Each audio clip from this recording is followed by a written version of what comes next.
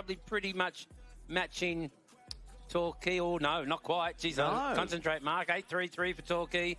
5.83 for Byron Bay. Okay, so obviously, with Xavier posting that 8.33, that's a big score to open up with, but that really sets a standard, sets a pace. And here's a replay for the surfer. Oh, Tully Wiley, yeah. So Tully. It's Torquay on their second wave. Tully's found a little grower here. No, he hasn't. He flicks out. I mean, you do that today, and you've got a paddle on your hands. I mean, today the sweep is super strong. You can't really stay behind the rock for longer than a couple minutes. So once you jump off the rock, if you're not straight into a set, you're not getting barreled. You really got to paddle strong to get back there. It looks like Red is trying his utmost to be back there, and he looks like he's a fair way back. So expect maybe a barrel if he can stay there in that position. Yeah, that's a great aerial shot. Again, all that sand in the water. There's the rock there now. So he's, just right, getting close, trying to get as close as he can to it. And a lot of the sand pumping's been going on around the corner. We've got the Tweed sand bypass system. Just diverts the sand under the river around the corner, make it a little bit more navigable for the boats. But the added bonus for us is that sand gets re-displaced out in front of Froggies, and it then filters around. That aerial shot showed you exactly that. You see how windy it is there down on the rocks. It's going to be a number of options, obviously, whether you do the rock jump or the paddle. We've seen it this morning. Some have been surfing out through the paddling out through the keyhole and get washed down. It's a big paddle back. Yeah, it is. And if you jump off the rock and time it right, as you know, you then end up straight there in the pocket. Straight behind there, yeah. But the reverse to that is sometimes we saw this morning when someone was able to go out through the keyhole, they paddled out, got out with a couple of duck dives while the guy on the rock had to wait for a couple of set waves. So it's not always the absolute advantage. No, well, yeah, I mean 99.9%. Correct. It's way better to jump off there. And so many times, as you know, you paddle out through the keyhole and you don't really get to the spot. It's much better jumping off the rock or paddling out at Froggies. I love to do that when there's a lot of sand there. Had a couple scary times. Yeah, it's happened to me. It's happened to Joel.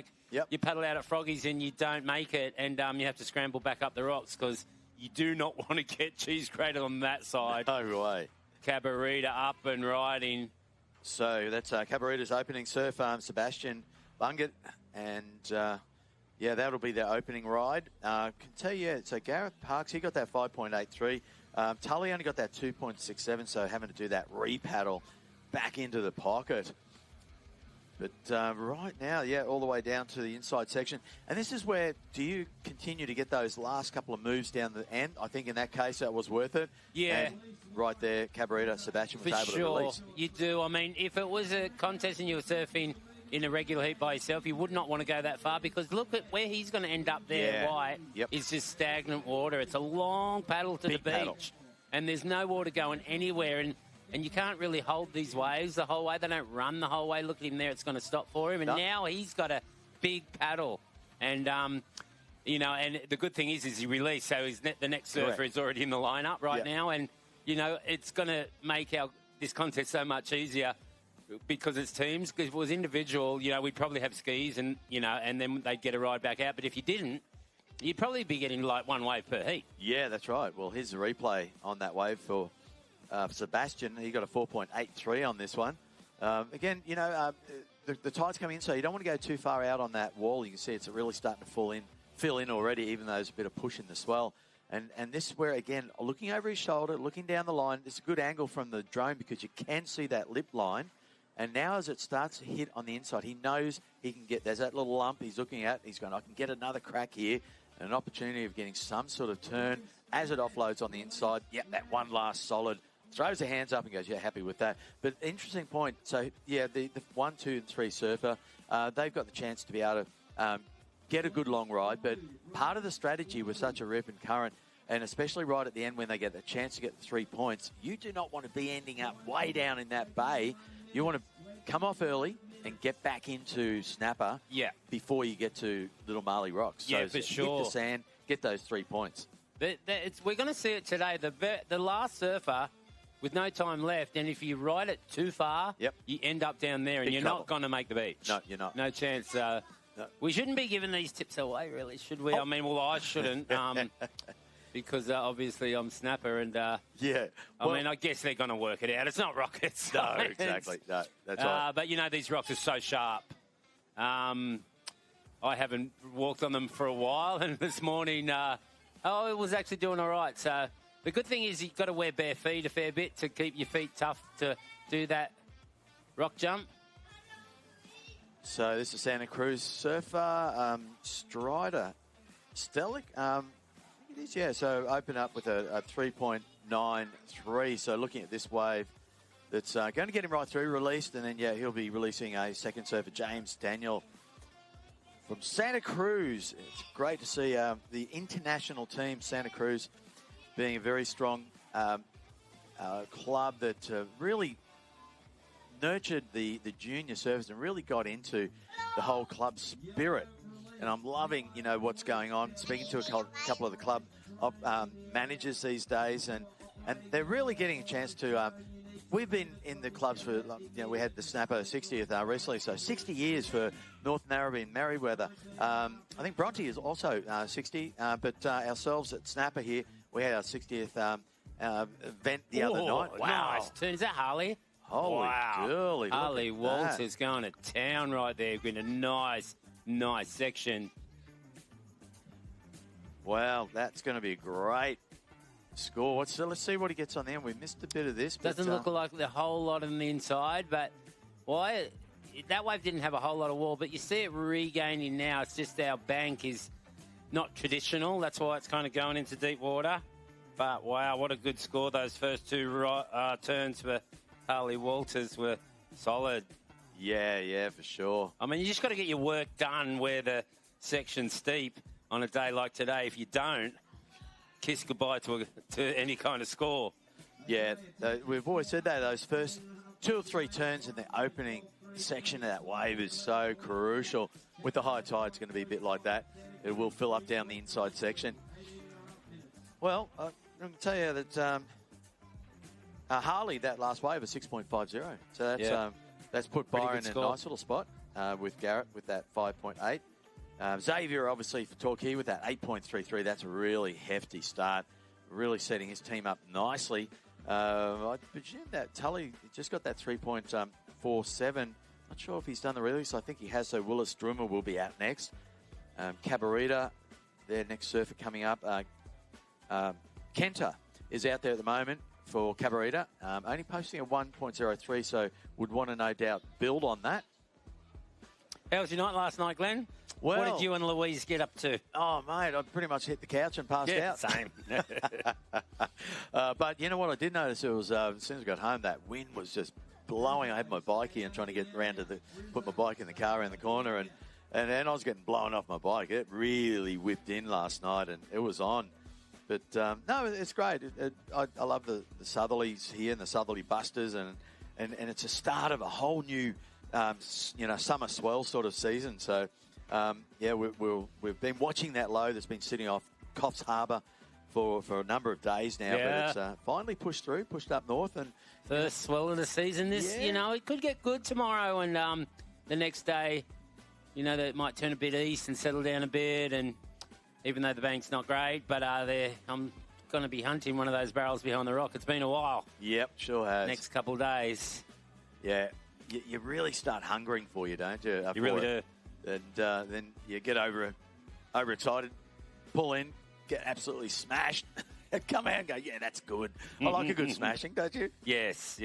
I remember, first surfing. Why, when you first surf, it's such a big, powerful wave, and you sort of get a little bit timid. But I linked up with Al Chapman one time. The Kui Lima and Al invited us for a seat, and he's going, so you boys worked it out yet? How to tackle big waves? And we go, oh, no, don't know the secret yet. He said, well, just go out, pick the biggest wave, get smashed. Everything after that's easy. Yeah, that is the trick. Here we go, up and right in Santa Cruz. Who have we got there? Yeah, Nice wall here. A lot longer sort of section. What's it going to do on the inside is get Could close double up a bit. Yeah, it looks like there might be a little reform section straight behind him. Split screen. We got Willis Drummer. Santa Cruz finds a little bit of lip there to hit. Willis Drummer's cutting back. It was James Daniel, I think. hitting the inside section there at for Santa Cruz. The funny thing is with that wide bank, I mean, when it doesn't actually break there, it's just a real hole. I know it's high tide, but whoa, here we go, Cabarita. You kind of rather want to pick a bigger one with big walls so there's going to be a closeout section to hit, really, I feel. Yeah. I mean, but, you know, beggars can't be choosers in this format on any given day, really. You kind of got to take, you know, well, not any given day, but today, with the rip being so strong, you know, you see a wave, go wave, right? yeah, that's right. There's a closeout section. Like there you go. Cabarita finds it. That was a good choice, I reckon. It wasn't one of the massive ones, but it ran across the bank beautifully. Yeah. So that will be Kenta. Fogarty. Japanese competitor for Cabarita, maybe. I think I remember. Could have been Maddie Parker. See when the scores drop in here.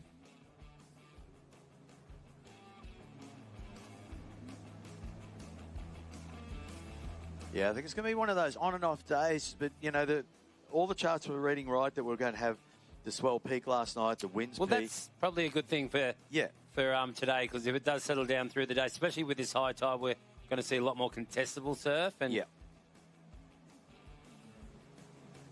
just a lot of waves. Super consistent today. So opposite to yesterday, we remember we had very small, slow conditions, and now we've got, you know, solid, very consistent. Yeah, and I think all the surfers, especially internationals, are stoked, and that was the Santa Cruz surfer, James Daniel, with a 5.17 there. Drummer. Yes. Big, long, elongated cutty there. Not a whole lot else you can do. But this is kind of what we don't need. I mean, like, it's a pretty strong south swell, and there's a lot of sand behind there, and it's going to...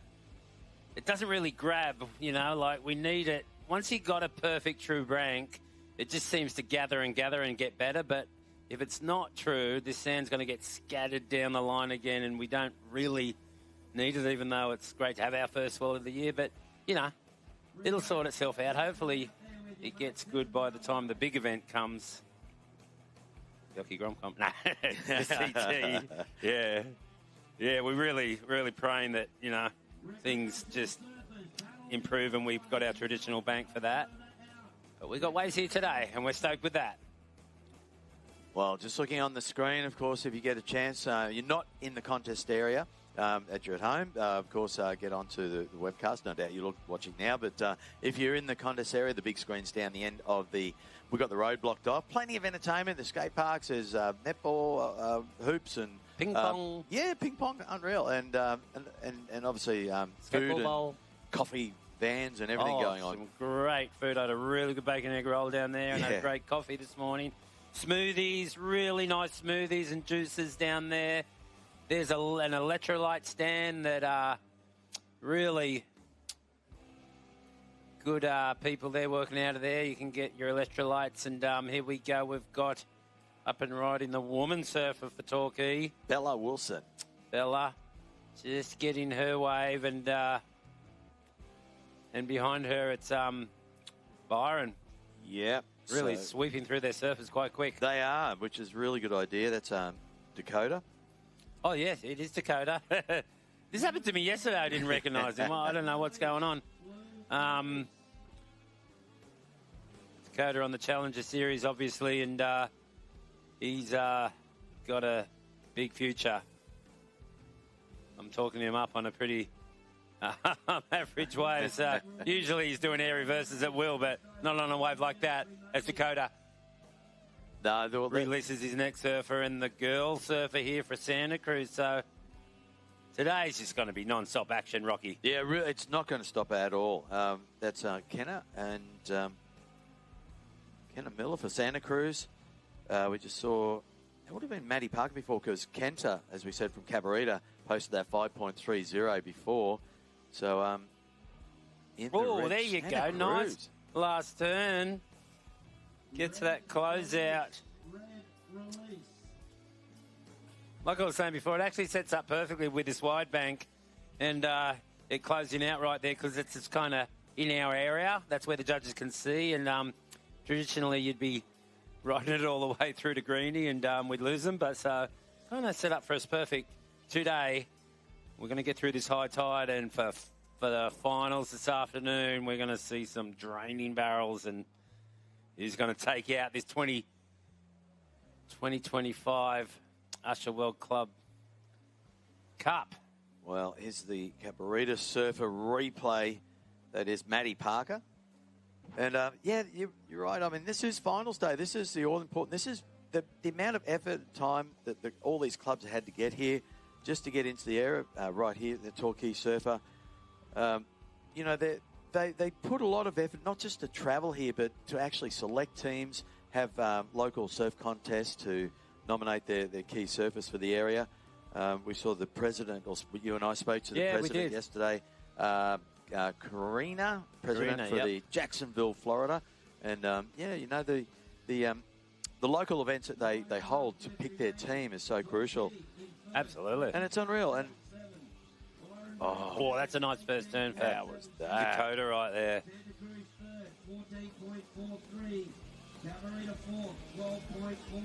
Yeah, he's looking alive. Nice whitewash rebound. Really full lively. wrap. Yeah. And those first couple of opening turns, they were the money turns. But he's just now biding his time down the end almost. You sort of get to a point where if there's not much wave left and you've done what you needed to, you'll see it in a sec. He's going, oh, no, I'm not going to get much more out of this. Throw the hands up and get that other surfer out there quickly because, yeah, on a day like today, you're going to need as much time as possible out in behind the lineup. Yeah, good point. So much rip. Good point.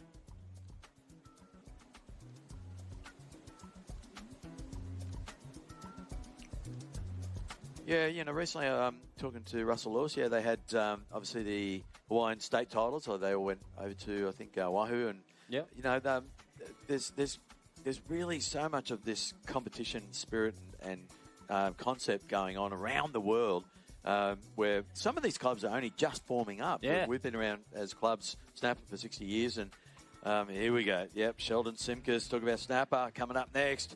And, yeah, team spirit stirrer right there. Pop-up Paddy Glennon right behind him, getting ready to hit the water, of course, see what sort of strategy and tactics the local club throw into place. Mark, you and me being Snapper members and our kids and the team.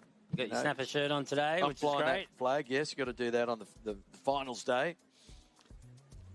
But it's going to be a big day for Snapper. I mean, we are in those rep and charge rounds, so we've got to try and make it back into the main draw, and it's going to take a few serves. But, you know, if anyone can do it, Snapper can. We know the wave so well.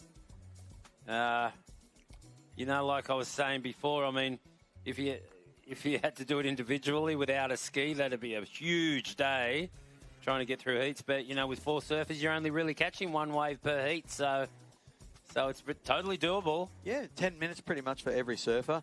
And then a little bit of opportunity at the end. So here we go, Torquay. Tully Wiley. Whoa, wow, nice. Big turn, found some lip right there. That wave's going to race off on him, though, and he dives off. So Tully's now, that, of course, Torquay have had their 4 surfers. So Tully's now back out there as a He can't release again, though, because that's his second wave. Oh, no, he's been out, and he's gone back out. So he's I know, but you can't release twice. Are they going to do 1 release? Yeah, today? 1 release, yeah. I wonder if we'll have to check with Rab on that. Yeah, we'll have to check, but that's what I believe. There's my son, Jay Okalupo. Morning, there you go. Snapper rules, there we go. Gavin from the club. Our manager. There's my son, Kurt, hugging your son. Club manager, Jay Phillips. Yeah, Jay. Gav, who does so much for us, runs the surf club. Rainbow Bay, beautiful food. Great location. Great location. Good staff too. Host with the most. He puts a great spread on up there and nice crisp cold beers. And he's also the local lifeguard. Yes, saves lives. Yep, indeed. No, this is a highly spirited club and, you know, it's their home turf and they want to do well. So, you know. Kobe M. Wright. I love it when the team connects. Morning, Kobe. Hey, Cobes. You know, you see some clubs, and we did in our first heat, didn't really connect. But, I think sometimes it's a good thing to have a bit of a shock, a bit of a wake-up call, and then everyone just rallies. And then when you see a club absolutely on fire, all cylinders firing, and just everyone working together, it's spectacular. I love it. Yeah, it is. It's poetry in motion for sure. Like Rab says, it's a big liquid chess game, and you play it right with a couple of nasty, things too. I mean, you got to put that rock jump into your chess match, and it can be a bit of a dangerous game, but you got to play it. You got to play the game to win. Here we go. Looking with priority, the Cabarita surfer. Oh, how was that? Nice big turn. Big lip launch too, off into the pocket and gets around that section. Good wall to work with. Is it going to stand up on the inside? That's looking awesome. Yeah, I like that cutback. Kind of used both hands to, both arms to move that cutback around. I like it. KN Falvey here, the last surfer for Cabarita. For Cabarita. So his dad, Mr. Falvey, teaches at PBC in the Surf Excellence program. Living down there at Cabarita.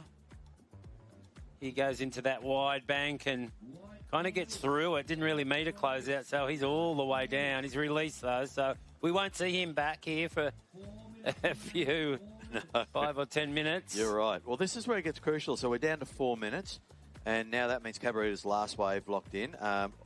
We've got also Torquay with the last wave locked in. So they're now, Torquay and Cabba, doing their resurfers, and this right now for Byron will be their last surfer, which is Marley Adams. So got a nice wave here. Look, she has. Wow. Up. Whoa. Up in the pocket. Nice. Very nice.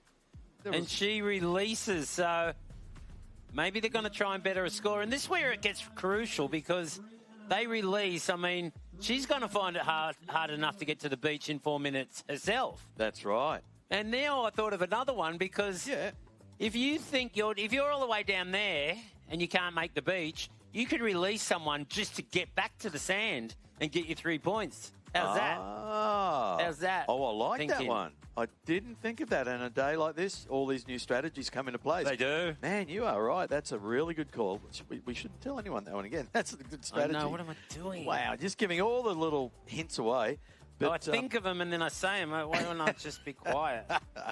Oh, you're a strategist. That's why. Well, look, that's going to be a good score. Marley's last wave. We know that Garrett Parks had a 5.83. Harley for Byron, a 6.50. Dakota got a 6.4. So this last score coming in for Marley will no doubt push them up into the lead with Torquay currently holding the lead, but that'll probably flip on the last after this last wave is loaded, locked and loaded. And then now it is that chase for that 3 points. And it'll be interesting with see who's out there or if they've even got anyone out there with 2.5 minutes remaining. Is it worth sacrificing? Yeah, for sure. Big turn there. Wow, that was great. Blue release if you're releasing or getting back to the sand, one or the other. Well, I can see out there in the lineup, yellow has gone back out.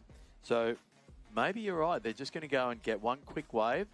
And get to the sand. Just to get to the sand. And here comes a little set.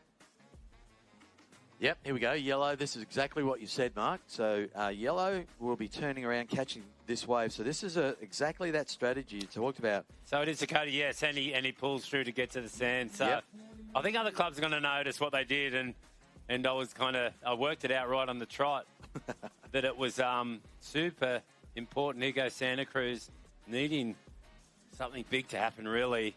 Well, this is their last surfer, so that Jackson, this is Taylor, needs to also get this wave back onto the beach and not run down into Rainbow Bay. So no time to release. So he's going to have to get onto the sand and get those 3 points. And with 1 minute and 10 seconds, where is he? Yeah, little Marley section gets through those rocks. He should be close enough to hit the sand in time. As soon as you're on the other side of that, though, it's still a long way to go. I think he's just going to manage. 1 minute remaining. Well, the 1 minute mark, and I wonder if the 3 points are going to make the difference. It doesn't look like it. 14. They need to get to 21. Is Cabarita they're a bit closer. He's going to get on that whitewash and 20 absolutely ride seconds, it though. in. That's maybe a bad call. Whoa, nice. To try I thought he was going to spin, but I don't know. Is this possible? Look, he's got to go left as hard as he can. Paddling, 10 seconds. This could be crucial. They're on 18. Torquay's on 21. If he makes the beach, they could make it through, and he's holding this wave beautifully. Wow. 15 seconds. He's actually going to do it. Are you kidding me? Get those legs up. Pull those legs up. 5. He's got to be on dry sand. This 3. is crucial. Look at the legs. Look at the feet. Focus. There it is. I think he did it. Wow, that was a big effort. Massive call. Let's see what happens here. My goodness. What an Ironman effort. That just looked like we were back at the Coolangatta Gold. That was a Trevor Hendy effort right there. Oh, my God. You get taught as a young nipper when they're wading. Yep. It's like you got to lift those legs. Lift those legs and run. Wow, that was very exciting. Out of the water. I didn't think he was going to make it, Mark. I didn't think he was going to make it either. He held that wave so good. When he first took off. It kind of doubled up for him in the inside too, which gave him extra projection. And, wow, are they going to get up into that qualifying position? We'll see.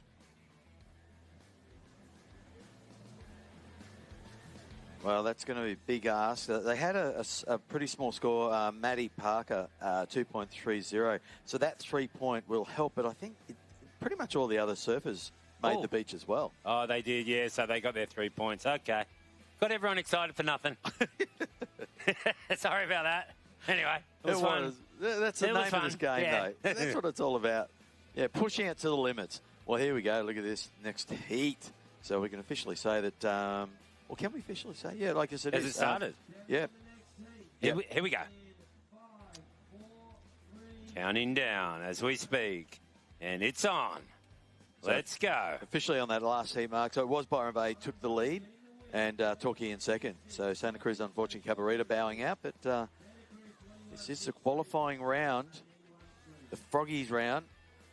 Heat number 4 right now. And we do have Town Club Boardriders from Oahu, from Town, Waikiki corner of the main island there of Hawaii. Then we've got Wind and Sea, Snapper Rocks, of course, the local Boardriders Club, and Federation Tahini de Surf.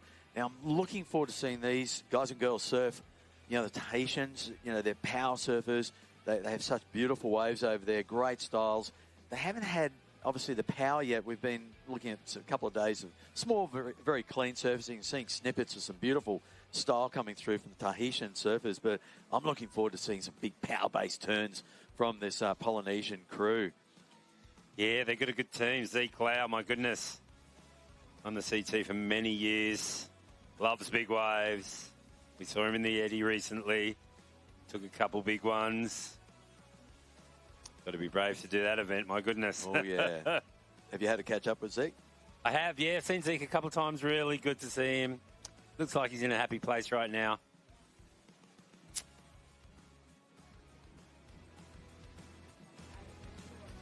He's stoked to be here. Not too sure what kind of waves he's missing at the moment on the North Shore, but here we go. First ride, up and riding. 2 big snaps for Wind and Sea. Kind of picked a smaller insider wave, but it's paying off. Yes, he's banging the big backhand turns. That's because it's in his name, Tim Bang. Wow. There we go. The punts have started already. They have. That's cheesy, I know. I'm sure he's heard it before. But Wind and Sea, yeah, they'll have Cam McDougall, Amber Fatty, and Casey Lane as their 4 surfers, backed up with Tim here. White's released. I know we've got Sheldon Simkus as our first surfer for Snapper. Correct. I believe Zeke Lau would be the first surfer for the Town Club. And correct. I know where they are. They're way behind the rock there. Yeah. I mean, it is, you know, they want that inside position. They want a barrel. There's not really any barrels. Have kind of shut down now. The tide's gotten a little high. You might kind of get lucky just on the side of the rock, but behind there it's a bit full and really a lot of water moving back there. We can see right there. Sheldon looks like he's got the inside. Zeke's paddling, kicking his legs, trying to get back there. Yeah, of course, Snapper, yep. Sheldon, as you said, in the water at the moment, and your son Jay Okalupo will be the second surfer. Yes. Joel Parkinson. He's been secretly on fire, even in the small conditions. Joel loves these conditions. Here we go. Here's Sheldon. Sheldon. He wants a little barrel, and he finds one. Long little pit right there for Sheldon Simkes. Nice cutty. This wave mightn't have a lot of wall. I think I was talking about it yesterday's. You pick the barrel and you have to kind of sacrifice the wall. Yeah, you're right. And he's releasing right now. He notices that there's no more scoring potential, and it'll be interesting to see how that barrel shapes up compared to those couple turns that Wind and Sea got. You can see that beautiful drone angle there. He knows this wave so well, and so a cut back too. So the barrel cut back. What's it gonna score? Had a nice little wedge on it too, didn't it? A little rebound off the rock there, and love that angle. Yeah, just you can really see him slotted just perfectly. Using a lot of local knowledge, but there it is, a 5-point ride. Tim Bang from the Wind and Sea in the first wave of the heat, a 5.83. So both Wind and Sea and Snappo locking their first surfers in. And as this tide fills in, it will start getting tricky, and it's super important to get those early scores on the board. Yeah, it's a pity today we've got the high tide in the middle of the day. It would be, it'd be great if it was the other way around. But, you know, we get dealt what we're dealt. Yep, got to roll with it. But at the same time, with the lower tide, the Savo, for the finals, it means the waves will stand up on that bank a little bit more. I would presume that because you can see that current pushing around, they've got to be pumping. I'll check it out later, but... Oh, no, not now. There's too much water moving. Yeah. It's not going to go in. It's just going to be grains of sand into... Yeah.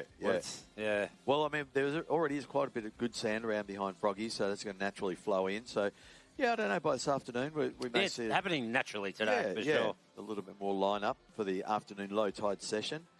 It does change quite quickly here. I remember one of the Quickie Pros... And it was a big hole out there. It was just a big hole. And we'd had the same sort of situation, a lot of northerlies leading up to it. And then, and literally 4 days before, the southerly came through and they just pumped as much as they could in sand. And each day you could see a little plonk of sand just behind the rock. And then by the first day of the competition... 10 feet more, 10 feet more the next day. Each day. It's crazy how that happens. Wasn't it? Yeah, we were talking yesterday. I wonder how many times... They've redone this bank here since they've made this sand pumping system, and it's got to be at least 30, 50 times. I mean, it'd be great if someone counted. I reckon they would have counted they've got all the records. They've got the records, yeah. So at least, I mean, it's been 10 years now, right? At least 15 years maybe since they've been doing it. So we can remake that bank at least a couple times a year. Yeah, so easy. let's 15 years there, maybe 30 times, 40 times. I reckon we've remade this bank that. Yeah, right. That disappears on us, and well, I don't, but they do. Yeah, it's incredible. It's a man-made phenomenon, you know, that we lose every grain of sand here on a huge swell, and then they just repump it. At first, it's just like a little tiny wave, and it's such a novelty wave. Here we go, Zeke Lau paddling into this wave. He gets it, does the big snap off the top. Oh, wow. Huge layback. Cut back there for Zeke. And he's actually picked a pretty good wave. Oh, my God, he's on fire. How good was that? Just fully stretched out on that turn. Yeah, strong surfing. He's off that little black carbon board because the waves are way too big for that today. And he actually falls off on his last turn, but puts his hands up in the air to release the next surfer. This is the Federation surfer. Oh, and surfer. Tahiti too. Wowee. Tahiti's in this heat too. It's Mahimi. Yeah, yep.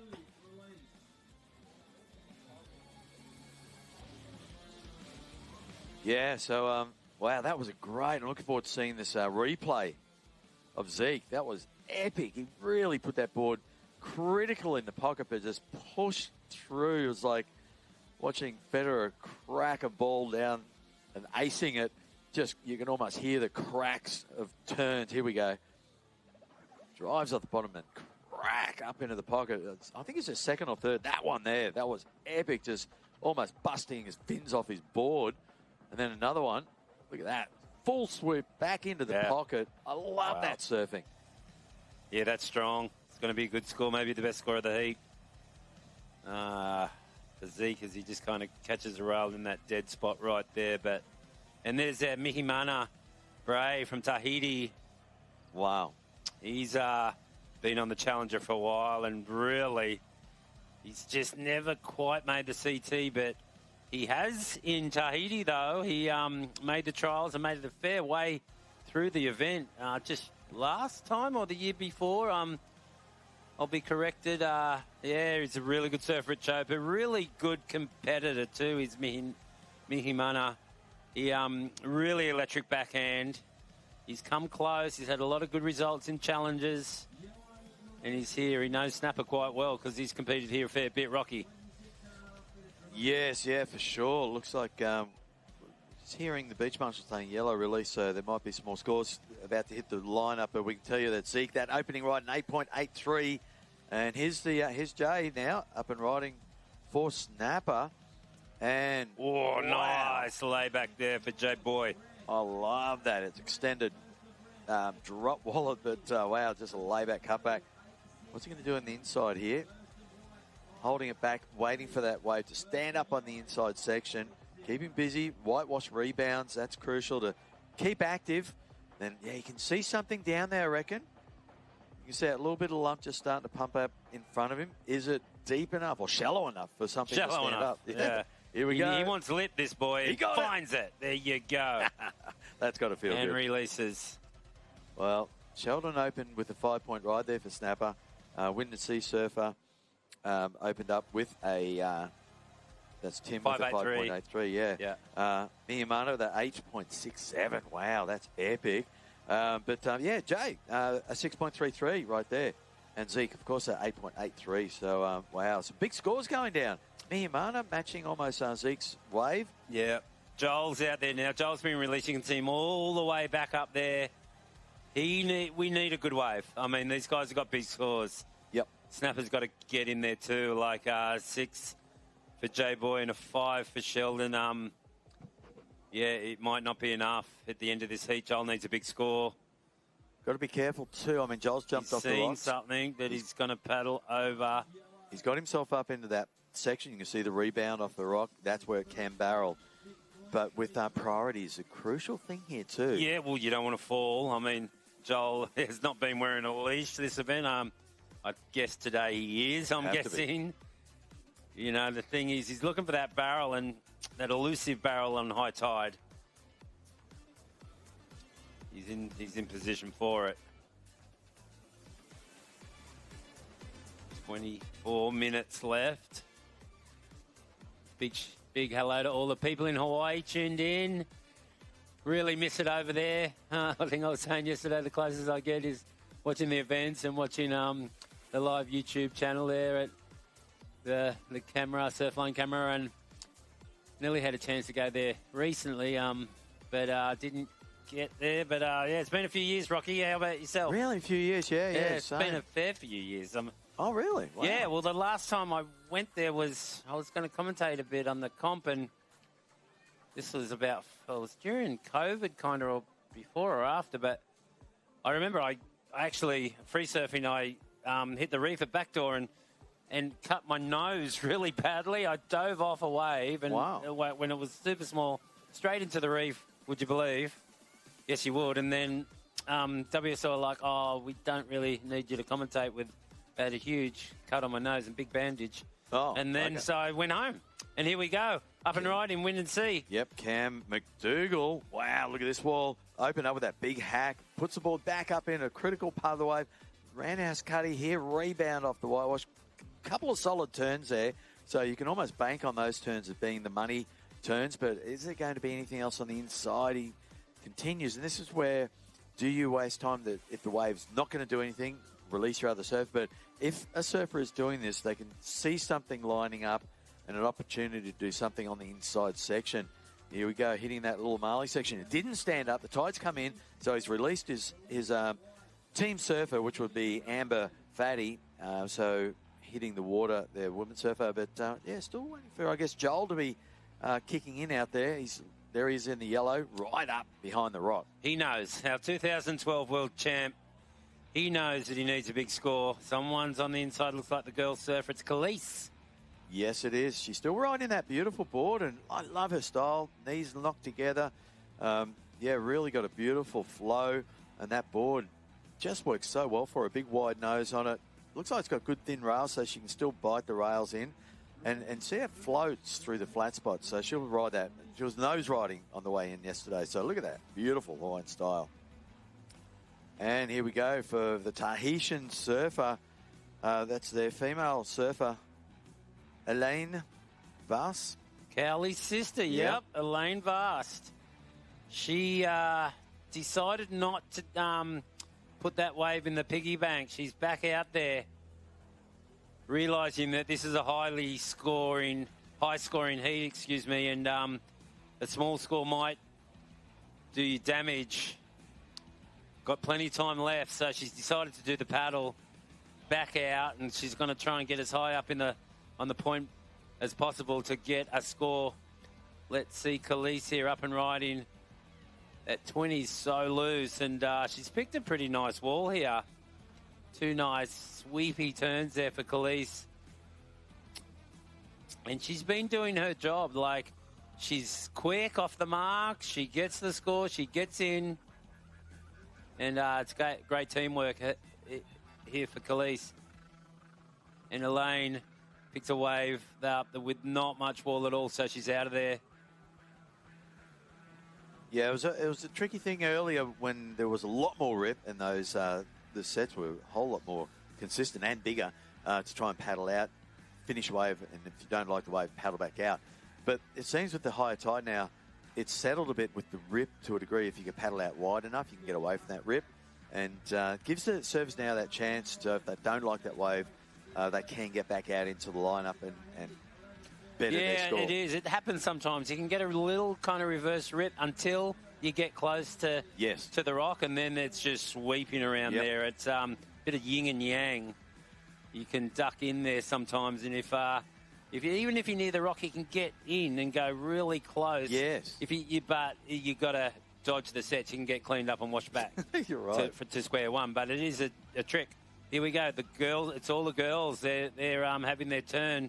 It's Amber Fatty for Wind and Sea. Gets a wave that hasn't got a whole lot of wall either, but she's going to bounce her way over this and hopefully get a little double up on the inside.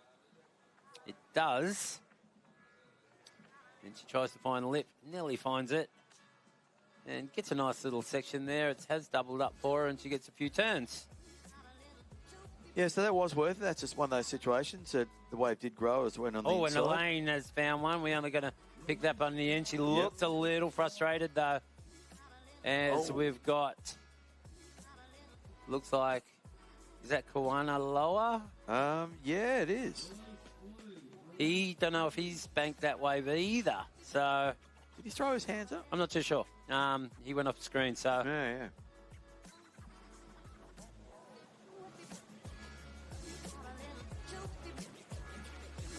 Maybe not, so he's paddled back out. Joel's still back there. Whoa. This guy has been paddling against this rip like an Iron Man. Well, Joel is the third surfer for Snapper. Snapper's already posted a 5 with Sheldon and a 6.33 there for Jay.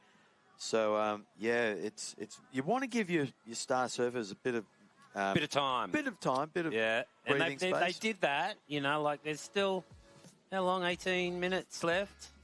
Yep. Joel's kind of, he's seen something. No, doesn't like it.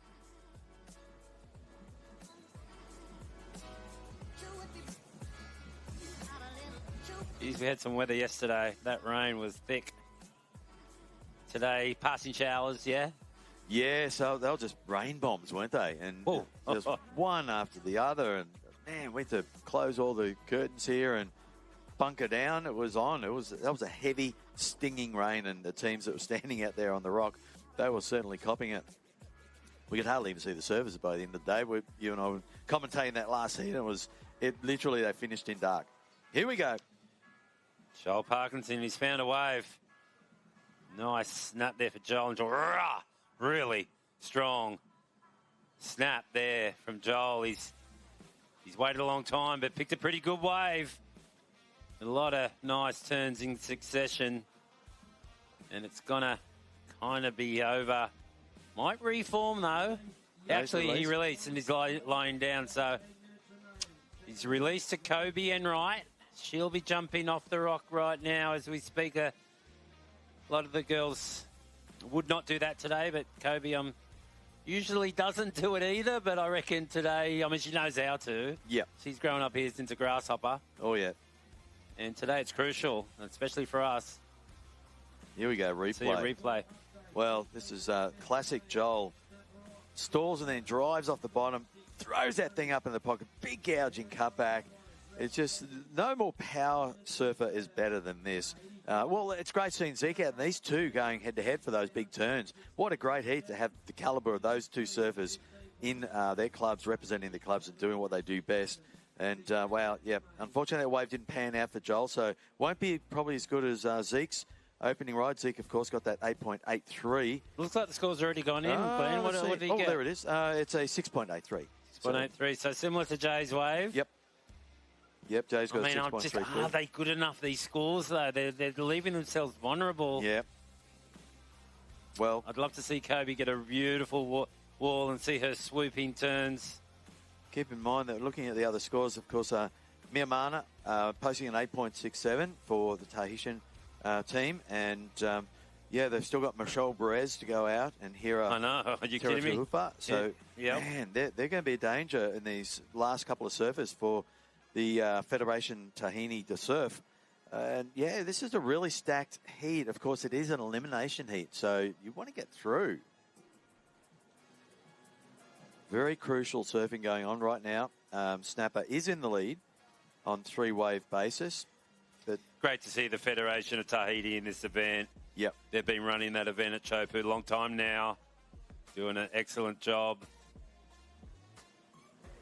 And Hira, really nice guy. I used to stay at Papara with Manoa Droulet, and Hira lives right there. I remember it was his 18th birthday, I think we went to, and a lot of Tahitian dancing went down. It was a long time ago. Wow, unreal. I won the event there when I was staying at Manoa Droulet's house there with Luke Egan, and some fond memories of Papara, which is about an hour away from Chopu.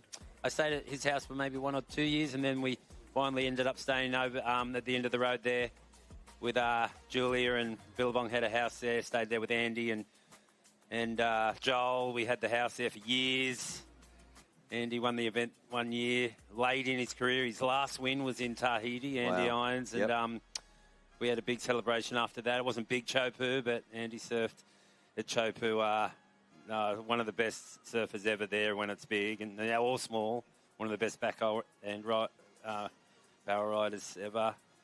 We miss Andy, and even Bruce came and stayed. I had a heat with Bruce there 1 year. Wow. We were staying together. That would have been great heat. I was in bandages that morning because I got rolled on the reef and I was all taped up, and actually got to beat Bruce in that heat. I didn't think I had much chance with all taped up, and it was, not big, only 4 to 6, maybe 8 feet. And here we go. It's Michelle Perez up and riding from Tahiti. Big snap. That was Michelle's trademark. That's what kept Michelle on tour for many years. Well, we got some big hitters in this heat. I mean, we just said, of course, the big scores already thrown in there for, of course, Zeke opening up with that 8.83. But there, Michelle Perez, the powerhouse surfer from Tahiti, and he just absolutely shone right there. Let's see the replay. He had priority. Yeah, used it. And able to find a nice little wall there. But look at this, lines it up, punches the wall and just shreds that wave to pieces. There's nothing left of that wave. Just then able to finish off a little bit of a whitewash rebound there. Well, he didn't actually make that last turn, so pretty much it was one turn. What are they going to score that? That will be interesting because both Joel and also, of course, Zeke, similar sort of, those big top turns, big power forehand-based turns. Zeke's was a bigger, better wave. Joel's was a little bit shorter as well. That was a shorter wave there for Michelle, but wow, didn't he open it up? Here we go in for the town surfers. Lower. Yep. Just having a bit of trouble out there. His last wave he didn't like, and this wave he lies down. The judges don't like that, but gets a little nice inside section. So it was kind of a two-piece wave. And then I'm guessing the last piece was better. I'm not too sure. We didn't see the start of it, but he does release. We'll see the replay, but I can tell you the score in for Michelle Perez, and it's a 5.87. So there again, yeah, you were wondering what the score would come up with. A shorter ride, still just an amazing. What was it again? Excuse me. A 5.87. Oh, okay. Here we go. This is the first turns. Yeah, so the starter lowest wave was just not a lot to it, and then you had to get down and redo. I don't think they judge it twice if you do that. No. I remember Kelly Slater lying down in a barrel at Pipeline once, and it was a really deep barrel too, and he came up, stood up, but the judges didn't like it. Yeah. He's done some crazy stuff over the years, and that was another one of them. Oh, that was I remember, I think, the time he switch-footed it. Padang. Yeah. That was crazy. Anyway, here we go. Well, looks like the townies are straight back on, and it's Kai Martin. Kai Martin, yep. Done a pretty nice little snap. Straight off the rock. Did he go off the rock or out the keyhole? Not too sure, but it doesn't matter because he was straight into a wave. And it's their last surfer, Rocky. Yep, Wind and Sea also with the wave. With a lot of time left. Wind and Sea's Casey Lane there and the white on the right, on the left screen there. There he is for Wind and Sea, the last surfer. So they're all going to get out to better a score.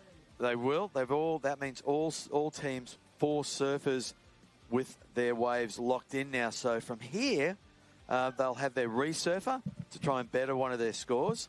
And then, of course, there'll be the opportunity of getting in time to get the 3 points. So you're right, Mark. 10 minutes, just over 10 minutes remaining. And there we go. That is Kobe. Wow, didn't see the opening part of that wave, but that'll be interesting to see how she approached that first part. Looked like it had a bit of a wall to it. Yeah, we'll see the replay from that, but that's going to be a crucial wave here. Kobe, of course, a local surfer. She's a powerful, big, tall girl. Puts a lot of draw in her turns, and see if that wall gave her that opportunity to do what she does best, those big, elongated, almost Parko-ish sort of wraps off the top. Yeah. Here it is. Talk us through this, Mark. Yeah, she's got such a good wingspan, and that was a nice turn for Kobe. Gets 2 in there. I'm just... I hate to be biased when I'm commentating, but it's quite hard commentating when it's your own club. And I'm just thinking, who are they going to use to better their score? Because they've been through their surfers. Is it going to be J-Boy? Is it going to be Joel? I can see J-Boy there, so it's not him next. Might be Sheldon, because Sheldon's got a 5-point ride. Yeah, so they're going to... Yeah, better the low score, for sure. That makes sense. They'd have to get Sheldon out, you would think. Excuse me, Ronnie, can you only better a score once now, still? As many times as you can? Okay, so there's a lot of time left. Sorry, I was wrong before. No, sorry, that's right. It does change all the time. I thought it was just bettering once after yesterday's debacle, but you can better as many times as you want. Good to stay up on top of it. That's a good thing, I guess, for Snapper, because 8 minutes left. Sheldon can better that 5. We've got a few scores that we can better. Yeah, indeed. Which is not a great thing. Well, looking at that but too. But at least we get a chance, yeah. You know, Town, Canola got a 4, so no doubt they'll send Canola back out.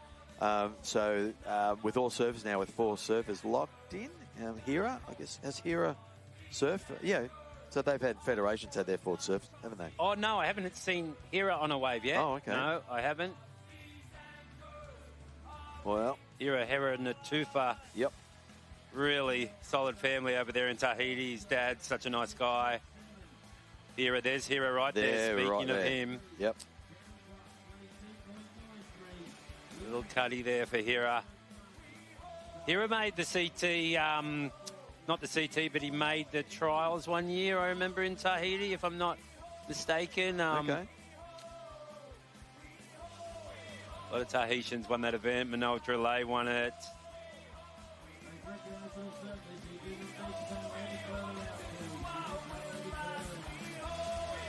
Little replay of Hira there. Not a whole lot of wall, but with that big first score for Mihimana, they're dangerous. They're at the back of the field, but there's a big score. So if they can apply a couple, various scores, The boys are happy with Kobe. What did she get? Right, yeah, so Kobe, she posted a 6.67. She won't be going out again because that's a good score. She'll hold on to that. So it's really up to Sheldon to try and up the ante on his 5-point ride. So Snapper, with a little bit of time, 7 minutes, that's enough time to get out, you would think, and hopefully see a few sets come through. And that gives all the surfers now a chance to get their resurf, fifth surf option. So all teams with 4 scores locked in. It is now down to the strategy and tactic. And look at this, the team. Well, the team, they're huddling. I'm trying to work out what's going on. I can see Joel. He's dressed himself, so I don't think he wants to go back out there. So are you sure about that, Ronnie? Because J-Boy's there ready. Sheldon's out there. Joel's put his shirt back on. So maybe they've only got time for two. Yeah, it's true. Because, Jay wouldn't be standing on the rock if they couldn't do it. That's right. Twice, yeah. Correct. So, come on, Mark, get with it. So it looks like, obviously Jay is ready to go just in case. But if it's up to Sheldon, 6 minutes, if Sheldon can get a good wave and get in with the 3 points, and that then puts a bit of pressure on the other teams if they haven't got their resurfer out there to build on their scorelines, because there's a couple of smaller scores, say... here we go. It's the Federation on a pretty important wave right here, as I was saying. They've had one big score, and it's Elaine trying to better her score. She had a 3, so she wants to better a 3 on this. Looks like she will be. And there's Sheldon on the inside, double screen. Snapper, he's picked a... We haven't seen the opening moves for Sheldon. We didn't, did we? No. Because that worries me. I mean, yep. I hope something happened out the back. Well, that would be better for Elaine for sure. Vast for the Federation. She had a 3, and that looked like a better ride for her. She might have bettered it by a point. You seem to think on screen that wave looked a bit better than her previous. So this is going to be crucial. Let's see. This will be crucial. 21 points. Well, that means Jay's going to be out. There he goes, doing the rock jump. Boy. You see that high tide now. Those rocks are so sharp, but Jay lives on those rocks. He will run over them like without a problem. Straight into the when I'm like pocket. hop in like I'm walking on nails and Jay's just running by me. Here's Sheldon. Here we go. So he did get some wall. Not a whole lot though. Is it better than a 5? I don't think so. No. I mean, no, I am a bit biased, but I got to tell the truth too. No, it was only 2.1. Yeah. But that's all right. He's opened that up for now Jay to get out there. Jay's got a 6.33. It's still a good score. If anything, well, there we go. This is a replay. Elaine seemed to miss that first section. Like, there was some lip there to hit, but she kind of went around it. But I don't know if that's going to be better. Maybe marginally. It'll be close. Maybe a 4. Take them up. Maybe these 3 points at the end are going to be real crucial, really Ronnie. Crucial, I think. I mean, sorry, I just called you Ronnie. The Rocky because Ronnie's standing right in front of me, Ronnie. You're putting me off. Hi, Jed. Good morning. We've got Jed Smith here too to do some commentary from the Swellians. We already heard Vaughan this morning. And it looks like it's Kawana Loa trying to... Well, he didn't have a knee brace on yesterday. Oh. Done a bit of an injury? What's going on there? Well, we're down to 3 minutes and 40 seconds remaining. Wow. So where's J-Boy? Where is he? So Snapper holding the lead at this stage, but stage. Federation, Tahitians, they go to second. She got a Elaine. She got a 4.17. So she got a 3 on that other wave, and then a 4.17. So she's up the ante. She's on the beach, but they sent out another surfer. They have. Yes. There's J-Boy right there, trying to listen in to what's happening, keeping aware. He's not way back like he usually is because it's high tide. Yeah, 3 minutes on the clock. Trying to find a little grower. This is crucial. 3 minutes on the clock. Jay would have to get a good wave right now and still step off on the beach. If he just takes a crap wave right now and still gets on the beach, at least he still gets 3 points. So this is where it comes down to Michelle Perez. Not muck around. Trying to better that score. His first one, where he got that one big turn was a 5, so he's trying to better it. And I don't see no turn better than that big, amazing turn that he done. But he's going to come in, reach the beach. 3 points is going to get him to 25. Well, he did release, but I'm not sure if they'll send anyone out with only 2 minutes. If you release, do you have to? No. There's J-Boy. He's now scrambling, pushing a little bit further inside. Watch. With 2 minutes and 15 seconds, he's going to take this, has to, and then surf this in, and then clearly make sure he gets to the shore to get those 3 points. What's he going to do on this wave? No, he's not going to be able to score right here, so just go left. Has Snapper done enough to stay in this? Well, it's about the other teams now. Well, because for the Federation, here we go. Who's behind? So that means so far, Snapper will get 3 points. Federation will get the 3 points. Kai Martin behind.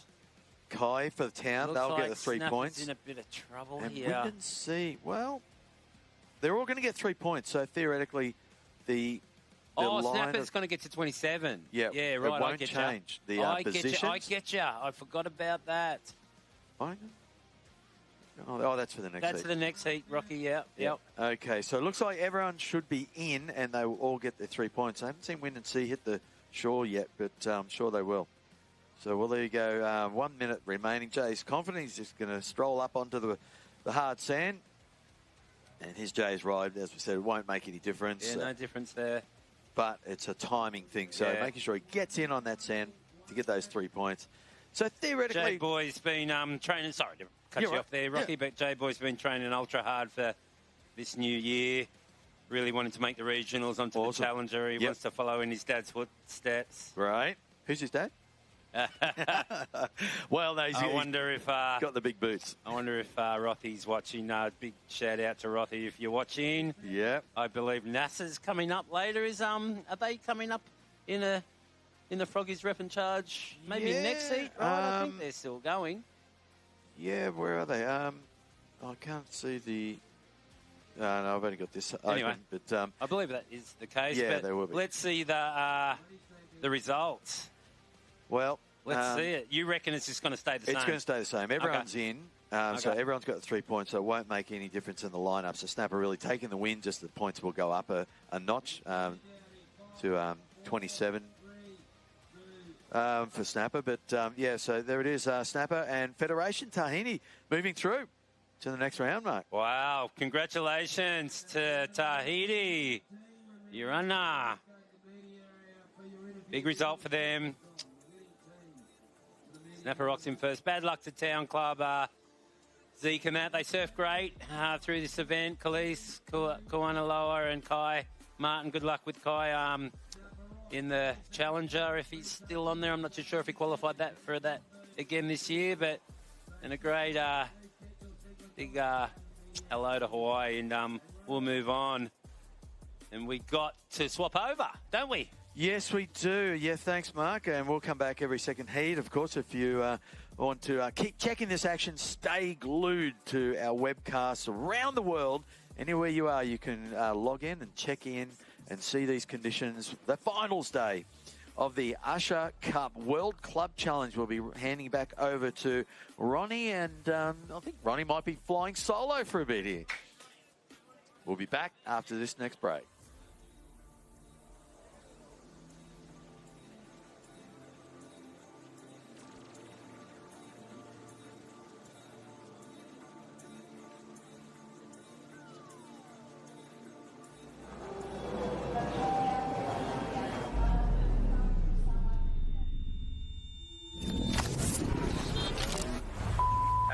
It's Ryan. Give me a ring when you get this. The travel agent keeps calling me. We need to finalise the deposit for the boat trip today. I just really need to know if you're coming or not. Give me a call.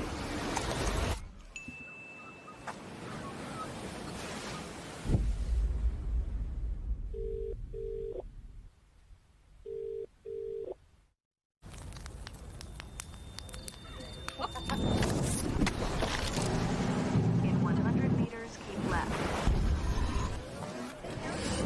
Head north on M, one motorway for 302 kilometers.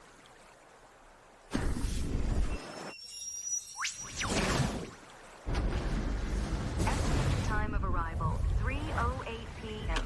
Starting route to destination.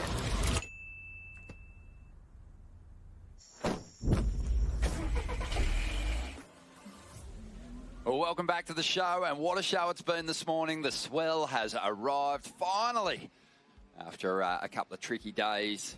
Beautiful conditions. We got to mention that, but there was some challenges in running through those big king tides, and with a lack of swell, it made it difficult. But if you survive those rounds and you've earned your place here on finals day, you've still got a fighting chance as we get to the end of these, the second round of Froggies, which is an elimination round, and we've already said goodbye to a couple of really solid clubs. So it's heating up. Things are getting interesting. Ronnie Blakey sitting alongside Wayne Rabbit Bartholomew. Bugs, thanks for having me, mate, on the coast once again, and congratulations on another fantastic year already. Before we've even crowned our champs, I want to say that. Oh, well, you know, it's a day. It's a challenging day. It's nearly like pretty much the snapper version of the ABB finals day at Burleigh last year. This is the snapper version of it. It's quite challenging out there.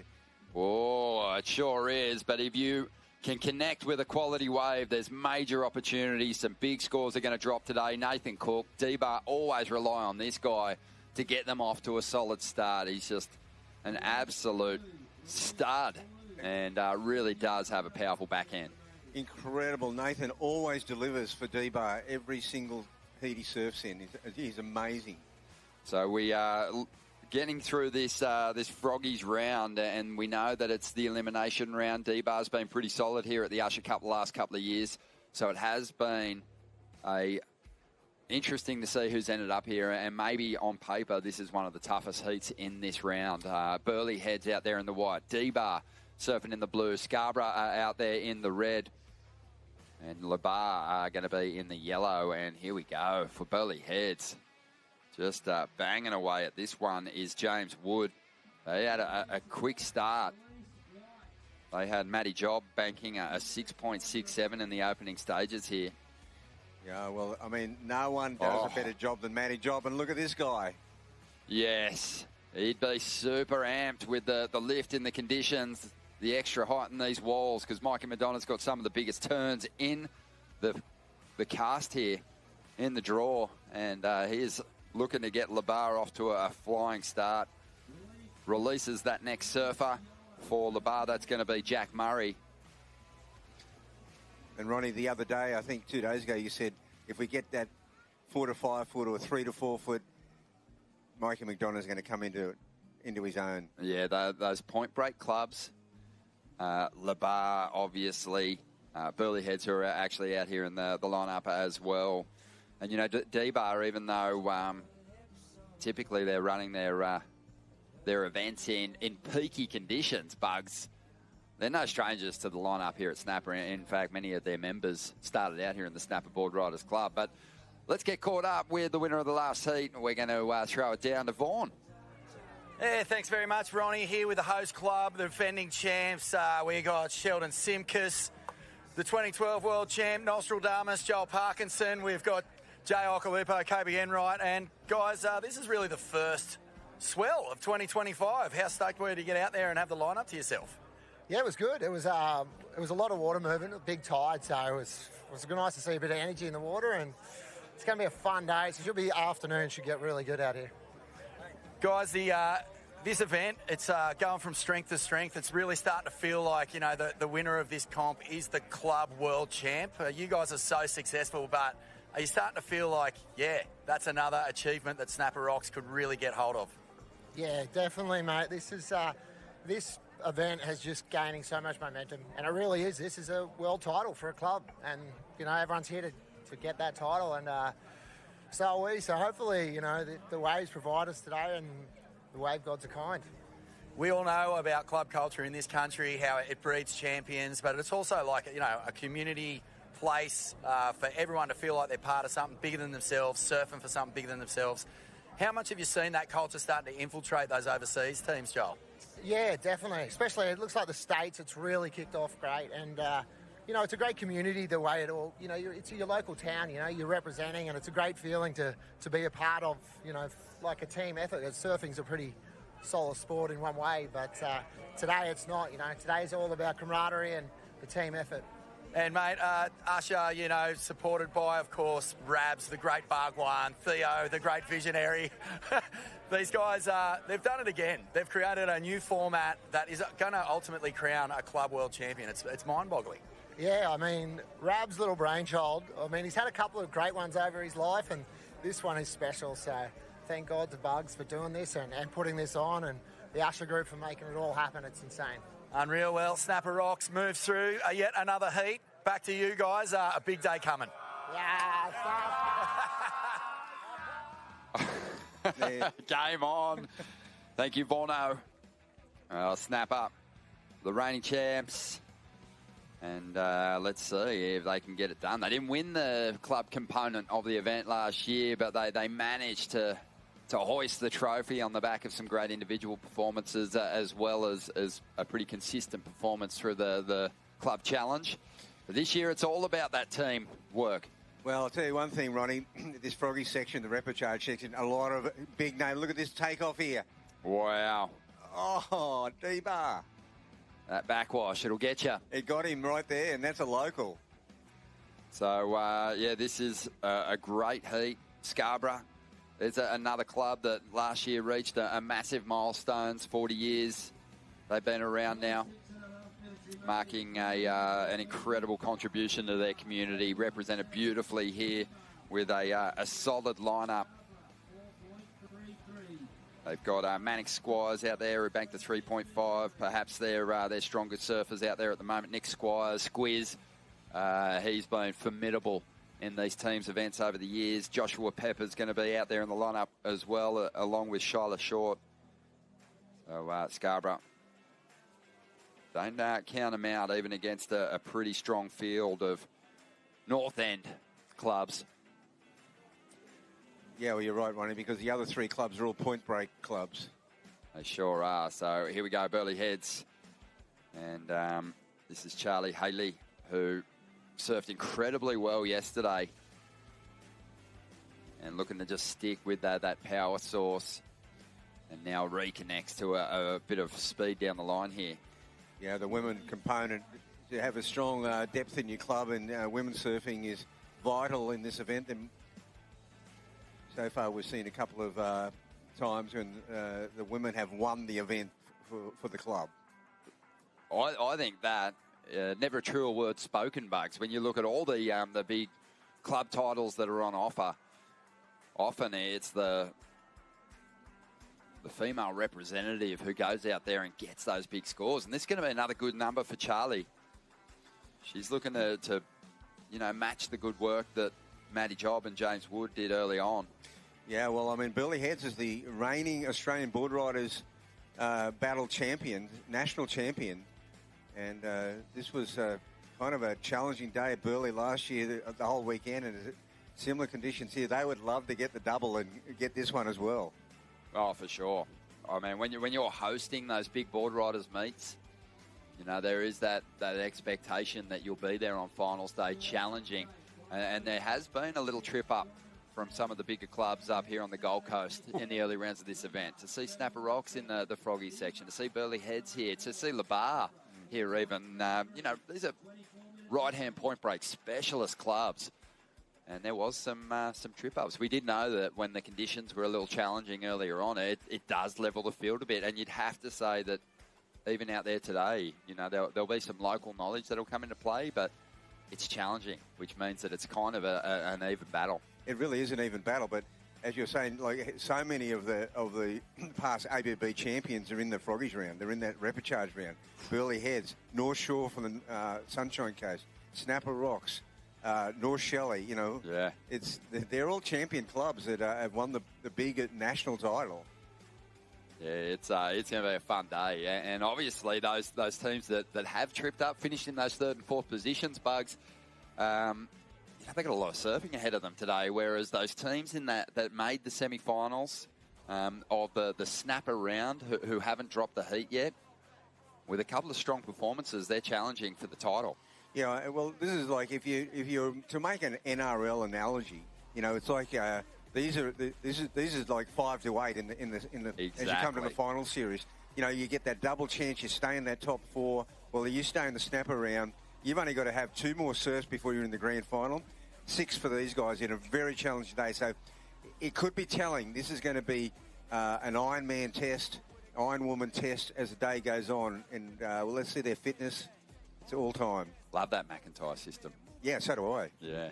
But this is going to be a lot of fun. Big name clubs.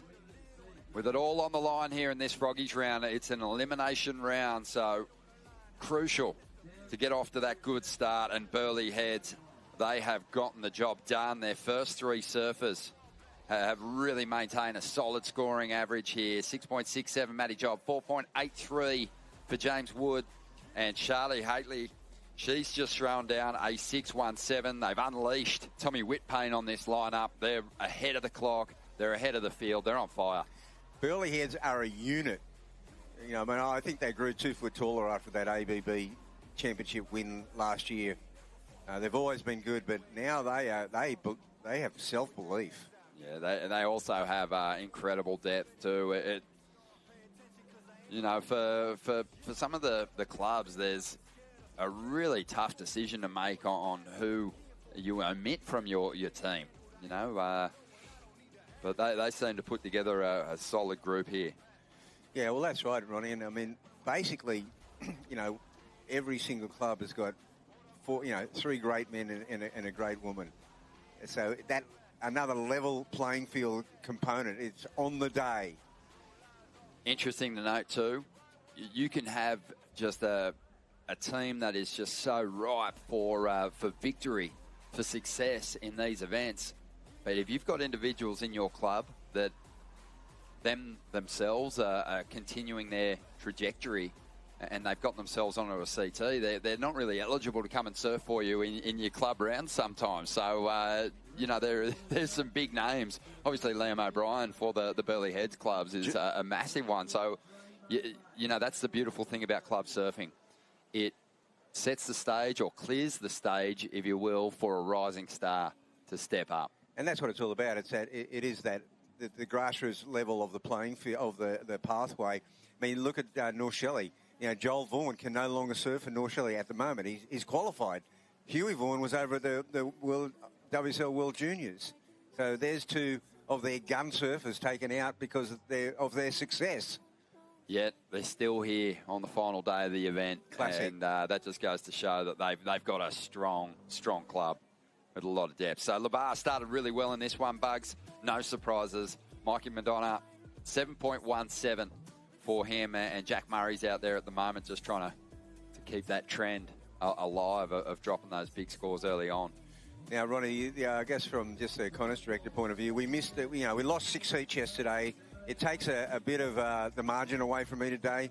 They've got to be 35-minute heats, and even then we've got a 6 o'clock finish. You know, it is just guns blazing today out here.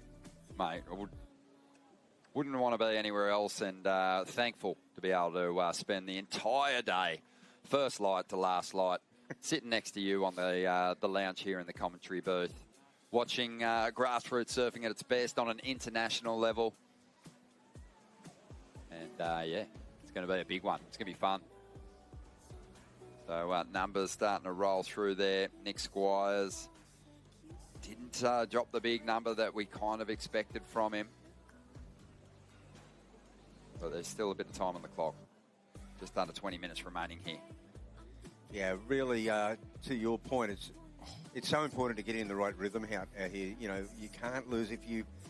Basically what happens if you get a wave halfway through and you paddle back out, you may never make it back out into the priority rotation. And, you know, you're kind of stuck there in no man's land. It's a weird one.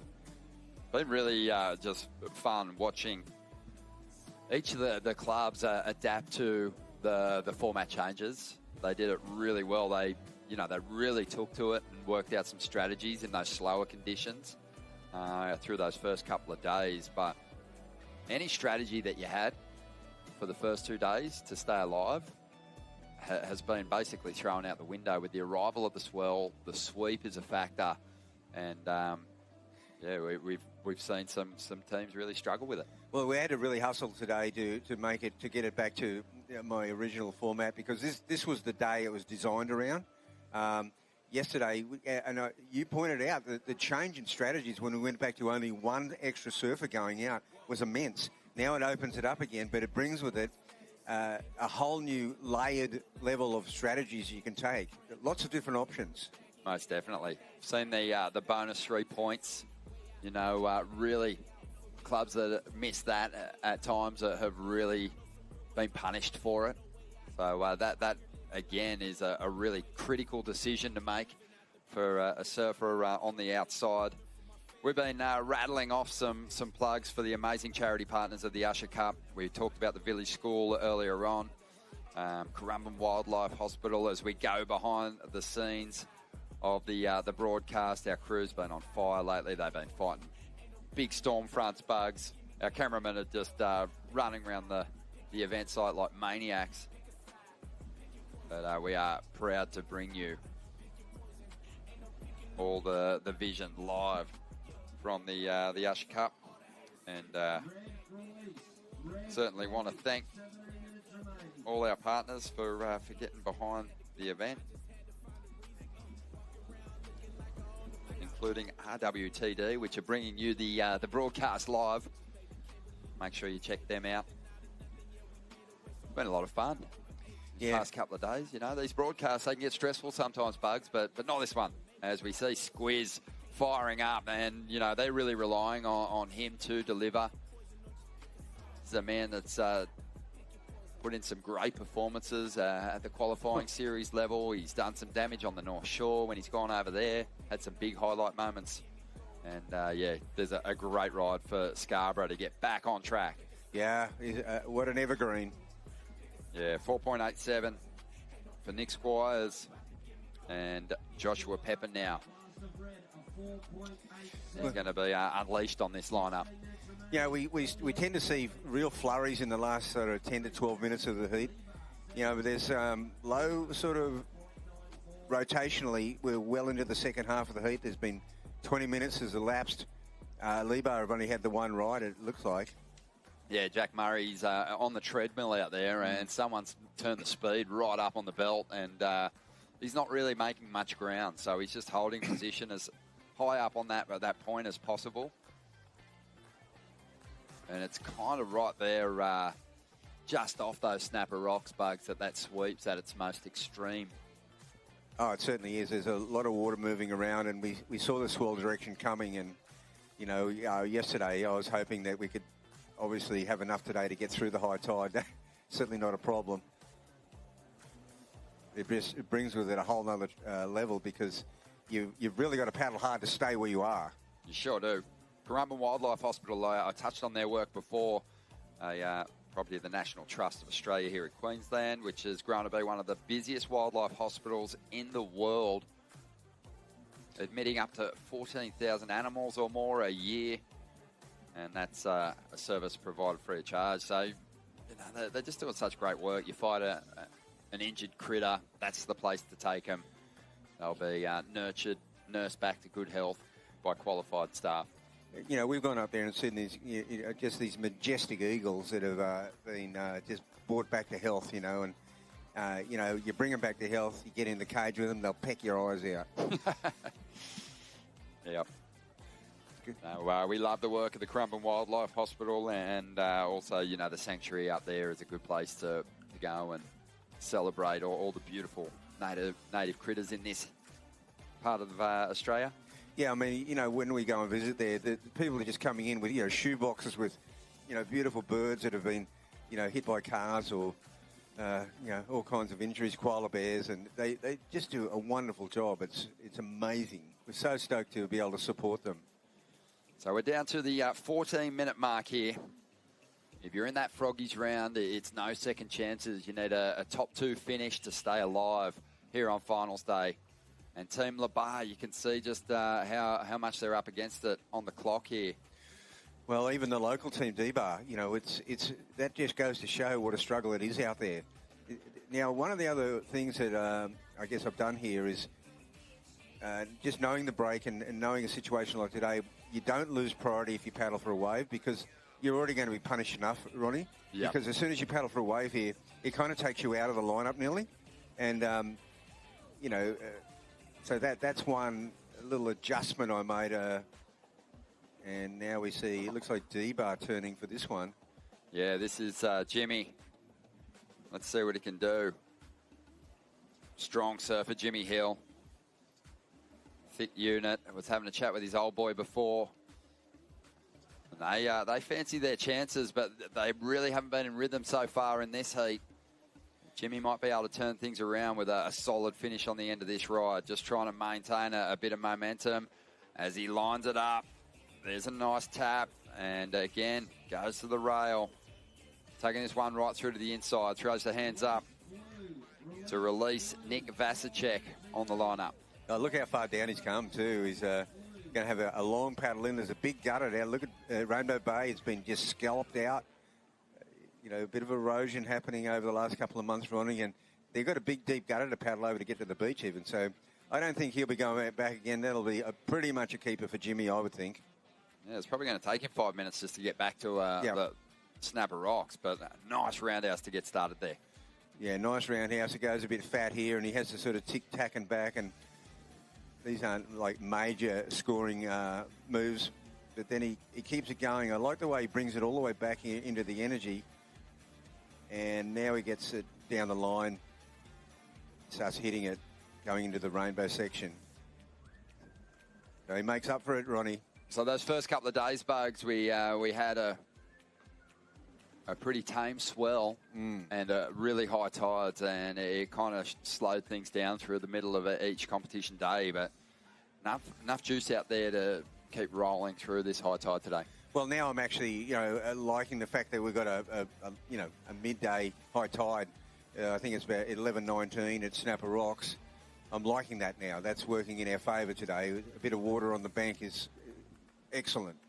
Okay, so now we're seeing for Burleigh Heads, Tommy Whitpain looking to finish off their roster here with this ride, and they're already on top of the board, so just piling on the points now, and he is going to release probably James Wood to get back out there and try and improve on his 4.83 now. Yeah, that's exactly well, and there's Jack Murray, so Lebar now with their second wave, and Jack will release the next surfer. Debo, look at that. Well, we know this style. It's one of the best out here on the backhand, that's for sure. Nick Vasicek. He's kind of, he was a junior superstar. Yeah. Had a lot of big junior wins. But just locally was just always so regarded for his backhand tube riding, his work behind the rock out here. He's one of the best out here, Bugs.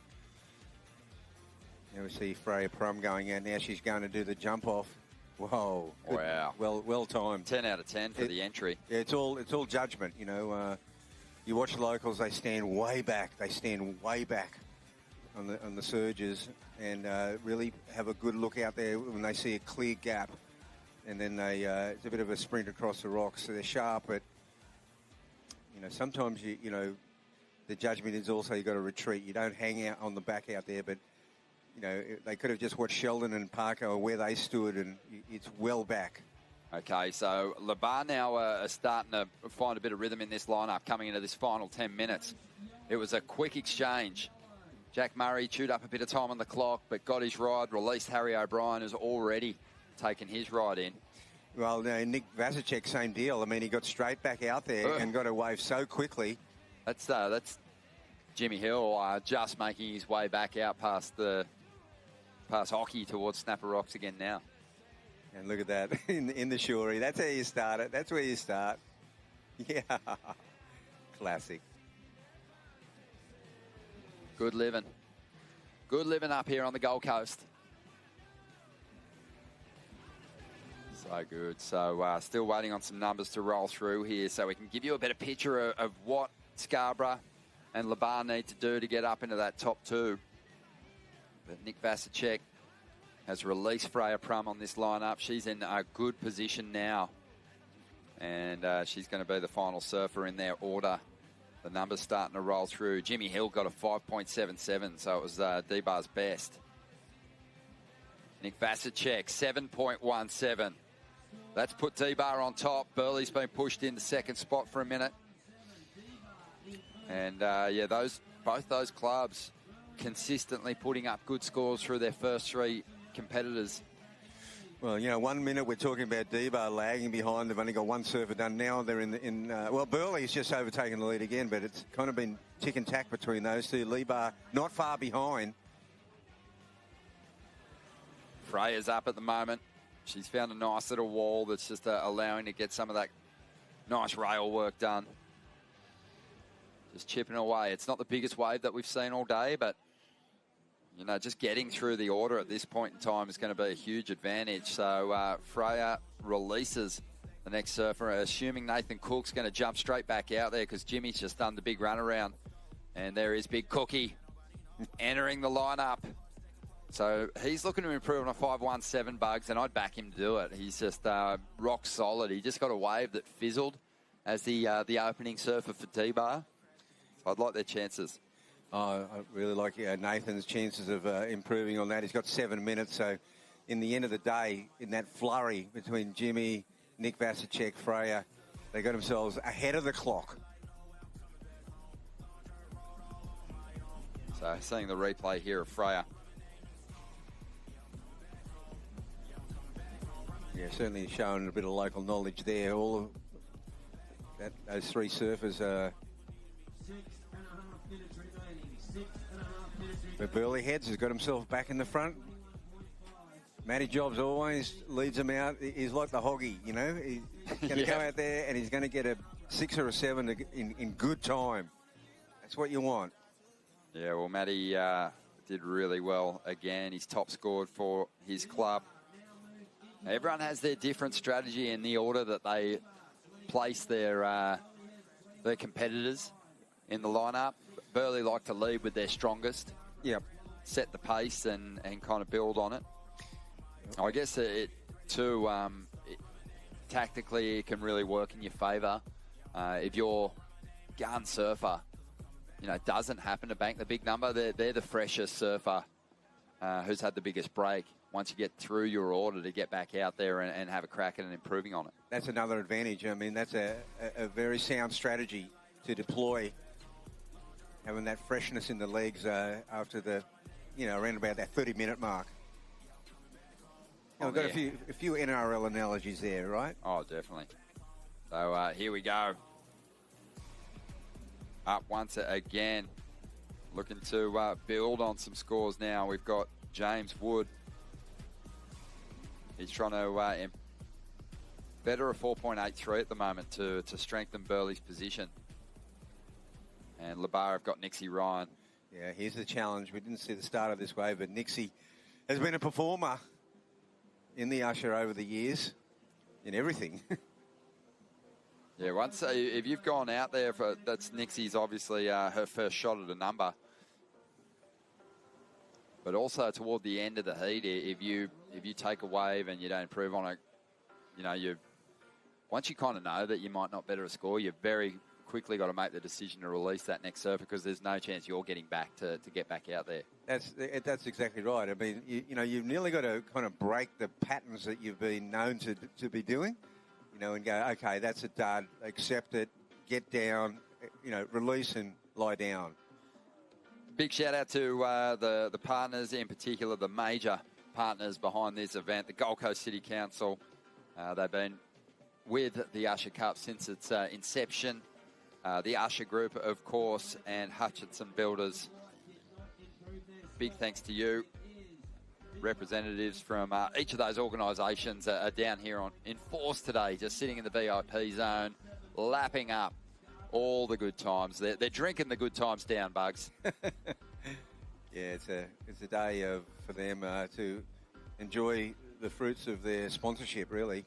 Nixie Ryan. So this is the start of that ride for Nixie, which actually came through at a 4.37. And at this point in time, that's not enough to get them up into second position. So D-Bar out in front, Burley Heads holding on to second, and Labar have a little bit of work to do, but they're still on 3 minutes to go. Scarborough also chasing a big score. Yeah, well, you mentioned it at the start of the heat. This is one of the gnarly heats of the day because we got at least three clubs here. The local, Lebar's pretty local too. I mean, Lennox Head, Point Break. Yeah, well, I really feel like they're three clubs that you wouldn't be surprised to see in the GF. Exactly. So this is a pretty intense one. Scarborough just, much like Sandon Point earlier on, it just never really found it. Got that big score on the board early, and with the other teams performing pretty well, it sort of put them way off the pace in this heat. Yeah, there was one particular wave earlier on that they just got caught behind the section, and it was one of the bigger waves. If they got around that section, it could have been a different story. The difficult thing is they've got 4 competitors with relatively low scores, but the surfer with the best, the 4.87, is probably the surfer that they'd back to add the most points. So I wouldn't be surprised if they send Nick Squires back out, even though he kind of has a points advantage over the field. So you've got to keep that in mind. He's not just making up a solid number to try and get his team to the top, but he's also going to have to sacrifice some points in order to do that in some ways. No, absolutely good point, and here's their strength. I mean, he could go out there and get an 8-point ride and get them back into the picture. I think they need a little bit more than that. Oh, they do. Well, actually, Shyla Short has just dropped a 3.47, so...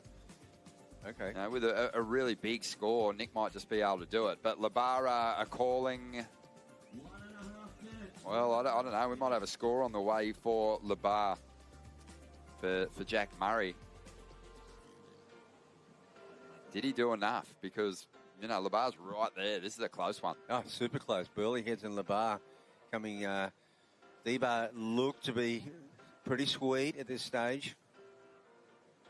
You can see when people are standing there on the rock, sometimes they go, hang on a second, we're not on the dry sand. Oh, yeah. Better get back. So time winding down. Let's have a look at this one on the replay. Nathan Cook, he was the one who got sent back out there to try and improve on his wave. He did one turn and went, you know what, I'm going to go for those bonus 3 points instead. And it's likely going to be enough to keep them in that top 2, Bugs. Yeah, well, what's tricky is that on this high tide, there's still even a little gutter here that you've got to get over. There's a bit of paddling involved to get back to the beach. It's not a simple thing as in past years. Yeah, well, Scarborough don't even have to sweat on getting back to the beach because they're not going to get the numbers that they need to get into that top 2 anyway. And, we're just making sure Labar didn't get a number coming in. I saw Jack Murray making his way in, but I don't think he did enough. I think what he was hoping was that he would get back to the beach and maybe Burley Heads wouldn't. But that hasn't been the case, I don't think, Bugs. So it's likely that D-Bar are going to hang on to that first position. Burley Heads, I think, will remain in that second spot, and we will be saying goodbye to Labar and Scarborough. Wow, that's gnarly. It was certainly a tough encounter. Nick Vasicek washing it off. And we know this is just the second round of the Froggies. We've got a couple more before they get their shot at potentially going up against the snapper side of the draw, which is, it's a long road in.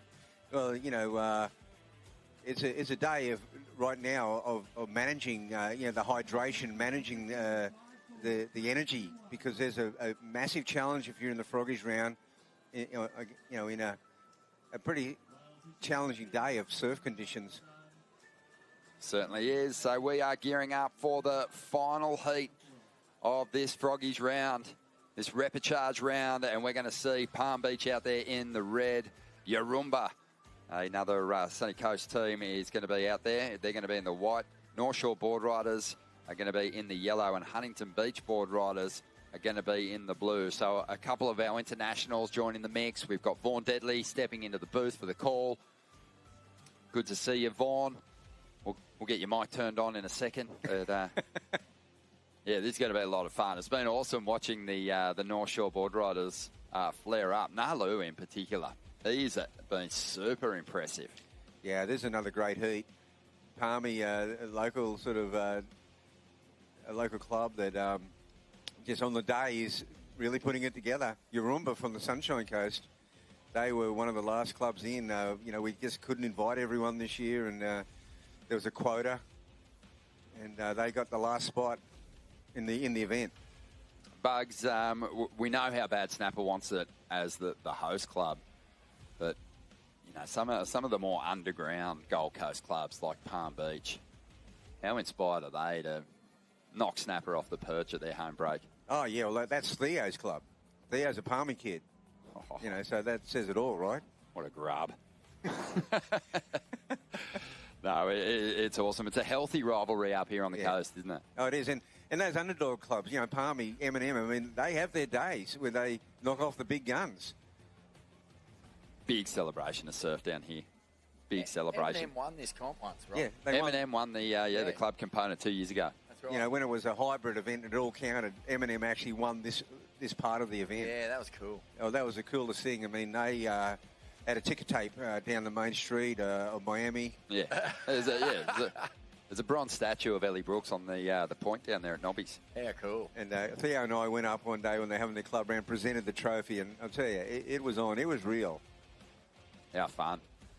So, Vorno, standard of surfing's been pretty solid today. It's also been challenging for the competitors just finding those gems out there. Pretty amazing watching Parko and Michelle Perez hit the lineup and just, what that standard of surfing brings, because you can be contributing to your team, no problem. But you see those guys paddle out and all of a sudden, everyone lifts. It's like that old saying, every boat floats on the tide. You see a world champion paddle out, a pipe master paddle out, and all of a sudden things just go to another level. Yes, extremely challenging. It seems like those guys just are so tuned into the ocean. It's another planet. Just the ocean read. I mean, take away the actual wave riding ability, the way they see the ocean, the way that they can understand which waves are going to do things. Incredible. Glad you brought up the boats. Vorno on the Tide. Snapper was named after a boat, Bugs. Yeah, the Snapper, that's right. Yeah, it was like we had the SS Minnow and now we've got the Snapper. I thought it was named after Trudy Todd's dog.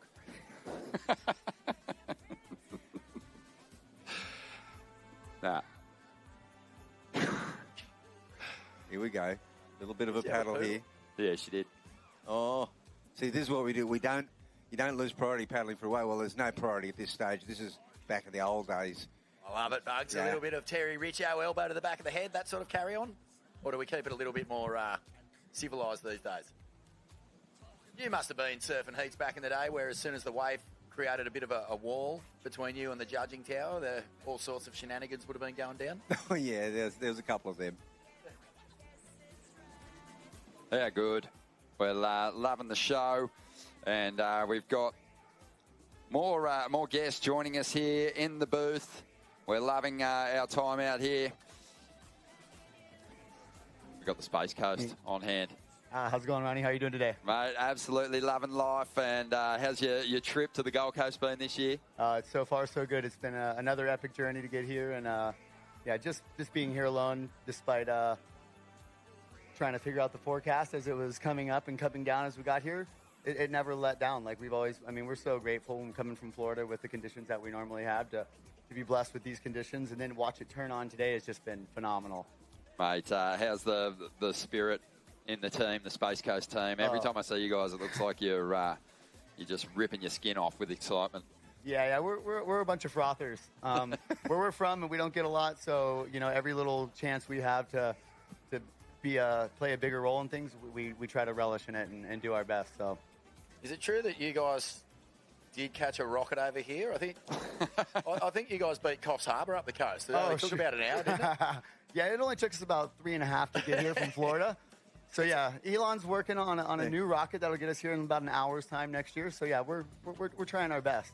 Yeah, but in all seriousness, you guys, I think you get the award for furthest club from Snapper Rocks, surely. Oh yeah, it's exactly on the other side of the planet. Yeah, like if you dig a hole from Snapper through the centre of the earth, you wind up at Cape Canaveral, right? Now we're talking. Now, can we get one of those tunnels that they're going to build in LA like that to Snapper, right from Cocoa Beach? Nice one. Perfect. Mate, what's the Boardriders like? Well, not so much even the Boardriders club culture, but what's the sort of surf culture like from your neck of the woods? Oh, man, it's a great surf culture. We're kind of a small county in terms of our population, but everyone loves the beach life. Everyone loves the surfing. Clearly, Kelly, CJ, guys like Jeff Crawford, Matt Keckley, Mike Tabling, the list goes on. Like, our lineage is deep, so guys have been crawling all over the country to come and surf in our little area since the 60s and 70s, and I think Rabbit can attest to that, coming to surf in Canaveral Pier with guys like Pat Mulhern, and, you know, the list goes on. So the froth has been there for years because of the people that kind of laid those tracks for us, and now we're just trying to put all that together and kind of showcase that and show off the talent that we've had over years to the new kids and show them where it's all at. Yeah, I mean, you wouldn't believe how amazing the surf culture is in Florida. It is so frothing, you know. We used to have CT events there, and, you know, I had CT finals against Jeff Crawford, Pat Mulhern. Yeah. And, I mean, it is just, there's a lot of spirit. I think Pat Mulhern's father was throwing beer cans at me from the top of the pier. Oh, that sounds about right. That sounds about right. That is so funny. Yeah, it's a ruthless crowd there sometimes at the pier at Cocoa Beach Pier. It would bring the energy. And there's days of the Aloe Up Cup. We used to have a contest at Sebastian in the OPE, so let's turn it over here, though, real quick. Oh, goodness. Palm Beach just lit one up, and right behind North Shore Boardriders starting to get busy here. Yeah, this is Nalu Vorno. You would have caught some of the highlights of him through those earlier rounds. He's been so sharp. Great surfer, kind of leading the charge, really, for the North Shore team. It's cool, eh? There's a high rotation of surfers throughout the teams over the course of the 4 days. They're not just sticking to the 4 surfers if they're lucky enough to have a roll on hand. Oh, yeah. And it's kind of actually, it's really cool to see, I don't know how the relationship is, but all the Palm Beach Boardriders, the Mermaid Nobbies, and all the Florida-related teams that are right up the street here, and how that has come to fruition. It's pretty cool. Who's your guys' biggest rival, like local rival over there? Gosh, I have to say New Smyrna Beach. So NSB, New Smyrna, the Eric Geiselman, Evan Geiselman, you know, that whole crew up there they're a salty, ruthless crew of surfers, and, you know, the shark bite capital of the world. And, yeah, no, they put it together a lot there. So they're our number one component or opponent, and then Jacksonville Boardriders. And I want to bring up another name, David Balzarak. Oh, DCB, there you go. Cocoa Beach, fine. Yeah, he's another one. DCB, wow. Classic. Yeah. Oh, it's so much fun seeing this replay now roll through. And the North Shore team, they're looking lethal. They've got their coach here, Love Hiddell. Bugs? Yeah, Love, he's got so much good spirit, and he's got that North Shore Boardriders Club just fired up. Glad to see Huntington still in the mix today, too. That's really awesome. Really awesome. Brett Simpson and that whole crew, man. Chris Moreno, they're just a stand-up bunch of group of guys, too. You know, I want to also raise another thing. I really think that, I know that, you know, like Christian Fletcher, you know, gets a lot of credit for, you know, aerial surfing at Lowers for good reason. But when I went back east in the 1970s, there were some guys doing, like John Holman. John Holman, that's the guy. Air 360, John Holman, man. He's another one. He got the cover of Surfing Magazine and the USA edition, perfecting that Air 360. And then guys like Matt Keckley, clearly, I mean, they were pioneers of it and have been great stewards of the sport to our young athletes, you know, from the Kelly days on through the athletes that are coming up now, the Teddy Whittemans and Becca McCarts. And it's so great to have that type of recognition and people behind you. It really helps our community to get where we've gotten so far. We're loving having you here, Mace. We're just going to catch an interview quickly with the winners of the last heat. We'll throw it down to Smithy.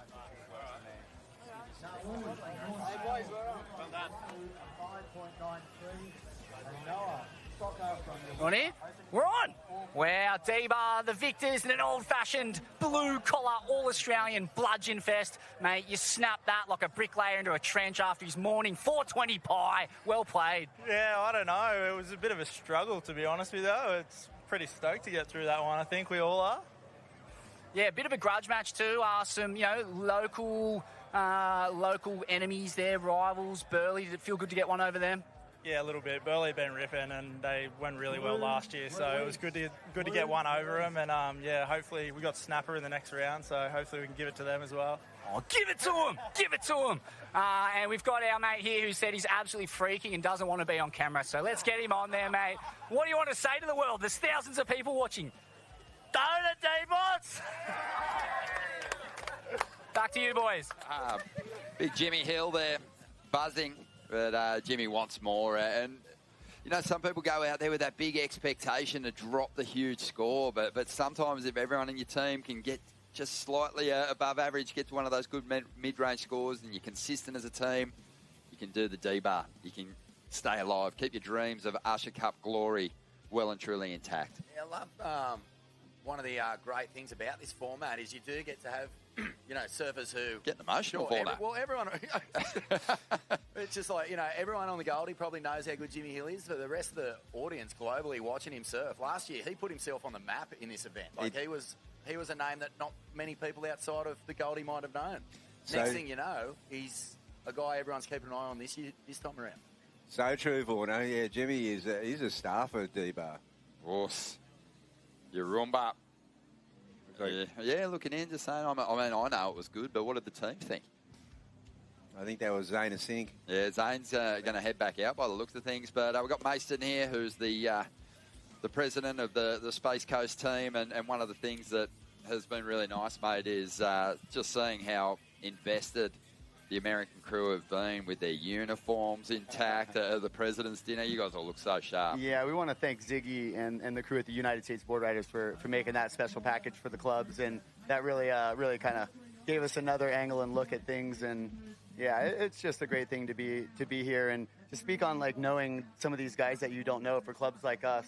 Like last year I got exposed to Ricky Vasic, and I was like, oh my God, I watched him just destroy some waves out there. And I think it's really cool for our kids to be able to see these kids and other athletes from around the globe and who you might not recognize off Instagram or whatnot. But now these are hometown heroes, guys are boots on the ground doing things, and you're able to expose all of our kids. That's great. And it works the other way around too, mate. Like, what was it like for your team, getting back home after surfing in this event and the global exposure and having that opportunity to surf against world champions and be on these global broadcasts? Did you see that lift? Oh, 100%. I mean, I had more questions and more pats on the backs and praises when we got home than I could. I was overwhelmed with the support, and I'm looking forward to that again. I mean, we're a beautiful community, and we've got a lot of good things. So it's nice when they recognize it. And you guys have been a great steward of this event and putting on the platform for us, and we're grateful for it.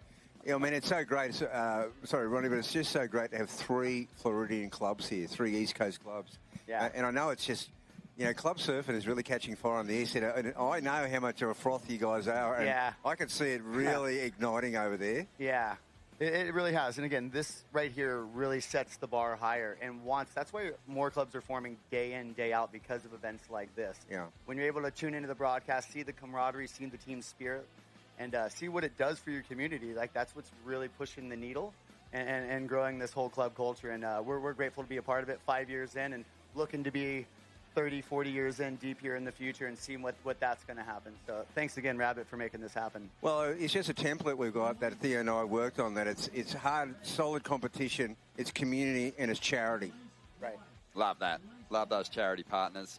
Been loving just watching the international teams get to know some of the Aussie clubs. I know there is just sort of a natural connection between NASA and the Space Coast, and you guys have been swapping merch, and you've been hanging out with Andy Owens. That guy is something else. He is a real class act, and we hit it off right off the bat with all the similarities and some mutual friends, actually, that actually worked at the Space Center hanging out of helicopters. Guy Speedy Patrick. Oh, yeah, Speedy. Speedy goes on boat trips with Azza and Kobe Graham and those guys, and it's like Southern hospitality here in Australia, so we appreciate it, and it really, it sets a good tone for us. We feel like we're right at home. I've got to tell you a little story. Many, many years ago when I was running a Billabong Pro at Burleigh, one of my sisters, my younger sisters, came up and went, I want to go up and meet Kelly Slater. I said, well, there he is right over there. And she walked straight up to him and said, did Major Healy come with you? There you go. So much good stuff right out of the NASA playbooks. I mean, I Dream of Jeannie Lane, all of it's all there. So I'm guessing Kelly gave a pretty serious answer to that question, too. No, he didn't, but I do know him. That's Kelly for you, for sure. What's the deal with Kelly? Is he going to show up for the Space Coast one of these days? He's going to be here next year. I got the confirmation that he's had a lot on the plate this year, and he's like, let me dial it in for next year, and he's committed. So we're excited for that. And I mean, CJ's been a key player in all of our competitions. Unreal. It'd be great to have both those guys here. Yeah. I mean, Kelly's got his name on those steps a few times about the Rainbow Bay Surf Club. Yeah. Exactly. And he was really keen on that trophy. He saw that trophy, and he messaged us the one time saying, we need to take that back. Oh, that's cool. Yeah, and, imagine having Lane and Kelly in the event. Maybe even Steph. Who knows? Yeah, to speak about Lane Beachley and her speech the other night, that was just such a classy speech and really resonated. And I think that it's something that all of our young athletes should kind of take recognition of and pay attention to. She had a lot of good things to say, and that was very amazing just to be a part of that dinner. Yeah, it's cool. She's awesome. Never forget the passing the baton out here from Lane to Steph. It was such a magic heat. Lane had a Steph comboed, and then Steph came back and said, what? This is crazy surfing right here. Yeah, North Shore Boardriders. Whoa. They're starting to really fire up now. Yeah, so Luke Temmer. You remember that heat, Bugs? Yeah, totally. Steph was wagging school to surf in the CT, first ever CT, and she beat Lane. Ended up comboing Lane after being comboed herself. It was the moment I remember. Lane got a little kind of opportunity to peg back the score at the very dying stages, and she just stood up and just applauded Steph as she went down the line. Amazing. Wow. This is unbelievable surfing. How is that? Laceration. Beautiful on-rail flow here. Those are swooping arcs. I like those. Yeah. A lot of flow, a lot of movement through it too. Been nice today to see some people who you kind of watch their style get a little crammed on those smaller waves, and today just the opportunity to just spread the wings and really glide through some big calves. So what about up in the northeast? What's happening in the northeast of the US? So the Northeast is coming in strong. New Jersey, New York, North Carolina, all that mid-Atlantic region. Clubs are popping up. Virginia, and they're strong clubs. I mean, clearly, like you got guys like Michael Dunphy and stuff up in Virginia, QS Warriors, and you got the Ball-Around Stacks up in New York. Yeah, right. Yeah, where's Benny Bourgeois at? Benny B, he's got the Wrightsville Boardriders set up and going. They're now on the map and competing in the Mid-Atlantic Championships. Here you go. Okay, North Shore has just really turned things around here, Bugs. They sure have. Like, that was an amazing ride there. And yeah, Luke got an 8.83. And Raya Campbell's their wild card, their local wild card that they brought into their team. What a huge advantage that is. Ray's always a standout in this event as well. She's another name you constantly see light up the Usher. Wow. Yeah, she's put this one together well.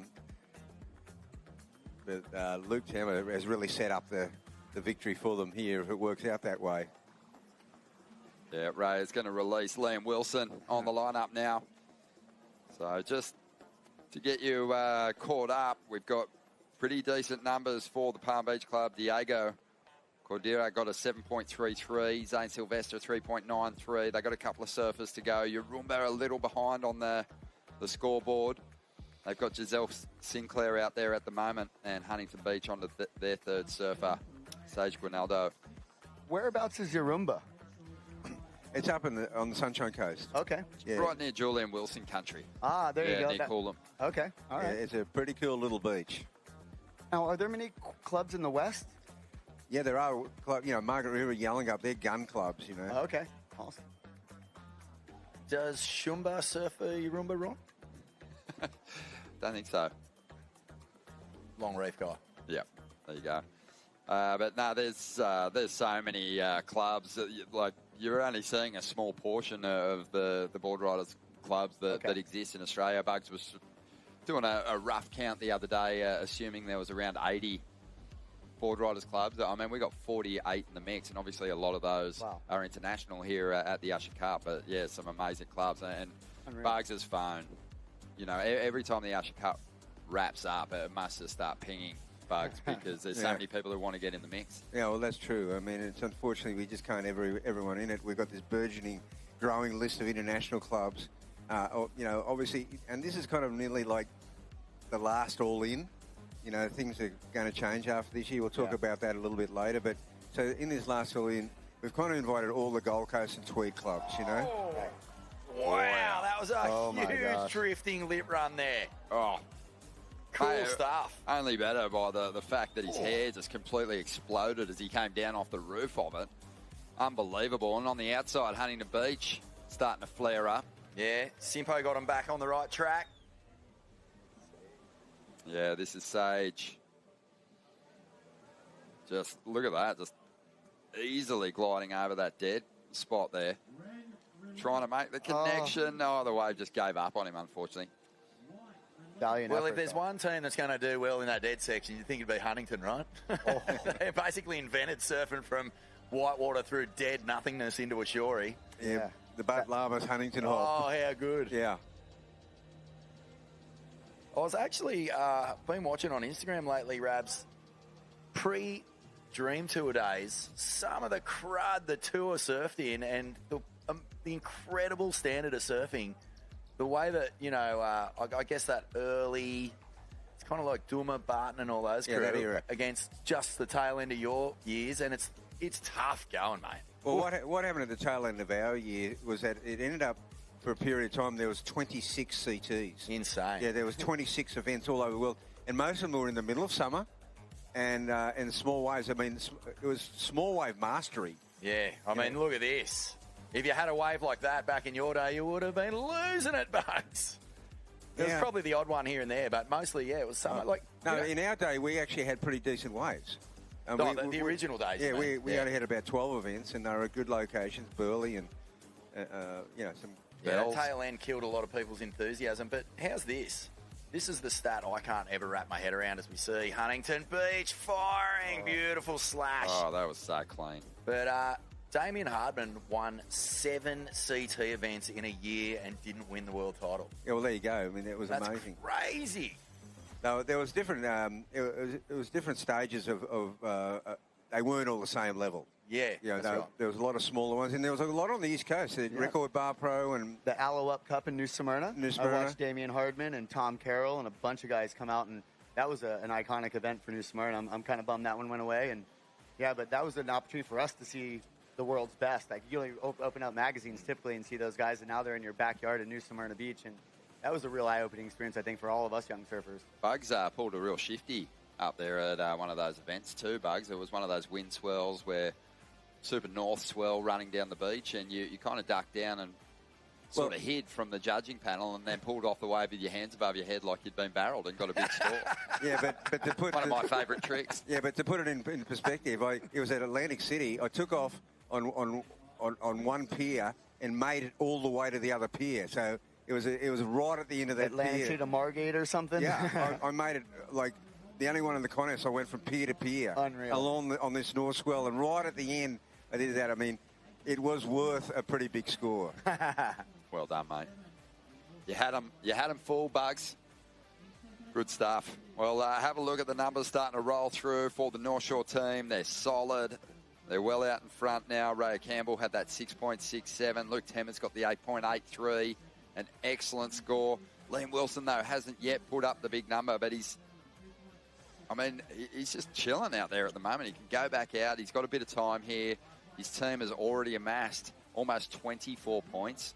So likely with the time remaining, 11 minutes, he's going to improve on that too and really solidify their position in the top 2. Yeah, a 2-point, that's an easy one to do. And he's got a lot of time at the safe. So this is a well-constructed heat by North Shore.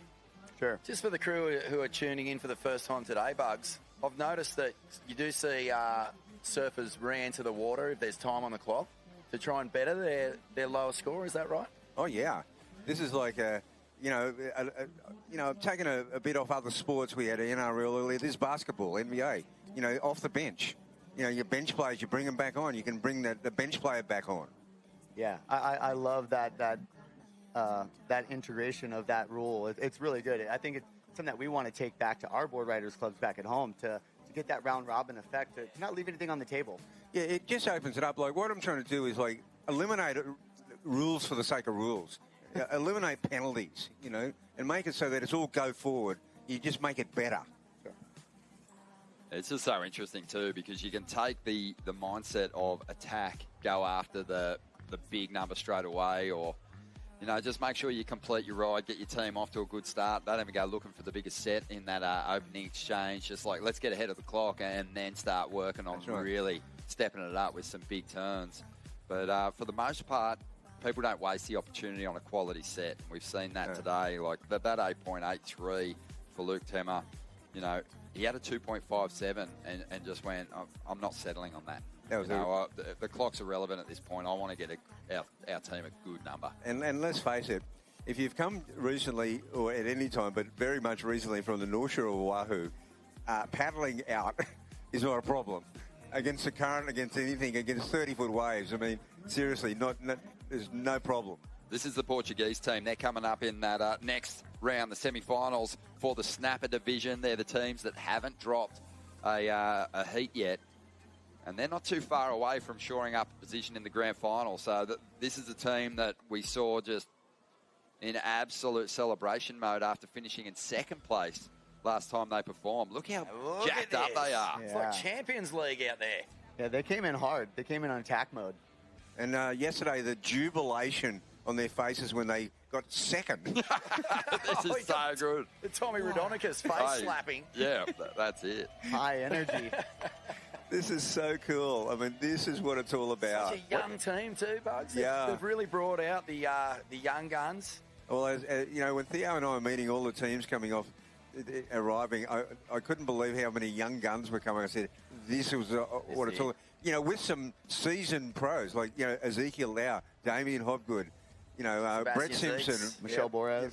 Michelle Borez. I mean, that is so cool. Yeah, and they're a super stoked team. Just like all our internationals, they were documenting everything at the President's Dinner, had their cameras out. And, yeah, there was a spare spot on their table, so I just slotted in. And I must look Portuguese or something. They turned around and started talking Portuguese to me. I was, apologised. But, yeah, it was awesome to see them.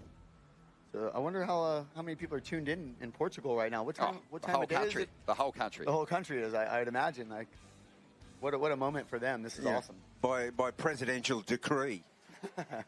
Here we go on the outside. North Shore looking to ramp things up and just improve on their already impressive lead here.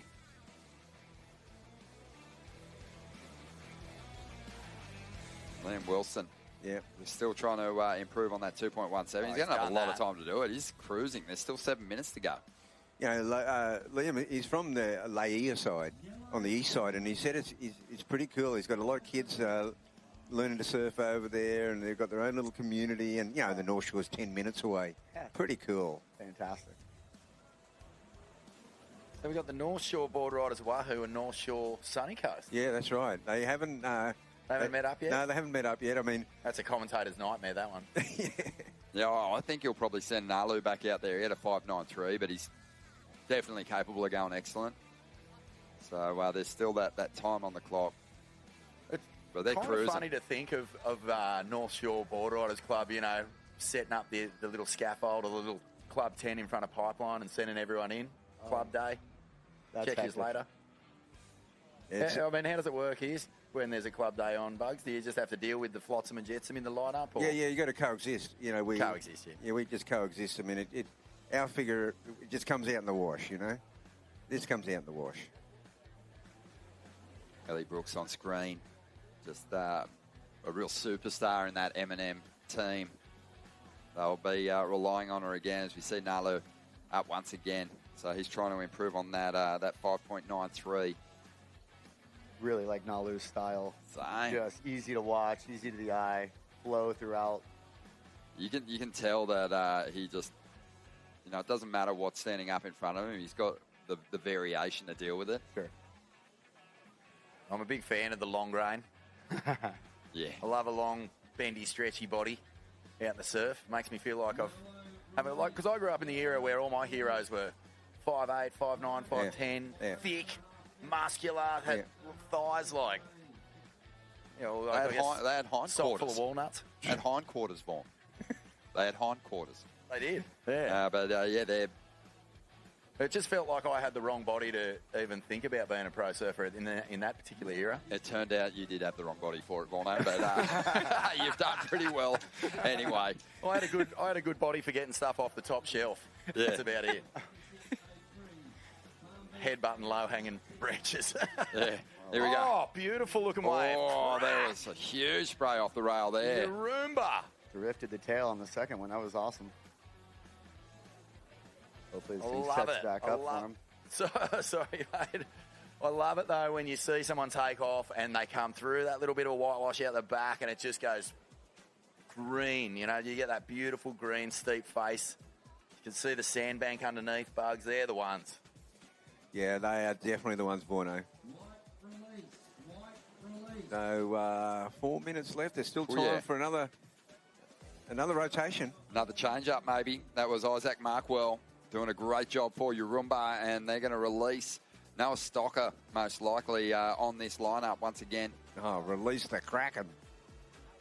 Markwell nailed this one. That first turn was sick.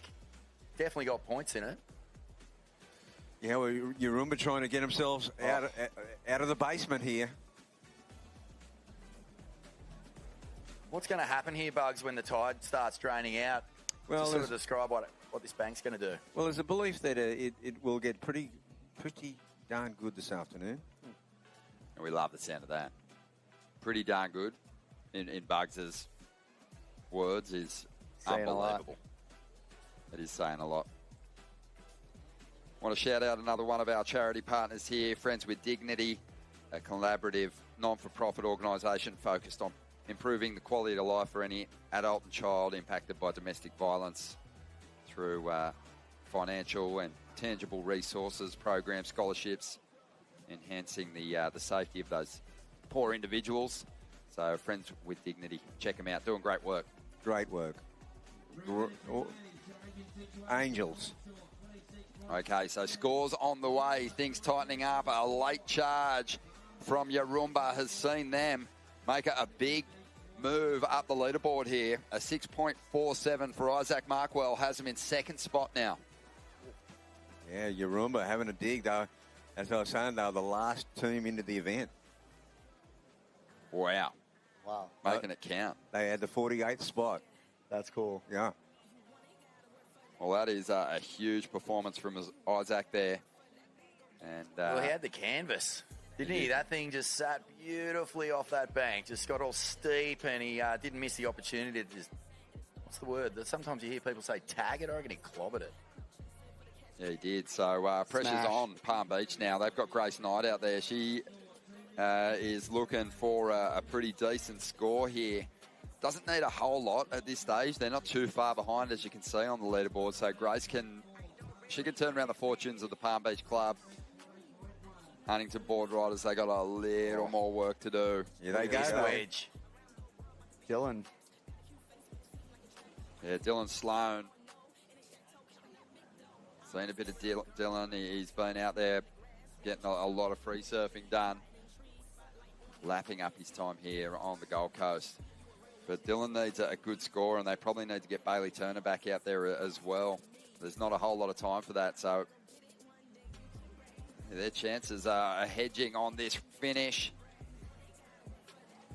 Yeah, he's going to try and release the server, but what he's really got to focus on is getting back to the beach. Bit of a frustrating wave. Sometimes you see that little wedge come across. I've seen Dingo Morrison use that. Yeah. To win a CT out here, that exact little wedge. But if you're on the wrong side of it or it doesn't run along the bank properly, fool's gold. That little wedge is similar to Sebastian Inlet. If you get behind the wedge, it's gone. That wedge, it'll go right on by it and you're toast. And Todd Holland, Danny Mojado, those guys were excellent about manipulating the wedge and getting right on the precipice of it and utilizing it. And that's... What about a kid called Kelly Slater at Sebastian Inlet? Yeah, I mean, I used to come home and from the World Tour and say, I found the best 1 foot wave in the world. Hands down. It's 1 foot with a wedge on it. And it's a pretty fine wedge, too. Oh, no, you can do full-blooded maneuvers on that thing. I love Sebastian. It's an incredible wave. Yeah, it is our marquee wave, hands down. And Kelly cut his teeth there. And, you know, I think that pretty much shaped his style, him and Sean both. If you recognize Sean's style, his older brother, like, Sean surfs just like, there's Kelly surfs like Sean, I should say. Like, I don't know, it's just in their blood. But that wave, I think, has a lot to do with that form and the way he's able to wind up, stay compact, and deal with that oncoming section. Well, Dylan Sloan banked to 4.27. They needed more than that, so they sent Simpo back out there, and you knew he was going to throw everything at it. He ended up coming unglued, and he's gone down, and so is Huntington Beach's chances here in the Usher Cup. Still waiting for confirmation on what's happened between Yarumba and Palm Beach here, but look at North Shore's number. They are sweet. They're going to be marching on through to the next round. That's a big number, and we're 40 minutes out from the high tide now, so it's been nice having a bit of water on the bank, and you know, in the next couple of hours, once it starts to draw off it, we should see some pretty exciting action. Yeah, North Shore Boardriders, they've absolutely nailed it here. And they're going to be pretty psyched on that performance. Love Hadell is going to be amped. Yeah. But, Mason, absolute pleasure to have you in here, mate. Absolutely an honor to be here. Thank you, Ronnie. Thank you, Rabbit. Thanks, Appreciate Mason. you guys, and enjoy the rest of the afternoon. We'll see you guys soon. Have a great time out there, and we will be catching up later, no doubt. All right, so we're going to throw to an ad break here, and we're going to bring in Mark Occhilupo, Jed Smith to keep the conversation rolling. Stay with us. You're watching the Usher Cup. It's finals day. It's all on. It's going to be good fun.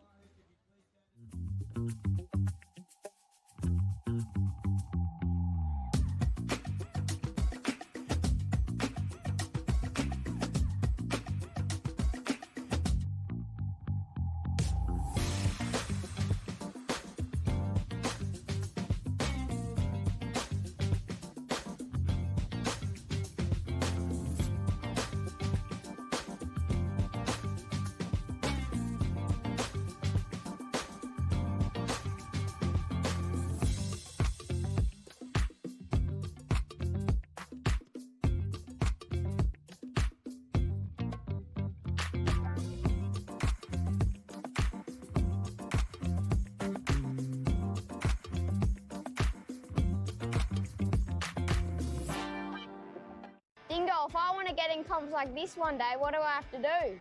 Surf every day and get good people around you.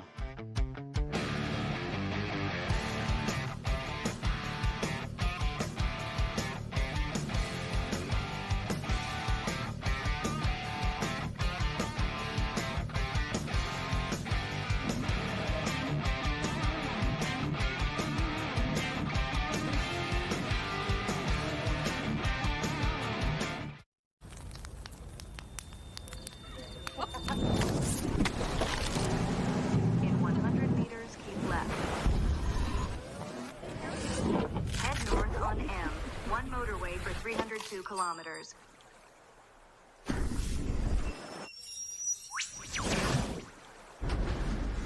Estimated time of arrival, 3:08 p.m. Starting route to destination.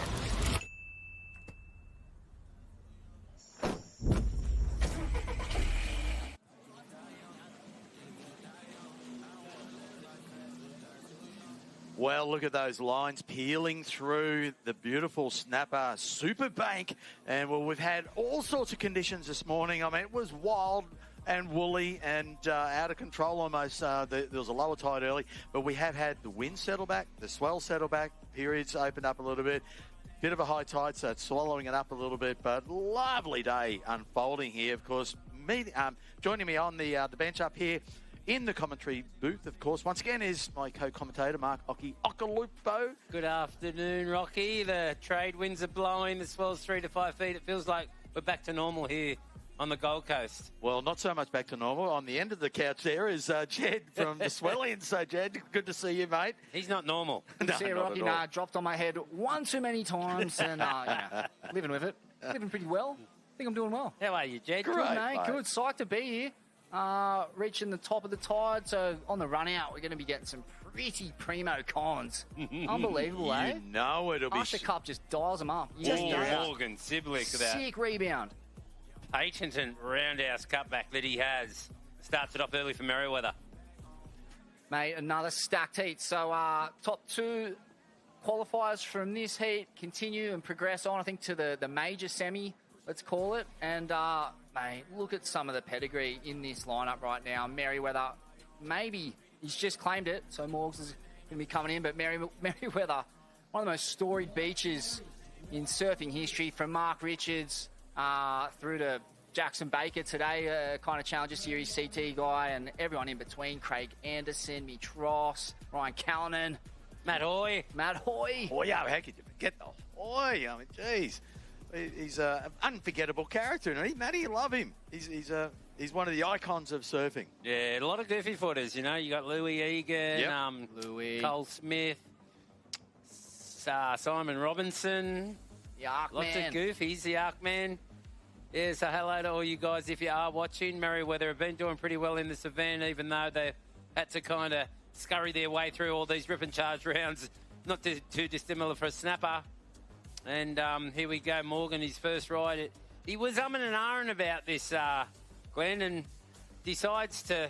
It was like a slow-motion floater, but I love this cutty. Love that cutback. And he had that big slab of whitewash to get around, but negotiated this beautifully. You could see on the other side of that whitewash, there was a little bit of wall to work with, and he certainly did that really well. And we'll open up there with a 5.33. So, of course, Jackson Baker out very quickly right behind him, and I think that's the name of the game. Although the current has settled down, so it really means that strategy changes once again. These clubs really constantly changing. Well, let's throw to a promo pack here right now. And what's the story of Culburra's team? All right, well, North Shore Boardriders from Oahu getting it done. A young team, pretty fresh to the whole board riding experience. Nalu, you've kept the dream alive, mate. More snapper rock surfing to come. Yeah, super excited. We only had a couple board riders back home, so this is pretty new to us, but get to surf firing snapper with just a couple of your friends out. It's pretty sick. Yeah, that's mad. You guys are so new to the board riding culture. 2 events in a year. This is a pretty new experience, right, to come up against other clubs and really experience that sort of inter-club rivalry. Yeah, for sure. It gets pretty nuts over here. The Aussie guys are super passionate about it, so it's pretty sick to see. Mate, walk us through your team because, to the folks at home, we want to find out a little bit about who you guys are. Yeah, so right here we got Luke Timo, one of the up-and-coming greats from Hawaii. We got Liam Wilson, and then we got Rhea, Snapper Rocks local, and then Coach Love. Yeah, Love. Well done, mate. Great to see you guys here. It's a young team. Like, Hawaii has had the best... Is it the best season ever at home? Like, it seems like one of the all-time great swell apocalypse events. How hard was it for you guys? Everyone else is like, can't get on the plane quick enough to get to Snapper Rocks and surf it. Was it a little bit tricky for you guys to pack the bags and leave all that swell? Yeah, the first day I got here, the shootout was on and all the boys were just getting drained, so it's pretty hard to watch, but we're here and we're stoked. Well, you've got the opportunity to take home pretty much the official world title of board riding events. What would that mean for the North Shore board riding scene, do you think? That would mean a lot. We come over here and against all these really good teams, and yeah, to win it all would be super sick. Well, you're surfing extremely well. We really are stoked to have you here. Hope the North Shore just continue their run and get into that grand final. Thank you. Appreciate it. On you, Nalu. Back to you guys. Yeah, thanks, Vaughn. And I'm loving these beach interviews. We just had Snapper before when Snapper won that heat, and there was a big chant went out because the Snapper tent's right there. So a lot of stoke down on the beach there. And, so, Jed, you're just mentioning about the Culburra. I was chatting to the Prez, one of my good mates, Ty Watson, and so Owen Wright turned out in the Heat 1, the opening round, but they were talking about trying to get Mikey back up here from a little free surf mission down the coast, a little clip gathering mission. Did he make it up in the end? I haven't. Well, not in this round. So so far there's Ty who just surfed. Owen's out next. After that, he'll be the second surfer. Geordie Watson and Holly Warren. Holly surfed unreal over the last couple of heats with them. So they're on a bit of a mish. But wow, throwing Mikey in there, how good would that be? Who would they replace though? I know it's it's a good point. Geordie and Ty Watson, 2 of the blue collar staples of that surf community. It's an obscure little town, but how's the talent they've produced? They could dead set have three rights lining up in their team. They could. And it would be the right team of all time because, I mean, the punts are coming back. I mean, 3 rights don't make a wrong, do they? There you go. The price is right. Just stop right here. You're right, Mark. So what did he get? He got a 5.33. Oh, that's right. We said that. Portugal, did they get a 7? Did we miss that wave? Portugal, Martim opening up Paulino. There's Martim Paulino, a 7-point ride. No, he ripped it. He went ballistic on that thing. I was like, is that Tiago Perez out there?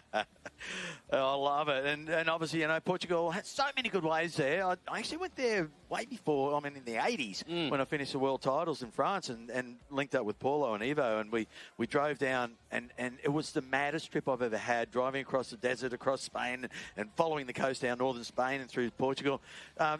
As it worked out, Evo, he became a rally driver and well-deserved because he's freaking hell out of me the whole way. Hard left. Short right.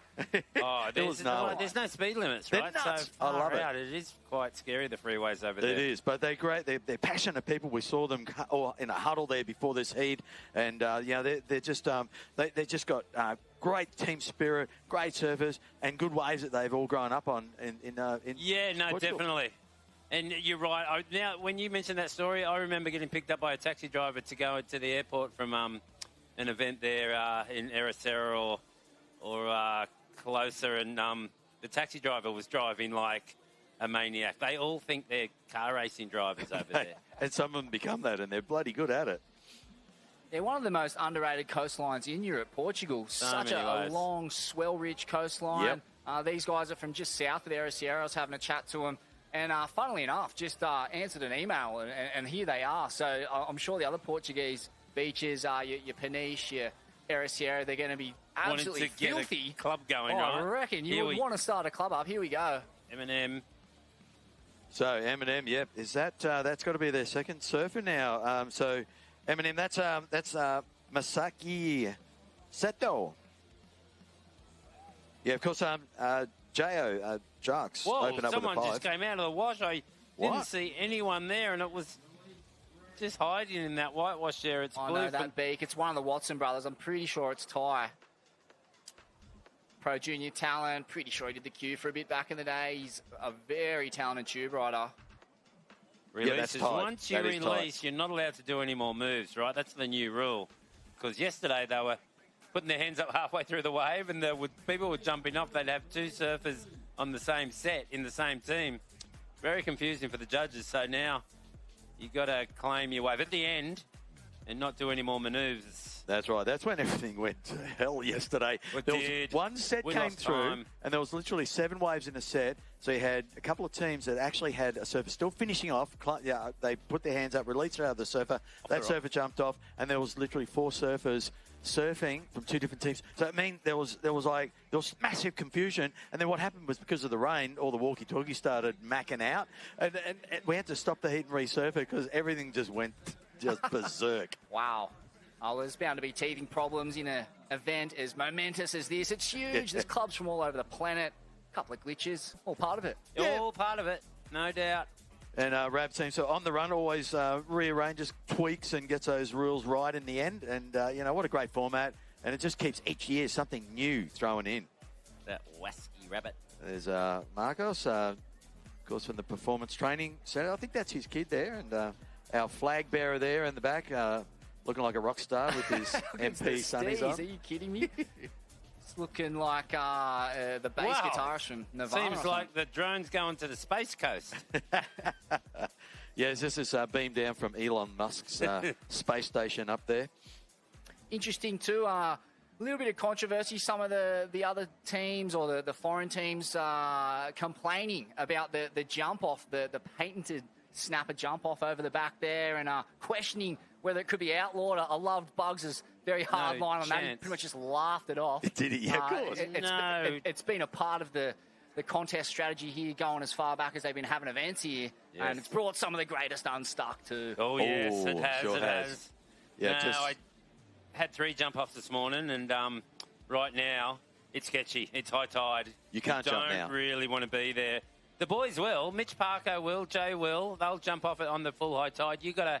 It's just like, there's full 6-foot waves going over that you got to dodge. It's Jackson Baker.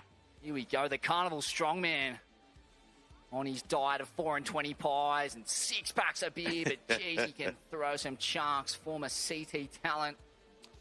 Yeah, you're right, Jed. It'd be great to see him back on the CT as the wind blows offshore really strong. This wind's got a fair bit of south in it, which is fantastic for later on for the final. When the tide runs out, we're going to see some of your favourite things, Jed. Cones are plenty. It's going to be firing. I cannot wait. I was a little concerned looking at the forecast. It was like kind of 4 metres on the forecast. Oh, a couple of weeks ago it was. Oh, yeah. 4 metres at 25 seconds. I'm like, are we in Hawaii or what? And it was just like G up from the wind guru or whatever you call it. I don't look at those things.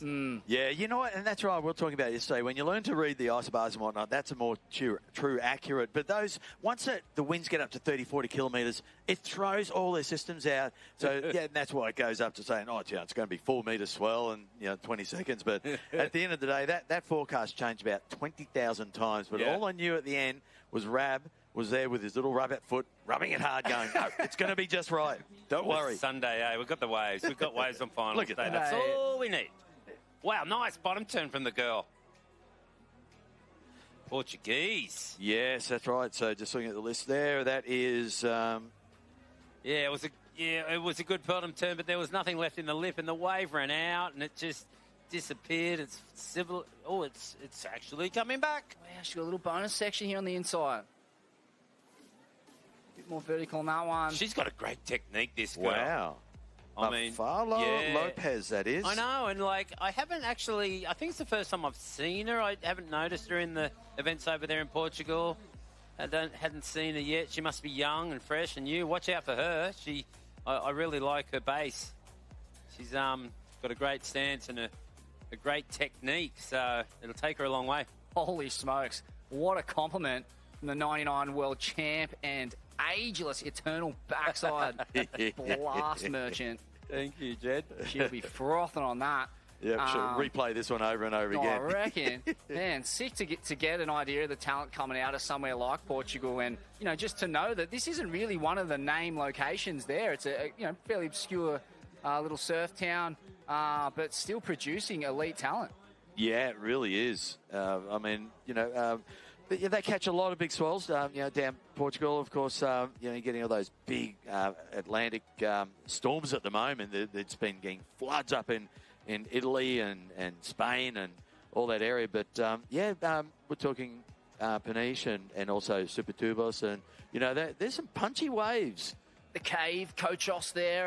Nate Florence's favourite little slab in that part of the world. Ericeira, the right point there can get so good too. Is that Cochos, that in Ericeira, that right point? Yeah, the little slab, you mean? Yeah. Cochos, yeah. Yeah. Well, I actually, going back to that, I did rock up Ericeira and no one, was out. And I'm watching Bells-like conditions, and I've paddled out going, how good is this place? It's going to get famous one day. But across the bay where the little slab is, again, I'm looking at that, and I'm asking the guys, does anyone surf that? They said, no one surfed that. I said, I'm going.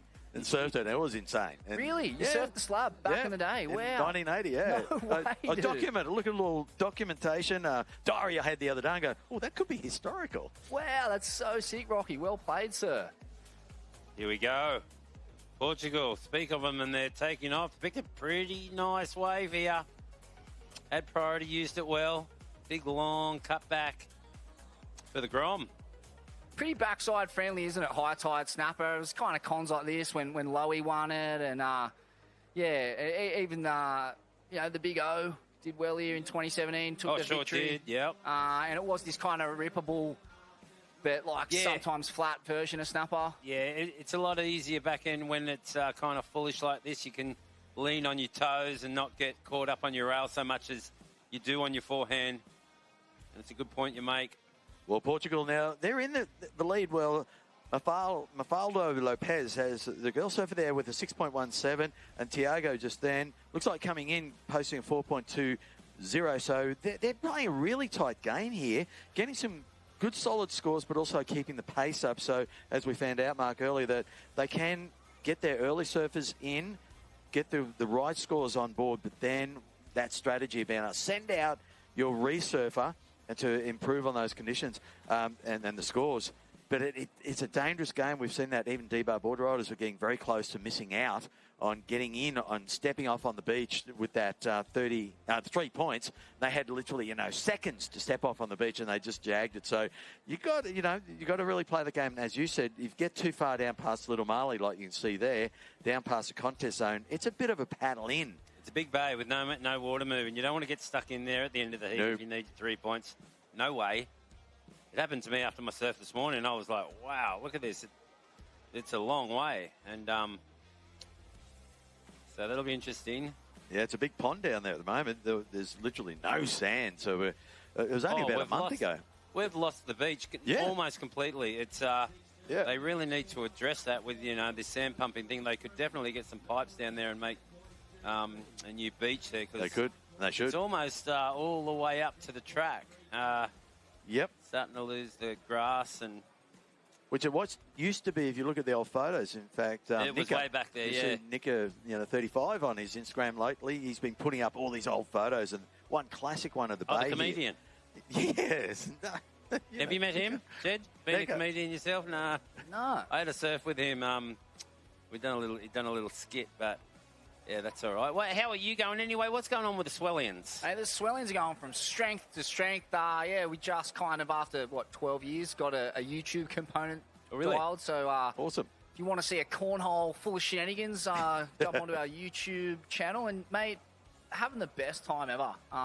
Being able to work with now guys like Rastar and Patagonia and Surfers for Climate, and Billabong, of course. Yep. Mate, we've got that much support from the industry and support from guys like yourself over the years, Wayne Beachley. I mean, it's such a privilege to be able to share space and microphones and just kind of keep the culture and the story of surfing alive, man. It's a real privilege, and we get so much positive feedback from our listeners. They're all just blue-collar, core kind of surfers on the tools. They love what we do, and it's awesome, man. I love being on the show. I mean, I've done a fair few of them with you guys.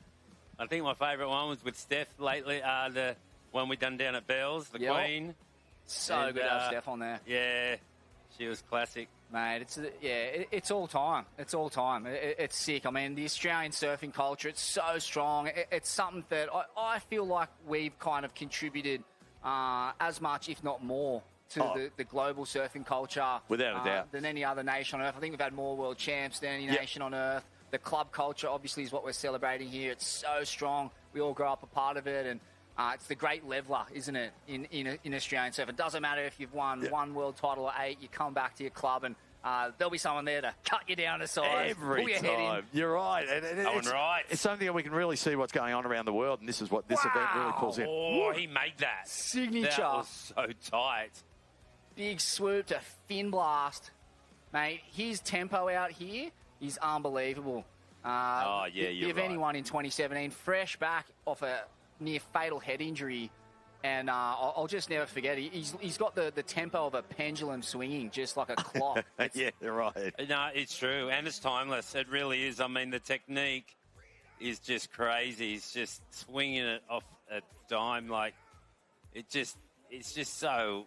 Here we go. Here's a replay. Like, Check this out. It's crazy. Like just the bottom turn, the speed, and the way he gets just into that perfect spot every time. That was tight. 2 absolute hammers to open up there. Fattened out a bit, but got the damage done those first 2 turns. You'd think that's a pretty solid number. And, mate, just, the surf purist in me really wants this team to get through just so I can see the Big O surf again once the tide runs out. You'd have to say the best backside exponent in this draw out here. By the way, just you mentioned Holly Warren is in the Culburra team. I'm going to have to sound the Bertha alert. I'd like to see her birth certificate because I am pretty sure she's from the north side. And being from the south side, I mean, they're from the south coast. I'm from the south side of Sydney. Now, I called it first round. I was like, she's not from Culburra, is she? Yeah, that's right. Mate, I don't know. We're going to have to get the monocle out and scan the birth certificates of some of our competitors because that is a disgrace. There's been a few of those. Dimity Stoyle, she was surfing for Florida.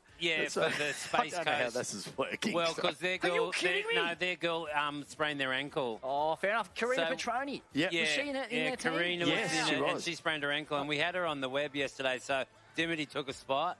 On compassionate grounds, I'll pay that. Compassionate grounds. You will pay that. Well, that's good, Jed. And then she didn't get picked for her own club, so she was like, why not? Step it up. Yeah. Mate, we see it all the time in football. People jumping ship when they don't get the nod straight to the Pacific Islands generally. So, it's a precedent, a dangerous precedent to set in surfing. But Holly Warren, look, far out. That power hacks, the meat hacks, the rail turn she lays down. Some of the most violent in world surfing, male or female. Yeah, no, she's good, and she did a huge turn in her first round heat. Really big snap. Holly surf's great, and she's kind of gone that free surfer. She was kind of, I think she was over there, not this year, she was there last year at the backdoor shootout doing some commentary, and actually she was over in Bali for the single fin event. She gets around. Well, I can tell you, Owen's opening ride there, just for the 2 turns, it wasn't a long wave, but, I mean, they're well rewarded, an 8-point ride. Oh, my goodness.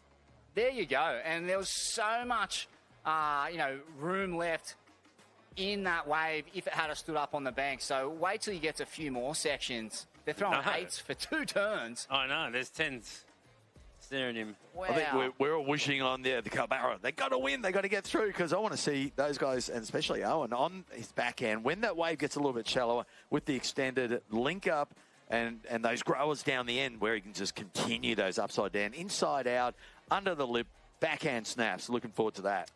Well, with only 9 minutes remaining, this is getting interesting because two of the pretty much favoured clubs. I mean, M&M won this event a few years ago. Merriweather, we know how strong they are. We've already been talking about them, aren't in first or second place. So this is getting down to the kind of pointy end, and they better step it up. Otherwise, they're going to get left behind. We said that yesterday too, Mark, if you remember the last heat, and I was making those calls going, oh, well, it's already too late, for Narrabeen, North Narrabeen and the works. And there was just an absolute total turnaround.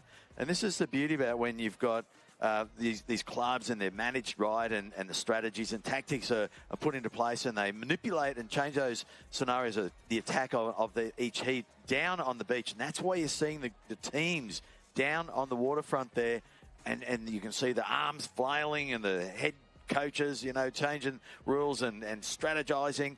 So it's minute to minute in these events, and anything can go on. So right now you can imagine M&M, as I said, they took out the Spirit Award over the previous years, and also the event itself. So they're a very spirited club, and I'm sure they'll turn it around pretty quickly. They've got coming up Aiden Finn and then Ellie Brooks. I mean, get Ellie on a good, decent open ball. Look out there. Absolutely goes off. Great goofy footer. Mate, I'll tell you, if Portugal get the nod here, this is one of the boilovers of the event so far. They're up against some proper Australian Boardrider Club heavyweights, as you mentioned. Merriweather and M&M in particular. They've gone deep in this event, and Merriweather's got so much pedigree in big club meets. ASCC Portugal in their first ever club meet. Yeah. They didn't exist 3 months ago. That's right. No, it's true. And they might because this has been the biggest lull today. And to be expected, it is high tide. Yep. Got the Grums on the little mini ramp there. I reckon my two boys are right there in shot. Sick. It's that popped off down here. The vibes down on the beach are insane. Yep. There's my little micro Grom there. Oh, it's yours down there? No way. How good. Wow, ripping already. Yeah, into it already. How's this for a backyard for you? It's just like, send the kids out there. Off you go and play for the day. Come like the old days. Come back when it's dark. I know. It's so good. And they've done that all day yesterday in the pouring rain. But the road's blocked off here, ladies and gentlemen. So you can bring your kids. It's just happening down here. Hardly any rain. That's cleared up. So much to do. Surfing is going to be just cracking this afternoon. We're just got to get through this high tide. Still some good waves out there, no doubt, but it's funny. You said the swell peak last night, Glenn, and I believe you because it's really coming down on this high tide, and when the tide runs out, I don't even think there's going to be any sweep to contend with. No. It might even go reverse rep. Well, we've been keeping on that low. You would think, that low's moved out in front of us now, moved up south from, north from Coffs Harbour. So if that's the case, it may even push a little bit more east on this swell. So the afternoon could be absolutely epic. It was looking like there's as we see, I think this might be Geordie Watson, recipient of one of the great Kira drainers of all time a few cyclones ago. Yeah, you're right. Yeah, it is. Getting it done, but a little bit lateral, a little bit of a fat one. Remember that thing he got out at Kira? Yeah. Two cyclones ago, it was nuts. The double up at Doom. It was so nuts. Geez, that was a good swell, and there was. I was standing on the hill. Tropical cyclone. Yeah. It's going back a ways. But yeah, I think you get close to it. Yeah, but that was everything lined up. We hadn't had Kira for ages, and the sand was right, the swell was right, and I think that when Slater was here, and the big slabs were just.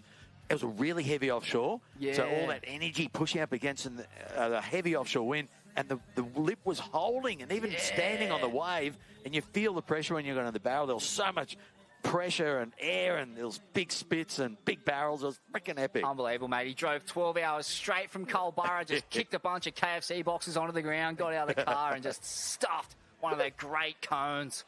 Well played, Geordie.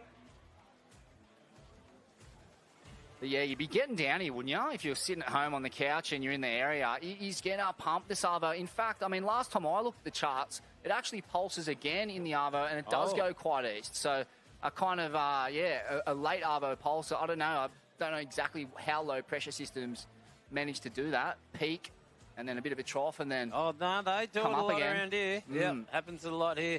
Geordie's taking his club to first place, so Culburra, Portugal's gone to second, and this is an important way for Merriweather.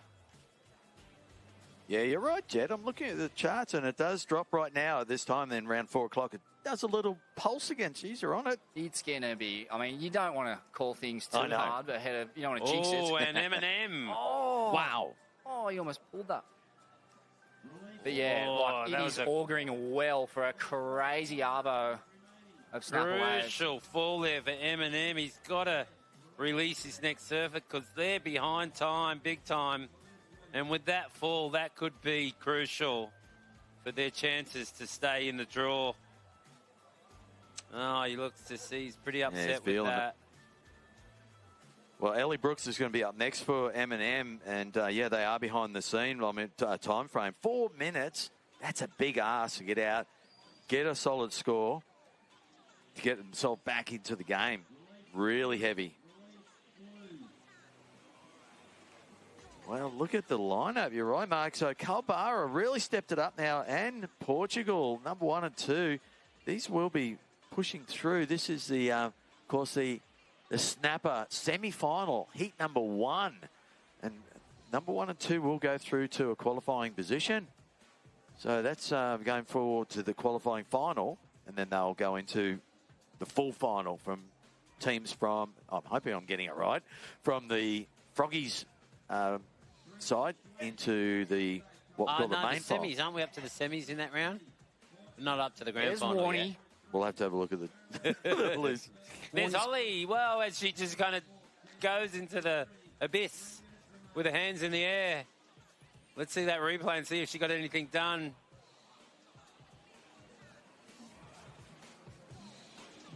What do you reckon, Jed? She got something done out the back? I'm looking at the scores dropping, and yeah, I think she's you just caught the remnants of what looked like a pretty big closeout belt. Not sure what she did up the top of the wave, but they've dropped a fairly solid number there to move in even further into the lead. Looks like Philippa Anderson right there, up and riding for Merriweather. Just picked herself a little runner. Talk about blue-collar surfers. Hey. We always talk about the men, but what about the women? She's won. 100%. She's put her time in. Sister of Craig Anderson, obviously, a long-time QS campaigner. I'm pretty sure she's running the surf school down that way. Ooh, here we go, Portugal. This is a good wave. They could shut the gate right here. So sharp. He does. Look, he's so like Tiago. He's studied Tiago Perez for sure 100%. because it's such a similar style. It's crazy. Well, this is their last surfer too, so still to score their 4th rider and needs to get in also to get the 3 points. So where is he at this stage? This is Guilherme Mate, I'm getting chicken skin watching this Portuguese outfit. They're vast underdogs in this event. Bringing so much passion and froth. I love it. Here we go, replay. So much Tiago Perez in that top turn. Let's see where he is on the paddling too, because we're down to just on a minute. Mate, the Tiago Perez carve down was a thing of beauty, wasn't it? There was a lot of points in that on his CT journey. Probably the signature turn for all Portuguese surfers, that thing. And there we go with, does he get to the beach? We'll see. We need a camera on him somewhere. He was lying there down. He is. Okay, so he did step off. But it just looked like he was lying there. He should have got to dry sand. It's very important. Very important. We're down to a few seconds left, but watching the last of the replays, so much goes on in the dying seconds of this. This is, Ellie working her way down into the sand if she can.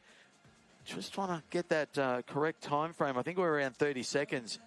30 seconds of this, yeah, because that was replayed. Actually, there's still 30 seconds. They're all in. Oh, looks like Merriweather might have just pipped him at the death here, Team Portugal.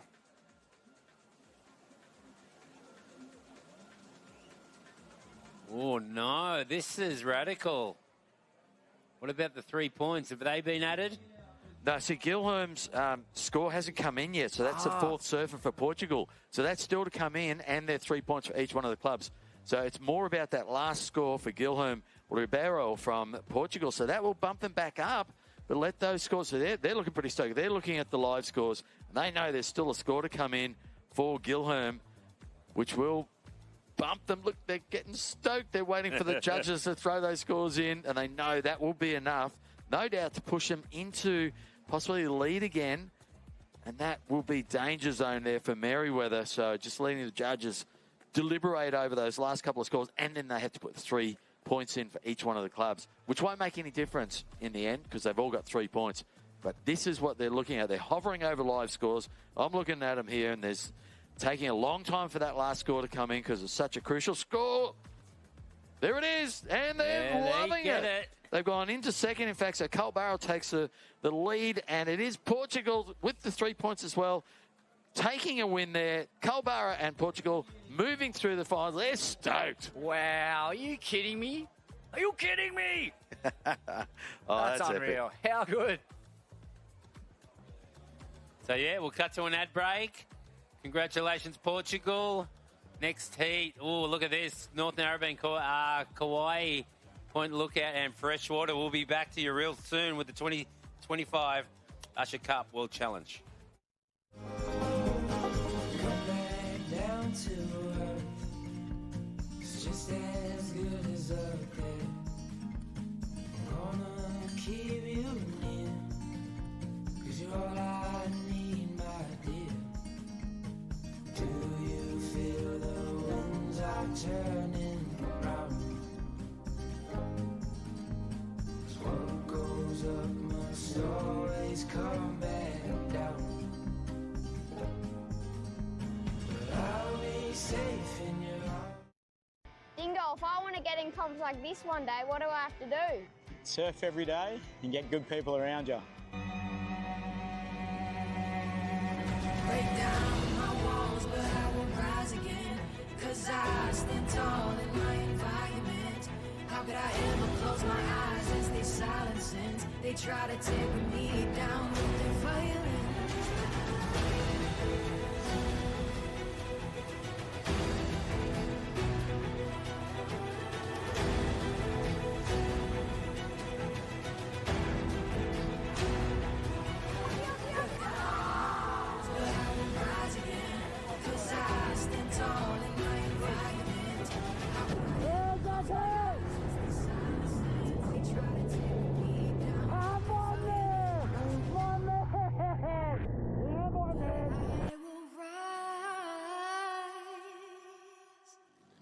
Welcome back to the Usher Cup World Club Challenge.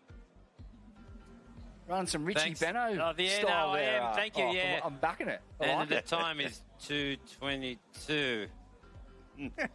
Only joking. That's what Richie would say. Yeah. But thanks to Theo, and we've got the first ride, and it's got to be Nathan Hedge. He's got the first wave of every single club event I've ever seen. Yeah, really? mate. Don't you reckon? He comes out of the blocks hard, the hog. Surfs with so much passion.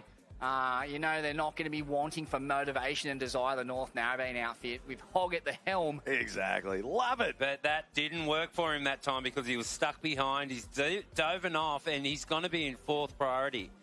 So, yeah, it's a mistake. That's right. He's a fast paddler. I love it. Well, WA, he is. one time there was aerial shot and he finished off. And I'd never seen anyone paddle that fast before. He's just like a man beast. He's like...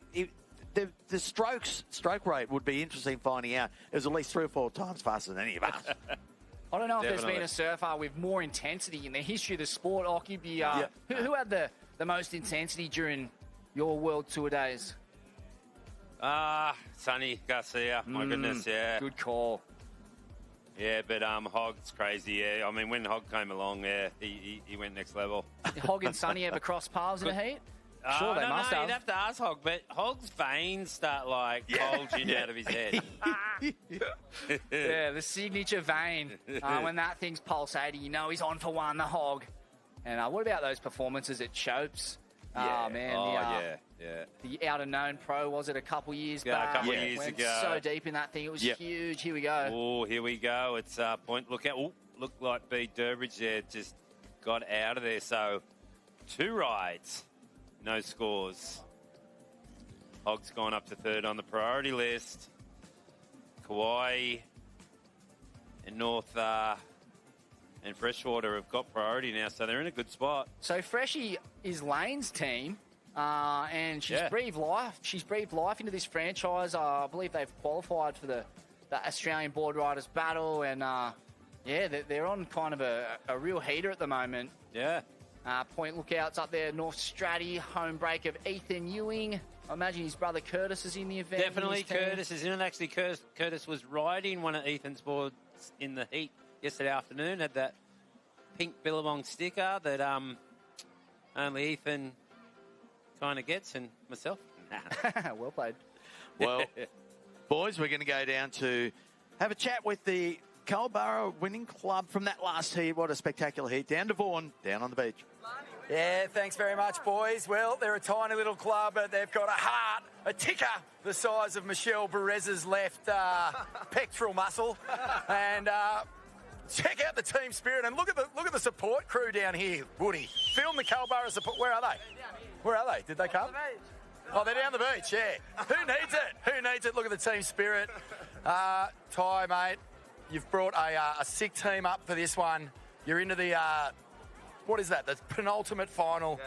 What's it going to mean? You've done it on the biggest stage before. Can you do it again? Well, we've got some old legs in the team, so we're going for minimum heats and maximum wins. Well, it's a good strategy because you haven't dropped one yet. You've roped in Warnie. She's doing a great job for the club. How many Boardriders clubs have you actually been in, by the way? I've been in one. Just one? Oh, I've got to do my research a bit better. No, but I mean, you know, what would it mean to you guys? You've taken out the national title before, and no one saw that coming. But to lift the World Club Challenge Trophy, O-Dog, you've won an Olympic medal. What would it mean for you to be the World Club Champions? Oh, it'd be more. I reckon this would be the best thing that's going. So, yeah, I mean, doing it with your mates and hanging out, and you know, the town you grew up in. There's nothing better. It's where it all starts, and we could be world champions. Who knows? You never know. You never know. You'd obviously have the entire town watching all 4 of them. So anything you want to shout out to the crew back home? Apparently they've got on at the bolo down there. Shout out to the crew at Culburra Bolo. Yeah. Let's take it. Well, give us the Culburra chant. How does the team song go? We don't have one. We just say, let's go! Tilt 'em, Corker. Oh, look, we do have the whole support club here. Come here. Hey, there he is. There he is. Culburra's one supporter. They've come down, but no, to all the crew at home. It's happening. It's happening. Dare to dream, Culburra. Well, welcome back to the live action here, and look at the paddling going on. The waves sucking out behind the rock, and that was quick in and out. Didn't have priority, obviously, for Bede, but down the line, Freshwater looking for open wall, but didn't find any action there. Tom Myers there.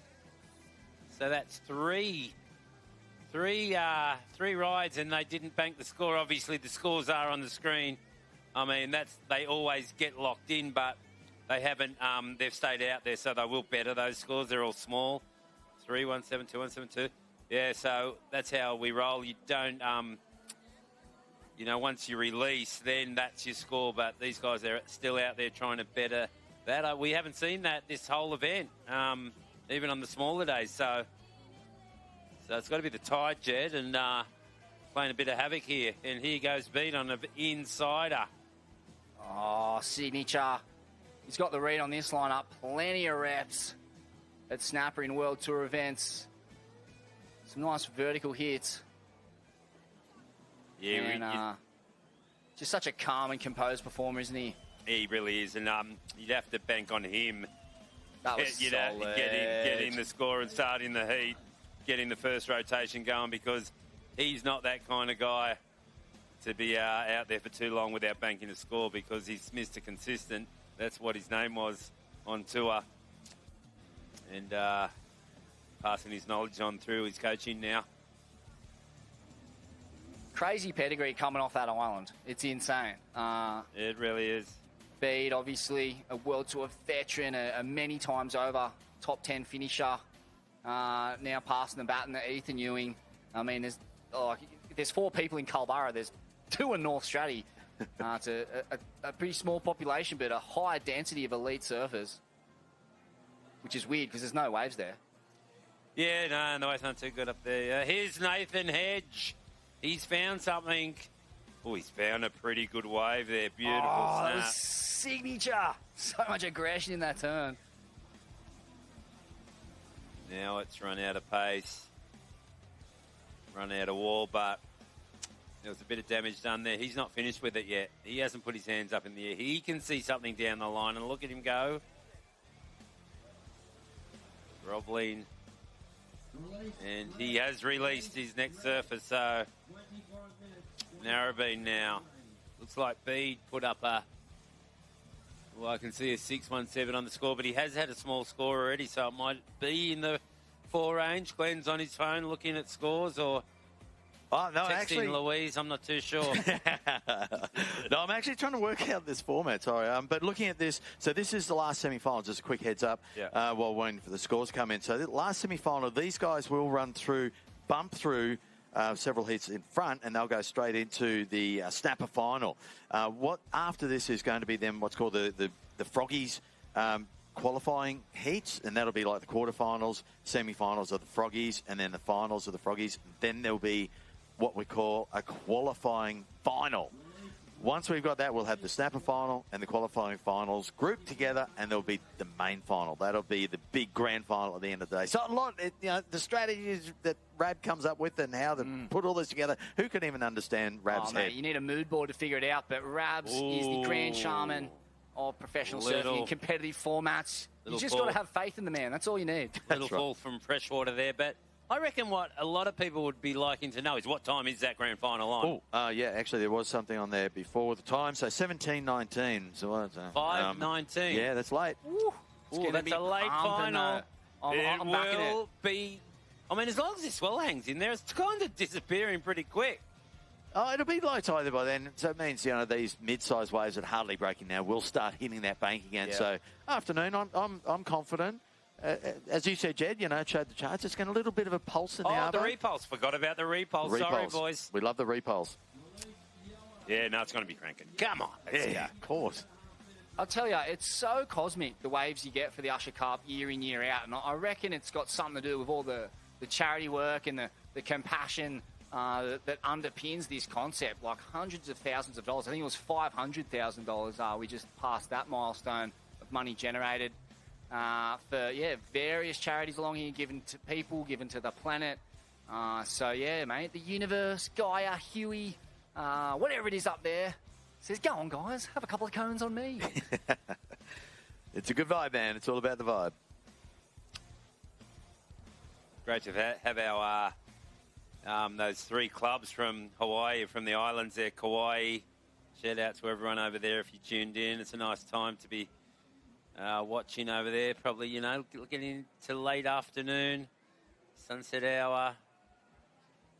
Well, I can give you a heads up on that wave of the Hog, an 8.33. Oh, my goodness, they loved it. We really sort of didn't look into that enough. Obviously, it sort of fizzled by the end, but those early... no, but he had a little score. He had a little score, but that's been thrown away. Oh, that's been thrown away? Yep, and he's straight into an 8.33. Yeah, they backed it up. Yeah, they don't add it together, do they? No. Bede on his last wave is 6.17, so scores are starting to raise. They're starting to up the ante, and there's no mucking around now. It's all about getting solid scores. This is semi-final number 2, so everything counts now. Timing, individual scores, resurfs, and getting in for the 3 points. It's now a matter of finely tuned, honed skills of all these professional surfers, mixing it with their team members, and it's a matter of just like revving that little baby up, make it happen. I'm loving the look of these heats. You ever been to Hawaii, Jed? I have. A couple runs there. I was there last February.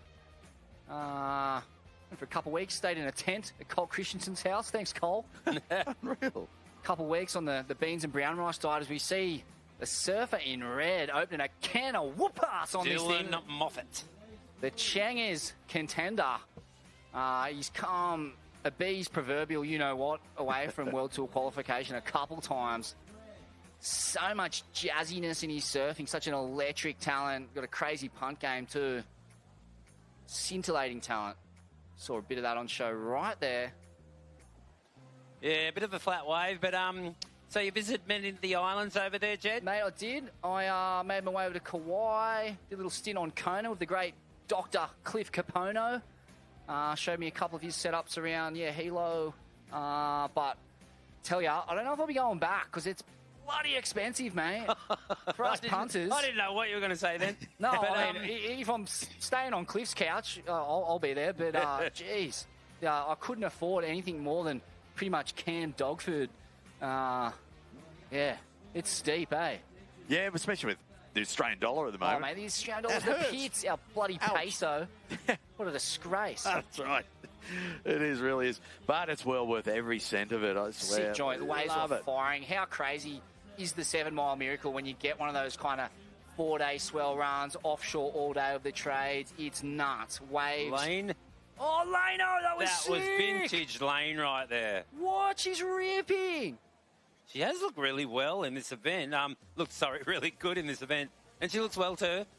I'm not too sure if she's got Kirk here with with her up here this trip. He's here. Strumming her off to sleep. So Kirk might be on the beach, In Excess guitarist. I had a look at the legend. Guy, mate, absolute legend. Suicide Blunt. I had a look at the guy. I think his name's Mikhail, running her supplements program too, mate. He's built like a brick shit house. So it's safe to say she's on the peptides, or I don't know what else she could be on. But mate, she's looking fit. Turning back the clock here, Lano.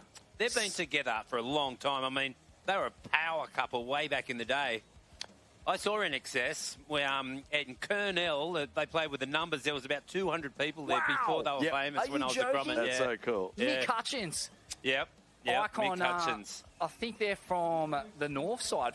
I want to say, is it Forestville or Northern Beaches kind of band? Forest, something or other. But mate, plenty of kind of surf infusion running through their game, and they are one of the great Australian bands. Are you kidding me?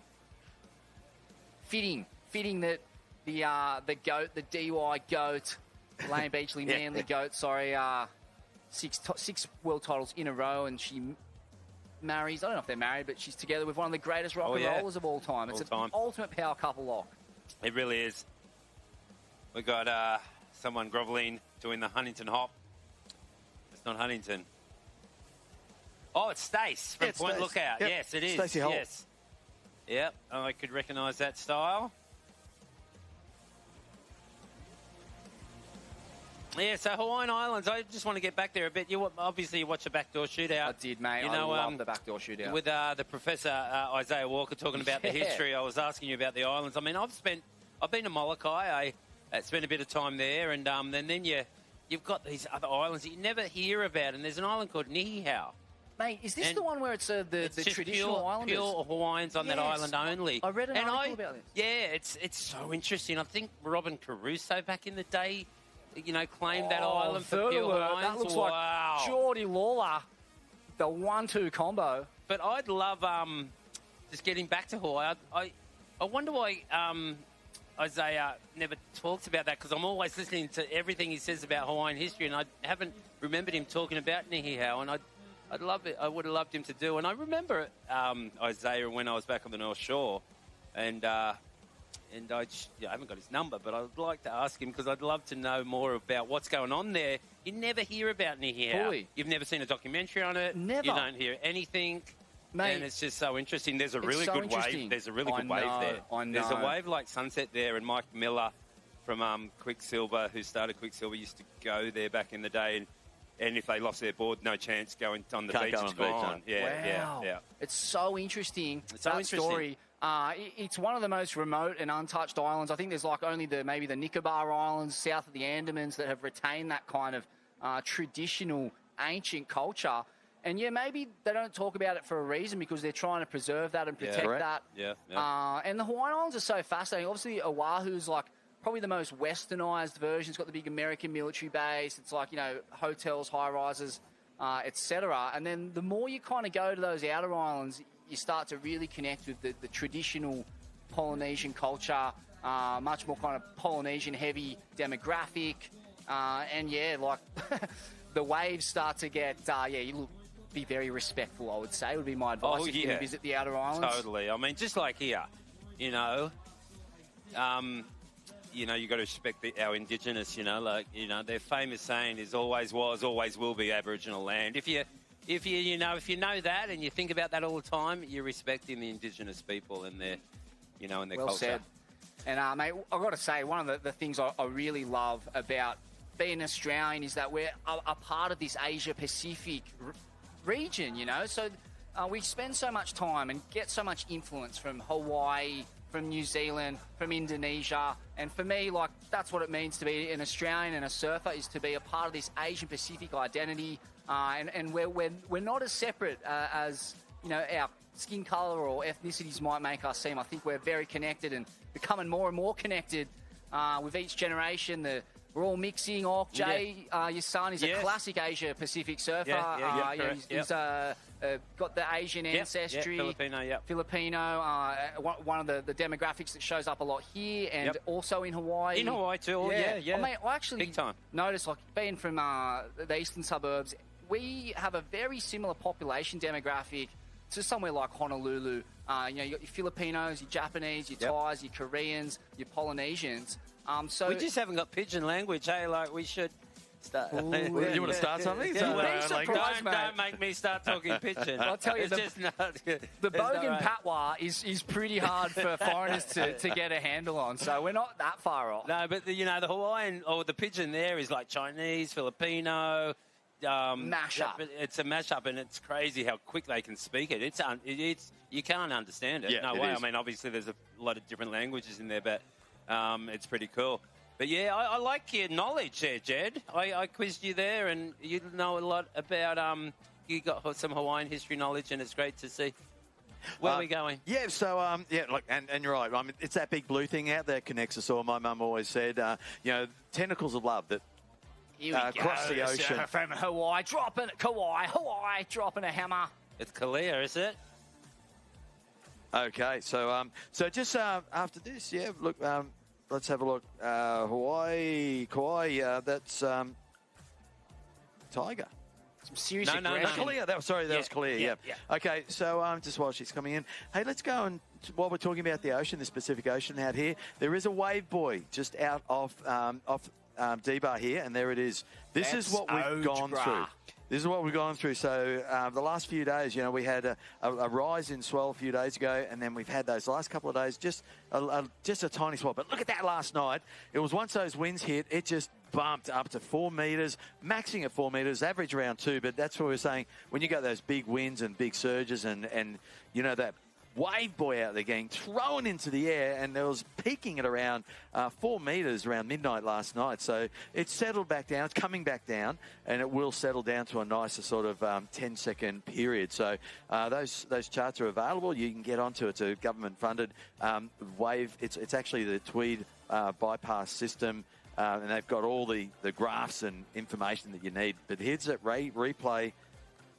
Back into the replay action there for North Narrabeen surfer. Mate, it's a stacked team they've got here. Ruby Troop. So much youthful exuberance in the form of Dill Moffat. Geordie Lawler, I know he surfed in the Pipe Masters at the CT level. I think he might have had a couple starts, and he's come very close to qualifying a couple times too. He was leading the Changers outright at the start of last year after winning his hometown event at Narrabeen. He did. So plenty of form. And, of course, Nathan Hedge, mate, the indefatigable icon. Yeah. Heading it up. Geordie's out there now, so let's see. They've got a pretty big lead. Still a bit of time on the clock. There's just under 12 minutes remaining. But, look at that. So now Narrabeen have got their 4 surfers in, and they're going to start playing that resurf game. Curtis Ewing still to surf now for Point Lookout. And then Kauai, now that Kalea has finished that ride. Wow, look at that, an 8.33 for Kalea. So that's a great, it was well worth waiting for. Now it is going to be Tiger Abado, and then, of course, Oliver Zeet. So wrapping up their fourth surfer there for Kauai. Really strong team. And then we've still got good solid scores there. Freshwater, Lane Beachley obviously opened up with that 6.17. Tom Myers will no doubt get a chance to get back out, and he only scored a 2.83. So they'll be no doubt their first Freshwater's resurf, but they still got Nathan Munro and Roman Bunting to get their scores on the board. So still a bit to go. Kauai, nice snap from the Grom right there into another layback. Oh, I can hear him cheering from here all the way. Mate, from what Kauai, is and in the he water wraps over there? it They're around. all running this Seabass AI prototype frontside stees. Love the technique. Yeah, I mean, he's probably grew up in that system, you know. I mean, Bruce and Andy and Lindy run the Grom comp over there at Pine Trees, and I bet you he came through that system. And we've got Lane up there pointing aboard. They've got a system. What'd they throw at her in the end? What'd she get? So Do Lane, you know? yeah, Lane got that 6.17. 6.3. Ripped off! Come on, show some respect, Look, judges. there was the tide still super high. Look at that, the keyhole's full. We had sand in that keyhole. It was building, and it's gone now after this little swell. Mate, it's a miracle. Like, I'm surprised to have waves of this quality considering how big the tides are. It's dead high tide. Yeah, It's pretty wild. It's still very quality conditions out there. It is. We're lucky because they've pumped a lot of sand, Jed, and it just came around, and behind the rock there's still a lot of sand. Hopefully we haven't lost too much, but this swell wasn't big. It was about 4 to 5, maybe. Probably would have got 6 foot last night, though. Hey, Rocky, it probably did. Yeah, the middle of the night, it just would have been a wild, wobbly 6 foot, but at least had a bit of juice to it, and it's left us with some easing conditions. But you're right, on the high tide, these the waves weren't even breaking. We had that 2-hour break yesterday, but this is a high tide wave, and it's looking nice. Vertical hack out of the top. Who is this madman? That's Freshwater. So that'll be Nathan Munro. Nathan Munro, local blue collar underground kingpin. I can't remember. You said Freshwater on a heater and they qualified for the ABB. But, like, Freshwater, like, it's a bit of a shory there, right? I mean, do they have the club Connors there at Freshwater? Mate, it's an average wave in my opinion, but, They must have their club comps there. They're not allowed to have them over at Manly or anything. Definitely no not. chance. No way. But, yeah, exactly, mate. It's, it's a fun enough beach break. But incredible for him to get to this level, considering the pedigree there on the northern beaches. It's totally the forgotten beach. It shouldn't be. I mean, because we've been talking Hawaiian history. Duke Kahanamoku came to that very beach fully and surfed. Well, it's fitting then that they turn out at this event. It is. Bede's yelling, trying to point Curtis deeper. Just get over there because it's, we're winding down. 8 minutes left. Not much time. They'd like to get out there and better a score. They're not qualifying at the moment. Here we go. Let's have a look at this thing. Nathan. Nice hook out of the top. On the backhand attack. That was a great opening hack. Fills in a little bit on the inside, but as expected, this is top of the tide. So this is only going to see these waves, this inside section, stand up even more on the low tide. Can't wait for this afternoon surfing. But Cannot wait. He's picked the best wave of the heat, really. I mean, it mightn't be the best score, but it was, it had the most potential and surfed it pretty well too. So it's going to put them in a pretty good position, you'd think. Well, scores just dropping now. It's a 4.73. So unfortunately, it was a neat looking wave, but there was nothing really super spectacular apart from that opening ride maneuver. I thought that was pretty good. Was good. But so now it comes down to crucial for Freshwater. They've got to get Roman out really quickly because there's 7 minutes remaining, and then they would like to get obviously their first surfer Tom Myers back out in the water for a resurf. Tom with that 2.83 looks like they're going to do it. I know that's Freshwater's second surfer. Yeah, it didn't take long. Straight off the rock into a wave. Wow, this is what they needed to do. Step it up. He'll get in real quick, no doubt, and then that will now give the first surfer Tom Myers a chance to better his opening score of a 2.83. Let's see if he will release, no doubt, on this one for sure. Mate, huge underdogs here, Freshie. If they can get one over there, they're much more vetted opponents, North Narrabeen. Holy smokes, the bragging rights on the table here would be huge. I mean, you look at the team they're up against, you'd think no chance on paper, but mate, they're there and thereabouts. Interesting to note too, seems, most of the coaches are onto it. It's favouring backsiders out there, the Goose. So North Narrabeen running Geordie Lawler again, was it, as their resurfer? It's got to be. It looks like it'd have to be, yeah. So that's a tactical decision. Being a bit more fat. That was a sick term. Sick combo. Well, this is their resurfer, so Freshwater very quickly turning it around. And that will be then, no doubt, Tom Myers upping the ante, trying to change that 2.83 into something a little bit more reasonable to bump them up a little bit. Look how close the scores are. Point Lithgow, 14.04, Freshwater in fourth, 13.73. So pretty close between those two. But it's a bit of a jump in the scores then after that. Kauai and North Narrabeen holding, look at North Narrabeen, 25.33. There they go. Freshwater, there it is. Into second place. They've done it. That's what the strategy worked really quickly, just changing the surface over quickly, getting some resurf action, upping the ante of their earlier smaller scores, and that was a for Tom Myers, a 4.40, so that replaced his 2.8, so it's enough to sort of bump them back into contention. Check out the rig on the screen in front of us. Are you kidding me? The old beans and brown rice 8-pack on display, the big O. He does look fit, my goodness. Is he preparing on a comeback or something? What's going on there? Yeah, mate. I've never seen him not look in incredible nick. He's just that sinewy, string bean, pterodactyl frame.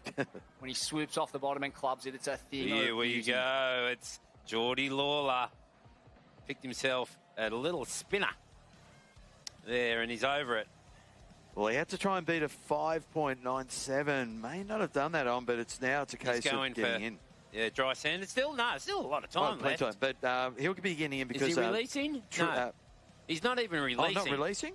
No, they're just going for 3 points. They figure that 25 points, 28 points is going to be enough. Yeah, okay. To hold first, and I don't disagree. No, good call. I tell you what, the pressure is mounting here on Curtis Ewing for North Stratty as the time goes inside that 5-minute mark. They'll be expecting to take this out, or at the very least, sew up second place Stratty. Yeah, well, if you're not in second place, you're going to Rainbow Bay Surf Club. Yeah. Straight to the pokes, big schnitty.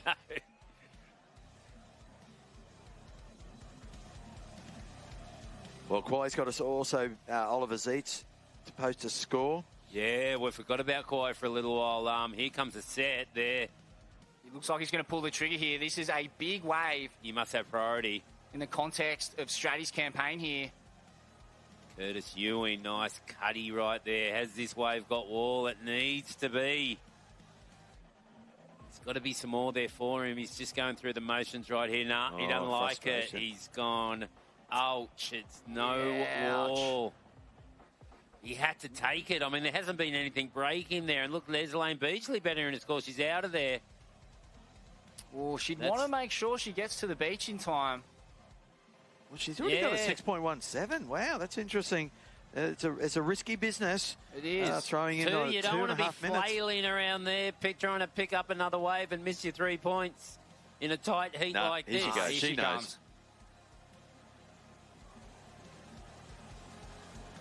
Lane. Mate, she didn't come down the last shower, old Lane. No, she didn't. 7 world titles. Are you kidding me? Are you kidding me? 6 in a row. What the hell? Oh, hang on. This is an important way for Kauai right here. It's got some wall. Nice little check snap right there. Needs to be some more.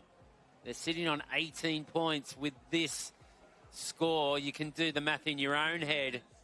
Maybe a 4 plus 3 is going to be 7. Wow, he's flicked out of that. Oh. Oliver Zeitz. There was a bit of pepper on that and his team says, get in now. This is going to be close. Now, well, what is it, 144 or just 44? 140 seconds. 1 Yep, minute, 40 seconds. 140. But where is he? Should Is he be able to down there, make little it. Marley? He's not. Nah, he's going to be on this side of Marley Rock, surely. That wave wasn't that long.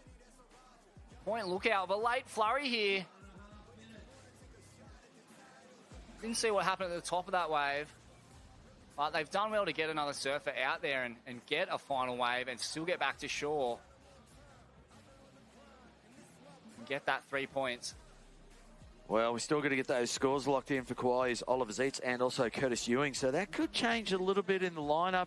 And then, of course, all surfers by now you would expect coming in. Here we go. Here's that opening. It's an important wave. Boom. It's a vertical hit, but it really flattens out after that, doesn't it? Was that it? Yeah. But that was a resurf anyway. Wow. 45 seconds remaining, you would expect. They're all on the beach now, so the 3 points really won't make the difference. It's more about the last ride for Oliver Zeitz and Curtis Ewing. Still to drop in for Kauai and Point Lookout.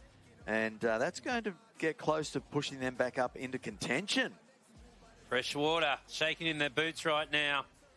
Macy Callanan, looks like she's coming up in the next heat. North Shore. Who we got coming up next? Well, we've got 15 seconds remaining, and those scores really been deliberated by... Well, there we go. Scores now in... Kauai go to second. Whoa. Wow, look out. Freshwater have been bumped Freshly down. knocked. Tragic. Ouch. Right at the end. Oh, well played, Kauai. Beautifully surfed. Into the Froggies round. Third and fourth, still get another crack. Oh, that's good news. I think we've got a shift change. That means we're up for a bit of meagerang. Are you kidding me? Wow. Sengat Bagus Taman Anak. Okay, so let's throw into an ad break while we change over both commentators onto Ronnie and Rab, and we're watching the surfers ready for the next seed. Settle in, get ready for some action.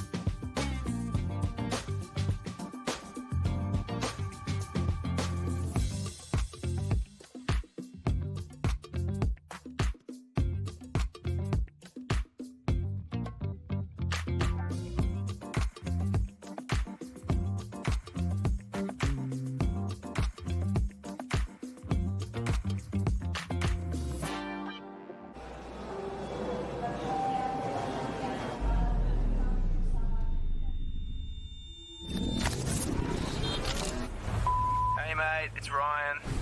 Give me a ring when you get this. The travel agent keeps calling me. We need to finalise the deposit for the boat trip today. I just really need to know if you're coming or not. Give me a call.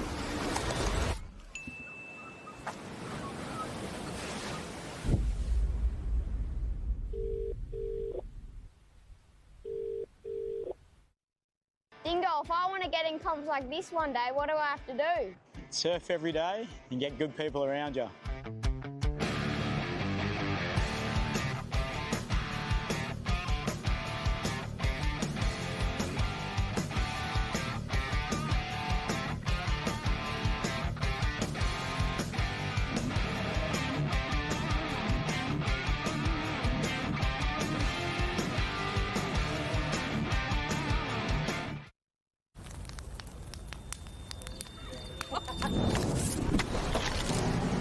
In 100 meters, keep left. Head north on M. One motorway for 302 kilometers.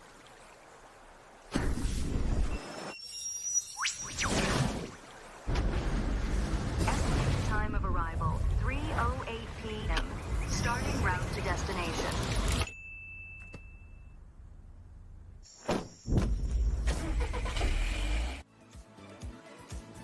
Great to have your company for finals day here at the Usher Cup World Club Challenge.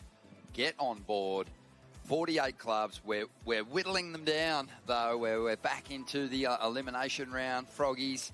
And we've got a fantastic lineup. We've seen some big clubs relegated to this round, and some are going to have to back up, and it's a quick turnaround for Point Lookout. They're back out there. They'll be in the blue. Torquay will be in the yellow. Yarumba in the white. North Shelley in the red. Ronnie Blakey sitting alongside Rabbit. Vaughan. Gentlemen. Point Lookout straight back out there. Yep. Rushy's back on. Back out into your repertoire. That's what you get. You trip up, that's what you get. And that's what you get. There's going to be a lot of that as the afternoon wears on. A lot of that's what you get. Exactly. No, this is looking good, though, because we've kind of, we knew that there was a huge advantage, especially with the jump and the swell, for those teams that hadn't had that slip up, had been finishing in first and second, stayed in that snapper rocks component of the draw. And for the Froggies teams, a lot more surfing to be done. And as a result, maybe a bit of burnout as well. Well, there's two elements to that. There's one that's a burnout element, then there's the other ones who use it as momentum, that driving momentum. I've done this before. Come through the repechage round, you're just getting this unbelievable flow. Every heat, just bang, knocking them down. Whereas on the snapper side, they're down to a qualifying final. Yeah. They're right there. One more heat. Two clubs are in the grand final, the GF. Pretty cool. A top two finisher away from making the main event here, the main card. It's cool, isn't it? Because if you think about the footy codes, those qualifying finals are often the games of the year. Yeah. And sometimes you go, the grand final, yeah, it's a good game. Oh, yeah. Last few grand finals have been good, but sometimes the qualifying finals, the desperation, just you want to get there so bad, brings out the best. I don't have access to the stats right now, but I'd like to have a look at it. I'd guess that those semi-finals in most championship tour events, challenger events, other than the World Junior Final that we saw yesterday, are generally speaking, the higher scoring heats of the competition. Couldn't agree more. And also the ones that, you get such a boost when you get through those ones. Yeah. It's a big deal. I can think it too, off the top of my head, from Snapper / Kira events. There was a Mick Fanning, Joel Parko one down at Kira when they moved it one year, where they just went completely bonkers on each other. Spot X year. Remember that, Bugs? Yeah. I can't remember who was in the final. Adriano, maybe, against Joel. Joel won it. It was this incredible heat. And then bang, here he goes, the Moose. Wasn't he the bass player in Body Count? Moose Man. B. Durbidge. He's the scariest thing in the world is when B. Durbidge gets you in a headlock up at the surf club here and says, "Let's go." Oh, wow. Yeah, it's terrifying. Yeah. He means business. But Point Lookout, they're just another one of those clubs that just simmer and simmer and simmer. They feel like the breakthrough for a major title is on the way. Of course, they've been host to one of the great club and teams events for years, perhaps. Oh, that's had great success up there for many, many years. Yeah, that was the Stratty Assault. The Stratty Assault is just a fixture in Queensland club surfing, And it was, wasn't it? Didn't you guys win 11 in a row or something ridiculous? No, we won 13 in a row. Mic drop. Yeah, but to top that, the Newey Bushmen, the New Brighton Boardriders, they won the Club Spirit Award up there 15 years in a row. So the Newey. Chew on that, Snapper. And they would have had that was up against the Speckies, the spirit of the Point Lookout crew. Oh, there you go. Rusty Speck's brother in the Stratty Hotel on the Friday night before the comp. Oh, that hotel has got incredible yarns. Just give it a shout out, because I read Kong's biography on a recent boat trip, and amazing. Yeah, his old man used to get him to swim in from the trawler and pick him up a six-pack. Yarumba off to a flyer. They don't want to say goodbye to this World Club Challenge just yet. No, so we are back into the elimination round. That should be made note of. So a third or fourth place finish is a huge sayonara. You're out of the event. You're done. Yeah. So you got to make that top two. And Yarumba are kicking things off here with Noah Stocker. Yeah, Noah Stocker. And Yarumba, as I was saying earlier, they were the 48th club in the event. They got the final slot. Well, that's a coveted spot too. You just didn't want to miss out on an invite to this thing. Yeah, but everyone you speak to, just frothing to be here. Like, it's funny with the teams events. Everyone wants so desperately to make their teams in their local clubs. But it was crazy talking to the Hawaiian North Shore Club before. They only had 2 club comps last year. They're so new to it, and they've come over and they're still going, mate. And they're taking on clubs that have had 6 years of experience. What is that? The turn of the event, Xavier Huxtable. What is that? Firing up for Torquay, who, had a really tough call to make with who they were going to whack in the squad this year. Troy Brooks was on a mission last year, dropping a couple of 10-point rides and 9s on their road through to the later stages of the event. So, Xavier Huxtable has just started with a bang, and B. Durbidge, he had a bit of a shocker on his first wave, so he went back out, and he's answered nicely too. Yeah. And the thing about going back to back, and there'll be a lot more of it going on. You're only out there for 8 minutes. Yeah, it's not that gnarly. No, but it's the stress that kind of takes your breath away and wears you down a little bit. But there'll be no stress for the Torquay team. They're about to drop a massive score. I do feel like that might have been the turn of the comp. Can't think of a better one. So much meat cleaved off the bone and hurled into the air just then. I would say... Put on the butcher's apron, Dave. I would say the only person that's really matched it would be Michelle Perez. Oh. Yeah. Well, Michelle had Let's have a look at this thing. Some beautiful turns. I just love that turn. Yeah, that's amazing, though. Double arm drag into the full, rail engaged carve out. You don't see those, that kind of combination. You see one or the other. You watch that first turn in slow-mo too. You can see the application of pressure to the tail of the board. He put his foot to the floor, pushed through the floor of the car, and did the full Freddie Flintstone. Just kept running. This is a pretty handy ride. Fired straight back. Must have heard the beach light up, and he's competitive, this guy. Don't finish second in the world to Kelly Slater if you're not an absolute weapon. Well, Turbo was in that that amazing comeback win that Mick had here in 2005, made the final, and gave Mick a good push too. I'll give you a little Durbo story. Now, I did a Billabong Junior Challenge one year, and Jack McCoy and I, we took these kids in. The kids were Andy Irons, Chris Ward, CJ Hobgood, I think Taj. Bo Eminem. Yeah, it was unbelievable, right? Knackers? We ended up taking them up on this Sean beautiful Holmes. day. We just turned up at Point Lookout, down the beach by ourselves, perfect barrels. And you imagine those guys coming to your local beach, and there was this kid, this skinny little kid, sitting on the sand dune up the back. It was B. Durbidge. Oh, that's epic. Love the yarns, Bugs. Love those little insights. Imagine what the effect that had on him, seeing that in the flesh. Exactly, though.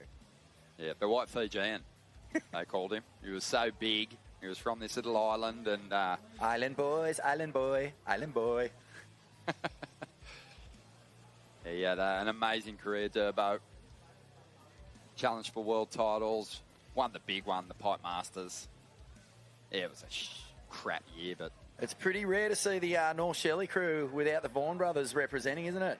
Yeah. Joel's on the CT, so he's spoken for, but Huey broke his toe.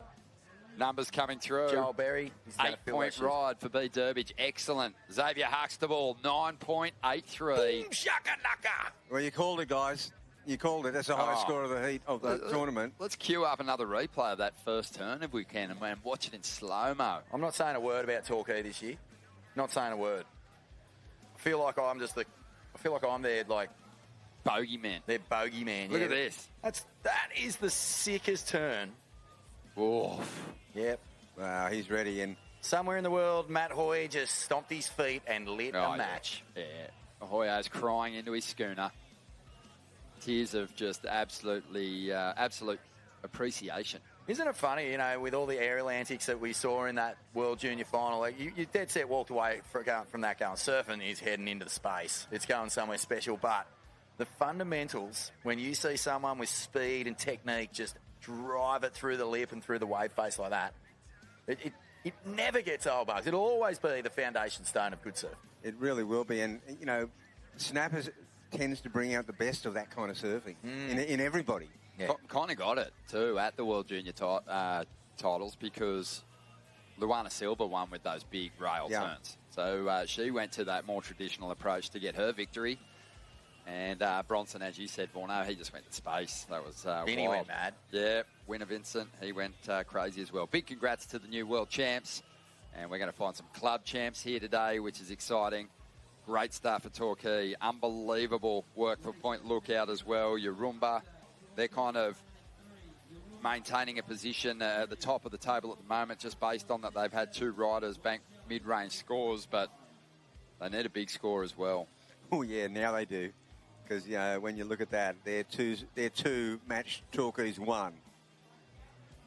But, yeah, this is good. You can kind of feel there's been a big crowd sort of turning up at different stages throughout the opening days of competition to get behind their clubs, but they're here in full force today. There's not a car park on the hill. There's not a car park in Coolangatta. They're bussing them in. Yeah, it's tough to get a car park. I mean, it is January. Hard to find a place to stand, too. There's not a lot of beach here at the moment, Bugs. No, we've got, you know, this is a classic. Even though we've got a sand bypass system, this is what you call an erosion shadow, where it's been really deprived of sand for 4 or 5 months. Snapper's getting the sand. It hasn't arrived at Rainbow yet. And so that's what happens here, you know. It's all scalloped out, and it is very vulnerable if we got a big cyclone right now. Mate, look, let's bring in a special guest here. A local in these parts, a winner of the CT event here back in 2003. It's our good mate, Dean Morrison. How you going, mate? Good to see you, brother. Bugsy. Yeah, Dino. Morning. I was there, mate. I was there on the sand in 2003. Oh, yeah. Cheering on me, little buddy. Yeah, I've been reliving it every day since. Yeah. Still marching the beach. No one knows who I am these days, though. A beautiful emotional speech on the presentation stage, which we can't repeat on camera. Dino, the emotion got the better of you. It was the best win ever. It did, mate. It was, it was probably, it was obviously the highlight of my career, and yeah, it was epic day. And as I said, I've been reliving it every day since. Mate, really funny because, you know, obviously you've spent more time in this lineup than just about anyone, and you know, always had a real appetite for getting yourself some waves. I was super surprised yesterday when we were on hold for a moment that you, of all people, you rallied all the Groms and went out there to make sure that they got some waves. You're in the business of putting other people on waves these days. Mate, it's just something I really love, is just seeing the Groms froth out. You know, there's nothing brings me more joy than that. And we had the opportunity, thanks to Papa Bugs there. Hey? Yeah, you put it on me. Well, the Groms put it on me, so I knew Bugs has got a soft spot. Obviously, you know, he took care of me my whole life, so, you know. Epic. Loving it, mate. What about the standard of surfing that we're witnessing? Did you see that first turn from Xavier Huxtable just moments ago for a 9.83? No way, I didn't. We're going to cue it up for you. We'll give you a look. Yep. This is a man who loves his big rail turns. We'll see what he thinks. But North Shelley, they've got Macy Callahan in the corner. And Mace is so strong. You see heaps of her surfing out here. Yeah, mate, she's amazing. This is obviously her second home, you know. So, you know, she knows the lineup really well and knows which waves to pick. And, you know, Sheldon's on the other side of the draw, serving for snappers. So it's good. Intense. Yeah, it's intense. 23 and a half minutes to go. We'll wait for some scores to drop here. Maybe see some replays as Macy releases the next surfer for North Shelley into the lineup, Shane Holmes, who's just one of those absolute club legends. But here's the replay of it, Forno. Yeah, real nice wave selection. She doesn't let these ones slip by, and just beautiful down the line surfing. Perfect connection, perfect tempo. It's what we've come to expect. I was really impressed with Giselle Sinclair, actually, from Yarumba. Yeah, she got a great wave. Her first wave wasn't very long, but the opening carve was really cool. And just an in and out there from Tull. Wiley, but yeah, Torquay. So many years and so many big events, they've gone so close. They're kind of like North Shelley back in the day, where you saw them coming, they got runner-up again at these major teams events, and then they finally cracked it, and it was like, yes. And it feels like Torquay's one of those teams. I'm not going to say I'm going for him or I'm picking him because that's the curse. It is. But Dingo, have a look at this turn from Xavier. I think you'll appreciate it. Oh, yeah. It's fetched him a 9.83 for the Torquay Walk Club. us through this. Dingo, you're a rail shaman. It's just right. Wow. Look at that. That was as good as it gets. Just right tight in the pocket. Huge carve straight into another one. And he's just what he's putting into it, Well, he's just picked that wave that's got some energy down the line as well. You know, he was able to get 2 big turns in off that one. That's, you know, I think the other day I seen him in that opening round. I think he got a high 9 as well. So, you know, he's one of our best young blokes. He is in Australia, coming through the ranks. I know, and he's a young guy, but he's been around for a long time. I remember seeing him for the first time in South Oz at the Aussie Titles. I think it was in under 14, and you know, he's amazing surfer. That, you know, will be hopefully be on the Challenger Series this year, and, you know, get his way onto the tour. I think Yeah. He hasn't been there yet. He hasn't? No, he hasn't made the challenges. He's well on track this year. Yeah. Oh, good. I'll tell you what he has done, though. He's joined the Perfect Heat Club. He got a 20 out of 20 at Nias earlier this year when it was just roping thunder cones, and he just got drained out of his mind on him. Yep, he did too. How was that event? Oh, man. One of the events of the year. You'd put that up there with, you know, the Eddie and a couple of others. The Women's Pipe Pro last year was fully like one of the standout events of all time. It was. So up there, one of the best heats too was Vaughan out at the single fin last weekend. Oh, yeah. You missed that. Yeah. There's probably no replays or anything. But it's just, you had to be there. It was that diabolical. They didn't even film my waves. They turned the cameras off to save the batteries. You were saved by that storm, actually. Yeah, it was pretty awful. But, let's move on, We love that. Okay, so at the moment, we've got a couple of clubs with some really big scores. Macy has just gotten the North Shelley team back on track, 7.17 for them. Tully Wiley's out there for Torquay, trying to back up that big 9.83. There is sometimes a little bit of a pressure that comes when someone in your team drops that really big score. It's sort of like for a moment you're going, oh, yes, we're off to a flyer, but then you got to stay ahead of the clock. You got to keep banking those scores. I'm in that rare club that's lost a heat with a 10. It can happen. You end up out there, you're celebrating, high-fiving, all that, and you go, hang on, I've got to surf. Yeah. Have you lost with a 10 before? Yeah. I lost with a 10. What was best 3 or 4 waves back then? Oh, it was about best 9 or something. That's bad, isn't it? That you can have a 10-point ride and lose your heat. Yeah. I think Wilco's done it a few times in his career. He reckons he's done 3 rodeos and never made it through the heat. Yeah, that's right. When that's he's crazy. that's mad. I haven't had a 10 since they went to the 2-wave scoring era. Couple of 3.33s. Got me over the line. But this is going to be a really interesting one because Yarumba's sort of got, I don't know, it's kind of fool's gold for them at the moment. They're in the lead, yet they've got very low mid-range scores. They haven't got the big bank number just yet. So, you know, North Shelley, Torquay Point, Lookout, all holding on to pretty impressive single scores. And once they start backing those up, if they can, it's going to be hard for Yarumba to maintain their place at the top. Here goes Tully Here's Wiley. Tully. Yeah. The big man. He had a little dreamy sesh last year, which I'll tell you about in a sec, as he just saw us to eke some points out of this. But he was in during the Rip Curl Cup tube riding event. And in between heats, he was just paling out and getting drained out of his banana. Yeah, he had a magic year. He's had a couple of cracks at the Bells event now. As a Challenger Series last year. On the Challenger Series as well. Yeah, great good surfer. stuff. Big, powerful unit. He done really well at Bells. Did he get the quarters or? He had a breakthrough event, I remember. He had a good run, yeah, for sure. Yeah, I remember he got a big result somewhere. Yeah, he's a big unit. When the waves are firing, yeah. Yeah, the stats have sort of just been washed out of our memory banks over the summer. Dingo. Yeah, Dingo apparently was up for 3 nights in a row starting for this event. All the competitors, the different clubs, just so he could bring the A game info. Well, I just love surfing so much. It's like, you know, I watch every event. Like yesterday, I was watching the juniors, and just anything that's on, and especially with my son, he loves surfing, so it's just I'm a big fan. So Nah, it's awesome, man. And like, there's always something on with surfing now. Like when we were Groms, you had to tape it off the news or something, and now it's that's when we were Groms. So how much surfing was on primetime TV when you were coming through the ranks, Bugs, as a Grom? Well, a fair bit, but mainly arrests. A few features on Wide World of Sports and whatnot. Australia's most wanted. Oh, that's good. Classic.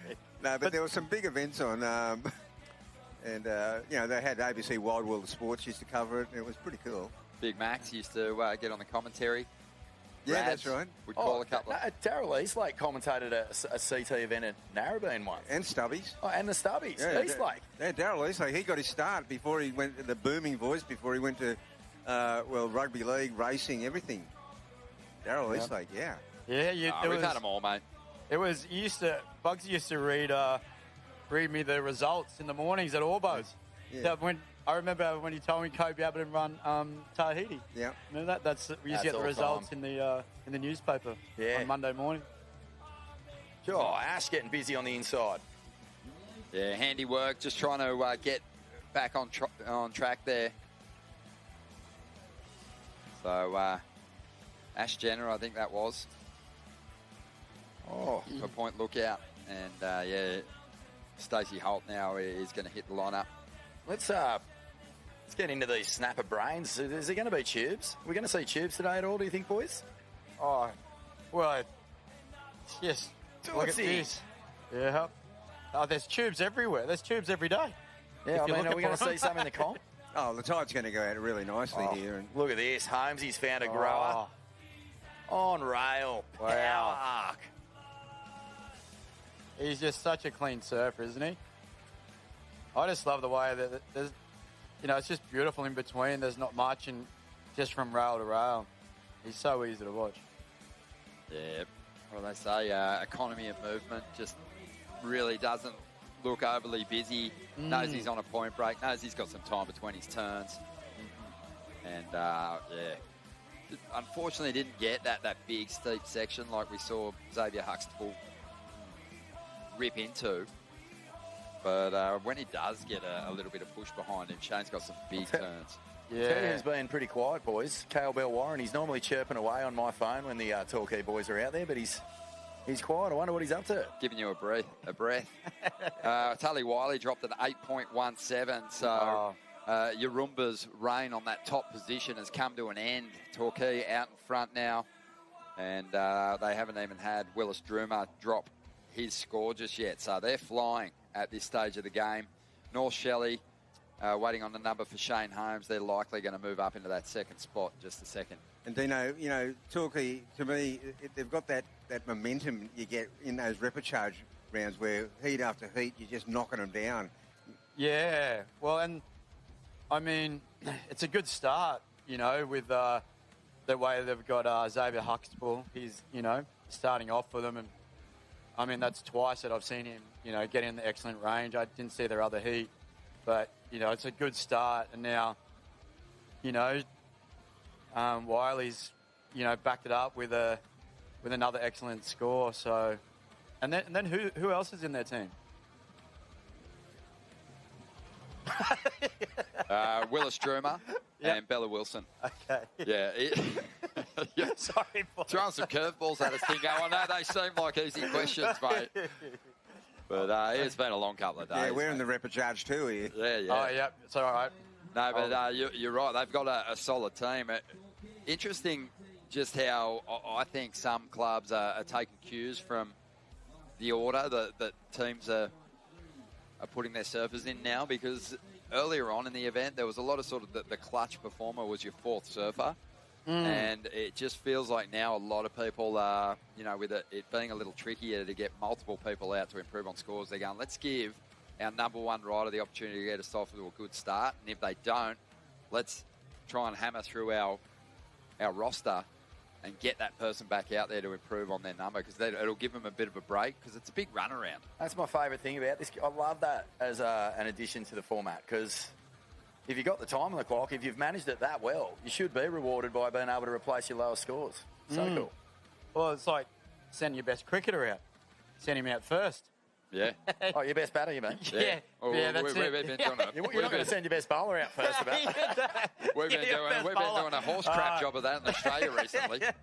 Oh, North Shelley up into second. No. Oh, this has been a bit of a tricky one.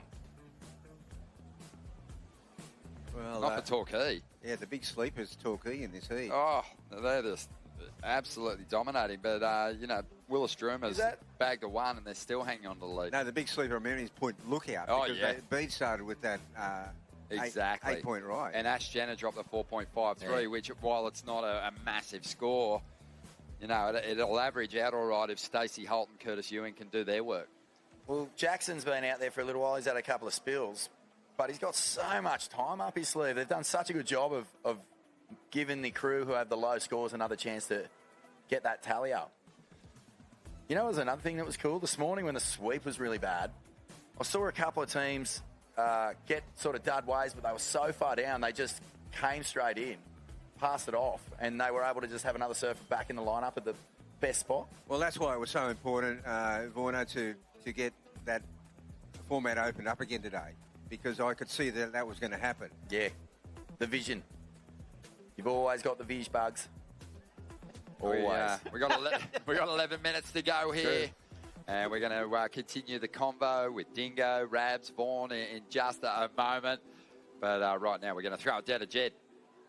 Yes, here we are with the infamous North Narrabeen and a couple of their heavy hitters, Nathan Hoghedge and Geordie Lawler. Boys are a little bit fat through the high tide, kind of favoured the Goofy Foots, would you say?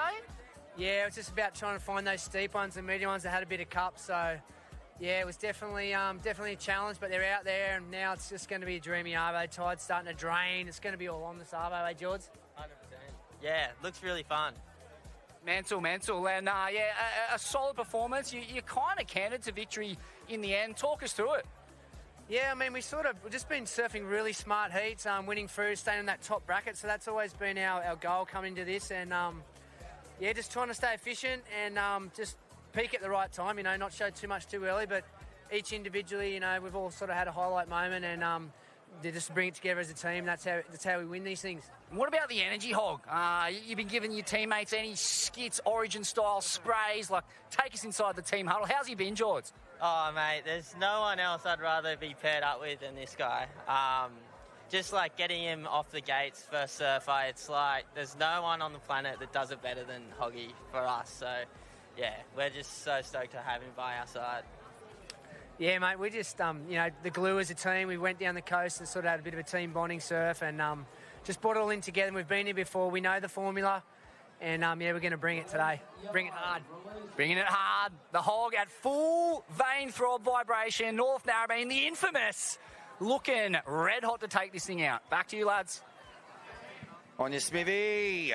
Nice work and nice ride here from the surfer in blue. Yeah, this is Stacey Holt. Yeah, on your gem. Jimmy Mack has just shown up and what a treat. He's left a fair legacy here on the Goldie, hasn't he, Bugs? Oh, mate, the team merch, it's like you just wait with your hands out trying to get a gift from some of the Boardriders clubs. I just got my Santa Cruz Boardriders Club hoodie from Christina. Stoked. You just got one? Yeah, mate. Yeah. You did. Did you get anything? Oh, you got your Lennox Rocks hat on. What are you talking about? The only thing I got was a sniff of dingoes outside rail last time I paddled out at Snapper. Thanks, heaps, mate. Yeah. Anytime. Just a big Ronnie, share of spray right in the eyes. You're lucky that's all you got to sniff. Here we go. As we see now, in the red, North Shelley just trying to maintain their place in the top two. This is Froggies. This is an elimination round. You finish third or fourth, you're done for this year. And North Shelley have Jackson Cohen up. And he's going to probably send Joel Barry back out there. Yeah, well, that's going to help their cause right there. Yep. Oh, Willis Dreamer parked a 6.67. Former World Junior Champ, and also that was an ISA Games gold medal, I believe. Yes. And then also a Mick Fanning Rising Star Award from the Surfing Australia Awards that year, so big talent. All right, so seeing the Who's replay out? definitely goes into the scoreline for the North Shelley team, this one. So they're going to add to their tally in just a moment and look to build on it.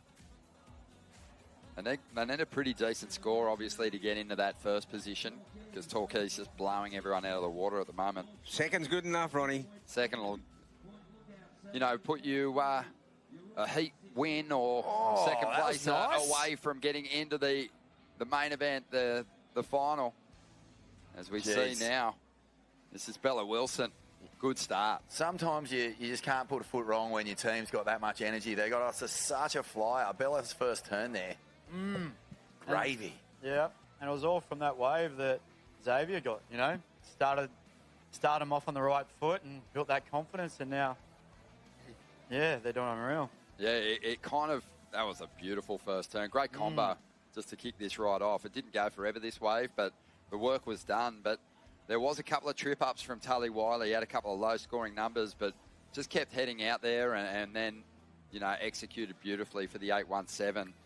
And then the momentum was really running at that point. Yeah, they got plenty of time here. Bella's going to drop a score that'll probably be pretty good. Oh, for sure. So who's going back out? She'll go into the sixes here, I think. Who's going back out for Torquay? I think Willis Drummer will go back out. But he only just got in, so whoever's in position, probably. Zap. This is a nice wave. Wow. Jalo looking to improve and try and get some breathing space for North Shelley here. Yeah, well, North Shelley showing their depth they're without the Vaughan brothers, and they're still gnarly. It's even when this score drops, this is going to be really close still. Teams North Shelley and Point Lookout. Yeah. Teams can really collapse without a Vaughan in them, I've discovered over the years. Newey Sharks, they were flying there for a few years, super competitive, and then I moved into Sydney and no Vaughan in the team. Next thing you know, it's awful. But North Shelley, not struggling at all. No, well, they could have had a third brother, Vaughan.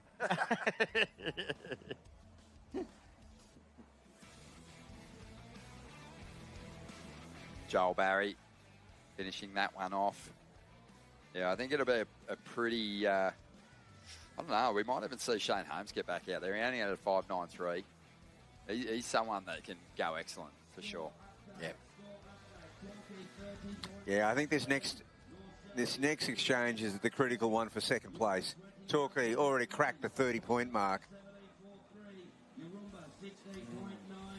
Having a bit of a chat to Parko before, boys. Snapper Rocks, such a powerful club, such an institution, has been since it first started. But it's trippy, you can win a world title, come home and lose a club round. Like, that's how high the standard of surfing is. So it's going to be so cool when all these clubs that are coming over here, they're sort of, newly formed, just starting to experience that. But that experience is going to happen to top-level surfers from all over the world eventually. How humbling is it, Rabs, when you come back, you've lifted the trophy, everyone in town stoked for you, but then they just flog you in the first time you pull a rashy on in your home break. Yeah, well, Parko might have been a bit humble there because I think he won 9 club championships in a row when he retired. Yeah, he did. No one could take a club championship off him. And, we grew up in Snapper, and from a young age, you surf against the best guys in your hometown. And, the best guys in your hometown can be some of the best surfers in the world. I remember, Rab would drop me off down there at Jay Phillips's when I was about 12, 13. I'd surf with him all day and Scotty Rodimer, and that was some of the best lessons I had in surfing, and just being able to surf with them guys all day and hang out with them and watch what they do was, it helped me to improve and to know what good surfing was at the time. Yeah. And who was your mentor in the newish Boardriders, Ron? Goda, Smithy? There Crispy, Causa. There was Bilesy. There was a bunch of Bilesy, Bilesy. He was my hero when I was Grom. Yeah. Well, looking at the state of my shoulders these days, HB probably. Harry HB, Beast. yeah, he was great. Took One a lot of time, Rabs, inspiration from him. Bilesy came around to our place and he was having a barbecue in inverted commas. and he said to Mum, can I borrow your, your veranda, the chairs off your veranda? Anyway, they ran out of firewood for the bonfire later that night, and guess what the first thing to go on the bonfire was? Your mum's chairs. Borrowed them for the judges down at the event. Oh, that's great. But geez, we were warm. He always put members of the club first. A bit of rain coming down now, so it's that communication from the onside announcer will be a little hard to hear at the moment. So these teams are going to have to remain very sharp in these final 2 minutes here, and listen out for that time call, because the bonus 3 points on offer for Point Lookout could be crucial in maybe overtaking North Shelley here. Is that one of the highest heat scores of the event so far? Oh, it's a solid little weather bomb, this one. Yeah, there's been 2 or 3 30-pluses. That's it. Oh, yep. So what's that? That's averaged over 4 surfers. Yeah, and so it's at 7.5 average. That's an unreal average. Very healthy average. Oh, here we go for Yarumba, looking for a really big score. Oh, is that Zayna Sink? Yep. Zayna, there you go. Oh, that was nice huge. bottom turn. One of Dino's students. Yeah. Well, he's after a mid-range 5 at the moment, or mid-range 4 by the looks of things, just to get up in the second spot. He's still got to get to the beach, with there's 50. He might have done it here if he can finish this one off. He's going to have to be quick, though, Diggo. Oh, you better get... Oh, what? Is he getting to the beach? Oh, he better hurry up and get to the beach, right? But Point Lookout are out there. He wouldn't even know. He might not be able to hear how long there is to go. Oh, so he's got to get his feet on the sand? Got to get his feet on the sand. Yeah. But Point Lookout's the one who's still out there, I think. He doesn't look like he's in a hurry. It doesn't look like he's in a hurry at all. But that was a really good wave he got. That was a really nice first turn. Hey, that might and then this one here was a money turn right here. Tight in the pocket. Jeez. Oh, this has got points all over it, boys. He's gone mad on this thing. He doesn't need a whole lot, but I just don't know if he's going to get back to the beach in time. Need to get a camera on the man. Is he on the beach yet? I think he would be. Hey, Rabs, when it's raining, what qualifies as dry sand? Yeah, good point. There's another one for me. Get a bucket of sand out there for him. They just keep coming at me. Nah, let's just get to that shoreline. That's it, isn't it? Have a look at this, though. We've got the clock's run out. Curtis Ewing is out there. He didn't get away. B. Durbridge kicked off with an 8, and it's one of those situations, Bugs, that we were talking about it. That high-scoring ride, ultimately is not going to be enough here. No, and this is elimination round. Yeah, you need the whole team to flare up, and Curtis never even got a shot at a ride. So Yarumba, they needed a score, and it feels like it wasn't going to be enough for Zane. Well, what did maybe still waiting on that to come through, but yeah, that would have had to be enough. There's no way that last wave got a 3. Yeah. We'll have to go down and protest old Glenn Elliott. Well, the 3 is the bonus points. Oh. Gotcha. All right. Well, let's wait and see. Well, look, I think they've locked it off. I'm pretty sure that Yarumba's going to finish up in 3rd place here. Oh, he got a 5. Yeah, maybe. Yeah. Well, you just don't know where he took off. It seemed like it was more. But he went pretty mad on him. It was a bit of a smaller wave on the inside. Look, fish and chip wrappers now, boys. It's going to be Torquay and North Shelley moving on through to that next round, and we're going to take a quick break. Back with more in just a moment.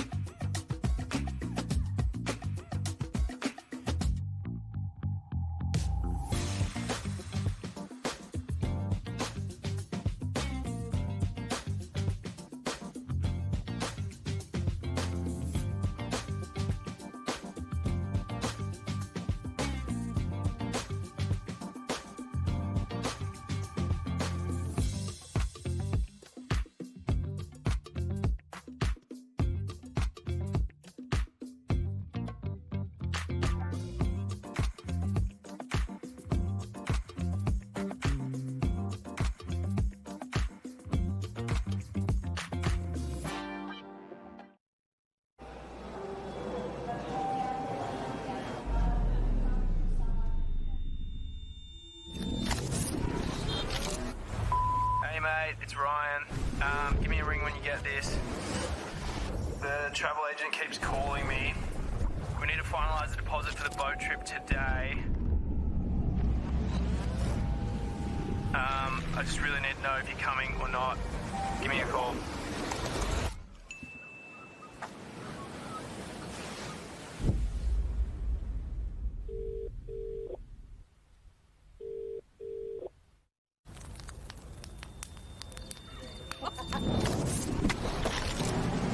In 100 meters, keep left. Head north on M. One motorway for 302 kilometers.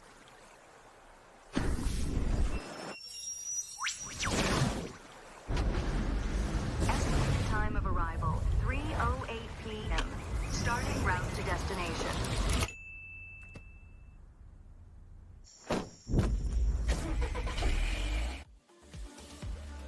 Here we are, Snapper Rocks. It's doing its thing. Yeah, there's a bit of rain, there's a bit of a cloud, but without it, there wouldn't be these waves.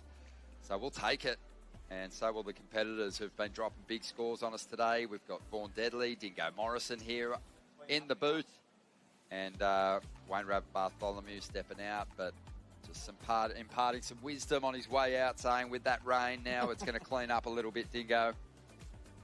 And just in time for an epic clash because of some of the trip-ups that we had from the big clubs early on. They're having to fight their way through these Froggies rounds, the Repicharge rounds, Snapper Rocks, D-Bar, Koss, Merriweather. Oh. This is the gnarliest heat on paper. This is a national final. This could easily be a national final with the Boardriders battle, that happens every March. So this is a super heavyweight battle. There is, CT talent. Championship Tour surfers right through this heat. So this is going to be a lot of fun to watch. And there's, the big, powerful local presence, the defending champs, Snapper Rocks.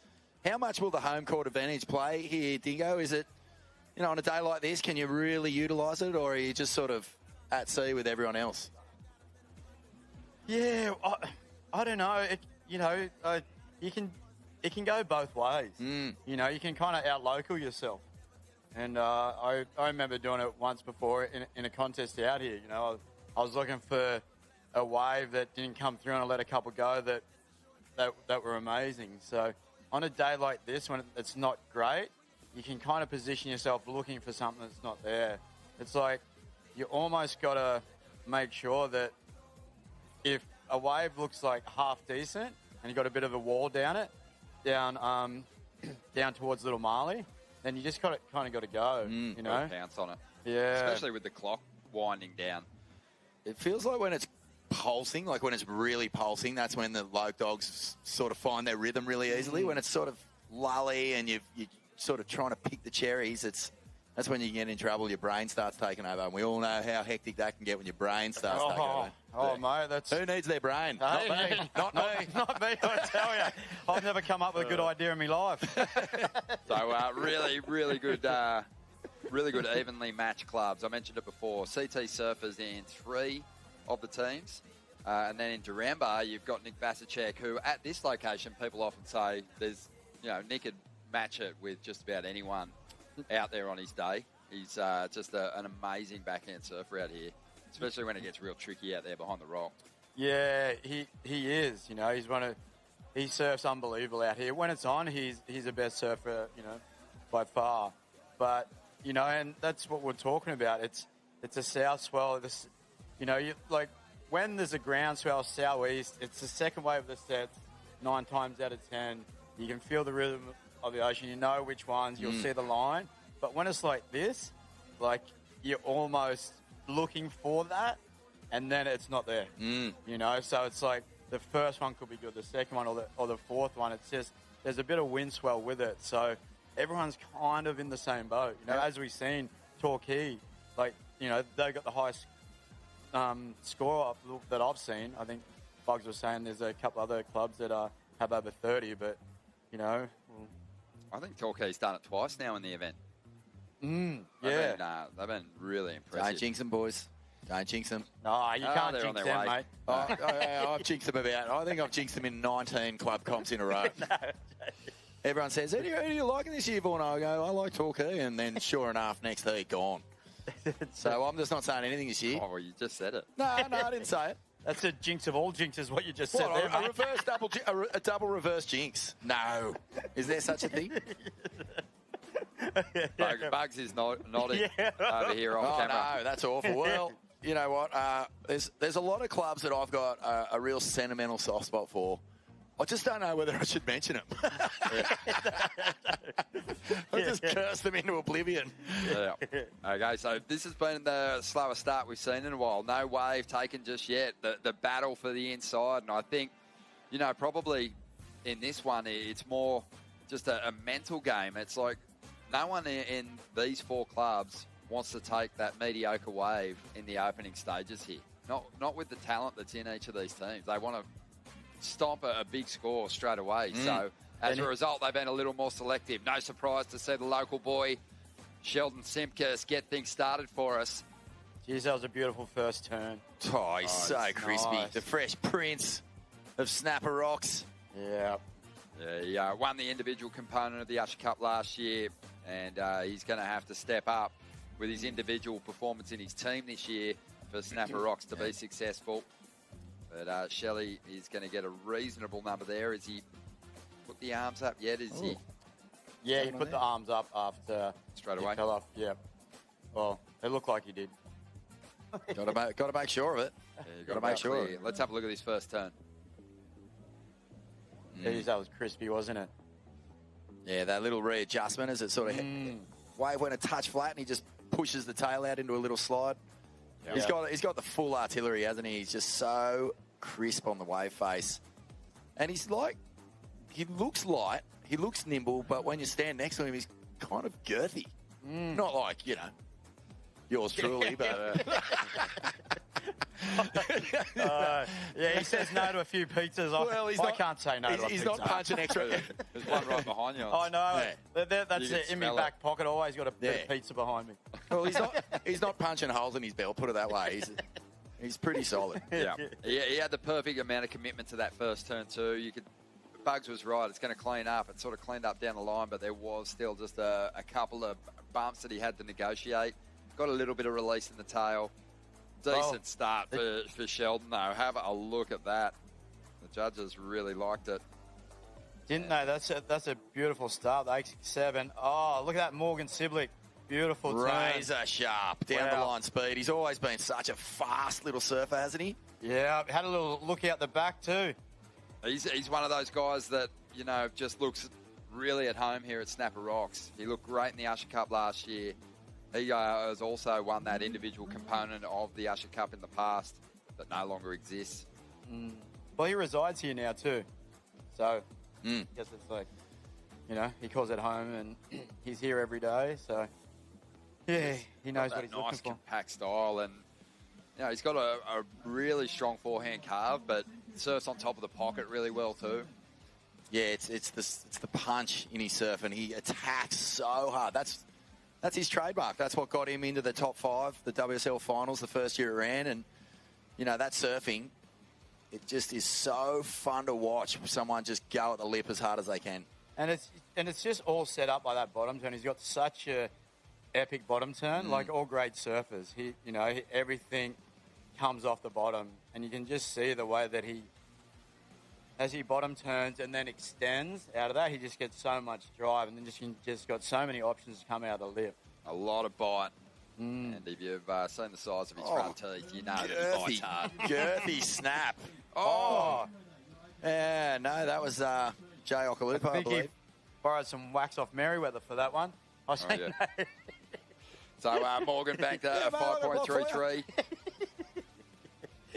Still yet to see D-Bar and Coffs Harbour. What's this brand of wax you've given me? Lux? Dove. That's new Dove wax, mate. I haven't tried this one. Johnson & Johnson wax. Yeah, Coffs Harbour's another club that, in the ABB at least, have always performed well. They've got the Club Spirit Award pretty much locked away. They always turn up in the red, the sea of red. Someone wearing a banana costume. I don't know who it is under there, but... Not giving massages, is he? Well, Don't know, mate. They're all about service around here. A lot of the teams are travelling with a masseuse. They are. Look, Shelley's looking happy. But yeah, Snapper watching on. And this... Coffs Harbour. Yeah, Carly White. Looks like she got a nice line on this wave too. She dropped a good score in their last heat. Oh, awesome. To get them through to this point. So Carly bringing this one through to the inside, releases that next surfer for the Coffs team. It's going to be Creed Smart. Another goofy footer heading out for Coffs next. Big performer, Creed. Jay, at it again. Here he is. Oh. It's funny with the Snapper crew. If you're sitting with anyone from Snapper, as soon as someone from Snapper takes off, everyone's like, "What's he doing? Why did he pick this one?" I know, it's right? so hard when you're from here to get it right. But as you said, Dingo, it's not easy on the day like today to just pick the gems.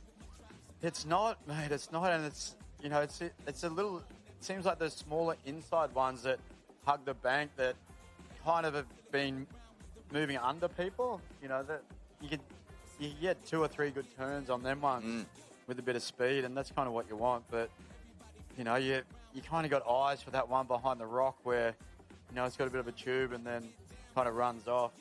So it's always hard to kind of go between them ones. Tricky day to pick him, and Jay went back out there after the 3.33. Didn't improve on his score, but he's released Joel Parkinson on the lineup. Parko, Snapper's actually still pretty well placed just on the strength of Sheldon's opening ride, that 8.67. So if Parko can deliver another big hit, they'll get Kobe out there, and then when Parko delivers another big hit, mate. Exactly, yeah. He will. But yeah, Kobe Enright too will get her opportunity, and then Jay, hopefully with some time on the clock, can improve on his work. Yeah, what scores are you coming in on at this stage of the event, Dingo? Are you coming in on 4s or are you coming in on 6s? Like, it's pretty tricky. I think if you get in that sort of 4 to 5 zone, you're really looking to the team to coach you on the decision you're going to make.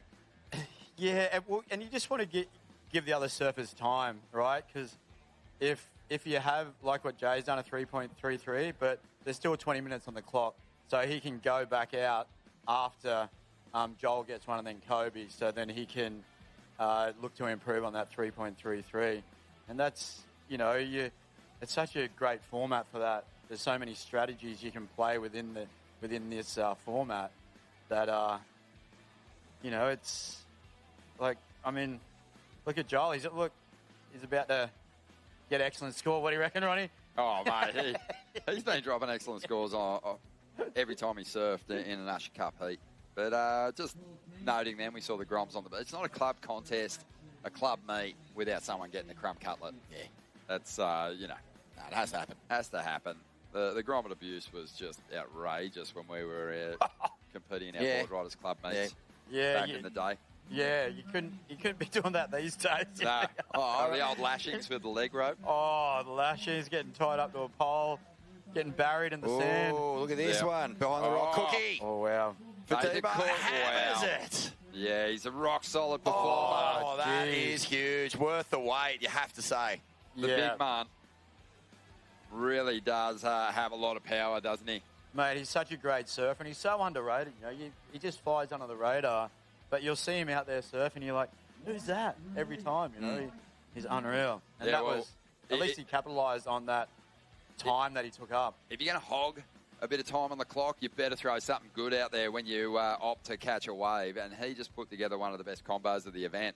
So I think it's going to score really well. D-Bar's back. Yeah, that was epic. D-Bar is back. The combination is really the key to unlocking the biggest scores in surfing these days. We see so many big individual turns. Obviously, there's amazing stuff that can fetch you a 10-point ride on an individual turn, but you can make it a no-brainer with a huge, powerful combination.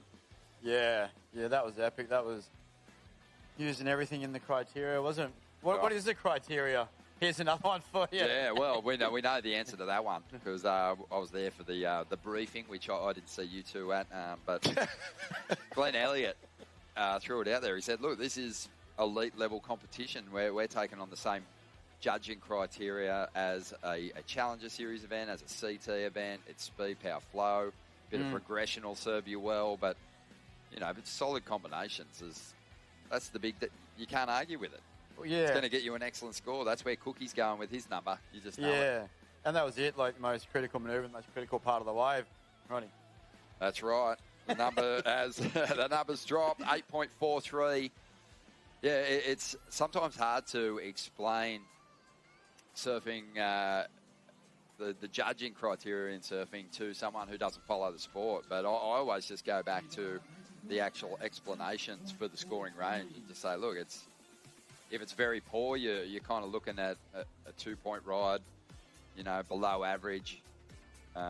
You're under a 5, average ride 5, very good, excellent, and then obviously the perfect ride.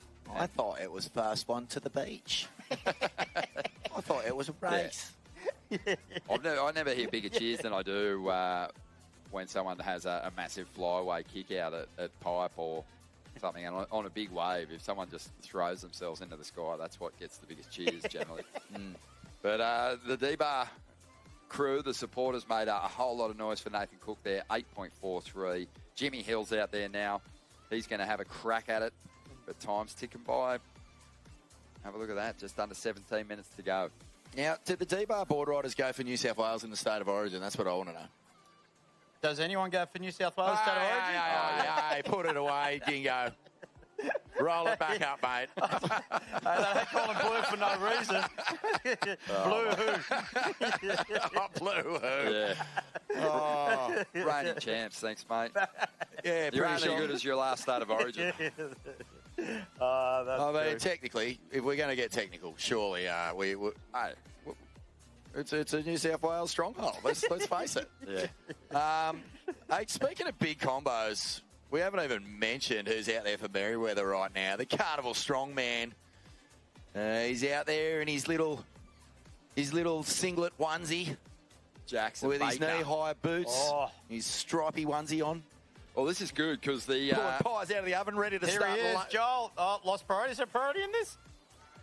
No priority. You can't lose priority. You can't lose priority So- if you stand up. And That's ride just down like the every line, time I go surfing, Ronnie. Look who's walked in, just a Jacko. Lose priority. Mate, you've always had priority. Smithy joins us. Yeah, just in time for Jacko Baker to start unleashing down the point. Here we go. Yeah, it's good to be here. Good to be here. The Carnival Strongman in full effect. He's been pumping that novelty dumbbell out there in his warm-up. I saw him in his striped leotard.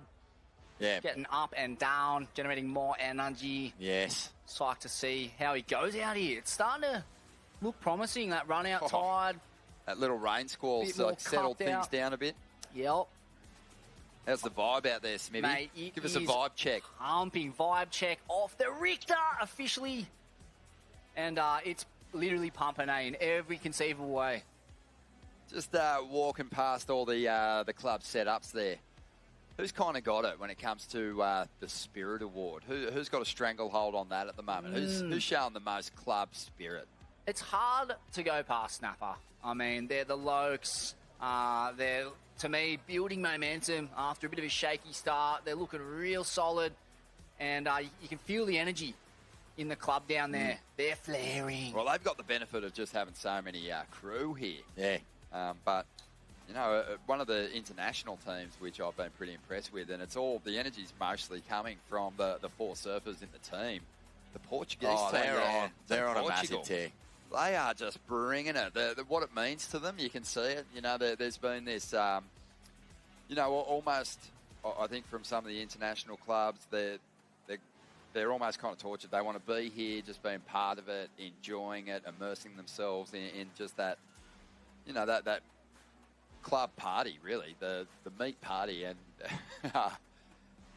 but they've got, like, aspirations to do well and claim the victory as well. But Portugal just seems like they're single-minded. Mate, you dead set think you're watching Champions League or the Euro Championships or whatever the big football matches are. This is World Cup stuff from them. Yeah, and they're a World Cup minnow. You know, it's like the FA Cup, the 5th Division team. They're just full of a bunch of beer-swilling Portuguese tart-eating madmen. And here they are on the world stage. I'm prone to a Portuguese tart myself. God. Who isn't? Well the Portuguese tart. And, an underrated dessert. Yeah, the Portuguese tart custard. in Australia, we kind of upgrade. We like a bit more size Bit to extra our tart in custard there, eh? injection. Yeah. And we tend to go for the custard tart, which I love that Instagram. I love account, the custard tarts of Australia. You just check that out.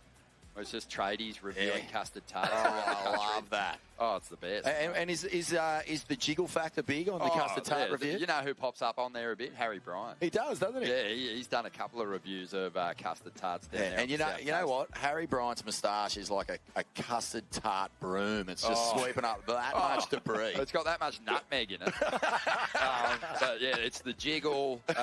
It's the integrity of the pastry. Oh, that's huge. That's important. I think all pies need to go through a pastry integrity test. That's generally how they work it. They say, let's take the pants off, the foil, and see what kind of integrity this pastry's got. I love that.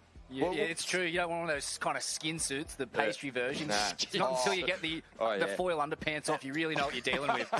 And how bad is it when they burn the top layer and you go to bite it and it feels like you're peeling a layer of plastic off the top of the thing? Oh, mate, That's where no are you good. getting your custard tart? Oh, well. Steamy hot pile of custard. I don't want to shame the bakery that makes them. Oh, mate. Ooh-wee. Yeah. Okay, 12 minutes to go here. And absolute thoroughbreds in this heat. Some of I think the biggest names in the event are out there at the moment, waiting for their opportunity. And look, Sheldon Simkus dropped a massive score. Nathan Cook went big. Morgan looked sharp, but didn't really get any steep sections Connect with the sections down the rip point. into.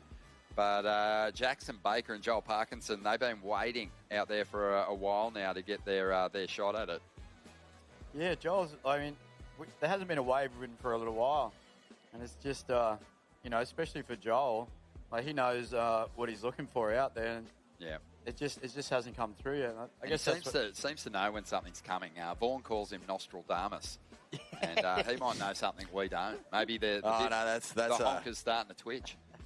Yeah, we've got a lot of pet names for Parko in the Ain't That Swell land. Nostradamus, I think that was one of your ones, Smithy. We've got a little song that we like to sing whenever he comes on the show. If anyone knows, Parko's knows. We'll come back to that. Here we go. Jackson Baker. Let's see what Bakehouse can pull out of the pie oven here. He might have a custard tart of his own. Give it some. Oh, that's not a claim. This is a claim. I want to see him give the full, proper Jacko Baker fizz-out claim. He knows he's got more. He's saving a bit of energy to maybe get back out there. He hits more close-out end sections than any surfer I've ever seen. He just always seems to find the big closet to bash. We haven't really seen a section like this today at Snapper. That was a really good wave too, wasn't it? It had a lot of sections down the line, had them two big ones, then he finished the closeout turn. Yeah. Just absolutely hovers above the water beautifully, doesn't he? I think he just might have won another Ray Richards Memorial down there recently. Oh, mate. It's Jesse Adams in the final, maybe. Yep. Club member.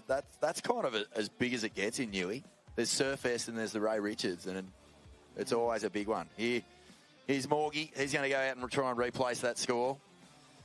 Wasn't it pumping like Merriweather one year? It was 8, 10 foot? Yeah, I think Julian and Ryan surfed a final down there in one of those. Actually, was that Surfest? Yeah, that was a Surfest final. That was cool. A tie in the final. A tie. Yeah. Ryan. Look out. Here goes Nostradamus. He's having a sniff. And... No, someone's got under him. It's the surfer from Coffs. Oh, these guys have been out there for ages, man. Haven't even seen Credo light up yet. No, there was a big lull there for a minute. Creed making his move. Oh, that means Jimmy Hill's out there as well. This heat has been a bit of a stinker for waves. We've seen... Oh, that never happens when you see a good heat on paper. Yeah, ever. That was a good score for Jacko there. What did they... Oh, they're going to throw a big score for Jackson Baker, 8.93. Yeah, wow. Yeah, and they kind of had to go there. When you reflect on Sheldon's ride. Yep. It was right up there with that and Nathan Cook's as well. So I liked it. Just 3 really clean turns, all different and thread together beautifully. Hey, the time could bring a couple of campaigns right undone here because, big scores at the start of a heat, you think you're on your way, but it means nothing if other clubs are getting good, consistent scores on the board and they can beat that clock. Find yourself right up against. We've seen that in a couple of heats already in this Froggies repcharge round. Well, I think Joel, obviously he's been in more hectic situations than this and dealt with that pressure. But, club comps just even bring the best undone mentally. So he's got to rally here. He's got to stay headstrong. Oh, big time. It's a heavy format, so much pressure, especially when you've been spraying your teammates all event long, telling them to pull their pants up and get it done. And then inevitably This is MCB. It turns out that the pressure's on you at some point. Mikey Clayton Brown, he's a strong team performer, always has been. And he's getting Merriweather in a good spot here. Getting him ahead of the clock. Yeah, that's what you need. Seen lots of slow, nothing's going on out here. Did well to find some spark down the line there too. And he's going to release Philippa Anderson on the lineup. Great team. Here we are. Here we go. Joel Parkinson gets his opportunity now. Couple of clean swoops there, up into the pocket. Nice. Lost nothing. It's a joy. It's nothing but pure joy to watch Joel go down the line. Oh, doesn't he just find those ones too that just always serve up the opportunity from start to finish? I want to see that one from the start because he looked pretty excited there. There's a bit of a claim in that turnaround too. Yeah, so they've still got a couple of surfers to get through on the outside too, Snapper. Oh, no! D-Bar are just racing the clock. Jimmy Hill's their second surfer. They've got a fair bit of work to get through before they get to the end of this heat. Oh. They're in a good spot too. Would have been nice if he could. Snapper's going to make a bit of a charge here. Here Joel's going to drop a big score. Kobe Enright's going to try and do her work really quickly to possibly get Jay Okalupo back out there to bring the tally up a little bit more. Mikey Clayton Brown banks a 3.67, so heaps of work. Lots and lots of work, but not big scores. Here's Joel. Oh, nice. Smooth, Dingo. Yeah, you could see he was excited. And, he waited a long time for that wave, but it was a good thing was he capitalised on it. And it's a beautiful dance. It is. It's down the line here at Snapper. Oh, the technique is flawless and timeless, and it just hasn't aged a bit. Yeah, he floats like Michael Flatley. He is that good. It's all heels and feet. Who's Michael Flatley? The Lord of the Dance. The Lord of the Dance. Look it the up. River Dance, the Celtic mastermind. Oh, I'll send you some clips. Yes. Parishnikov. The Parishnikov of Celtic dancing. Yeah, so the score's starting to roll through for Joel now. And we are kind of desperate to see what they are. And so will D-Bar and Coffs Harbour. They'll be going, what's he gone and done? And the number's in, and we've had a bit of a shift up. Here we go. 7.33 for Joel Parkinson. Just didn't have the outside work that we saw from Cookie, Jacko Baker, and Sheldon. But have a look at this. Big support on the point for Snapper. Yeah, they've still got another strong surfer to drop a score to, Kobe Enright. Here she goes now. Oh, she's got a bomb. Oh, no, she lets it go. Philippa Anderson. Is there a priority in this? Yeah, there's priority. But you can't lose it. Well, you can't lose it unless you stand up. You can is this a paddle for wide waves. one? Oh, okay. Dingo, what's this wave going to do? It's so wide.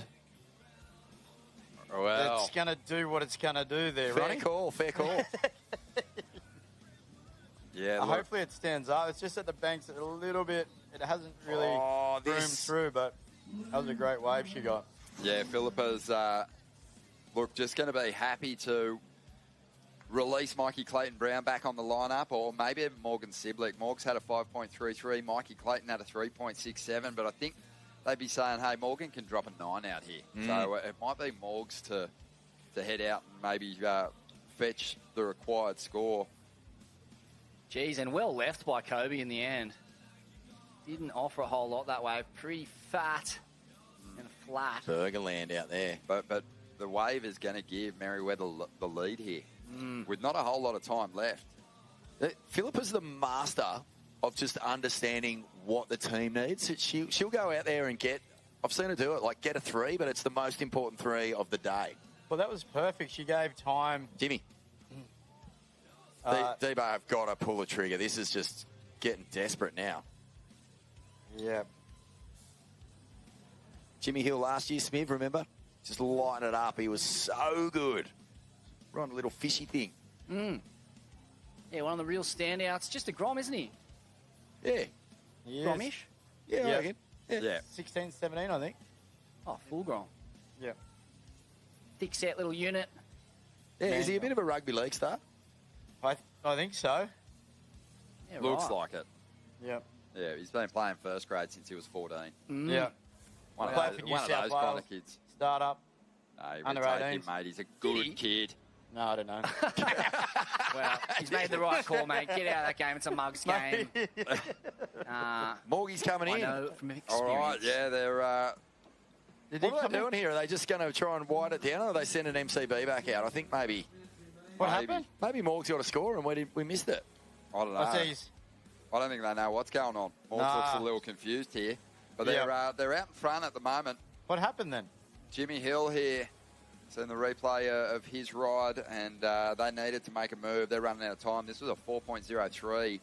They've still got Nick Vasicek and Freya Prum to surf, and they don't have a whole lot of time. Can you 2 get in and minutes, out so in it's that going to time? be pretty difficult.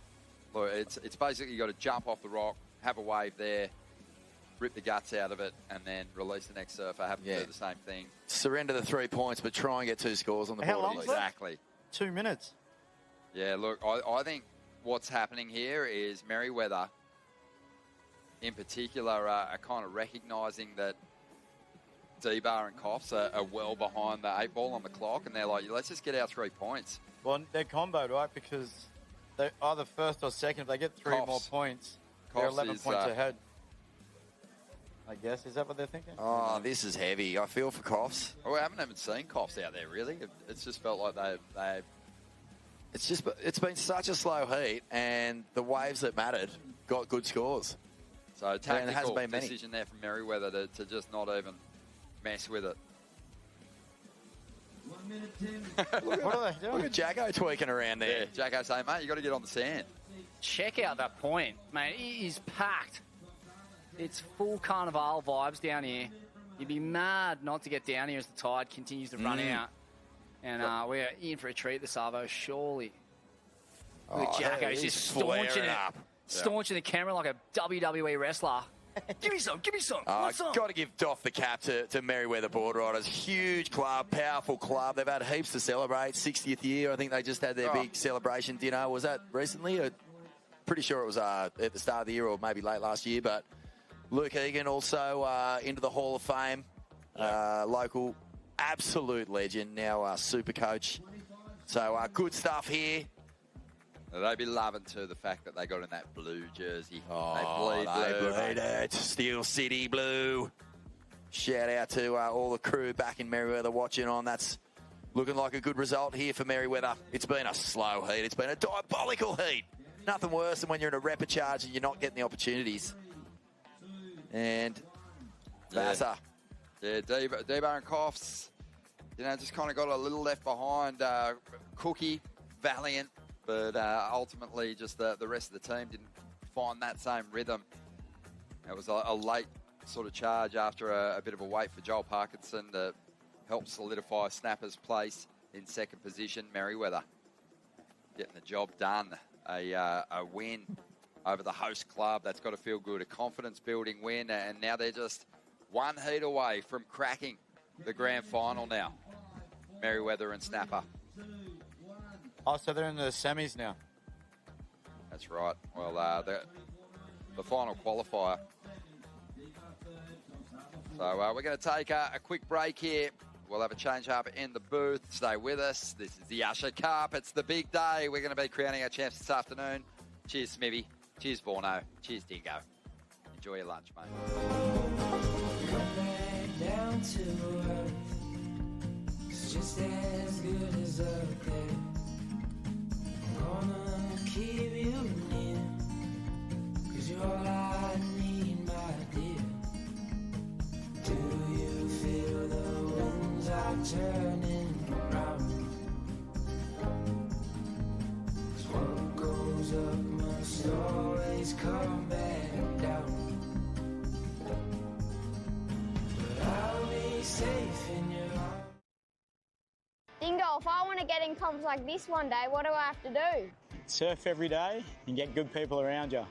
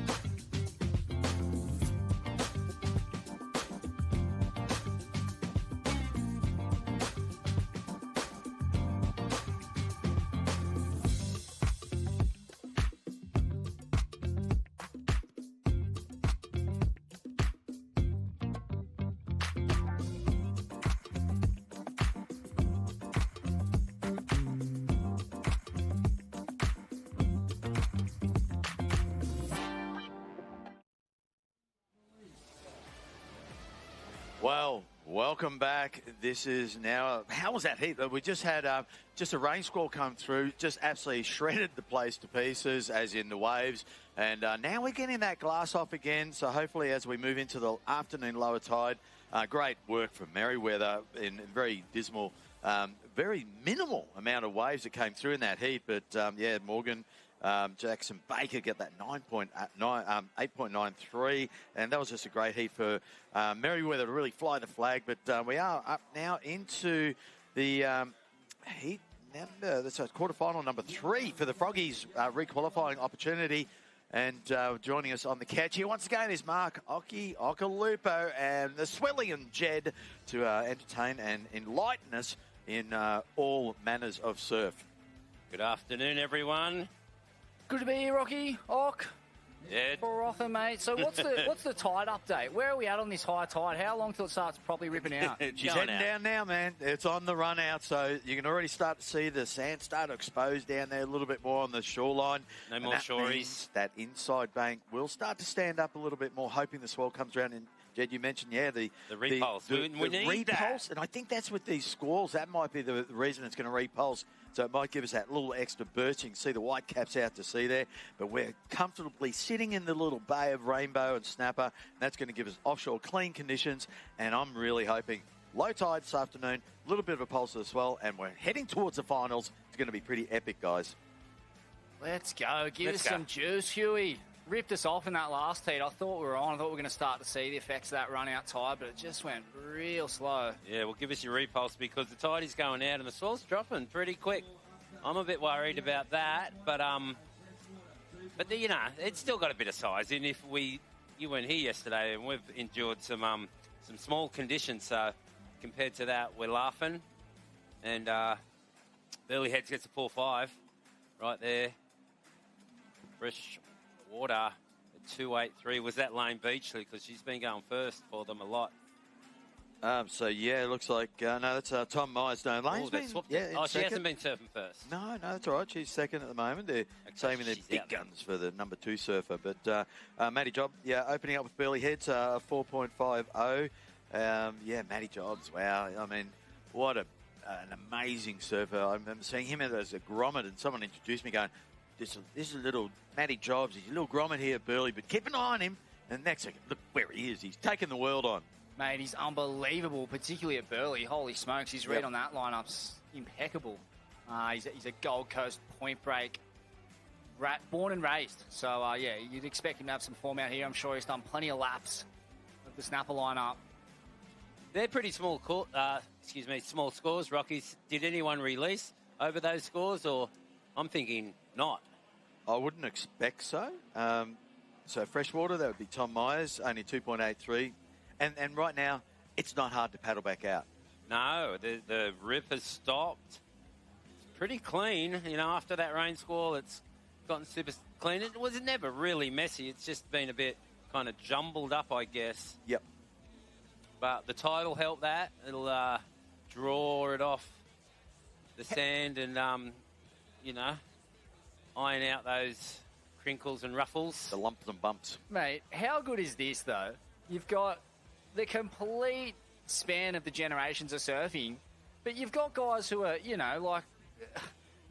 When Lane was winning world titles, these guys were in nappies. They're surfing against Lane Beachley. That's like a pinch-yourself moment. You're right. For some of these groms. It's such a bizarre lineup of talent, but I'm here for it. It's classic. You're so right. You see Lane in there trying to sell the burly guy on a lemon, like old school gamesmanship. Classic.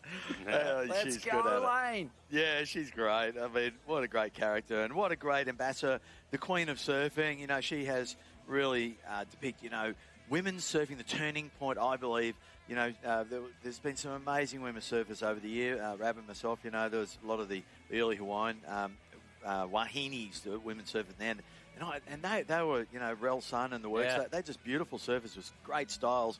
But then I guess competition surfing came in but it was Lane, I reckon, was the first one. I mean, look, I'm saying Pam. I love Pam Burridge. She was a power-based footer and loved her, especially at Bells. Had a few events down and there. shout out to Pauline Menser, of course. Yeah, Scum of Valley's course. finest herself. Yeah. 93 world champ, battling arthritis. Queen, grit merchant, par excellence. Exactly, but it was Lane. Sickest generation of surfing. It really was, and with all the world against them, and they just went, nah, brush it off. We're just going to take it on and charge it to whole new levels. And obviously, you see them now. They're stoked to see, equal pay for women and the style and the power of surfing now. With the Steph Gilmores and Sims. There's some of the young girls coming through. The young girls. They're looking amazing. I'm really looking forward to the next few generations. No, next year, Erin Brooks, man, she's crazy good. Crazy good. And, this, for me, is the figurehead, the most monolithic figure. Yep. In women's surfing, really. Right. Steph has overtaken her now with 8 world titles, but 6 in a row for Lane, 7 in total, and just like one of the true icons. She's the only surfer in the lineup with an AO next to her name. I think Order of Australia medalist. It's a hilarious inclusion. Don't know who whacked that on the adults only lineup. I don't know if she's running an OnlyFans lane, but no, I think it's AO. What's AO? The Australian Open? No. Order of Australia medal. Okay. We got Bubs here. Wow, look out. Just a beautiful wave came through. Dakota Walters smokes. Has just gleamed the cube right here. 3 big turns. He's already got 9 points, so can he finish it off and get a 10? He probably can. He's looking for an air on the inside. If he gets any kind of section, I reckon that's what he's going to do, boys. Oh, look at it stepping up on the inside. This is a hint of that lower tide now, and we're going to see a whole lot more of that. Look at this. Burst up into the pocket. Wow. Beautifully done. Mark, Holy smokes. 10 points for me. That is a big old number. I love this kid surfing. Got the calves, but got that crazy tail high progressive element. Come on, judges, don't get stingy. It's a World Club challenge. Give it 10 points. Let's give it. Wow, that was epic. We'll the Byron Bay Seahorses getting off to a flyer. As we see the surfer. Alistair Regginato looks like to me. I think it's his brother Jack, in fact. It's Jack. No, wait, they surf real similar. They do, you're right. I think you're right. Oh, no, you could be right. I think it is Alistair, sorry. He's in the lineup as Alistair, but you're right. But, I thought Alistair looked a little bit different. But, the Regginato family. Any of them rip. Couple of absolute thoroughbred rippers. Alistair and Jack Regginato. White, release white.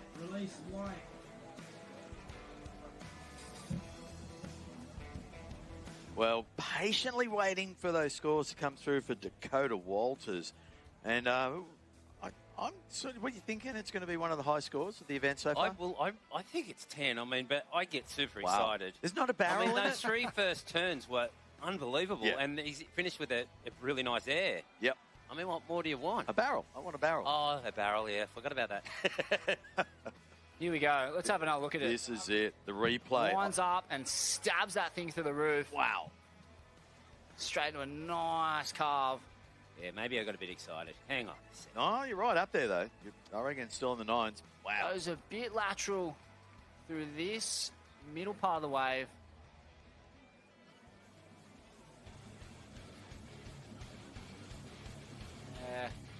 as we know, yeah, he finds this little closeout, hucks a pretty flat spin, air rev on the end. Definitely a solid He likes number. it a lot, and 24 minutes remaining. you've kind of confused me there now. I'm looking at him like he's his brother. But nah, that's Alistair, yeah. Nice. Nice, nice. My Buckets. goodness. He got a sick barrel this morning. The early morning heat, he got himself way back there behind the rock and got barreled. Yeah, we haven't seen many barrels over the last couple of days. We saw Taj Stokes really open up with the first one. We thought, well, that's going to be first of many, many, many. He got a little bit underscored, I think, because the judges thought, oh, there's going to be a whole lot more. But no, ended up, there hasn't been that many more. But look, I reckon the judges are going to put down good scores because they're taking a real long time to slot these scores in for Dakota. Here we go. Byron Dakota. Bay, 9.10. There you go. We knew it was up there. Yeah, and we knew it was around the nines, but I got 9.10. excited, as I do. It's going to be one of the highest scores of the heat, the event so far. Oh, no, there was a 9.6 at Xavier Huxtable. Oh, yeah. wow. He was on fire.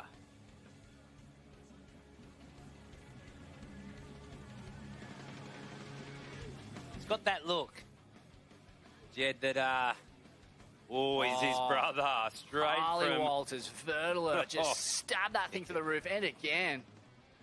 Nice little tail drift on that. Mate, they are a freakish sibling pairing. Sport is in the blood. Harley, a really good soccer player too. I think he's kind of looking around at the state level there. Has chosen surfing. He's just a Grom though. So much growing and improving to do. Between Dakota Walters, Harley Walters, and Garrett Parks, I'm forgetting, who the girl is. But It's that's Marley. Yeah, Adams. it looks strong. But already, well, look at that. Strong club. Dakota with the 9-1 and Harley Walters with a 7.50. So I think we're going to throw down to Vaughan for an interview down on the beach. So, well, let's throw on through. Here with Team Merriweather, winners of the last heat. A big year, lots to celebrate down there at the moment. 60th year for the club. Louis Egan into the Hall of Fame, and you guys just took down the locals, Snapper Rocks. That feels pretty good, Morgs. Yeah, it's always good to beat a specialist out there. So, we'll take that one, and we got Snapper again, so we'll have to belt them again. Doing it the long way round. Jacko into the Froggies replicharge rounds, but getting it done. Oh, we're purposely here. We just want to surf Snapper a few more times. This morning was strategic. Thought get out there a few more times and come up against the Snapper specialist. And yeah, it was nice to get a little 8-9 off Parko. He's just looking at me, keep chirping. I shouldn't talk too much because I'll have to do it again with him. But nah, it was a good heat from the team. And yeah, we come from behind and it seems to be what we've been doing every heat. How much chirp is out there? You got a lot of clubs, a lot of different crew who you've surfed against many times. Is it getting lippy? I don't know. I wasn't too lippy. I kind of drifted down the line and I was like, oh, you have it. So yeah, ended up working out. I know you and Joel had a fair bit to say. You were sitting out there for a long, long time during that lull. How much talk was there? Yeah, he was trying to be my best mate and then my worst mate, so I just had to really just see through it and not let him sell me a lemon. But he actually pushed me into a good one, so I was pretty frothing. Cheers, Joel. What's your strategy in a heat, mate? I know you like to talk. Oh, I love talking. Get me talking and I'll psych you out. Just keep me talking and you'll be all good.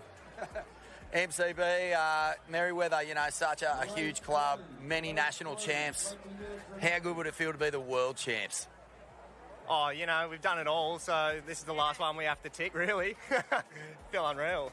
True that, you have. And Philippa, how exhausting is it constantly carrying these rubbernecks on the back of your shoulders? I've had quite a bit of time, but normally in the ABBs, I'm carrying it. But no, the boys, no, it's all good. The team's frothing to be up here, so we'll keep ticking the boxes and hopefully, like you asked Mikey, this is what we haven't won, so we're here. Serious. How's the intent there? Merriweather looking to get it done. Congratulations on winning that heat. Let's see if you can do it again. Let's go. We will. There you go, boys. Back to you. That's a great interview, and what great energy and camaraderie between that team. The Merriweather crew, wow, I love Big the calls energy. going down there by Jacko Baker. Mate, I love the way Jacko competes. He talks the talk, but he walks the walk, and he's a competitive firebrand, and you love a bit of that, kind of Mick Campbell reincarnate. Just a ginger nut hothead. That was a good wave by Lane Beachley. Bringing it back.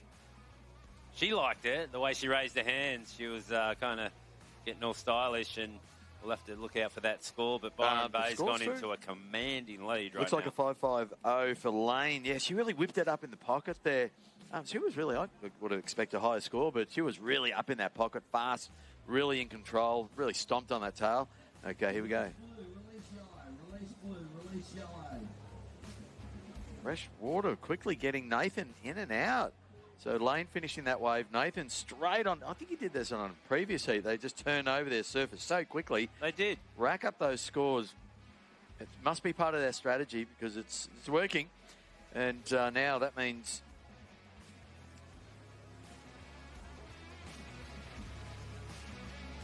That was really fast. Let those scores drop in. So at the moment, 18 minutes remaining, and we've got probably halfway through the surfers in each heat. We've got Sophie McCullough coming up for the North Shore. Of course, Alistair Reginato posted a 7.67 to open their campaign up. Super crucial. You know, this now is elimination, so they will be vying for that opportunity to get through to the quarterfinals, into the semi-finals for the Froggies. And one step closer to... Getting back, right? A few steps closer, back into the main getting final. back into that main draw. Sophie McCullough up and riding. Nice, quick snap from her. My goodness, into the critical zone right there. This wave might taper, but she's already done a bit of work. I was just about to say, she's a pretty freakish talent, Sophie. You know, she's been on the world tour. It's hard going up there, but, you know, she'll be back. And, mate, that it was like an S-turn layback carve. It was so sick, that opening turn. And she finds some lip, actually, right there. So the wave. Wow. That's going to be great. Again. Let's check the replay on that. Especially that opening turn. She really just planted her back foot and just gouged that turn. Let's see that on the replay. Love her surfing. Yeah, I reckon, you know, they're going to be super dangerous. Always, you know, when the teams have got a really strong woman, because, you know, all the guys are ripping. So, like, when you get a really strong surfer, you know, as a woman in your team, you're dangerous. And here's one right here. Yeah, that was spectacular. That's going to be a big score, no doubt. In fact, has it just come in? Sophie, an 8.50. Bingo, bango. That is a big number. Second biggest number of the heat. And they're right back in this North Shore. They really are. Alistair opening up with that 7.67. So, yeah, really pushing the limits, pushing those scores up through the ceiling. And that's their second surface, Sophie. So they're really in a good rhythm. 16 minutes remaining. So enough time. We worked it out, you know, each surfer, average around 10 minutes each. That was one of my favourite turns of the event so far. Yeah, really? That, wow. That was an amazing. You couldn't rip a carve more fluently than that. Tom Carroll would be crying a tear of joy somewhere right now. Speed through the turn, just a full-blooded meat hack. Lost nothing in the transition, and yeah, just ticked all the boxes towards the end there and put up a solid number. Well played.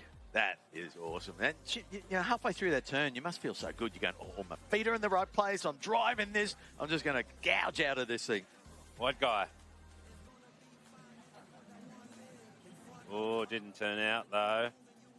Yeah, those wide ones will get a bit better when it gets a bit lower, but I keep saying that the bank isn't excellent at the moment. I mean, behind the rocks, you know, is good, real good, but due to our last swells, Jed, we've got a lot of sand wide, which kind of makes it close out. It's not a true hugging bank all the way down through to Greenie. Doesn't barrel the whole way like it traditionally does because it's been messed up with some big swells. You know, which was a while ago now, at least 6 months ago, but we're still, it takes its time, you know. Yeah, right. Okay, that's good intel on the bank. Yeah, because you do see it on smaller swells than this, really grinding and being so true to the bank. But nothing like that at the moment, no. Yeah, okay. No, we had a lot of northerlies, unfortunately. Yeah, really elongated and belayed spring. Yeah, and that means northerlies and no real driving swell. But here we go. Replay on. Yeah, no, he didn't like that. That was that wide guy. That kind of looked good on face value, but it just went straight into a deep part. There's a really deep kind of part there, and a bit beyond that, it breaks out there wide. Right. And it's not too bad for our event because they can stay in this constricted area and don't fly all the way down the line on us. In this format, it actually works quite well. You can see Surfers Paradise in the background there. AKA Mordor. Gotham City. Got a few names up there. Mordor. What is Mordor? Oh, like... it's the kind of hellfire in the J.R. Tolkien series, Lord of the Rings. Oh, okay. That's the one. Yeah. I haven't seen that. So. Many a surfer has disappeared into that place and come out and changed forever. Yes, it has happened many a times. Here we go. The goofy footer up and riding. North Shore just gone a little run away on him. He's probably not going to try and get around that. It's more like going to release his next surfer. So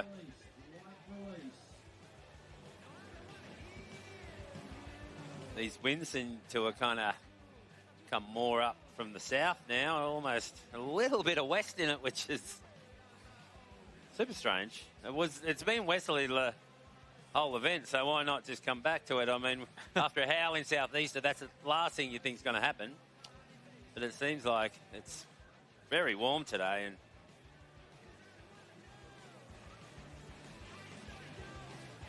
just see that replay there. Not a big score. Yeah, just lacking a little bit of energy, isn't it, at the moment? Conditions, that is. Yeah, we've had it all. It's just been the most unpredictable season for us, Jed, that I can remember, with not a whole lot of swell either. Yeah, how are you fared up here? It's been slim pickings down my end of the coast. Has it? In the Ballina kind of shire. Just been grovelling my way through. Yeah, it's been taking the hard kids surfing a lot, actually. Oh, that's good. Yeah, because it's been a good size for the Grom, so been doing a lot of that, which is yeah, we're very praying for fulfilling. waves. We're praying for this repulse. Yeah, we are. And because the stage is set for just one of the great showdowns. This is the best iteration of the Usher Cup yet. And Yeah, we're for going sure. from strength to strength with the announcement. 2027, we're very likely. I think it's locked in even. We've got the permit for trestles, right? So there's going to be a full-on. What do you mean? Yeah, there's now taking the event over there. You're kidding me? There's No one told me that. Yeah, no, that was the big announcement. When was the? I must have been home on the couch. I went home for a little nap. Yeah, no, that's the call that's gone down. That No way! Brad's How looking exciting! Yeah, fully it's so international. exciting, man. And it's about time. Like, So is it still going to be here, or it's going over there? I'm not sure. I have to check with Bugs. He's the Hey, Rab. the word master. I didn't hear the news about the World Club Challenge going to Trestles. So they're still having it here, or it's going to Trestles? 2 years' time. 1997. 2027, it's going to Trestles. And so no more snapper? 26 here, and then 27 there. 27 Theo, there. would you like to come in? Oh, Seabass. But would you Yeah. like to come in sometime, Theo, maybe later? The Hawaiian Icons pulling up a pew. Quarterfinal. Just let us know. We'd love to have Theo in. Tell us how he founded this comp and how his company is travelling.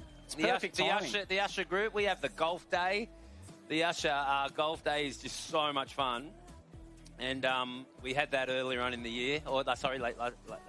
Last year, about 6 months ago. There's Ellie Brooks on screen. Seabass is going to come and join us. We do have a spot for Seabass right there in the corner. Yeah, okay, no worries. Seabass is going to come into the next one. Got 10 minutes left there, so that'll be exciting. Well, but definitely a slow.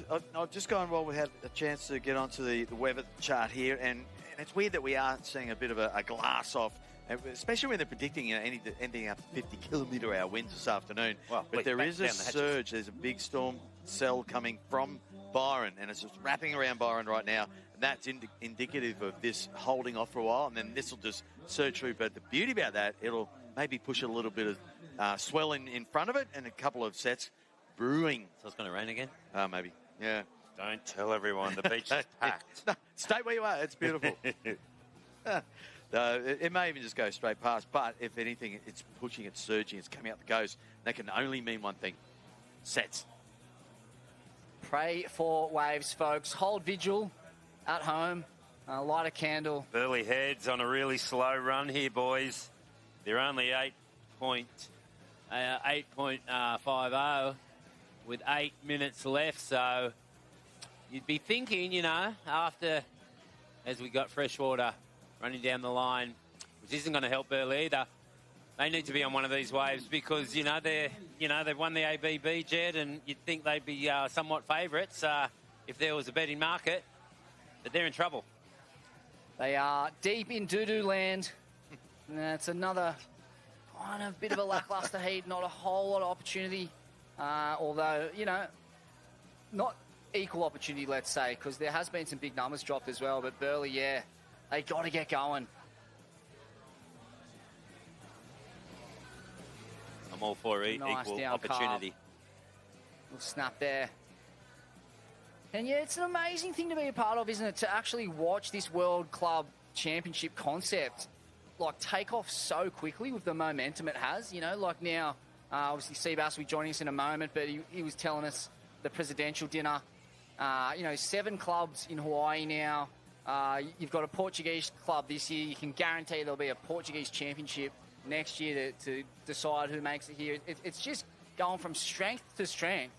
It's really fun to watch. I think there's 50 clubs in the States now. Wow, are you kidding me? West, yeah. No way. So, there's something wild like that. There's got to be a team from France pop up. No doubt about that.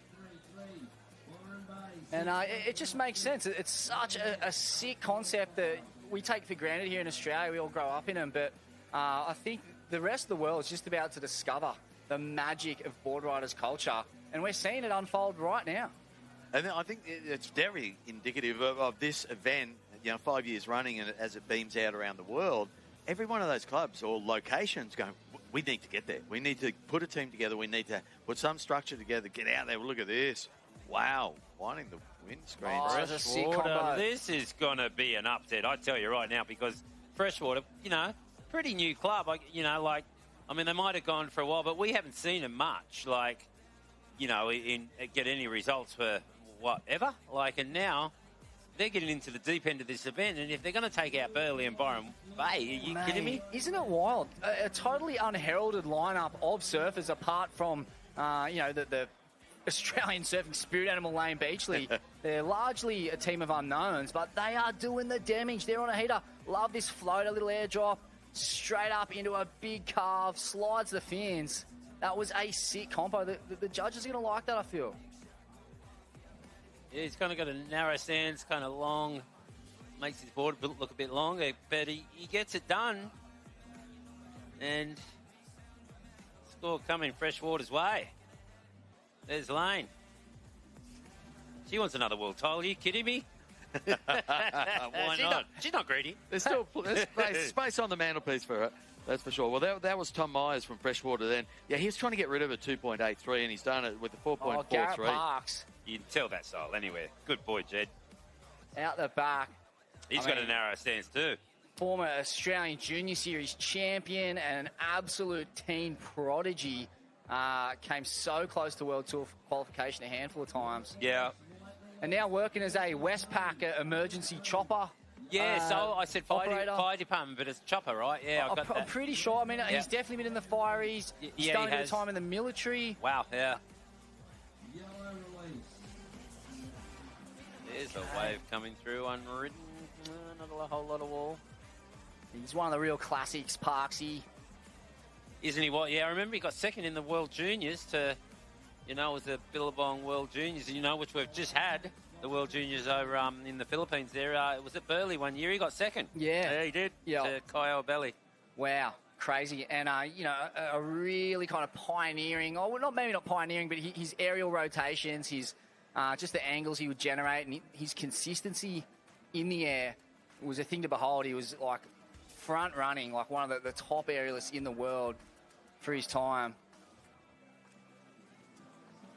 Packs it too. Knows his way through a big old romper of a cone, old Parksy. Love it. Seen him hit a few huge slabs. a couple of those offense videos in the late stage of his career. But that footage of Lane Beachley there, you know, she's fired up for this, man. It's so sick to see, and she's ripping. And, mate, it's just such a sick thing to see someone with that much history still so relevant and ripping so hard. I know, she must be around my age. I mean, I won't say what that is. She's getting on. It's like Tommy Whitpain there. Yeah, Burley. Need to get moving, and didn't see all of that wave, I don't think so. Maybe we'll get the replay of that, hopefully. It's going to be a pretty important score, but there's only 3 minutes left. Here we go. What do you get done? On a projection floater into a snap on a medium-sized wave. Kind of holds his board up under the lip there. Wave tapers off, so he releases his next surfer 3 minutes to go. I wonder if it is their last surfer, because Glenn will be able to tell me more. He's just sat back down, because that's not a real high total. And Freshwater of here, this is he's out there for the second time. He's trying to better a score. So that's Nathan Munro. So he is looking at bettering a 4.50. That's the equal lower score for their club so far. Tom Myers was able to open up or improve his score from that 2.83 to a 4.43. Yeah, look, Nathan needs to get rid of that 4.50. I'm not sure if he would have done that on that wave. Careful there, Lane. So what are we on? 2 minutes and 20 seconds remaining. So that'll be enough time for Nathan to paddle in and get the 3 points. That was crucial. Is he going to better that score, though? Maybe he has. I reckon. Yeah. He should do. Well, sitting in third, and they don't need a lot to nudge Byron out. There's a whole lot goes down in these 9 seconds, but Byron Bay, let's see. Yeah, this is huge in the context of this heat. Marley Adams still to serve for Byron, or a score still to come in. So that means Freshwater will get their 3 points. Wow. And there it is. Nathan has improved with a 5.13. So good strategy from, obviously, Lane Beachley, directing traffic there for Freshwater. But here we go, Burley. That's Byron Bay. This is a crucial wave for Byron. So this is, of course, their last surfer, Marley Adams. Has to get onto the beach, and there is 1 minute and 25 seconds remaining to get that 3 extra points. Wow, Marley, she's a proper micro-grom. Got to be one of the youngest competitors in the field. And plenty of pressure on her right now. She's got to get back to shore and lock in these 3 points. This is a tight finish. Well, you get so excited and you forget to talk and commentate because will they get in? We're too busy chewing our nails right now. Oh, really? Wow. Edge of the seat stuff. So, well, Marley, that score came in at 3.57, moved to the lead. Oh, look out. Holy Hang smokes. on. Matty Job. Burley heads. He's going to have something to say about this because... So much energy, wasn't there, in that opening little salvo? Well, he's still got to get in to get 3 points, so that's going to be crucial. Well, he does, but he needs to ride this wave the whole way to get more points. That's right, because he's got the 4.50. He'll get it on this wave, but he needs to get onto the beach, and I can tell you, 20 seconds. 20 seconds, it's not going to happen. He's not going to make it. Go. Try. Mate, is it... jump on a rock. They've zoomed out and it's just dead water. Just jump on a rock. Yeah, the Freddie P rock hop. That was probably the tactic there. Well, strategy should have finished the wave a bit early and come into snapper, but wow. Pretty sure you got to touch sand. You do. And rock, it's still a few thousand years off being sand, so I don't think it counts. Well, okay, so there's some scores missed there from Burley. Matty Job, he improved his score to 5.07, but they needed that 3 points extra. So those 3 points still to be dropped in for Byron Bay, North Shore and Freshwater, but Burley misses out. So that will make a big difference.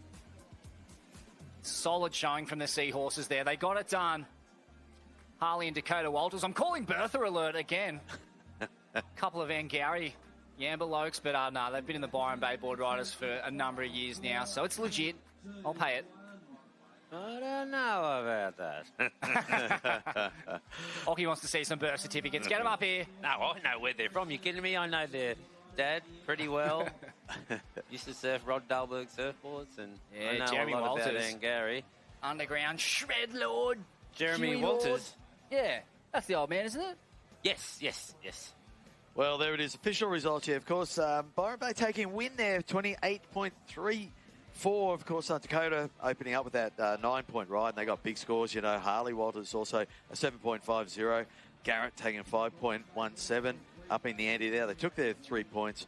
And then, of course, North Shore taking second position with Alistair Reginato and Jack Reginato backed up with Sophie McCulloch's 8.5. So massive scores going down there. All these clubs starting to up the ante. We're going to go to a break, and then we'll be right back for the next fourth quarterfinal of the Froggies quarters.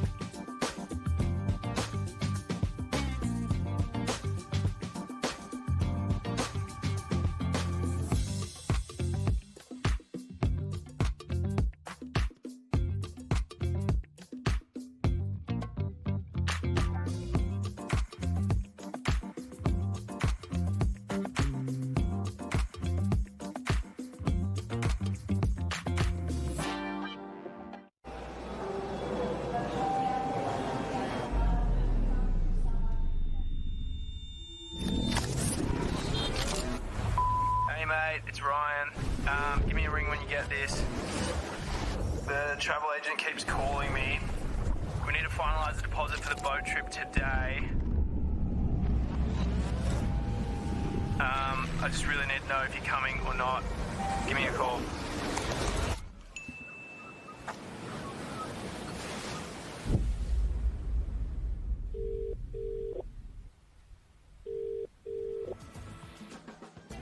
Well, look at that out to sea. This is what I was saying. I saw it on the radar before, and this is a storm that was coming up from Byron, Jed, and we're going to go to the bomb radar. Let's check this out. There it is. That's that little storm out to sea. Hopefully it stays enough out to sea so it keeps the rain out there and pushes the swell in. So looks like that's the weather doing its thing, and hopefully that will bring some golden goodness our way coming up in this next heat. Of course, this is going to be North Shore. This is the last quarterfinals for Froggies before they run on into the semi-finals. North Shore Boardriders for Oahu.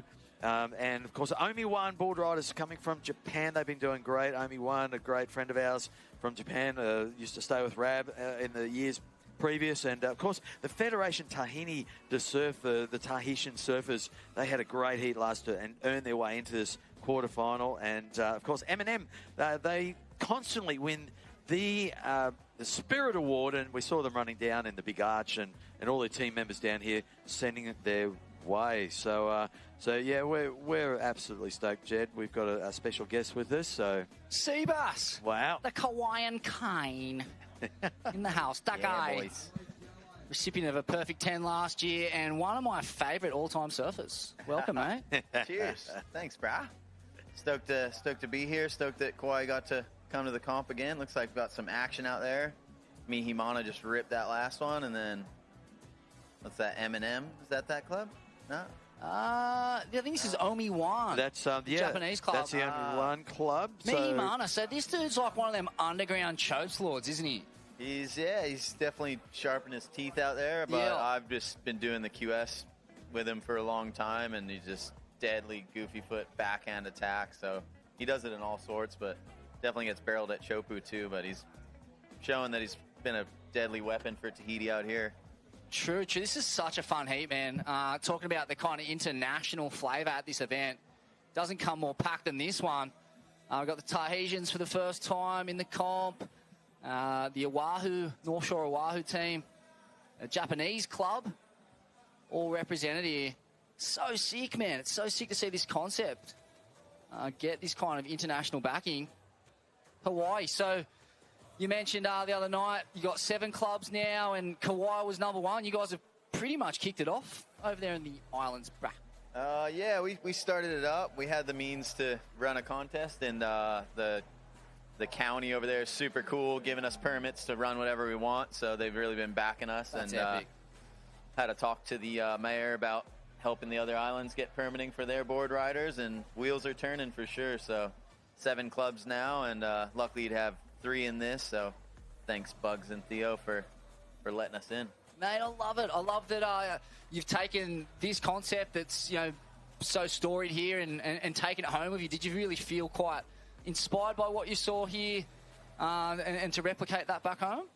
Yeah, so I surfed for D-Ball the very first year, and that was super radical. I love this story. Just to see all the teams was insane. I won the heat, and they chaired me up with a beer bong, so that was crazy. But traditional. Yeah. We started off, and then Dustin Barker was telling me, that was Andy's dream to have a Boardriders come to Kauai. True. So I heard that. That got me super frothed up. Cool. Andy's just the god over there, and yeah, we're super stoked to get it started. But here goes the North Shore right now. They got a nice junior team just like us.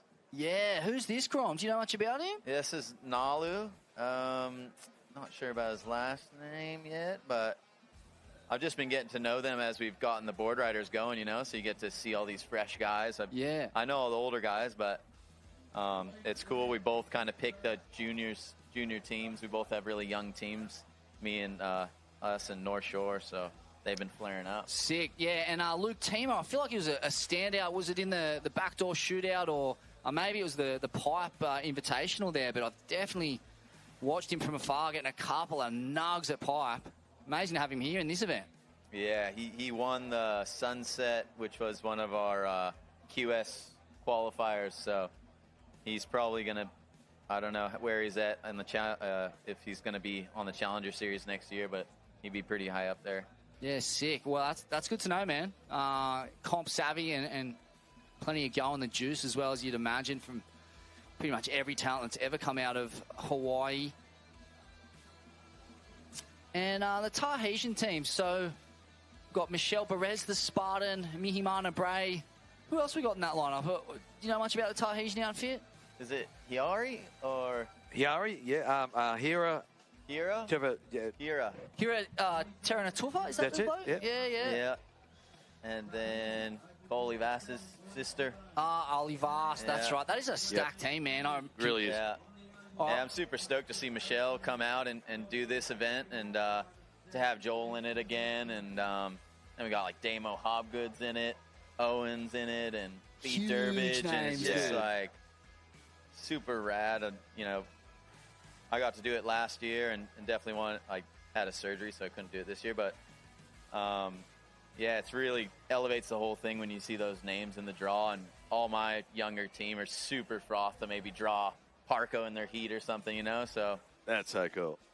I love it. So you guys had some really big surf over there recently. Obviously, the Eddie ran, and Jaws, we saw probably some of the biggest, most perfect, cleanest offshore waves ever. I mean, talk us through your season so far. It's been amazing. Yeah, the season's been incredible. It's just been a lot of really light wind and really big super west swells. I think it's still continuing over there right now. So it's just been crazy big and plenty of waves going off all winter long. So wow, awesome. Hopefully one year we can adopt this event, bring everybody to Hawaii. Yeah, I reckon that's a good call. I feel like that's let's do that. One of the spots that could shake it up a bit. Yeah, that would be amazing. Oh, if we got permission to do that, we'd be all over there for sure. Love it. I get over there every year almost as much as I can. Russell Lewis, good friend of mine, and and the Kleins down on the west coast there. Go and see them. Love Russell. Yeah. He'll be over here watching. Yeah, coach. Yeah, brother. So, I love coming over to Kauai. And, it's such a spiritual, beautiful place. And you must be so blessed and lucky every day that you wake up there. Yeah, we feel super lucky, super just thankful to be from there and to be representing them. And, it's really fun having this format and having the team. And we're really proud to be from Kauai. So. Yeah, just let my team know that that's what's on the line. Well, talk about proud. We're going to go down onto the beach cross to speak to Vaughan, and he's got a revved up team there to have a bit of a victory lap with them.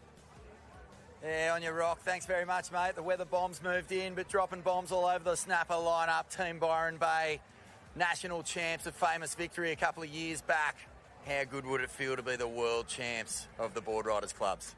Pretty mental. I haven't surfed for Byron in a while, so it's good fun. Snappers pumping. The boys got a few crackers, so yeah, we're enjoying it. Great times. Bit of a battle of the brothers out there.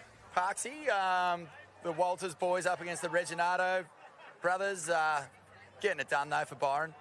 Yeah, the boys smashed it. I'm kind of dragging the chain, but no, they got some mental ones. Marl's got a cracker this morning too, and she came in and got us those extra points at the end then. So, yeah, we're going well, so I think everyone's enjoying themselves, which is the main thing. Surf's cooking behind us. Marley, what's it like to be in this team and surf against world champions? You're out there against some CT surfers. Yeah, it's actually pretty crazy. I don't even know what to say. It's like surfing snapper with only a couple guys out. It's almost a dream come true. It's awesome. Yeah, I know. It's pretty tricky to get waves out the pass. It's even harder to get them out here. Walters, boys, you've moved up the coast, been surfing for Byron for a while now. Codes, you were a part of that famous victory at the ABB a couple of years ago. That world title must just be sitting there like a big juicy carrot, and you're a hungry donkey, mate. Yeah, I don't know. We're going to be all getting the fingers on the crystals soon and get out the dream catchers and we'll be on. I was going to say that. What is the pre-game or pre-heat ritual? Do you guys sit in a little breathwork circle, start getting the jumbes out, up in the car park, just beat that rhythm into your surfing? That's it. Incense, crystals, all that stuff. Chai seeds, acai bowls. Yeah. You know it. Perfect, mate. Perfect. Well, congratulations on getting through that heat. Just a few more to go. Yeah, I reckon Byron's looking good. Yeah, go the Bay. Yeah, BK. Yeah, Donny. You. Back to you guys. Bay on a heater. Cheers, Braz. On you, mate. It's like in Zen right now, man. Yeah. Loving it. The Byronians bringing the woo-woo Spiro nonsense to Snapper Rocks. And it's working for them. It is. I love it. The spirit there is absolutely spectacular. And rightly so, they were talking about, while they were doing that, the waves were pumping in behind. And they really called that energy in, don't you think? I love it. They did. Well, that's just exactly where this bombs has come from Byron. So they pushed this swell up. Yeah, this is where it's on. That last little, while the interview's going on, they ushered it in, literally. So, yeah, look, you know what I loved is Marley, the little squeaky voice. Oh, so comical. Yeah. Little tiny Grom, absolutely so frothing at the opportunity. And speaking of Groms, the M&M Grom lit it up. Stab after stab, more stabs than a Charlie Manson family aficionado on a freaking 1969 killing spree, but that was amazing. Geez, man, where's your mind at? Yeah. Comes from a really weird place. It does. I love it. Yeah, mate, I read that book, Chaos, by Tom O'Neill, and I just can't forget MK Ultra. No, I'll never forget CIA. I'm on yours, mate. Me and the Byronians. Oh, love it. Well, look, there's some big scores going down in this heat so far. As we said, there's been a flurry of activity, and already, 24 minutes remaining. Here we go. This is M&M. They've been off to a good start. They're sitting second at this stage. They've already, Ellie Brooks, they actually got her out first, and she opened with a 6.83. Masaki, a 4.33. So we'll see. This is Aiden Finn and releasing J.O. Jarks, who will be out next for them. So they're getting the work done very quickly. But at the moment, it is Miyamana Bray with a 7-point ride, and Elaine Vast from the Tahitian team, a 7.27 there for Elaine. So spectacular work going on from the Tahitian team. Oh, but look at this. He's got the jump off right, and you'd want to, because if you don't, you're going to end up fully scorpioned in a crevasse. But he gets it right, and he gets the jump on the pack. Well played. One of the only foreigners I've seen today get the jump right, or even attempt the jump for that matter. Yeah, it can be gnarly there. M&M, I guess they're just up the coast, so they know enough about the situation here to risk the jump. You ever risk the jump, Seabass? I've done the jump. No, probably not when it was as big as this, but I think it's going to come into play a lot as that tide drops out, because you could easily get barreled behind the rock and someone could drop in on you and you could doggy door and get a 9, you know? Fully. So if you see everyone down the point, it makes a lot of sense to jump because if even at 4th priority, sit deep behind the rock with this low tide. This morning there was just barrel after barrel back there. So I think, I was telling the team, we walked up there and looked at it. And I was like, just visualize jumping, guys, because we're gonna start jumping it. Was there still bits of AI's back hanging around in there? The last great Kawaii to come unstuck on the rocks. Holy smokes, he got lit up there once. Froggies, was that the story? Or? I can definitely remember him getting the jump off wrong, getting washed across there, and getting a bunch of staples in his back. It's not easy to get right. It's fully high risk. But it's been a part of competing here for eons. I can remember Taj Burrow back in the day in a Billabong Pro blowing up. That Mick and Parko were getting the jump on him every time. But that's the game. Locals know the spot. So that's the dictate, is it? Here we go. This looks like the Spartan. Oh, big hack. Love it. Love the power. Talk us through this one. This is looking epic. Found one with a lot of wall here. This is what you're looking for. That tide is making it look so much more dreamy out there. Patented Spartan. It's armpit sniffer. Just knock yourself out with your bicep. Bam! Mate, the body contortions are wild. The way he stomps the rebound, it is so patented. I'm surprised they built a polyurethane blank that can just tolerate that kind of power. Gotta have some power rods in there or something, you know. Some carbon fiber rods up the guts of that thing. He was going hamburger on that. Here we go. Let's have a look. Well, Joel Parko there before, just checking out the conditions, ready to get back out into it. Oh, my Lord. Wow, that was a great hack. Turn. Oh, that was vigorous, to say the least. Just an absolute hasn't aged much, has he? He's still looking so spicy, you know? Prime hunk of Polynesian meat right there. Well, he posted a 7.30, so this is Miyamano with a 7, Elaine with a 7.23, and now Michelle Perez with a 7.3. They're becoming an unbeatable team in this heat, man. Runaway victory. Well, still a bit to go, obviously, but what did the big scores. Japanese surfer get? White on. Wow, yeah, no, right. Monojo Yaagi, an 8.17. Yeah, he flared that thing. Yeah, you're right. You picked it right. That's a big score. Here's a replay. Sick. We're on the full deck grip.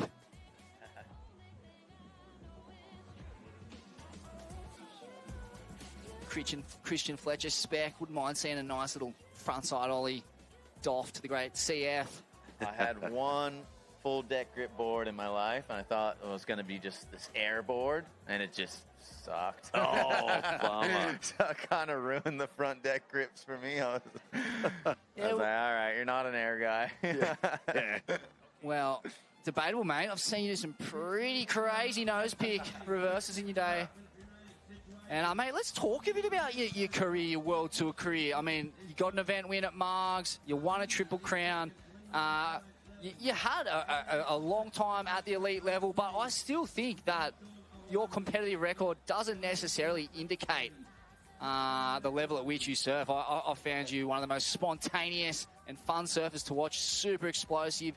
That's exactly why. I was spontaneous. You didn't know. I was 2s or 8s, you know, so I just couldn't, I don't know. I just wanted to have fun, you know, so I have no regrets. I definitely think if I put my head down, probably could have done better, you know, took better care of my body and my diet, but I had a lot of fun. I had a great time. I have no regrets about it.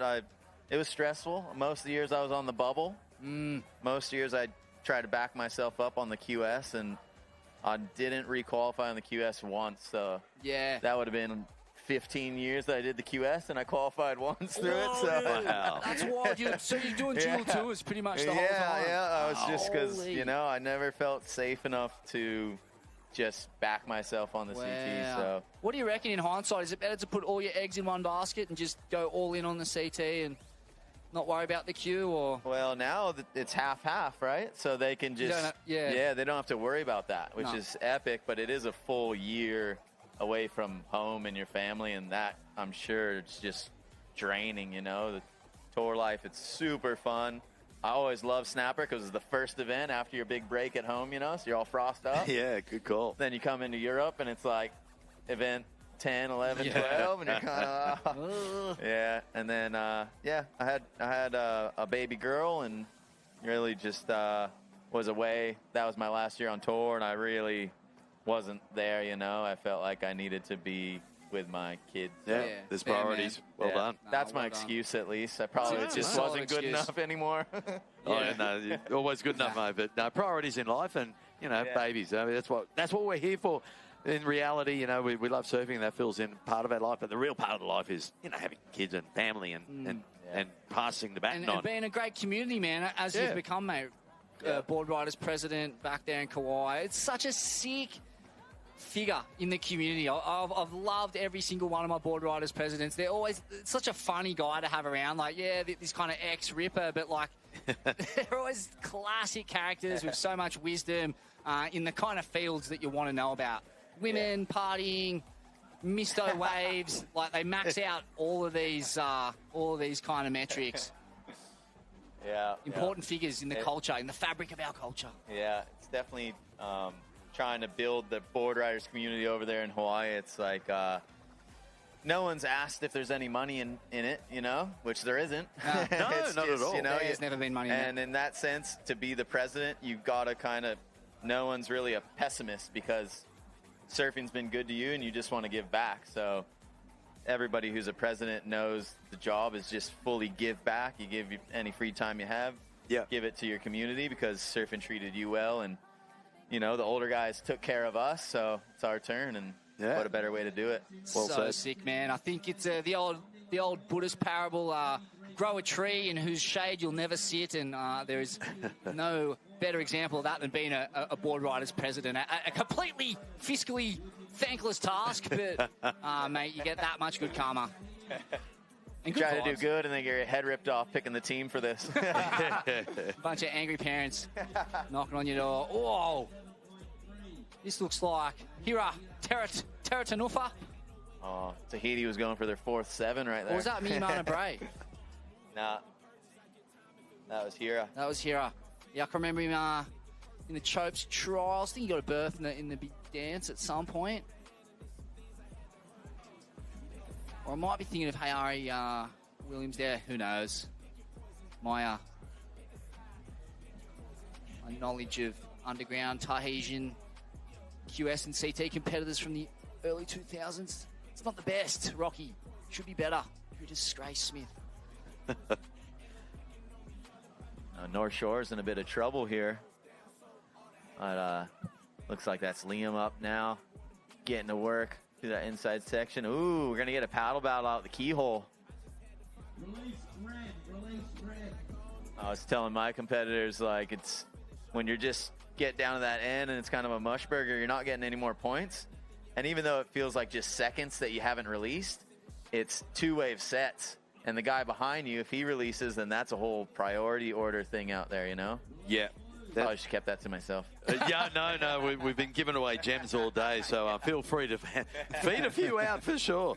No, that's what I mean. There's so many strategies. It's unreal. But, it's one of those things, especially as the tide gets a bit lower, you can still get that extra scoring potential down the end.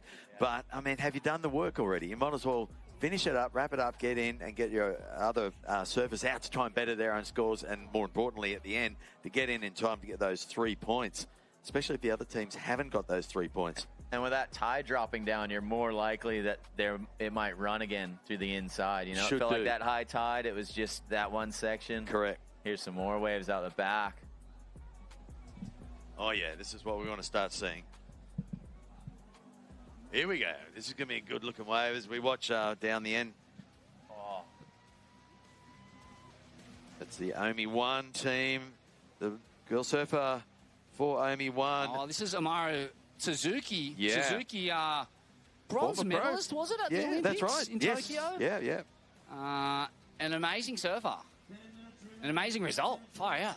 take an Olympic medal. Well, in the home Olympics, can handle the pressure. She can. While she was surfing, there was some action going on, so we'll get a bit of a replay on that. Psycho stab from the M&M competitor. Just looking over the barrister here. Super close heat at the moment. That would be their fourth surfer, yeah, M&M. So That's everyone's on a resurf right now. Correct. M&M's probably on their last surfer. Yep. So it's tight. Here we go. This is a replay. So this is the surfer, the Omi 1 surfer. That's a great opening maneuver. A little bit of traffic in the way, but able to stay tight in the pocket.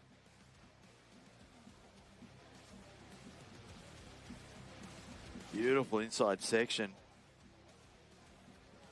Really glasses off as you come down into the inside part of the bay, but let's check. Let's check the score lines. So that's really close. Look at this. So Federation Tahini de Surf, they are on 24.77. Omi 1 Boardriders now with all surfers locked in 24.33. So massively close. And North Shore Boardriders, Oahu that is, 23.26. M&M Boardriders, yeah, they are having to up the ante a little bit. Mid-size scores. Ellie with that 6.83, but mostly 4s and 3s for the rest, so they're going to have to get busy with doing their resurfers. There is still 11.5 minutes remaining. Yeah, Tahiti's, even though they've all had 7s, now it's tricky who you send back out because you're just better in 7s, you know? Like, you have a better chance if you go through your team real quick and you have one guy's got a big score and somebody's got a little score, you're way more likely to better your situation. Well, here, Talina Tufa needs to better her his 3.2. So 3.2 needs to be thrown away and upgraded. So Elaine, 7.27 for Federation. Look at that. Turn. And of course, quick in and out on that one. So, yeah, some solid scores there for Federation Tahini, but Hira needs to up the ante just to lock that position away.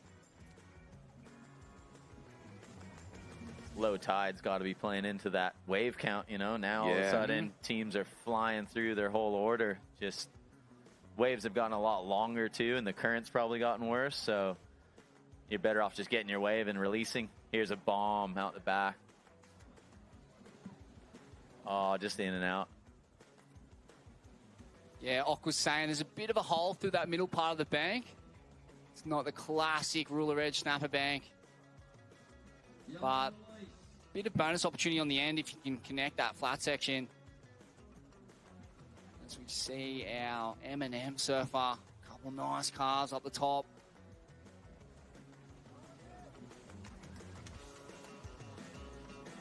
I feel like he had a little bit more flair on that wave he had earlier, maybe. Yeah. See if he betters his score. That's Adrian Finn needing to get rid of that 3.60. Oh, another surge out of the back coming. Might see another lot of sets pushing through with these bombs out the back. You can see those weather bombs.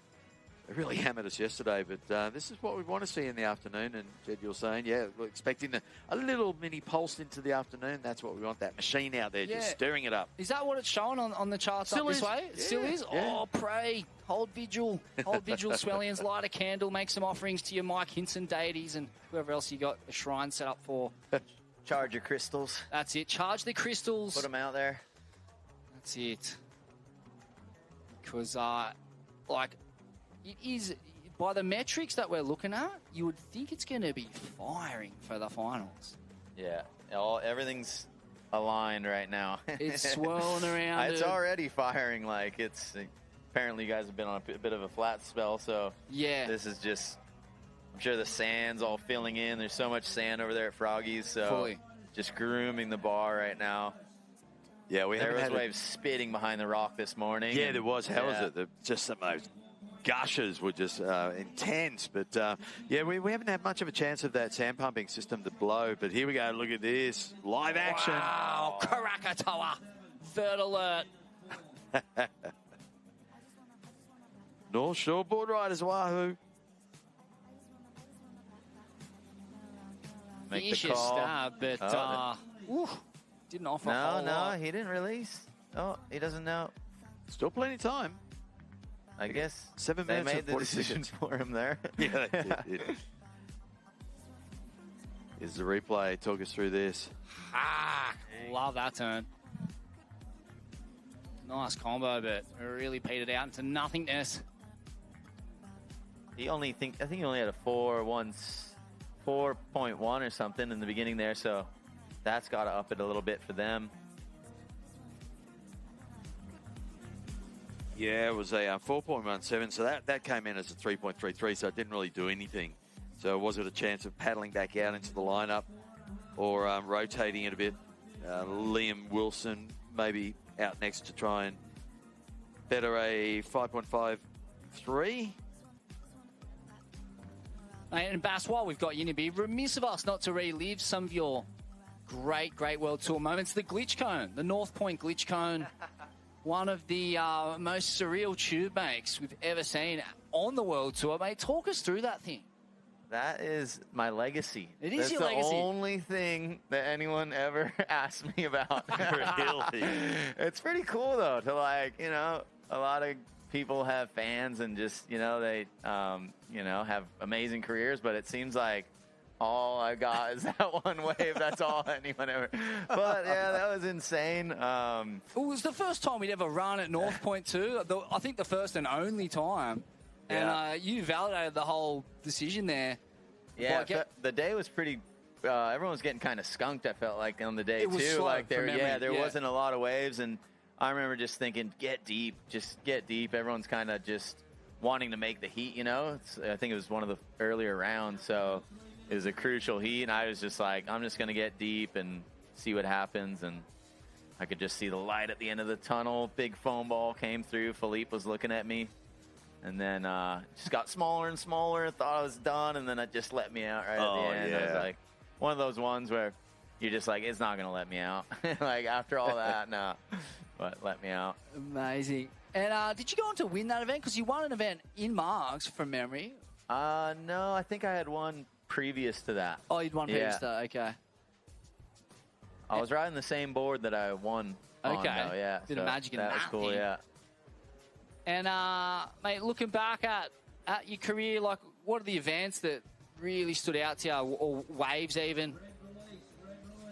Definitely Chopu was Chopu a couple of those years. 2014 was. Was that the Code Red year? No, that was a bit later. That was the John Kelly year. That's right. Yeah, That I was had John. nuts. I got a 18-point total, and I was comboed by John in one of the earlier rounds, and that one really stuck out. But That's crazy, dude. What was that like, coming up against John in conditions like that and putting on a performance for yourself like that? Yeah, I was, you got to just back yourself, no matter who you got. You got to back. This is surfing. You can win and lose first heat the next event. So you just always got to back yourself. And it just seemed like I was like, all right, I'm just going to go on bombs. And I was like, all right, this is a bomb. And I would go. John was just on the next one standing tall. I'm like, that's the bomb. So that was just the priority rotations seemed to just be that. It's just I was on the one I thought was a bomb, and then the next one was the real bomb. Wow. And what does it look like? I mean, what's your experience of Chopes, and what does it look like when the horizon just goes black out there and you're up? It's scary, but I think pipe's probably a little scarier because it's not as perfect, but Chopes on your backhand is insane because you're literally dropping in when it's real west. You're dropping in, it's already like barreling over, You're just like under the hook and it's already barreling, and it's short and tense and just barfs you out. So it's a sick wave, super fun. Yeah, it's a good call. It does have that bit more defined ledge than pipe, and it's interesting. The Hawaiians have been so good there for so long, and that's got to be why. I mean, you're coming from waves like Pipeline that are just so mutant and unpredictable that even a wave like Chopes can seem somewhat easy by comparison. As we see Nalu ripping one back. Things standing up on the inside a little bit more. See if he gets one more vertical section on this thing. Doesn't look like it. 20 seconds. The clock's a bit fast on this. Yeah, they don't set it every time, so we don't go off this clock at all. But by sounds, a few seconds left. He's going to get onto the shoreline. Oh, North Shore. Oh, the Freddie P. Rock hops it over. And he would have made it. They would have made it if he would have made it in. Wow. Well, North Shore. They haven't put the 3 points in yet for the other teams. They haven't, not for the other teams. They all come on at the end. Okay. So theoretically, they're still going to all balance out as only one. Boardriders taking the win with all the scores pretty much locked and loaded, and Federation Tahini Surf, pretty much taken second. They'll load those scores in, just means North Shore will probably bump. Oh, no, they'll still hang into third, but M&M taking fourth. So we saw M&M wrapping up and making their way in. So that is a wrapped deal, but only one. Boardriders, a Japanese crew, they're just loving it, and they're now into the semi-finals. And, of course, the semi-finals up next. We're going to throw over to, after this break, into the semi-finals of the Froggies requalifying division. And, of course, we'll have Ronnie and Vaughan, I think, are going to jump in on the seat, and we'll throw to a break. We'll be back soon, guys, and thank you, Seabass, and to Chetty Boy. Thanks for having me.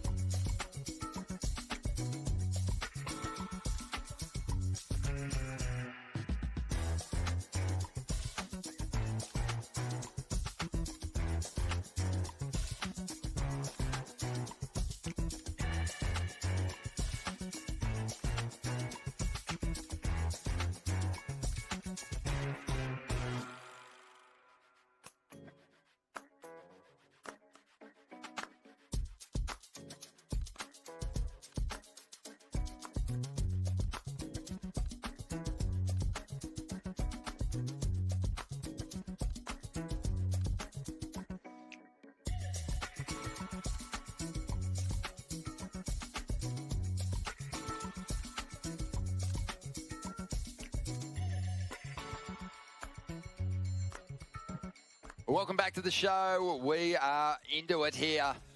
We have the Froggies semi-finals continuing at the moment. Torquay, Merriweather, North Shelley, Snapper Rocks. It's all happening, Vaughan. We're kind of whittling away this field.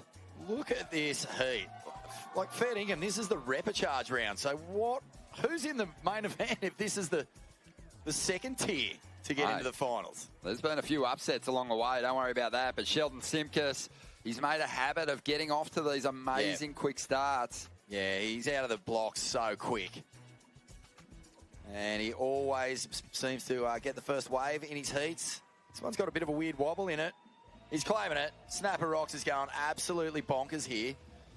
They've got such a huge advantage with that support, the crowd support. The entire headland is going mad. Mad for Shelley. And look at this. This is why, Ron. He got a huge shando out the back. Shampoo galore. He's going to be washing that out of his hair for weeks. Some conditioner, bro. You don't want that hair to boof up and go all dry. You've got to look after it with that much shampoo. Oh! No, Zave. He lets it fly. Okay, now this is where Torquay need to find a bit of grit. You know, they perform so well in the early rounds and so often just fall short of the finals. I want to see them go deep in this one. No nerves. This has typically been for them where the double plugger blows out. Yeah, exactly. And yeah, you're walking down the street, just minding your own business, sun's shining, birds are singing, you blow a double plugger, next thing it's raining, there's hail damage on your car, everything goes pear-shaped. So let's see if they can rally here. The Torquay team, bit of a mistake there from Xavier, but you got to love the fact that he's in attack mode, Love it. knowing that he needs big scores once again. Another star-studded affair, this one. Love the drop. Cop the waves, doggy. It's pumping out here. Finally, that tide's draining, and it's causing those nice, steep, cupped-out bowls. And snapper is the ultimate canvas. If it's doing that, you can really start to open up, cut loose, throw the fins. The fans are persevering down here with a little bit of rain. Yeah. Just a light rain at the moment, but the big cells have been moving through and clearing some of the crowd out. But they're back in force. Have a look at this drone vision of Sheldon. That thing had more chandeliers than Sia's Grammy nomination. Oh, I couldn't quite figure it out. I tried. No, you did well. You did well, but I don't think there'll be a lot of points in that little cover-up, even though it kind of gets you on the edge of your seat. He got a 6.67. It was basically a dusting of a barrel. He wasn't really fully pitted, but a 6.67, another impressive start for the Snapper Rocks Club. But the local clubs, they've got the amazing support down here. A lot of people tuning in for the visiting clubs from different parts of Australia and obviously from all around the world as well. But, the big names for them, the former CTers, our big wave heroes, they're at home, tuned in, watching Luke Munro, who was meant to be in here commentating with us in this heat, but took refuge from the weather, perched up with Mark Matthews. They're watching it unfold. Everyone's got their eyes on what's happening at this World Club meet. Well, this is, in particular, a heat that you want to watch. You know, if you're at work, you're just going, I've got a quick meeting. You just heading to the toilet, getting on your phone. If you're at work on a Sunday, you're not really at work. Yeah, you're not really at work, no. But you know what I mean. This is the kind of heat where all clubs everywhere want to see who's going to bring the firepower. And big shout out to all the crew down in Newcastle who are no doubt watching Merryweather in this. Sunny Coast, North Shelley, huge clubs, so much success. They really, got the monkey off their back with a big win at the ABB after a lot of runners up. So they expect to win not just national titles, but world titles now, which the World Cup Challenge is well on its way to becoming. Snapper Rocks expect nothing less than just victory. Second is the first loser. If you snapper, they all go home. They all sulk. Oh, big throw there. I think that was possibly Jay. And, of course, Torquay just looking to get deep in the draw and lift that trophy that they deserve so much. But they don't really get much more heavyweight than this. This is going to be a clobber fest. This could be 15 rounds of just blood, left on the canvas. Love it. Big shout out to Gold Coast City Council, Usher Group and Hutchinson Builders. They're the major partners of the Usher Cup. We also want to thank Wattle. We're off and running here. They've been right behind us. North Shelley. Yeah, Bezza. Up and at it. Or Bazza. Yeah, Joel Barry taking this one through. He's going to release Macy Callahan onto this. These long rights. And I believe we're looking at some pretty heavyweight CT talent out in the water once Macy hits the lineup. All right, here we go. All right, Zave. He's going to make up for that first mistake. He's looking razor sharp. There's so much energy in the board. He's had a great off-season. Really, stayed away from the Chrissy Pud and looks fit, charged up, and, well placed at the moment on our regional QS ranks. Hasn't had a full run at the Challenger Series before. We'd love to see it. We would. He's that good. He really is. He's claiming that, and he's going to unleash this surfer into the lineup. Tully Wiley. Watch the splash that comes off this jump. Do a horsey. He's out there.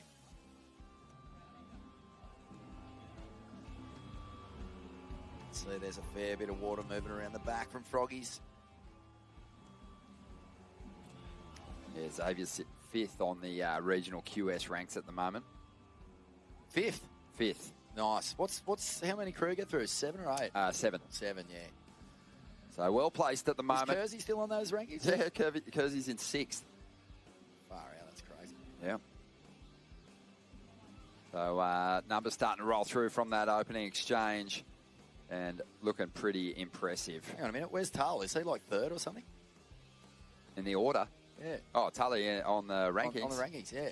Well, let's have a cheeky Take us peek. through those rankings. I want to see. I've got who's in. Kais King sitting in front. Second place, Oscar Berry, Winner Vincent third, Jarvis Earl fourth, Xavier is in fifth.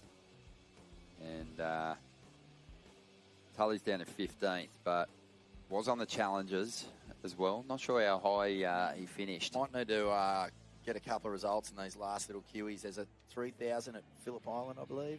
There's chances. There is. I'll get it done. So having Baz yep. coming up the beach. How's he looking? Is he looking happy with himself? Yeah, I don't think he's looking too stoked. 5.17, not a bad start. Oh, it's respectable. Well, it's definitely unleash the next surfer kind of scores. Yeah. You're not going to paddle back out on a 5.17. No, that's team under right. that time pressure. So Xavier Huxtable, he settled on a 4.83. And I guess, we're just waiting to see what Morgan dishes up to really kind of determine who's got the early advantage with a strong opening performance here. Well, have they poked the bear, Ron? Have Merriweather poked the bear by getting over the top of Snapper in their last little Froggies round? Because there was a lot of chat between Parko and Jacko Baker in that last heat. Apparently they were just ribbing each other during that entire flat spell. Yeah, going mad. Wow. And you never know, mate. Could see another one of the great surfing fallouts. Jacko's always talking. It's just like, is anyone else engaging? Oh, yeah. He just goes. Yeah. He's got a motor, for sure. All right, Zave, what's he locked there? 4.83? Yeah, he's just sucking in the breaths, kind of probably thinking that he'll have to get out there at some stage and maybe try and improve on that 4.83. But it is funny. We were talking about it before. It's been cricket season here in Oz. We had our amazing test series. Fantastic. Through the summer, and now we're in the Big Bash. And, just how things play out is pretty similar to, say, a batsman's order. If you're opening batter, your strong surfer can go out there and deliver. You can really take the pressure off the rest of the squad. Morgan Siblick picks off a gem here. Waited some time for this wave. He's going to make it count. Been waiting for him to really sort of come to life in this draw. He hasn't really connected with a quality wave. That's changed here. And he's about to really lift he needs a little the Merriweather spirits. Come on, he needs a little finish here. That first way turn was just such a belter. Whoa. The back, Jayok throws it up late. He's gone down, and Morgs has found a little something down the end. Can he get just a little sting? He's got it. Oh, wow. That's nice stuff. And Merriweather, you can hear him. You can hear him. They're starting to fill into marathon right now. They've got it on the big screen down there. Ron, could be a sellout crowd by the time the final rocks around if Merriweather can get through this one. Most definitely. But where do you reckon they're watching it? The Prince? Oh, just the Beachy? All of them. Tully doesn't like the looks of that one down the line. He's going to head back out there. Merriweather's got a good score on the way here. Peg on the nose for Tully Wiley. Yeah. He doesn't want to inhale any more of that stinkiness. And he'll get back out there, but no time pressure to speak of just yet.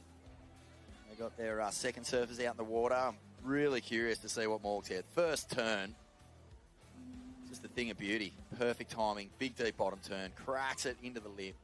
The spray was legit. Let's have a look at this thing.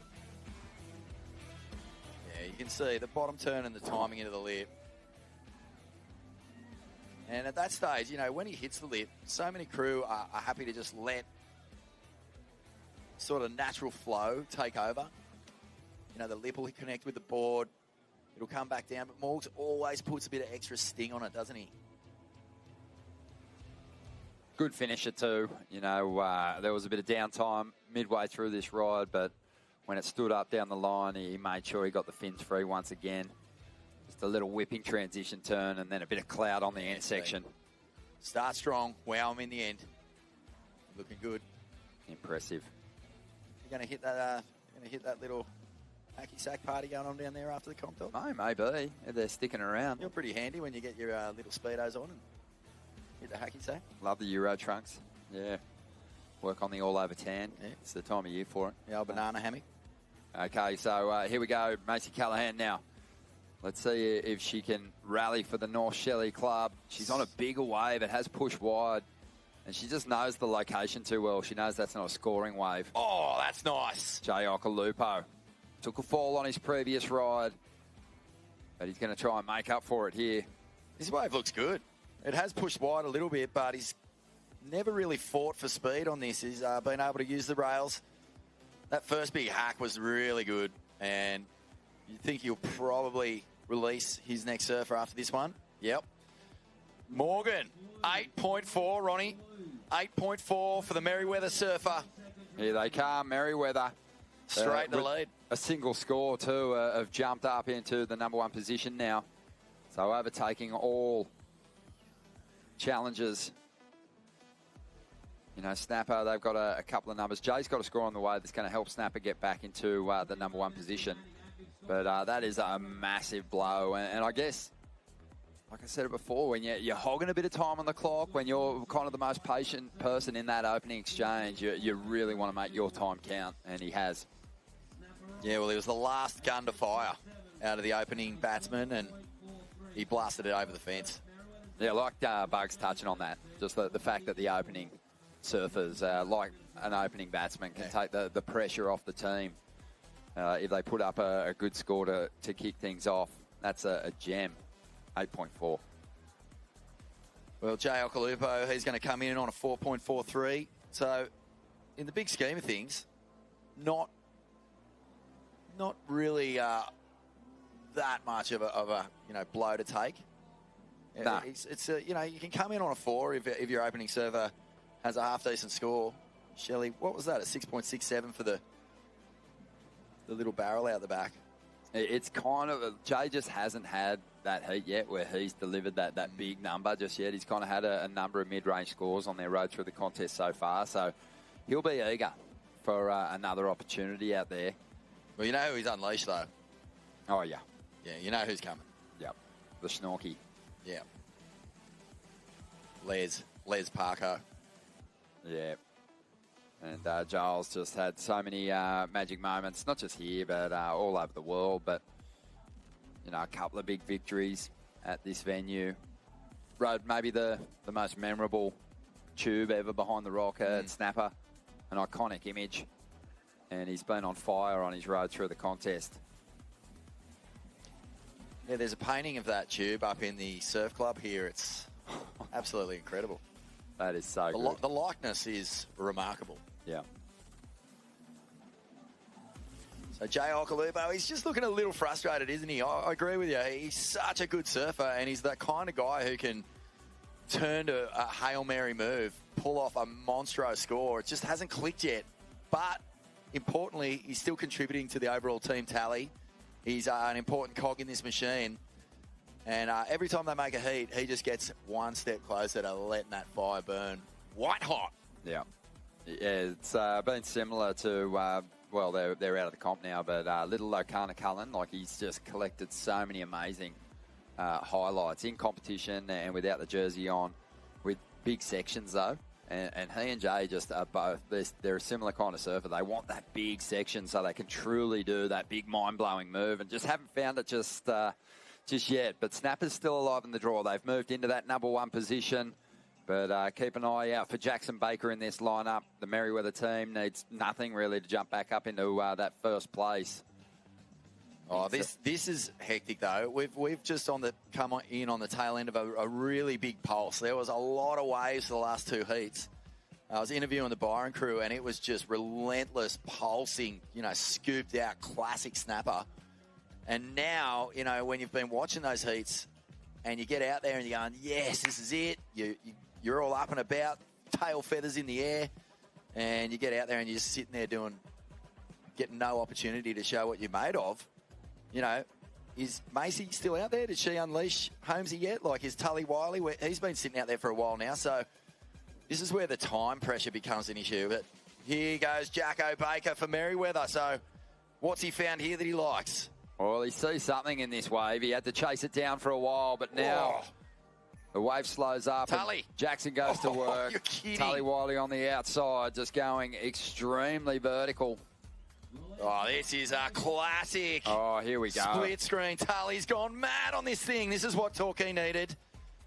He has not taken the foot off the gas here at all. He's just leaving burnt rubber all over the wave face here. Smouldering. Such a big unit, Tull. And when he gets a wave that's got a bit of pushback, he can really go to town. And that first turn, so strong, so quick in transition off the bottom. Just to whip that board vertically, but punches through the turn. Well, that was a cool split screen to see. You can see Jacko's first turn into the big carve was a really classy combo. Tull just went total animal on his. Yeah, I think Tully wins the exchange. He does, but this is still a good ride. Yeah, and remember, Morgan's got an 8.4 already, so this is going to couple up pretty nicely with it. And don't forget, Zave, he didn't put a huge score on the board either, so Tully's going to put Torquay back in the mix here too. Crack. Mate, I wouldn't be surprised if just the sound of his board hitting the lip then smashed a window in Parko's apartment. Little sonic boom coming off. And just how busy he is. You know, he just leaves nothing. Like he doesn't give the judge an excuse to sort of play that ride down by staying so busy. It's good stuff there from Tull. And we knew that it was going to be sort of a challenge for the competitors who ended up in this Froggies round to just, you know, keep maintaining that performance. But they get good breaks and they are only chasing really that one big score. But it's only in that instance that you get a wave quickly and you've got to run back around and potentially get back out there that you get that burnout factor. But when you're being as consistent as the Torquay club is, even though you're unleashing a lot of power in these waves, you're kind of reserving a bit of energy as well, because you're likely not going to have to go back out there if you drop scores like we saw from Tully Wiley and Xavier Huxtable. What did he get? Is it in? He got a 9.6. So Torquay solidifies. Jackson Baker got himself a 5.43. I love that judging. I just think if you're going that hard at the lip, like, you've got to be rewarded. There was not a single bit of Tully Wiley left, you know, on that wave face. He went so turbo, and look at this, from fourth to first. And North Shelley, it's so rare to see Macy not just nail a big score on the first wave she catches. So she's elected to paddle back out. She knows how important she is to this team. That was great vision. Must feel so good when you absolutely deliver above and beyond for your club. High fives all round for Tully.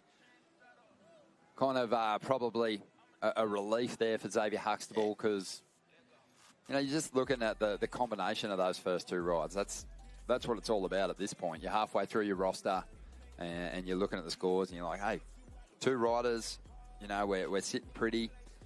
We're over 14 points already. We're laughing. Merriweather not too bad either, though, Vorno. No, Merriweather's looking good. I think, you know, with Merriweather, it's the culture of that city, the culture of the people from there. It is pretty much the DNA of the Boardriders Club, exactly. Like, you just print that out, and it would be the same all across the city, and they just look rock solid. So Grit merchants, mate, that's what they are. This is, you know, the big pressure test for the Snapper Rocks Club, the host club. Last year's champions here at the Usher Cup. You know, they got Joel Parkinson out there. He took a lot of time off the clock. He's kind of forced to, because conditions did slow down somewhat with the frequency of the sets in that last clash that they served. But, you know, Joel, we'll see what he's made of here in a minute. Well, what he wants to do is get the best wave of this heat, do the classic Parko on it, and give Jay and Kobe a bit of time to get back out there. I think Jay has a lot of points in his back pocket. He'd be stinging to improve on his score. Kobe is always, again, just one of those surfers who gets it done, like such a great team player. He is a little thought. Yeah, he is. Go on, give it to me. I agree with you. I love that the judges just went, you know what, Tully's throwing everything at it. But it is a brave man, or brave panel, that throws out a 9.6 when Parko hasn't ridden a wave in a heat. 9.6, you're not leaving a whole lot in the scale, and I love Tully's work. You know I do. I'm a huge you do. fan. You do. I do. You've I said talk to about it me. often. No, you call me up. Sometimes you just call me up and say, hey, Vorno, Tully Wiley, mate, let's go. Let's talk. Yeah, I'll have a liver sunrise, 3 o'clock in the morning, give you a bell and talk that's about right. Tully. That backhand approach. But that's how we roll. Joel Parkinson's one of the greats and arguably Snapper's best ever. Well, to quote the great Eddie Simpson from Hello Sport, Joel Parkinson, one of the greatest of all time. I mean, put that in your pipe. If it's coming from those boys, you know it's legit. Yeah, yeah. And here he goes. Oh, here she goes. It's Macy. And this looks like a nice little grower, Ron, and that's what you expect. Just smooth, classy rail surfing from this North Shelley Queen, and she gets it done. She had to get rid of it too, so, you know, she has taken a fair bit of time off the clock, but she will... She knows her role. No, she knows her role. She knows her role in that North Shelley team. She can't settle on a low number, like not too low. No. She kind of goes, you know what, I got to get mid-range or better. And she's going to release now Shane Holmes on the lineup. So that'll just at least get them slightly back on track. You got to wonder how it feels when you've been sitting out there for a long, long time and you're watching other teams rotate and you're just not getting anything. It must be such a rattle. You just get... and really feel the pressure of the clock start to grind you. And here we are, swooping. Yeah, Mikey Clayton Brown. This one, it's just, could be Merriweather's first little mistake. Maybe. Yeah, it could grow, but we haven't seen a whole lot of those ones hit any sort of inside section here. Well, he's just going to call it. They just want to manage this clock and give him another shot later. I don't mind it. If Philippa Anderson does her stuff, if she can get herself a decent score, quickly get Jacko Baker out there. He only had a 5.43. You know, Jacko, certainly an excellent surfer, can get to that range quite easily out here with that amazing forehand approach. So, hey, Macy just banked at 5.9 for that last ride. Yep. Judges just loving the first slice. This is a lot closer than you think. Snapper Rocks is sitting on a 6.67 and a 4.43. Joel Barry has a 5.17 and Mace has a 5.9. This is tight, Ron. I think, you know, this last 9 minutes, clock management is going to be crucial. But if we can get a couple of really big scores, it's going to put some clubs in some pretty scary positions. Out the back. Oh, Philippa Anderson. Nice hit there on the outside. The wave flattens for a moment. She'll go into that just smooth transition run, trying to stay with this one, hoping that she gets a final hit in, starting to build some momentum. The wave goes again. Nice hit there. Climbs up into the pocket. This is what Merriweather needed. Well, that's what Mikey Clayton Brown was looking for, and Philippa's found it. Yeah. And that just shows you exactly what you were talking about, Ron. You know, Mikey's like, there's no way I'm paddling back out. Get out there, Philippa, see what you can do. She gets the bonus section, drops the wallet, so some nice little fireworks on the inside. And all of a sudden, Merriweather now, with all 4 surfers locking in their scores, can start building. Yeah, just undoing the collar on Jackson Baker there. He'll jump back into the lineup. Just foaming at the mouth, ready to rip Snapper Rocks apart here. You just know that he won't want to settle on that score, that 5.43. Jackson. Yeah. Jacko's got some... They keep him on a leash too, don't they? They put a leggy on him and put it to an umbrella that's buried deep in the sand. He's just straining to get back out there. Mate, he's like a Doberman. Just you got to hold him back. The choker chain. Oh, look out, Joel Parkinson. 2012 world champ. Wow, Pipe nice. master. First turn is beautiful. Slices back. The rebound was nice. Is this thing going to grow? Oh, Parko. And behind him, Torquay start to get busy. Willis Droomer. Release blue. Oh, it's tricky, isn't it? There's a lot of swoops. Okay. To get the sting out of the lip, it seems to be where the big point of difference is at the moment. But Parko's going to have to soak up more time, you'd imagine. No, I think he released. Did he release? Yeah, he released. Droomer on the inside, still going. Kobe Enright on the lineup. Willis Droomer still going for Torquay. And there's an opportunity with Willis's ride. to extend here over Snapper Rocks. They're up against it. North Shelley still with work to do too. It's not over yet, but the host club has got some serious problems here. Kobe's out there in the lineup now. What can she manage? There's no second chances in this round. Froggies is the repechage. So you've had your second chance. Yeah, well, Snapper have found themselves in this position, getting knocked out of the World Cup Challenge Snapper round.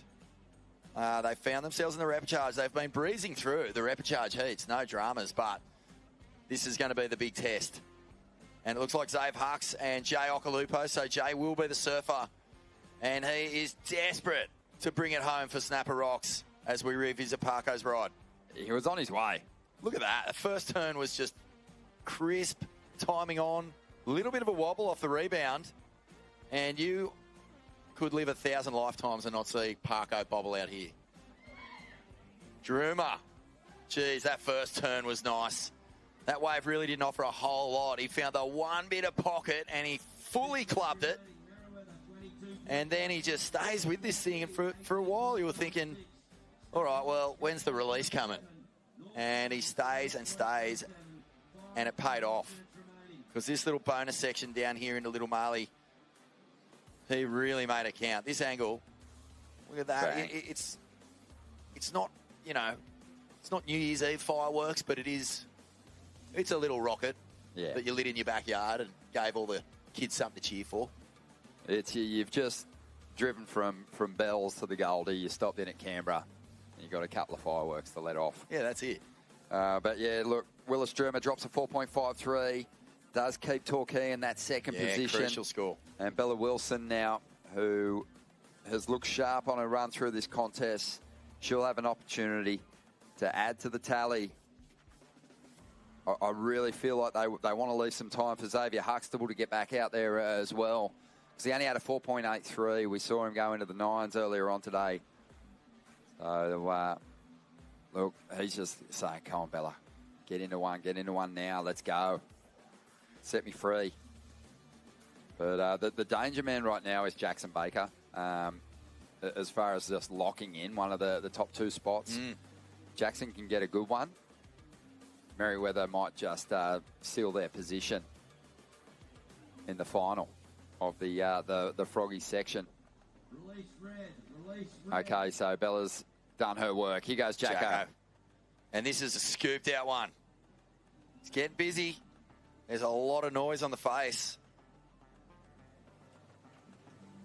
A lot of noise on the beach too. What's he going to do here? Is this going to seal it off for Merriweather? So all eyes are on Snapper Rocks, Torquay right now. North Shelley's still in the mix. I believe Zave, as you were saying, had a really big off-season, spent the whole time up here on the Goldie. Ready for the QS. There's a few important comps to go, as we see now. Kobe. Well, Jay was ready, but I think Joel's going to pull rank there and try and get back out when Kobe releases him at the end of this ride. Kobe Enright doing what she does. Typically solid, chipping away at this one. Clean style, has that great swoop. Oh, this is such a all-team performance from Kobe. Oh, they're loving it. Snapper Rocks. Yeah, that's a big wave in the context of this heat. He's always rely on Kobe Enright to pull you out of the fire if things are looking a bit sketchy. And now, who is it? Who's going out there? Is it Jay or is it Parko? Oh, I think I saw Parko running up the rocks. They were having a conversation. Yeah, it's Joel Parkinson. He only just sent Kobe out there himself, so he's going to be back out there in just a moment. Oh, man, there's 3 minutes to go. 3 minutes to go. Jackson Baker's number hasn't come through yet, but I don't know if it's going to increase the score tally here. So Mikey Clayton-Brown, he'll likely get an opportunity on the outside. It didn't feel explosive enough to challenge his first ride with that really nice carve. And here we go, Holmesy. Oh, that's a big turn from the big man, but he won't get the connection. That might be it. That could be the end. As we see now. Xavier, he's looking to get rid of a pretty mid-range score. And he's fanging down the line. This thing looks steep. Hacks it off the lip. You think he needs a... Wow. Oh, that's nice. That's a really driven turn. On a flattish section, Yeah. too. I wonder. So he's just making his way to the beach now. I don't think they'll flirt with it. No, the 3 points is going to make a difference here. Here he goes. Look Oh, out. listen to the crowd on the hill. Oh, Joel Joel found the Parkinson. tube. It's in You're the joking. No, this could be one of the most important waves of the entire comp. Parko finding Viz out the back. He's going to stick with this. The entire hill is going berserk, Ron. 1.5 minutes remaining. What's he thinking to himself there? He's got to be frothing. Got the vision. Claims the wave. He's heading in. Well, we're still waiting on Kobe Enright's number to drop too. There's been a flurry of activity, Vorno, in the final stages here. Merriweather could be in trouble. Merriweather could be in trouble. It's all happening. North Shelley. Yeah, Torquay. They've jumped up into the lead already. And I'm pretty sure Xavier Huxtable's got another score to drop. Well, this is Jackson. And he's going to race in. He wants these 3 points as well. He's got a minute to do it.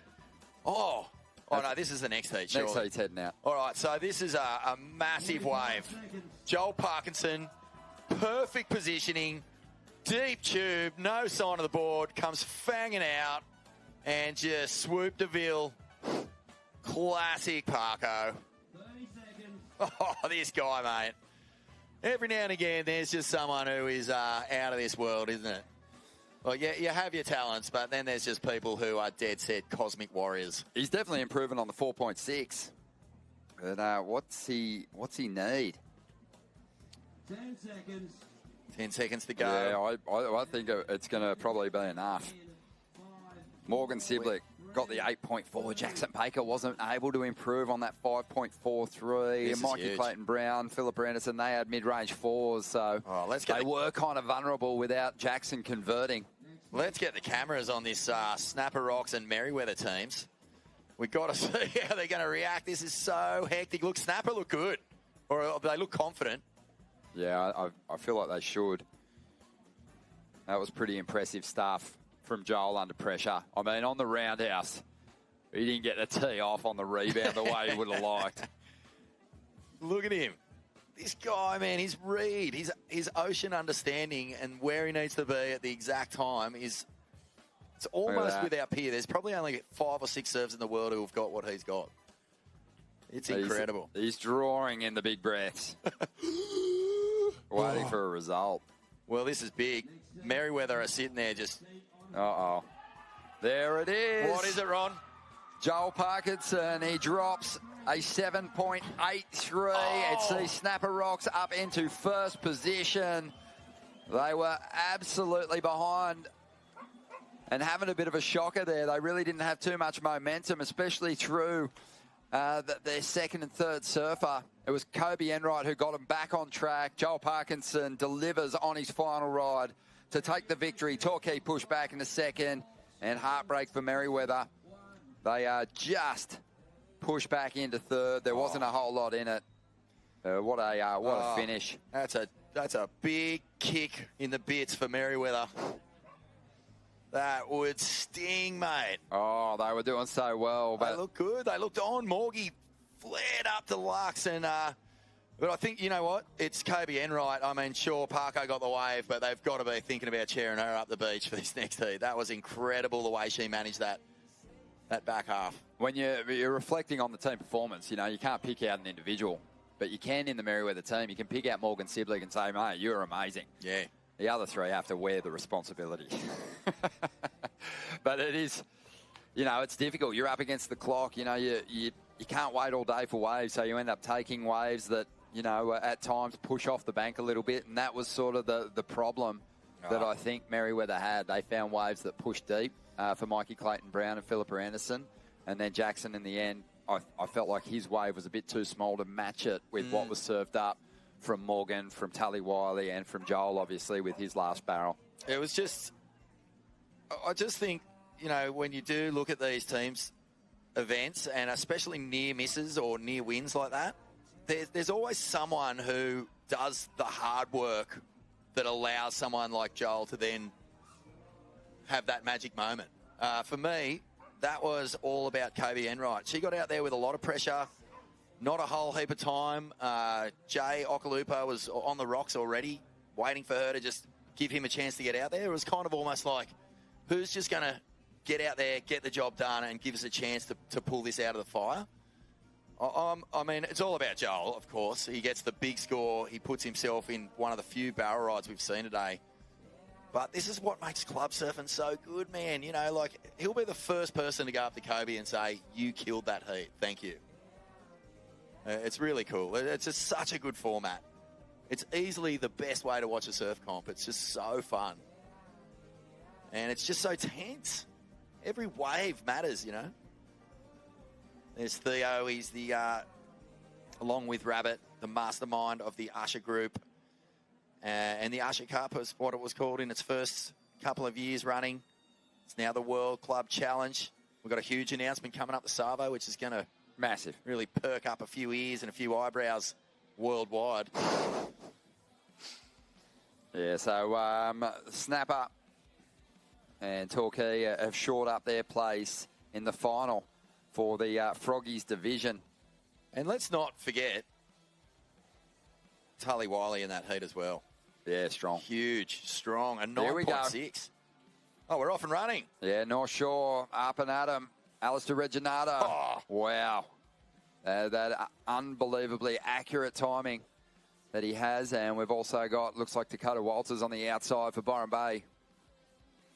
Oh, this repechage has to be the hardest repechage round in the history of surfing. There is so much talent in this thing.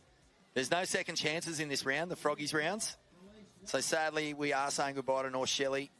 We are saying farewell to Merriweather. And this is another monstro heat. Omi won. Omi won Boardriders, the Japanese surfers, as we see here. Mihamana Bray for the Tahitian team. And what a lineup they've got. Awesome to see Michelle Perez here. He's been absolutely flaring. Here at Terina Tufa. Eileen Vast as well. Hira was an ISA world champ once. Oh, yeah. And he had a couple of performances in the event in Tahiti as well. Caused a few big upsets. I think he made the quarters one year. I think Poto won a ISA world title as well. So Tahiti have big game in international competition. Yeah, well, Michelle Perez. He's the pipe master. Unbelievable. Pipe master, sunset champion, Halle Ever champion. Oh. He's one of only 5 people that won every event, the Triple Crown. That's Joel Parkinson, another. That's a feather. Yeah, amazing. Derek and Mike Ho. Strong. AI. Undy. Omi won just a 3.4. Toy Tanaka. 3.5 for them. Sorry, to kick things off here, Dakota Walters, Mihamana Bray, Alistair Reginato, all with scores on the way. So the second surfers are out there already. Quick start for the surfers in this heat. Not a high-scoring start for 2 of the clubs, but I think Byron and North Shore are going to put up pretty reasonable numbers here.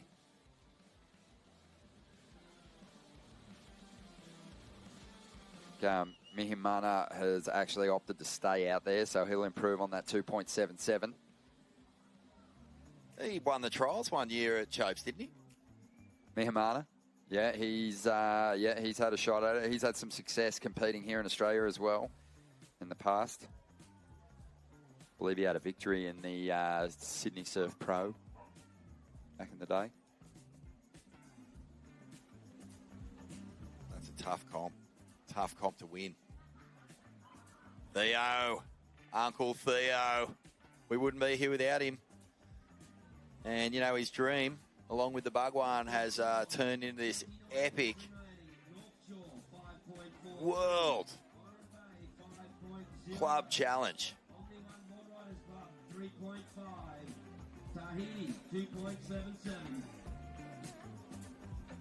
So North Shore Boardriders are out in front, and that is on the back of Reginato's 5.43, Dakota Walters a 5. Guys who have been dropping 8s and 9s throughout this event, so they just want the quick start. It seems like time management is a huge issue. No one wants to get stuck out there in those lulls. Yeah, Hate lulls. hate them. You know, it can just happen. If you're out of rhythm, if you're not on the inside, if you don't get the jump on your opponents in that opening exchange, your first surfer, you know, might be last in line for that opening score, and really kind of sweat on using that priority effectively to get a good score for the team in the opening exchange. And sometimes, you know, really winds that clock down. Now, here we go. Sophie McCulloch. Nice roundhouse to get started. Banks off the foam. Stays low. Gets control again and really just whips through that second turn. This one pushing a little wide, but she'll hang with it. Hoping there's a chance to stomp a move on the final section. Harley Walters on the wave behind. Sophie's surfing is so fast and so clinical. Yeah, really well rounded too. Good calves, great fin throws. As we see, Harl's just bringing it in. He had a tough year in 2024 with some injuries, held him back quite a bit, but he's getting back to his best. Oh, we just lost him on the turn that we wanted to see. He's so good at throwing fins out the back. He sure is. Yeah, but Byron Bay, quick start for them. All right, let's feel the buzz from the Snapper team. They saved their skin in the game in that last heat. We'll throw it down to Smithy. Are you kidding me? Mate, I'm down here with Snapper's finest. That was poetry in motion. So cosmic. The first proper cone of the day. Parko gets in it, gets the win for the team. Talk us through it. Yeah, mate, it was one of those ones where it was like I needed the wave, and when I jumped off, we were in fourth, and I saw like a couple of waves out. I'm like, there is one there. I know it and see it. And then I just saw it when I was coming over the wave. Next wave, I was like, well, this thing could work. And it was it just barreled, and then I was just like, thought I was a bit deep, and I was in it, and then it was really cool to hear the crowd like go, rah, when I come out the barrel, everyone was so loud. It was pretty cool. Put a smile on my face as I went through the cutty, and it was epic. Mate, it went up here, it went mad. You set the lokes were absolutely wild. Kobe, you played your part in it, mate. Talk us through the final stages of that heat. Amazing performance. Yeah, that was pretty stressful, but I was telling someone before, to be honest, I was more stressed than me. I think I just have so much faith in my team that once I'm done, I'm like, you guys take over and I'll just watch. So, yeah, I was stoked, and they did exactly that. So, yeah. Amazing. Ock, this is your first opportunity in this format, in this event. What's it like to be a part of a team like this? Obviously a lot of pressure on you guys, but to be a part of a moment like that, very special. Yeah, that feeling, it's undescribable. It's such a special feeling being able to compete for this club. It's got so much history, and yeah, got the best team we could ask for, and excited for the final. Mental, mate. And Shelley, obviously, a huge event for the local community. Very loud, very noisy here on the beach. How are you feeling as we head into the pointy end of this event? Yeah, I think we're just kind of gaining a bit of momentum now, and that was obviously the most enjoyable, to have events like this with that camaraderie around and all our community down here. It's pretty special. Mental, mate. The tide's on the run out. There's waves, there's cones, snappers flaring. It's on, boys. Are you kidding me? Go, Smithy. Bringing the energy, and mate, you could feel the energy buzzing off the Snapper team. Yes, they have cracked the final, but it's of the Froggies division, so they've got to survive that yet to get a shot at those teams that haven't yet slipped up from the Snapper Rocks side of the draw, we've been calling it.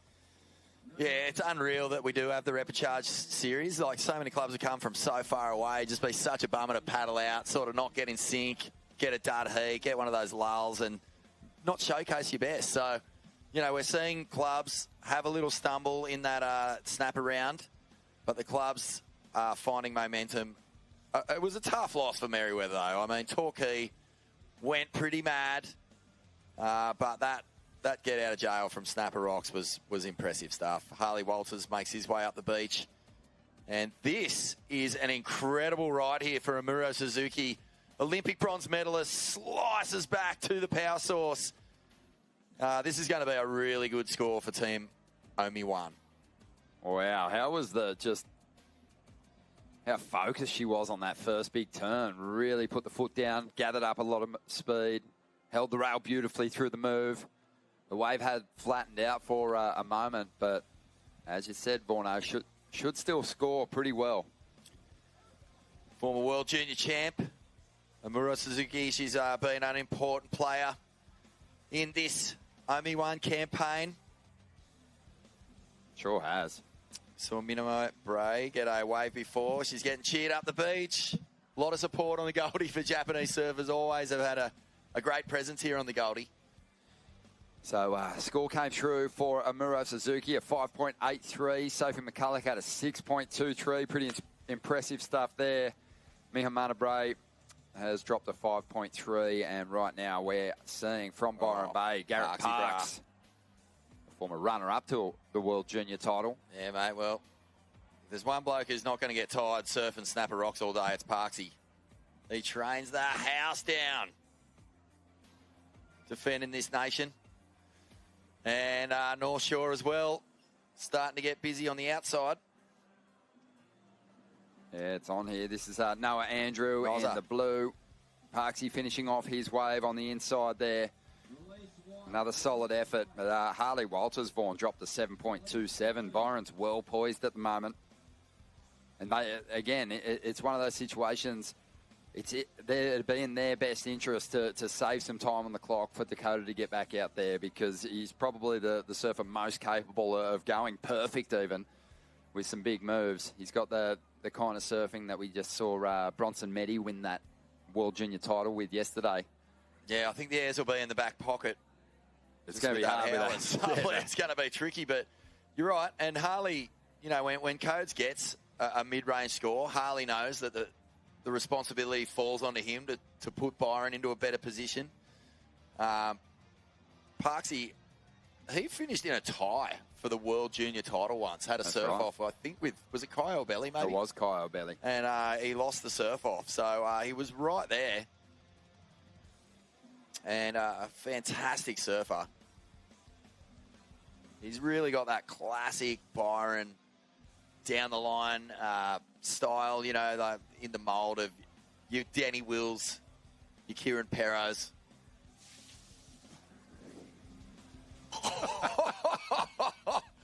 I cannot believe what I've just seen. The 10 has just stitched Smithy up the lux. Oh, mate. That is unbelievable. What? Sitting there minding his own beeswax. Next minute, Tent just pours a reservoir on top of him. He got slimed.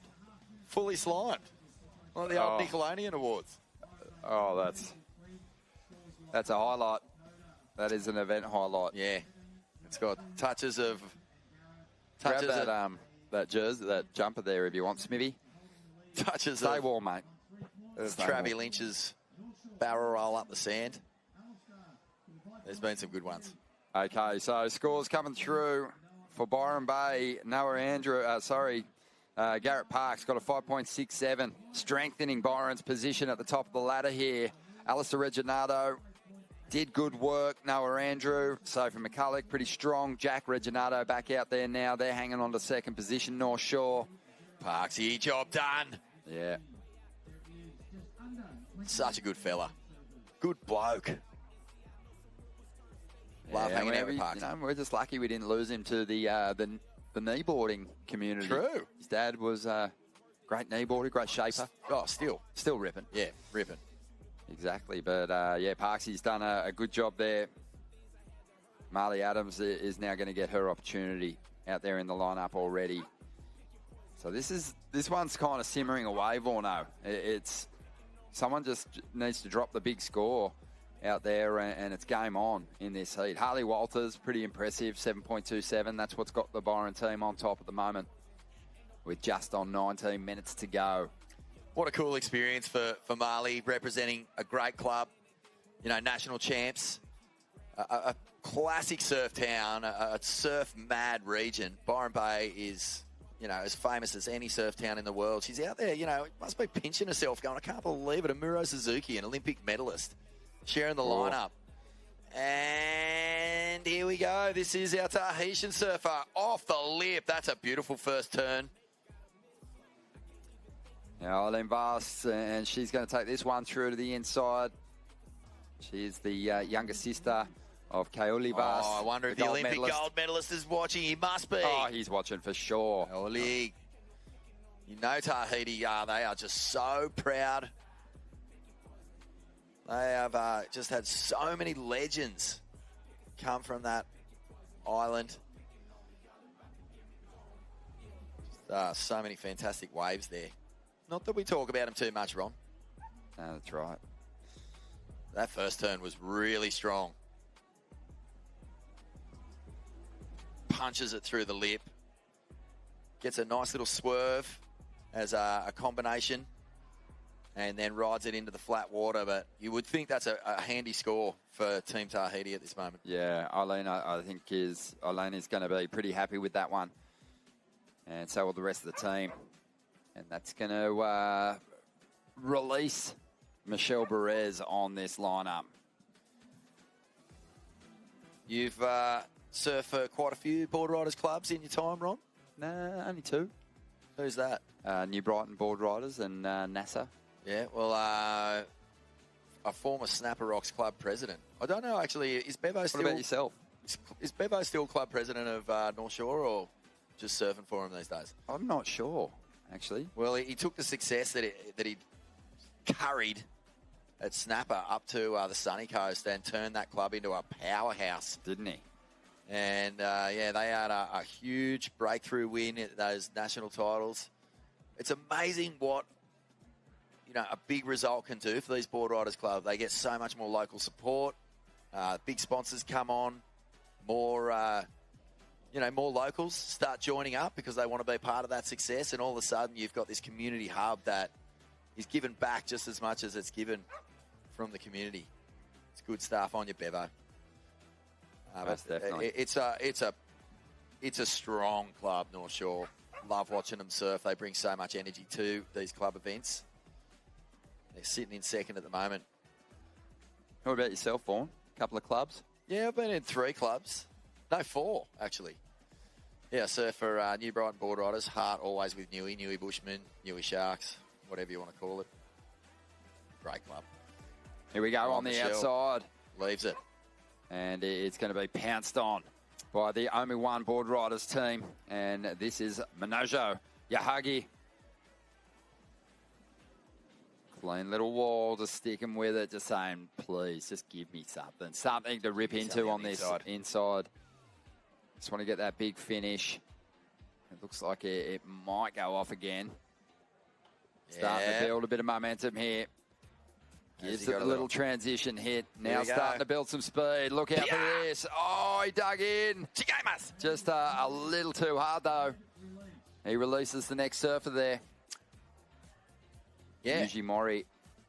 Oh, that's a bummer because you really want to make that final section count when you have all that downtime in that kind of mid-portion of the ride. It's a good way to finish. It's such a good angle. Love watching that. Just the way that the wave just hugs that sandbank. Yeah, that one wasn't the greatest, but just the way that whitewash line stays so true. You can't surf and not froth on that. Yeah. And here's the little bonus section. You can see how much, kind of south is in the swell when the wave sort of starts to bend out. The wave line kind of bends out into the bay. Can see it. You kind of see that, the direction isn't sort of coming in from the east and turning into the bay. And it's hard to get any sort of punch or push when you hit that last section if it's bending out into the bay. But they're out there, the waves that stay a little steeper. They are. We just saw Parko get one. The best can pick them. Big shout out to some of the platinum sponsors for this event. Get Directed, Radcliffe Lawyers. Big shout out to them. Mad Panda, Uniform Print Lab, Noosa Natural Premium Spring Water and Wimmers Soft Drinks, Bastion, Loop Logic, Sunbum, Chillin' Air Conditioning. Appreciate you having gotten on board with this contest. And the list goes on. I'm just going to rattle off some of these amazing partners that we have for this event. Coastal, Osworld, RWTD doing a great job with the broadcast. And then we've got a long list of gold sponsors as well. Volcom, Assemble Recruitment Partners, Ultron Project Management, We've got Aussie Automotive, the Sands Group, Safety Pro, Leadership Dynamics, Makita, Solar Set, Adrian's Metal Recycling, GC Trades College, BSC, the Gallery Interiors, Diego's, Yeti, and FCS. What a bunch of legends. Or, as they call it in Brazil, FCS. Mate, it's just such a strong community that's gotten behind this event. A lot of people sort of put, their time aside over the holiday period. I was talking to Rabbit about that. I was like, mate, early Jan's a really sort of tough time to run a major event like this, an international event. You got to work through that holiday period. And he just said, yeah, look, it's a big decompress the week after the Usher Cup each year. Takes a couple of weeks to get your head right again. And then you start planning for next year. Yep, that's how it works. But it's shaping up to be a big one. And a little later on today, we're going to get Theo, Bugs, Darren Brillhart in here to break some exciting news in regard to the Usher Cup and its future. Look at this thing, fanging down the line. North Shore Boardriders slicing off the top. Jack Reginado. You can pick that style a mile away. Isn't it? They've both got it. It's a big body style. So, Ron, just to recap, as we see Jack, he'll go into this little flat section. He releases another surfer here for North Shore. Just to go over the format, because there's a few crew who might be tuning in, excited to watch these finals. How did it work? Because we've got two parallel sort of tiers running here.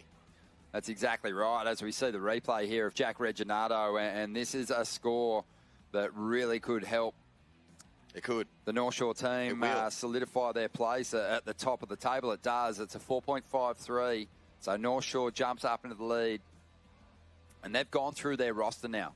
So this is the first thing about this format that we want to explain. You get through your roster, and then you can actually release by putting your hands up another competitor who's already surfed to go out there and try and improve on their score. And when you look at the numbers that have been logged so far, you're probably thinking it's going to be the surfers with the lowest numbers. That's where the most ground can be made up, most points can be made up.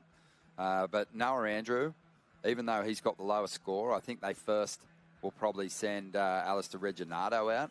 I'm not 100% sure on that just yet, but let's see. Reggie had a 5.43. Look at this out the back, Ron. Oh, I thought. Yeah, so it was Reggie. Yep. He didn't get much out of it, but let's see. This is Marley. Great young surfer. Really love that turn. Really clean line there. Speedy. Oh, she might get over this little wedge. She's on the other side of it. She's trying to stick with this wave. Might not be bad. It might give her a little section to work with. Okay, starting to build some momentum now. Nice hit there from Marley. And I can hear the whistles coming from Team Byron there. Job done. She's going to release Dakota Walters back on this lineup. He'll be back out there in a second. Yeah, that's a really well-managed heat from Byron Bay so far. 10 minutes still to go, and Dakota Walters. That's a huge turn. Oh, whoa, big combo from the surfer. Omi Wan Boardriders. Yuji Mori. And Yuji, oh my goodness. Well, the Spartan has come out to play. He's still looking so good, isn't he? Super ripped as always. And Michelle has just unloaded on this wave. And he's not done with it yet. He's not throwing the hands up just yet. He feels like there might be more down the line. Now he puts the hands up. And that is going to give Hira Terranatu for an opportunity on the outside. But that'll be a really solid score for Michelle. As Alistair Reginado works one over as well. So once all four people in your roster have surfed, you can just keep sending crew out to try and better their scores, but you want all four surfers on the sand by the time the hooter goes. That's exactly the rule. You don't lose points if you don't make it to the beach, or you're not. Points aren't subtracted, but you'll miss a 3-point bonus. And we've seen that hurt some people. It hurt NASA this morning. They lost out because they didn't get the 3-point bonus. Now, the other thing is that there's the two tiers. So there's a repechage round running. That's so right. As soon as you fall out, you go down into the repechage round, but if you lose in that one, you're done. And this is the second semi-final of the repechage round. So the first and second from this will surf in a final on the Froggy side of the draw. So we're going to throw it down onto the beach with Smivy. He's caught up with one of our teams. Yeah, boys, down here with Team Portugal. Guys, how does it feel to be a part of the World Club Championships? Ah, man, it's a pleasure. We're really happy to be here. We love Australia, we love the people, we love the food, and we love the waves. Mate, how's some of the talent in this event? Parko, we're just watching the Spartan absolutely light it up. Rabbit Bartholomew, the grand poobah of professional surfing, overseeing the whole thing. Lane Beachley's in the event. What's it like to be mixing it up with so many surfing icons? It's crazy, man. It's crazy, man, to be honest. The first hit was against Parko, and I think we're all, I don't know. My brain was going wild. Be surfing with Parko is such a pleasure. He was the first world champion I saw. I started surfing in 2012, and he was the first one. So yeah, I think we're all grateful to be here. But we got to keep humble, you know. We have to stay humble and focus on the waves. Mate, and tell us a bit about the qualification process that got you to this point, and where exactly you guys are from in Portugal. So we're from Costa Caparica. It's just like under Lisbon. It's the best place to surf, obviously. Waves are really similar, a little bit better back in home, of course. But yeah, the president, Michael, he was texting everyone because he really wanted to get here. And yeah, we did. Mate, it's so sick. So frothing to have you as a part of it. You've brought amazing energy, the big group huddles. The Portuguese team are flaring one of the big surprise packets of the Usher Cup 2025. Back to you, boys, in the studio. Yeah. Oh, thank you, Smithy. Yeah, they haven't dropped the heat yet, Vaughan. They've been staying alive. So finishing in those top two spots on their run through that snapper side of the draw. So let's just explain that for everyone. Everyone started out in the snapper division. The main draw. The main snapper draw. Is the main draw. That's right. Snapper's the main draw. And let's have a look. Oh, a bit of spray on your back. Zeus off the top. That was just such elite surfing from Michelle Perez.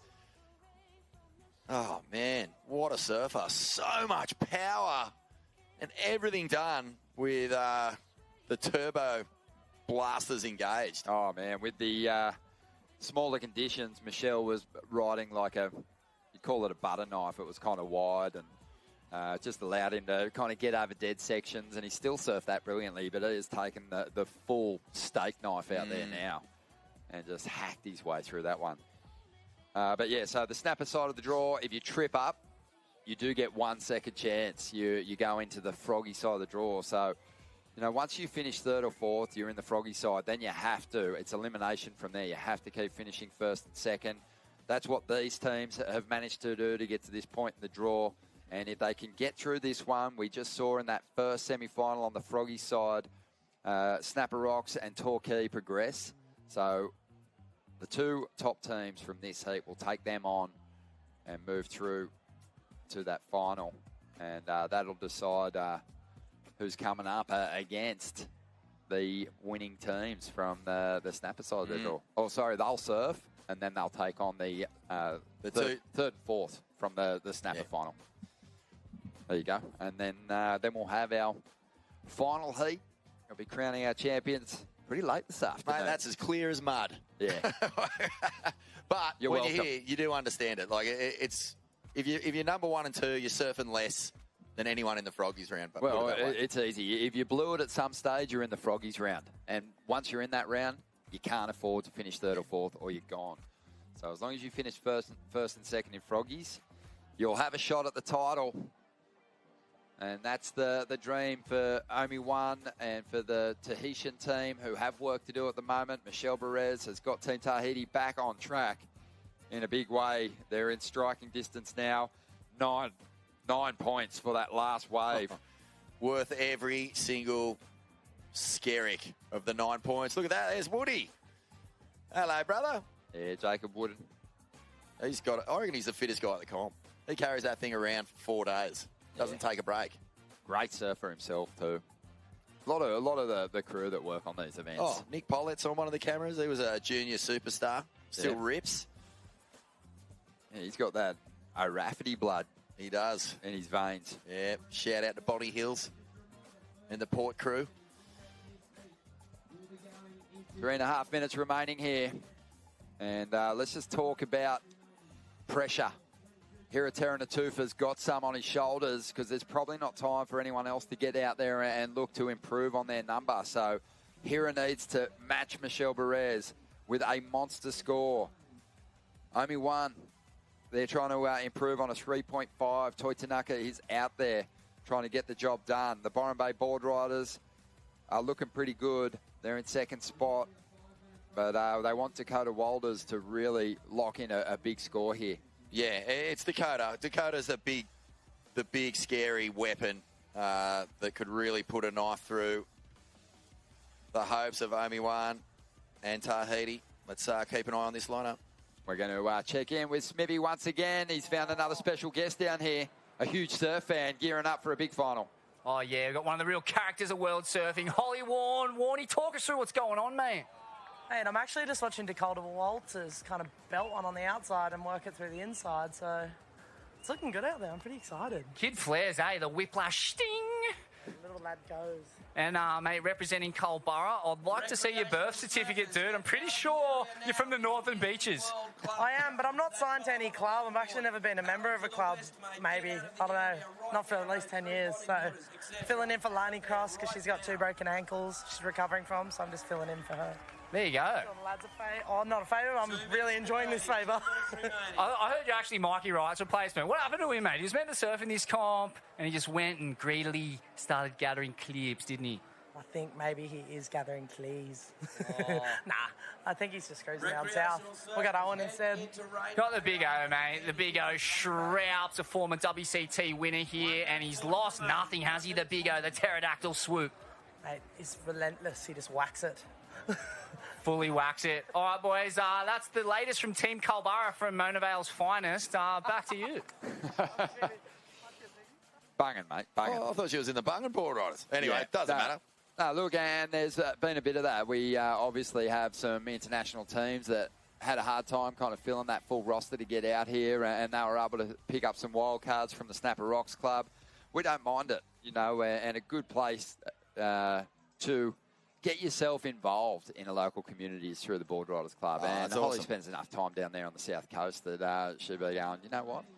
I wouldn't mind having some local cred down there. Hira, this is a big wave for Tahiti. They need something. Oh, it's just one of those ones that fizzes out the back. Toi Tanaka, and he's got to rip this wave apart and quickly get himself to the beach to have any chance. And you can see that, you know, they're within reach, the North Shore team. So second spot might be a possibility. He's going for it. He needs these 3 points.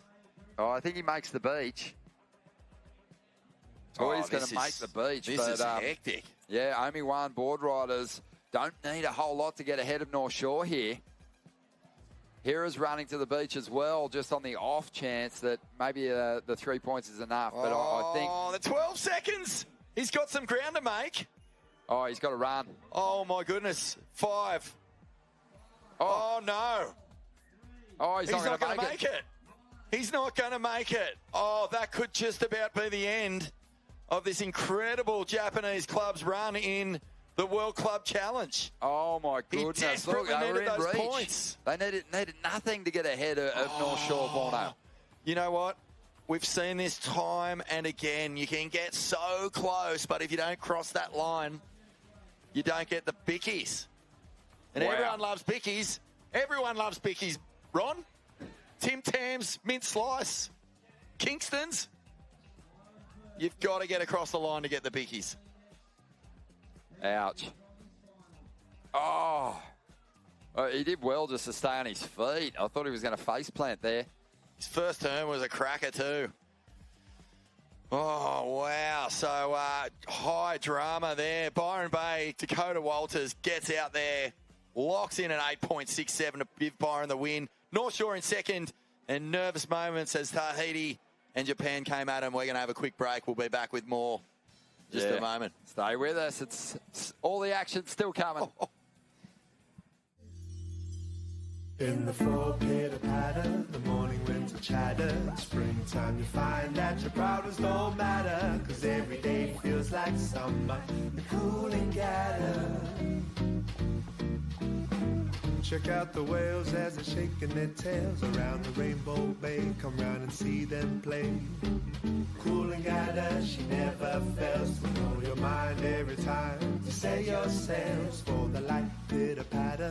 Morning winter chatter, springtime's you're feeling fine and nothing matters, 'cause every day feels like summer in Cooling at her. Oh, let's sing it one more time. I said every day feels like summer in Cooling at her. You'll have the time of your life, 'cause every day feels like summer. Let me hear you say every day feels like summer. Won't you come and play? Every day feels like summer in Cooling at her. Queen Sanford 225.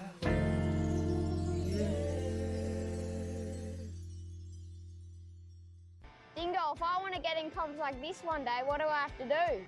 Surf every day and get good people around you. Break down my walls, but I won't rise again, 'cause I stand tall in my environment. How could I ever close my eyes as they silence sins? They try to take me down with their violence.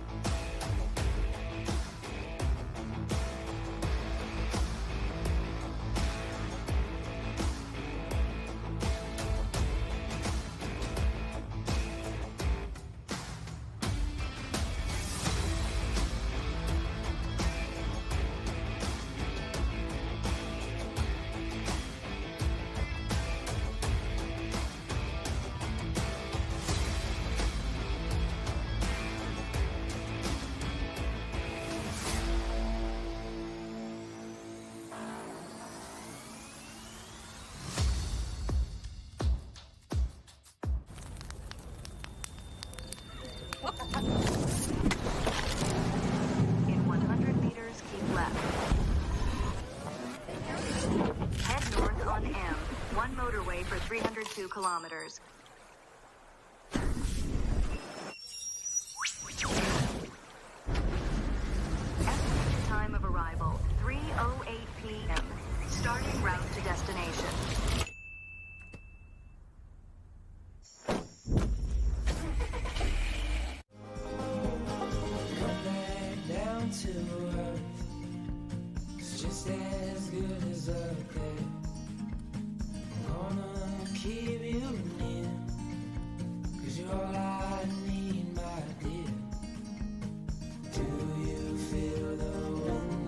turning round.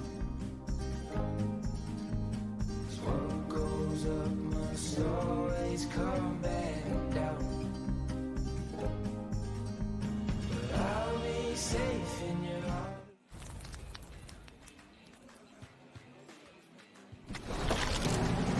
In 100 meters.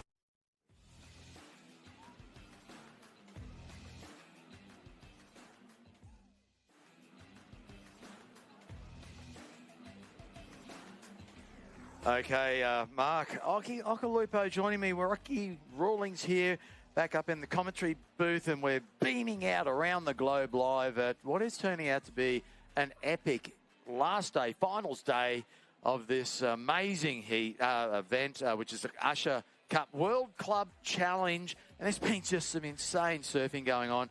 We always find that on the finals day, as when there's individual events, you'll see the individuals step it up. But this is now teams events, and the teams starting to step it up. They're melding, they're working it. We're in the Froggies final, and that means it's a qualifying final. So all these surfers have gone through a number of heats, at least 4 or 5, and they've worked their way through to this very moment. So this is the final of the Froggies qualifying scenario. Yeah, so they're almost back to that main... Correct. Back to those clubs that advanced through their main draw, and almost back in the main draw, so to speak. That's right. And here we go. Yellow's up and riding Torquay. For Xavier Huxtable draws first blood with a really fast wrap off the top. And yes. So in this heat will be Snapper Rocks, who just had an amazing win. Oh, wasn't that a get out of jail right there? Wow, right in the dying seconds. And Joel Parker just doing what he does. Read this wave, absolutely perfect. But the whole team just pulled together. It was epic. Byron Bay. Byron, I reckon, a danger team here right now. Yeah, they've got a great team. And the brothers, the Walters brothers, and Garrett Parks, and the Bella, is it? Yeah, so the young one. The young one, yeah. She's been ripping too, but yep. It's Marley. a very Marley, isn't it? Yeah. Well, it's just been a really good day. Yep. And it's a really good afternoon to everyone. If you've just tuned in, everyone that's been watching all day, thank you very much. And the tide's gone out, and it's going to be some radical finals there. Look at this, could be a grand final right here. Torquay, Snapper, Byron Bay, North Shore. You kidding me? Yeah. All so Australian clubs. So, and clubs that have surfed against each other many times in different formats of the team surfing. Yeah, that's right. Everyone, and individual events, everyone knows each other's measures. They do, and individual, yeah, right. And now it comes down to, as we're saying again, the team working together. There's lulls coming through there, but when the sets come through, wow, they're just really lining up on this bank now. It's really starting to crack. Like, yeah. I in that little mini break we had to wait for the last semi to get reset, and I saw a couple that really barreled, and they were actually hard waves to get into. Wow. I know Sheldon's way back there. I saw him, I think he paddled even out off Froggies to get the inside. So he's way back. Oh, actually, he's been taken back to the pack. He's trying to... It's a hard angle to get, actually, to see how far he is from the other two competitors. The more he paddles, the further he looks. He looks close, but I think he's a fair bit deeper. He's going to hold position, I think, for sure. In the distance there, you can see Duran bar, the Tweed bar, and a bit of weather. Yeah. But that's okay. Sure. We've been wet and dry about 15 times over the weekend. Yep. It's not cold here on the Gold Coast. It's 30 degrees. Water's 25. So a little bit of rain doesn't hurt. Everyone doesn't mind getting wet and drying out. It's pretty. It doesn't take long to dry back out when the sun comes back out. It's it's hot. It is. Yep. Gets steamy after those squalls go through, but. Yeah, we've seen some amazing stuff. Xavier Huxtable just then posting a 5.67, setting the benchmark there for Torquay. Tully Wiley, just saw Tully surfing in the previous heat, and wow, just surfed unreal. We did, and as the swell goes under them, you can actually see how further Sheldon is deeper. He's way back there. Yep. He's actually having a little look at that. Nah, he goes over it. That'll be Alistair Reginado, who's very familiar with this wave as well. I remember when Sheldon... Oh, sorry, Glenn. I mean, I remember when Sheldon made the the final here and got second. He was kind of one of the only ones in the Challenger Series to go back there. And he was getting barreled the whole event, remember? Yes. And the other surfers, you know, it's just a little... Everyone was wondering why and asking me why don't they go back there and get those barrels. But it's just a risk factor, you know, with priority. You go back there and you fall off and you've blown a really good wave if it's going all the way down the line. But Sheldon is not scared. He'll go back there. He knows that's the score. It's the king score. It's where the judges want you to go. Yep. You know, they want you to surf a wave the way it's supposed to be ridden. Critical behind the rock with the snapper backwash. is a critical, deep, throat spitting barrel, and that's what, you know, the people come to see. That's how, you know, the locals want to surf it, and Sheldon is one of those, and he's back there, and hopefully he gets one. Yep, that's what's getting delivered today. Well, we've got this, and then another. That's a snappers final, and then there'll be these 4 clubs then come together out of the 2 finals, and that's a qualifying final. And then we'll be wrapping it up, obviously, with the big grand final. It's going to be so epic. We're hoping that Swell will still build a little bit and kick a little bit into the afternoon. One thing we do know is that tide's running right out till it's got to be at least about 7 o'clock low tide, so that's right on the buzzer on the very final heat. So that's perfect timing for us. And I can tell you the vibe down there is insane on the street. Every one of the teams that are still in, they're buzzing, they're strategizing. That we have the street blocked off, as you said. There's food vans and skate parks, and I walked past the surf club before, and it's swelling out onto the balcony there, and you can hear music and people. It's just such a good vibe. Snapper is beautiful, perfect spot for these sort of events. It's pulsating. You can really feel is. it right here. The energy is all time. VIP area right next to us. People having a good old Sunday afternoon. Yep. Even got Robbie Cohen out of the house, a good mate of ours. I saw Robbie. He came down. He's like, I nearly crashed my electric bike. These things are dangerous. Yeah, he never gets out of the house. No, he never gets out of the Enough house. to drag him out. If Snapper makes a final, he's out. And, Robbie Cohen, a really good local surfer here. Master builder. And he's down here to support the club. Yep, everyone's down here. As I said, the ranks are swelling down there, and the vibe is just bursting at the seams. So just if you're not down here, get down. There's still plenty of time. It's local time. It's 4 o'clock, 10 to 4 that is, p.m. into the afternoon. The sun goes down about 7. We pushed right through till dark last night. I think we'll do the same again today. We'll be getting right to that very end time, so we might even be doing presentation down at the end of the cul-de-sac where the big stage is, and I think Dimity's been running some discs and pumping some music, or she will be later. Yeah. I'm just looking at this situation out here, Glenn, because I think Dakota's heard me. He's actually challenging the inside of Sheldon, so seems like there's a hassle way behind the rock here.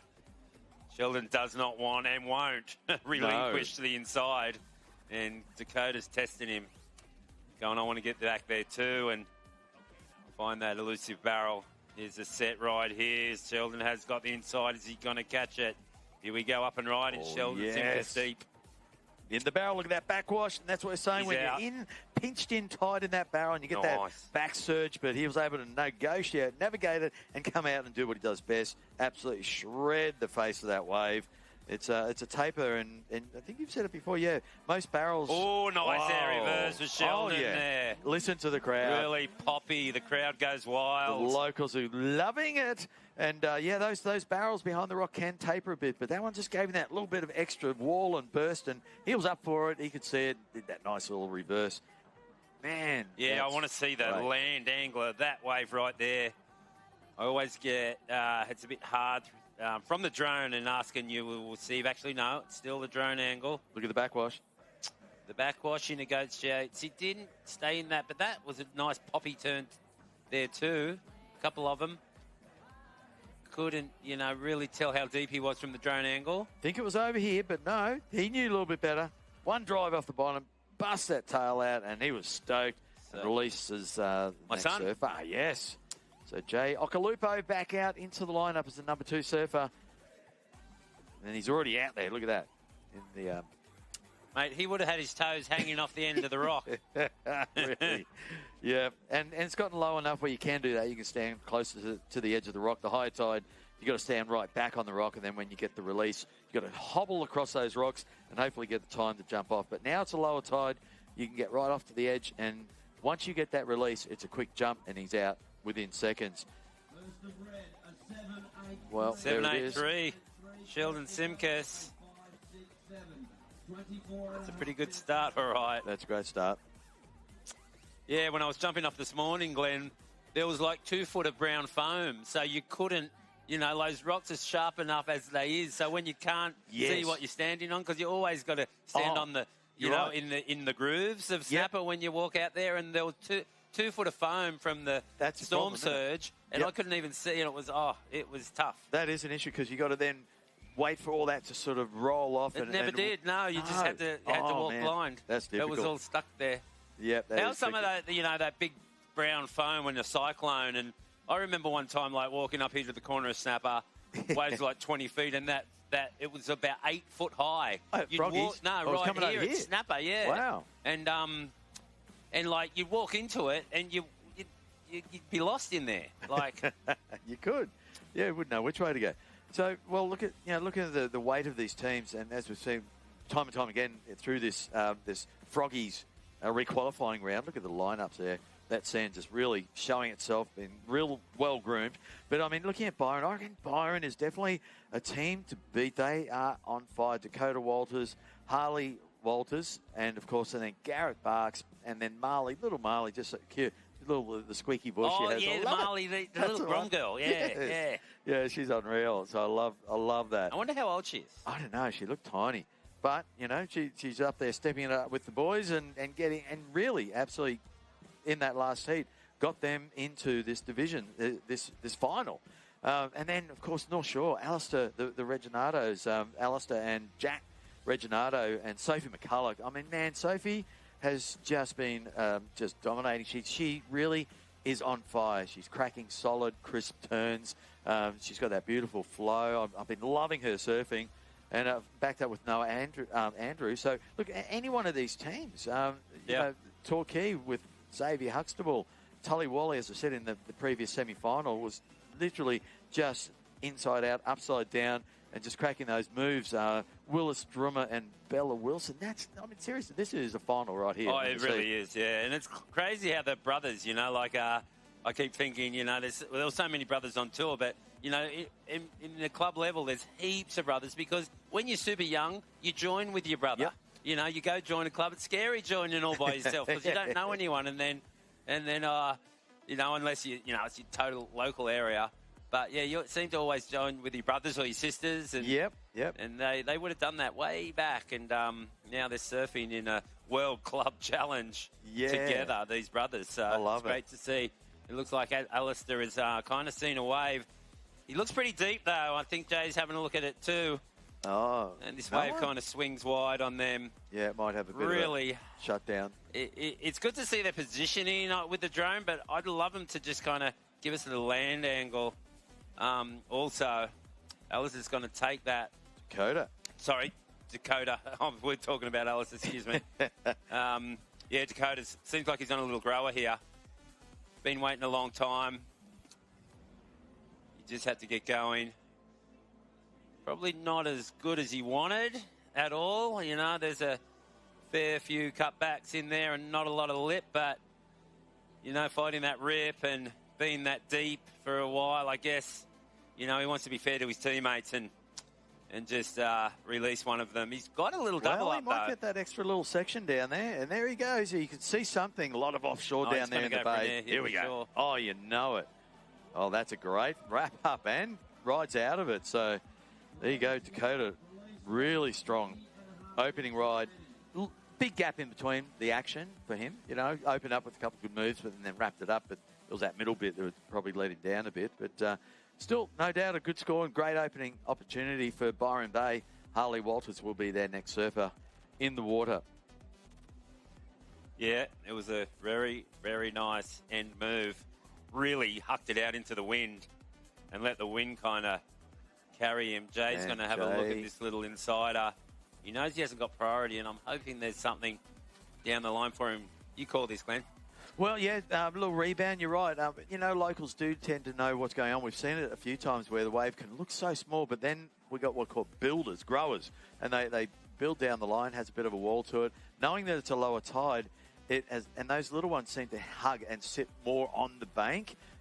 He's obviously looking for that end section. He's getting close to Little Marley. That's where it stands up in front of the rocks.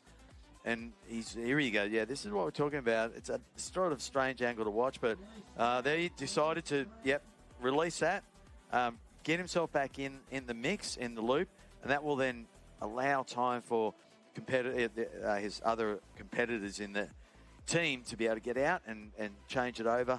I think by this stage, you know, they've served how many heats to get to this point? At least 5-6 heats. I'd be getting tired. Here's Joel. Joel's paddling as deep as possible. Just jumped off the rock. You got to kind of hug that little finger there to get deep. It's got that little surge, pulls you out. But what I'm saying is they've surfed that many times together now. They're really melding. Each one of these teams. You know, it seems like that. I mean, I'd like Jay to kind of get a better wave, but I mean, he's kind of taking one for the team. He's not wasting much time. You know, he hasn't been getting big scores, but in all teams, you know, someone's got to kind of take one for the team. Joel's seen something. I've surfed with this guy so many times, and when he's kicking his legs, he's seen something. He's deep too. He's not going to get that. Oh, look at that thing. That would have. Oh, but he had no Someone priority. had priority, yeah. So there's no way that.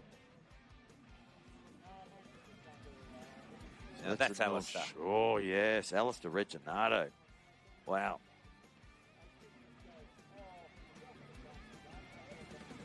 Pretty nice turn there. It was a late drop for him. He only just got himself into this wave, but it might have more down the line. Goes through the free surfers there. Yeah, you think if Joel was looking at it, he was considering it. Must have had something, yeah. There it is. And that's something that I bet these other clubs do. You know, they're looking closely at the local club scene. Sure. You know, and which is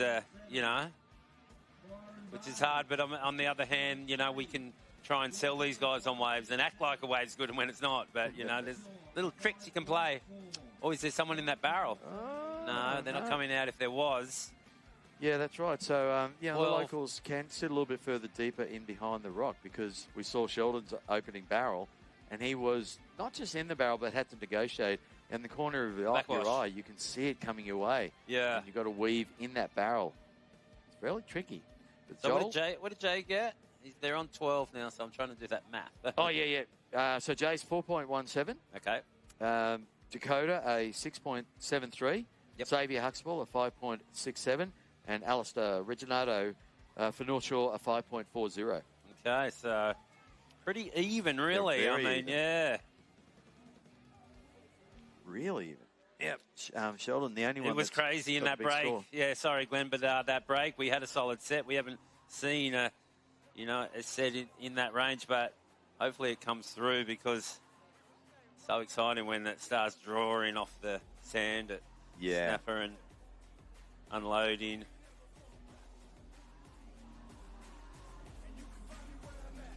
Local time is 4 o'clock here on the border of Queensland and New South Wales. In New South Wales, it's 5 o'clock. Here's 4 o'clock. I could be wrong because my phone I live right on the border and my phone seems to jump back from New South Wales time to Queensland time, and the only really way I know how to tell the real time is go down to my car, which is set. And so we're right on the date. I'm not on the date line. That's when you fly to Hawaii. In America, you go over the date line, but the time zone here is different. About 20, 50 metres behind us. As we see the sun glistening through onto the lineup. Joel's kicking his legs. He's seen something. I wonder if he's going to get blocked because he's in the barrel deep. Yes.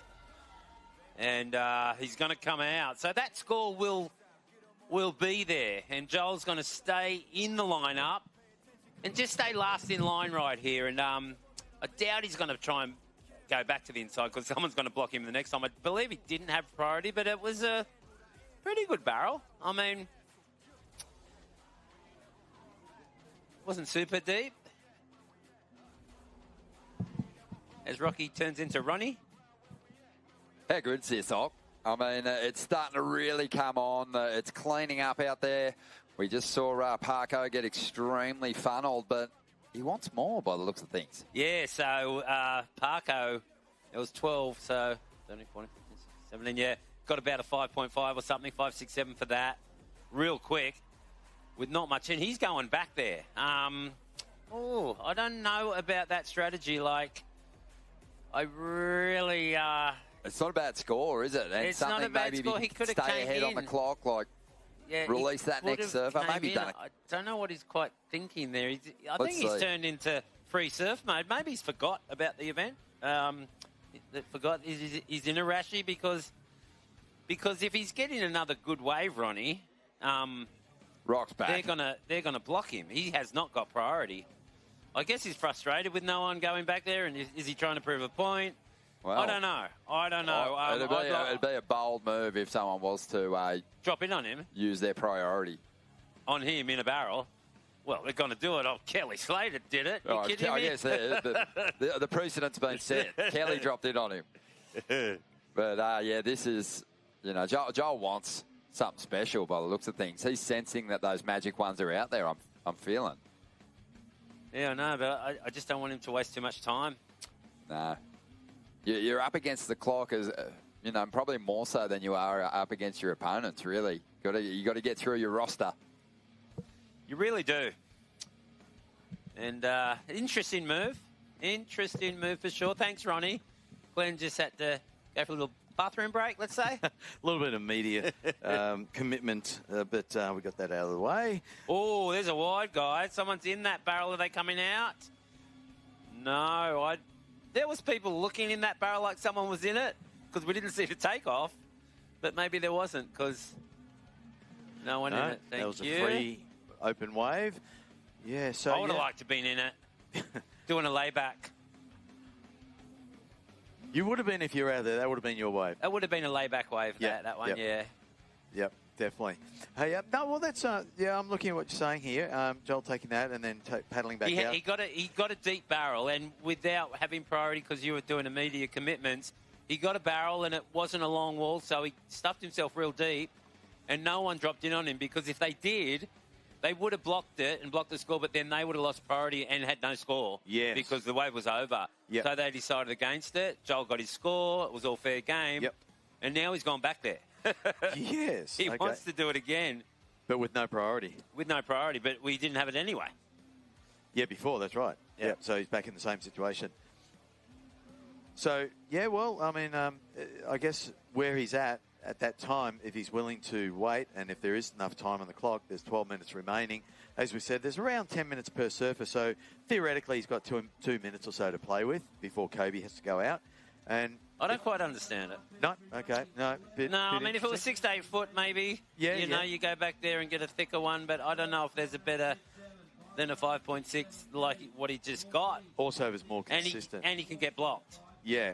If it was There's more two consistent, reasons I don't like him there. Yeah, no. If it was more consistent, he would be banking that each one of these surfers inside would have taken a wave each. And he'd get priority, but then he gets it. That's not going to happen for the rest of the heat. Well, I tell you right now, that starves Kobe. 3 people aren't going to get good waves. Yeah, that starves Kobe and then. Put him back in priority. And there's Kobe before the end of this heat. Okay, well, let's see how that plays out. Now, looking at it, though, too, also is this part of the factor that Byron Bay only has Dakota with 1 wave locked in. Torquay, Xavier with 1 wave locked in. Xavier's a 5.67. Dakota's a 6.73. And North Shore only with 1 wave, a 5.40. Yeah, so it's true. I mean, they're a mile ahead, really. Yeah. But I mean, they can change so quick in these events. Really quickly, as we know. Yeah, interesting strategies going on there. And, can Joel better that score? If there's no waves coming, no one's getting anything. But, but if he does, you're right, if he does paddle for the wave, then the other's got priority and they're going to then want to take that wave off him.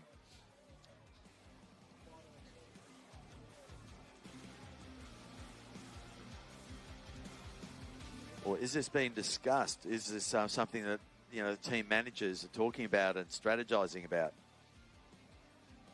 There's a lot going on. This is a final too, so a lot at stake. An opportunity to get through. Yeah, very, very crucial moment. Well, 10 minutes left. It's winding down.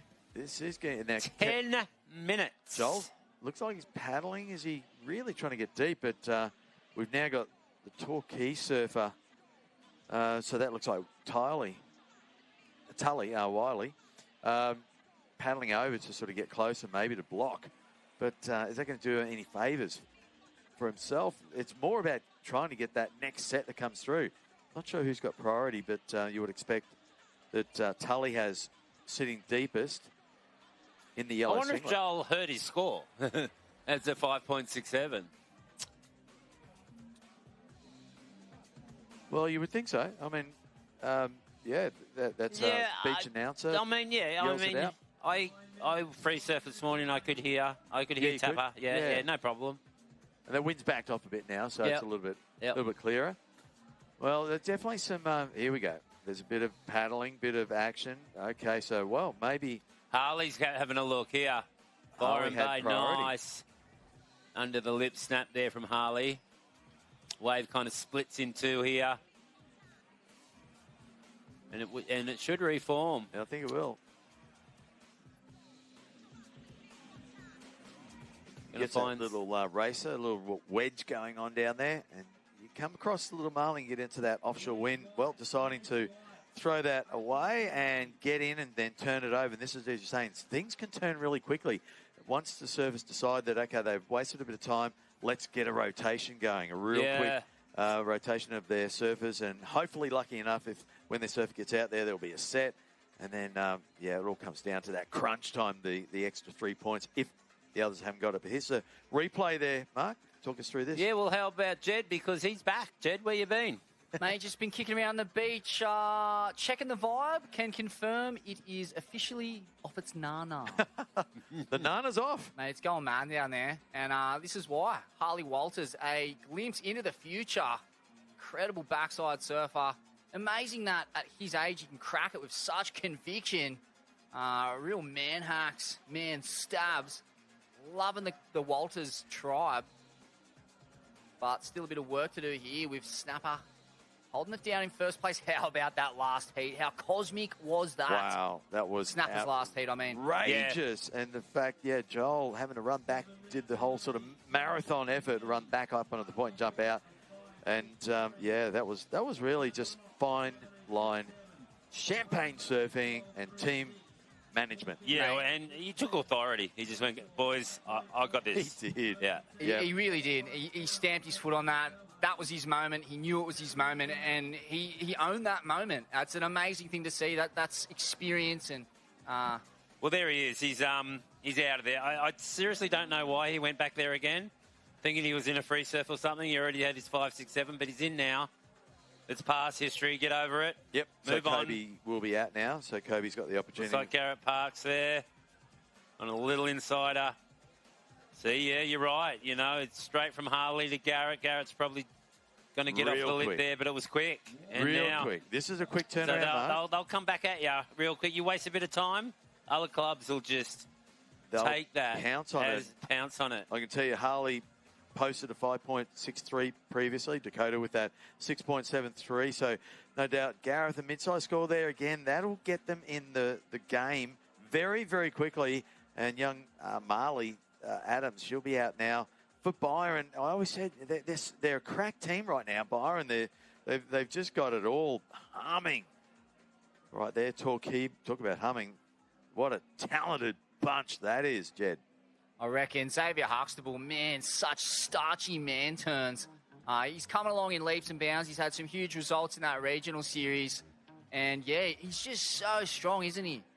Such a meaty grom. Talking about speed, sorry, Jed, you know, this is a little Marley from Byron. And in the blink of an eye, they've got 3 waves.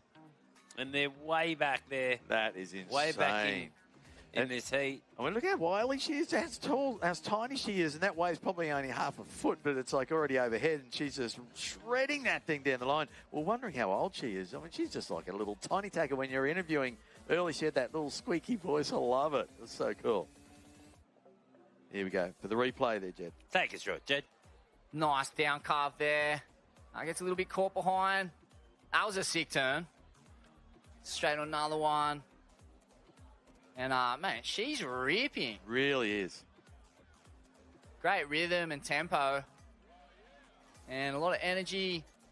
Didn't quite go vertical, that one, but she got the job done on those first few turns. And, man, yeah, like this is a micro-grom. It's crazy to be competing in this format.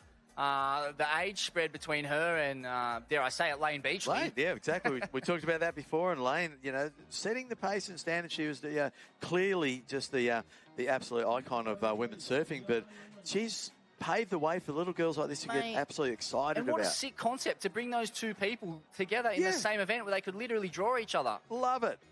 I'm sure. Tully Wiley. Here we go, Tully Wiley, another big mutant from the deep south.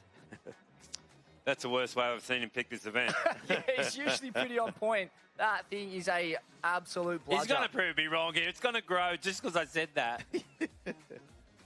He's a big unit too. He needs energy to do his best surfing, and that wave did not give it to him. No. Well, Marley, she got about a 4.83, so that now takes Byron into the lead on 4 surfers. So there's a very quick turnaround, probably in about 5 to 6 minutes. Just a completely different story now, where Snapper's now looking for Kobe Enright with only 3.5 minutes remaining to post the last score for Snapper's 4th surfer. We got Torquay with Wollastrummer and Bella Wilson. They're under the pump to get their 2 surfers in the water. And same with North Shore, Noah Andrews and Jack Reginato. So they're under the pump. So there's been a big Hang on. The door's open right here. Torquay's, it's Wollastrummer catching a small little wave. Will it grow? We don't know yet. But, the door was open. If that wave of Tully's opened up and if it had more wall, Snapper could have been in trouble. And, he's released with, 2 minutes left. So whoever he's released to has got a big task. That's Bella Wilson. Bella Wilson to get... No, she just had a wave. There's no way she got back up to the top. In that quick, would she? No, she's 4th on this. She's still to surf. Oh, she's still to surf. Sorry, Bella. Yep. Okay. Yeah, I got it wrong. Yeah, so he's just got that out of the way, just to try and get Bella out and then get the 3 points. Because that may make the So she's still, difference. that's the 4th surfer, excuse me, yeah. So Kobe Enright still out there. Xavier Huxtable's actually got his leash on. And Harley Walters finished the wave. It really goes. He's like, have I got time? I don't think he has, but he's going to give it a go. Well, that means Byron will get their 3 points. Where's Kobe? And, Kobe still to catch a wave here and get in and get the 3 points. Cannot see her. Wow, this is crucial. We're down to just under 2 minutes remaining. Looks like the next heat's pedaling out through the keyhole. We can tell you, So I wonder why.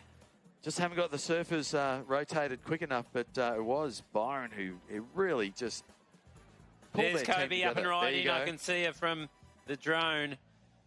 She's got a little one. Hopefully it grows for Kobe. Well, she can't surf it too far. She'll have to get off that and get into the beach really quickly with just around about a minute. Our timing's off a little bit, but we'll listen for Tapper down there on the beach. Give us a head. There it is, 1 minute call. Oh, there's Bella. 1 minute, 10 seconds. Kobe will get in time. Bella will get in time. So that's, or will she?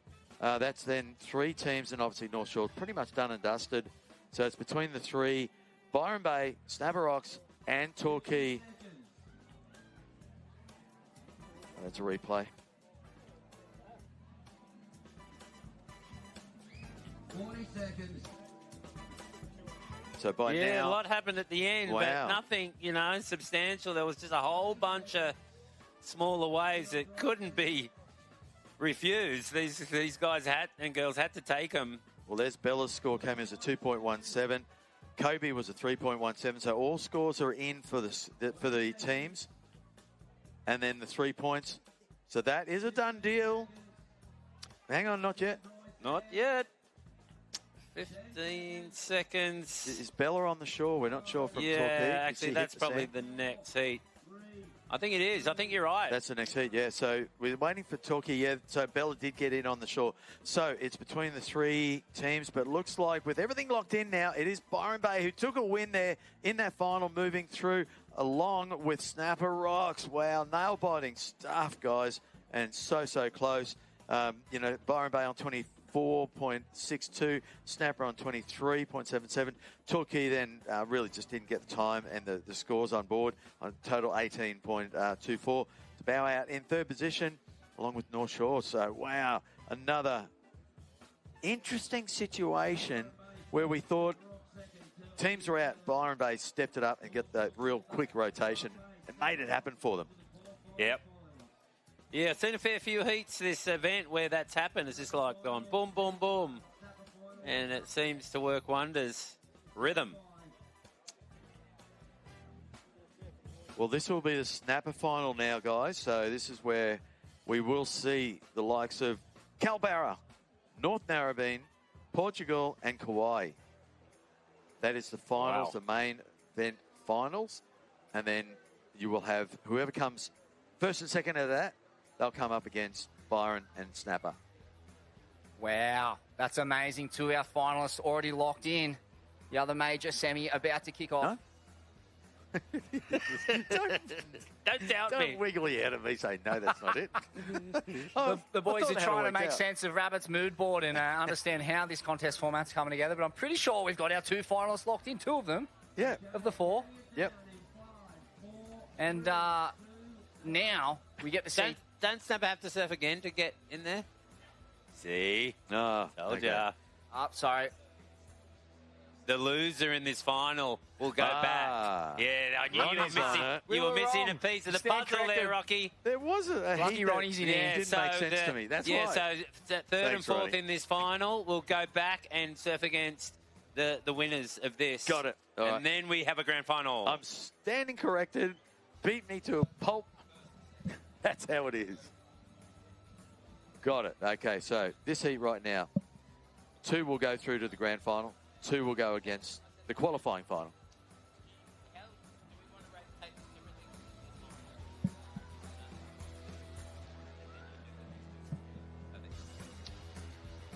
Okay, we're going to go to a break. Should we give it a little break, or are we just going to keep going? We could go to a break while there's a little bit of a lull and while we reset for this next final. Okay, so back shortly, guys. Let's reset.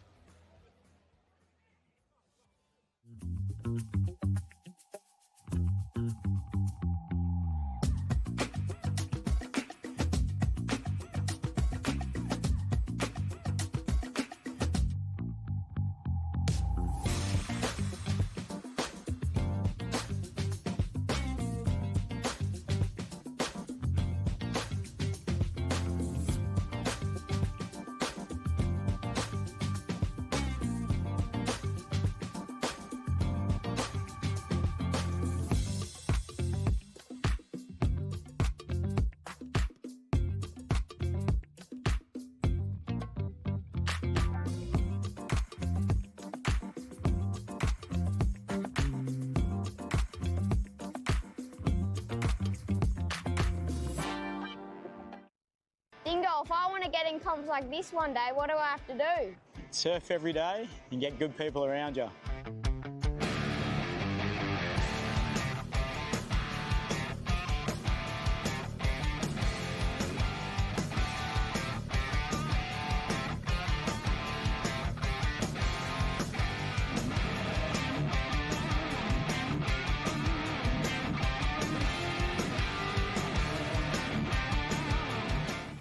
Welcome back to the Usher Cup World Club Challenge down, getting well down to the pointy bit, as they say. We've seen some of the best overseas surfers, and right now we are into the Snapper finals. These 2 surfers who win this will go straight to the grand final. And we've got with me, of course, Glenn Rocky Rawlings, Mark Ocolupo, and Swellian Jed. Boys, wow, this is getting super exciting. Tide's dropping. It's looking pretty clean out there now, and we're seeing some pretty interesting heats.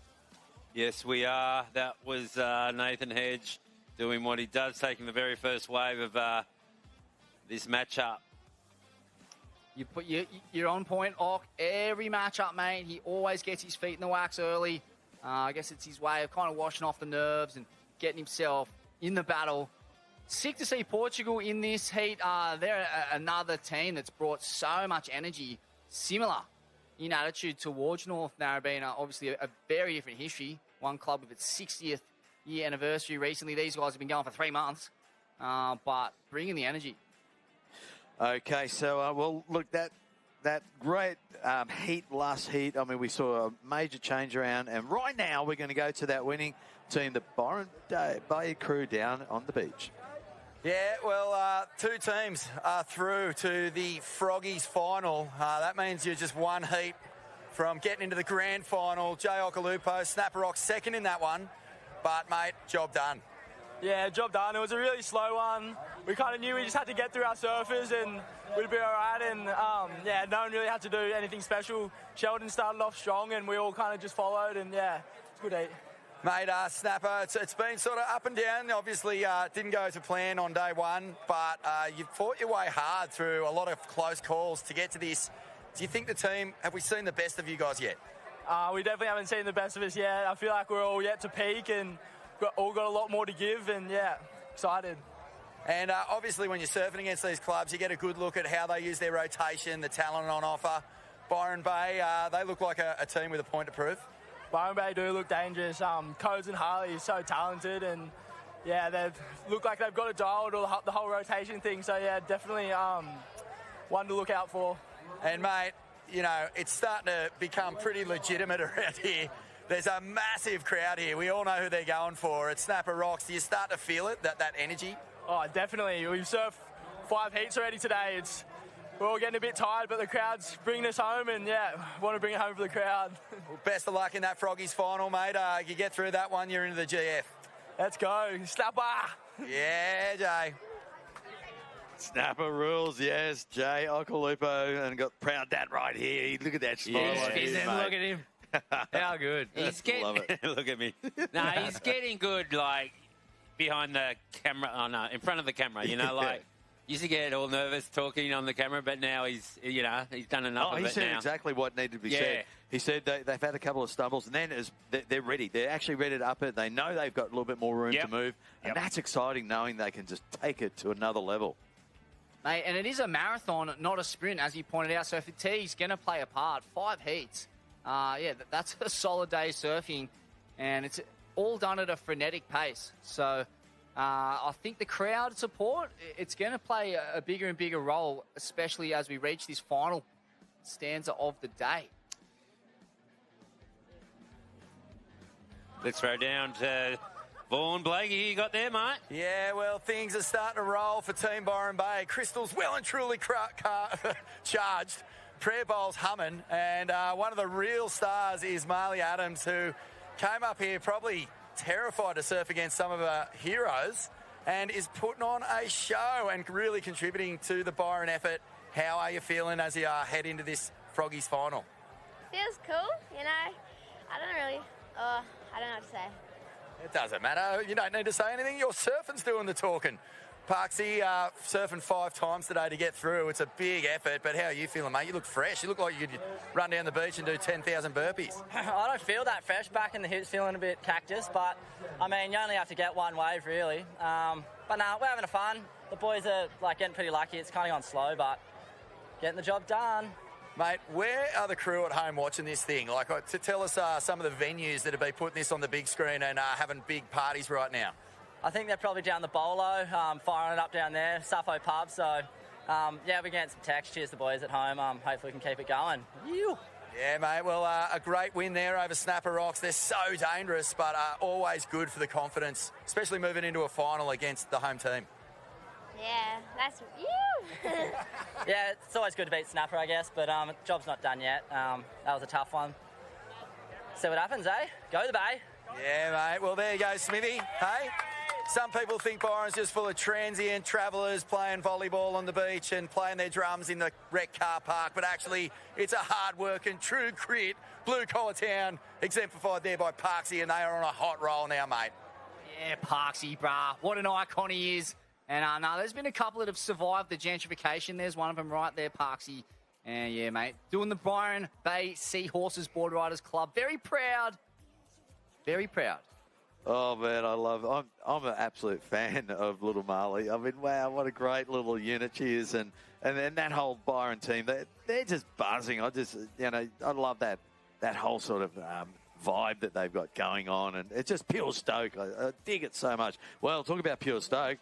There's some, that was Ty Watson from Kalbarra. And already we got some scores on the board. Nathan Hedge, we saw him open up with a sort of semi-wave, but he decided to get straight back out into it and open up with a 5.17. And this is that wave for Ty. For the Kalbarra team, again, a little slow start for some of these teams.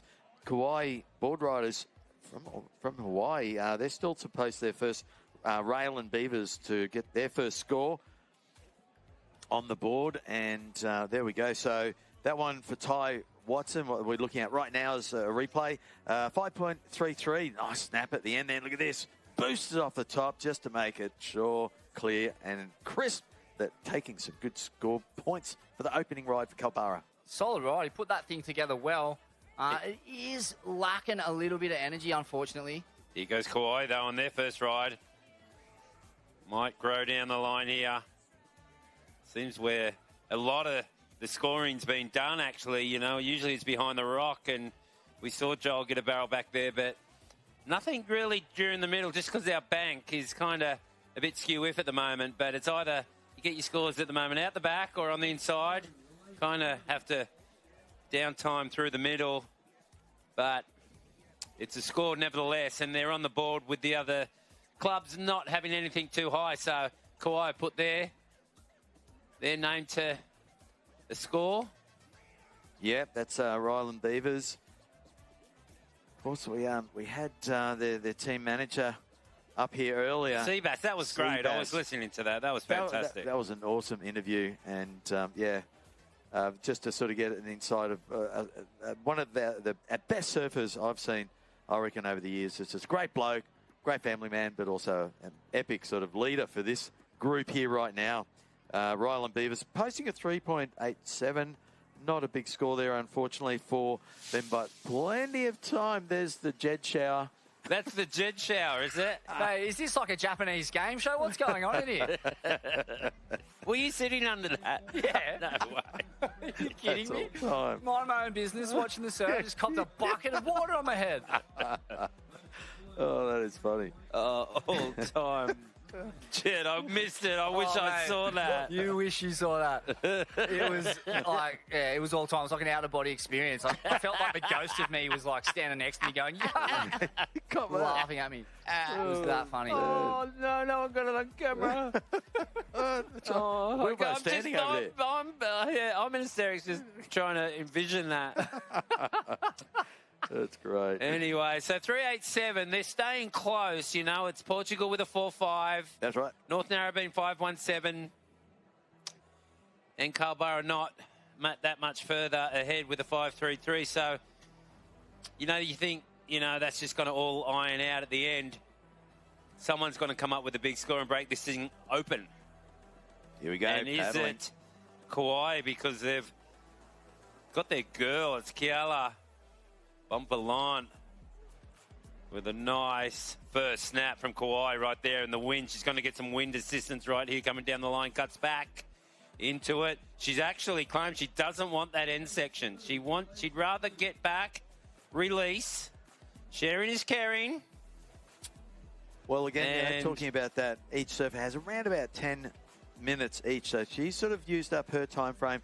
And exactly, you know, knowing that giving her team members enough time to get out and do what they do really well, it's still a decent ride. It's still enough that to get in, get a turnover, and she'll no doubt possibly have a chance to get out and have another round if if she's allowed to.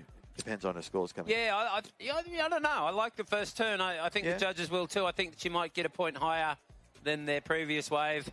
I'm no judge, but would like to be. You're a pretty good judge, I reckon. Just throwing it out there to the WSL. I reckon you've watched your 10,000 hours of professional I've got surfing heats. experience. Oh, yeah. Yeah, just a little bit.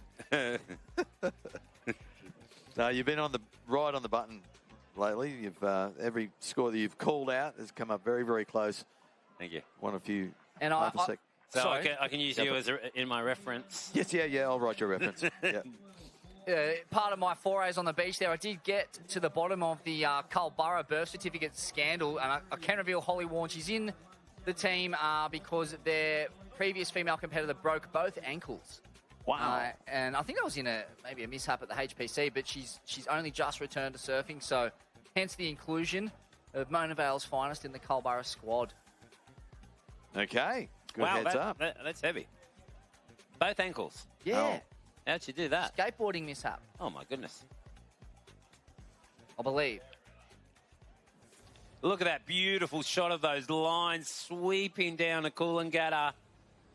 Just little ones, little cute ones, but we have a point break here that's man-made, and it's Dylan Moffat riding it with a pretty good wave here. Looks like maybe the best wave of the heat. Dylan cuts back into the whitewash here as he waits for this wave to hit the end section. Like I say, our bank right now is not in its finest state, so these waves are going into a hole. But it kind of suits our competition format, I was saying earlier, because they don't run away on us. Well, replay on that one. Nice opening turn. That's that lightweight, really lightweight little board. Dylan Moffat, yep, North Narrabeen. Of course, we've seen Hedge coming out with a 5.17. This will be a great backup score, and still within that time frame to get in time and allow his team surfers, which will be Geordie Lawler next, and then Ruby True, and both those have been on fire. So that's going to be an interesting little score. There we go. Just dropping in now, and it's a 5.50, so a good mid-size, healthy mid-size score. Yeah, well, I mean, these guys have been waiting a long time to surf, right? Yep. And it looks like it. It kind of looks like it, like these other teams that have been back-to-back heats, and they're on fire. And now these guys are a little sleepy, but, I mean, as you would be. Obviously, the waves haven't come, and they haven't had any good sets, but just trying to get back on the roll now. They know that they're going to get two surfs because second and third are going to meet the winners of that last heat. So maybe that's why it's a little sleepy too, because they know it's not over for them. This is not a knockout situation right here. Whoa, that's a nice bottom turn from the girl from Portugal. Yes. Oh, yeah, I was saying that last heat, I really like her technique. What's her name again? So that's Mafaldo. Mafaldo. That's what it is here. Can I have a look? Yeah, check it out. I've been to Portugal.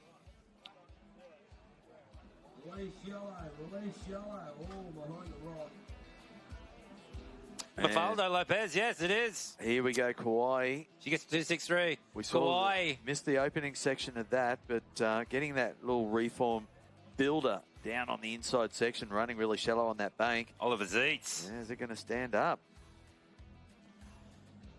Well, yeah, I mean, the question is, not many of them have. No.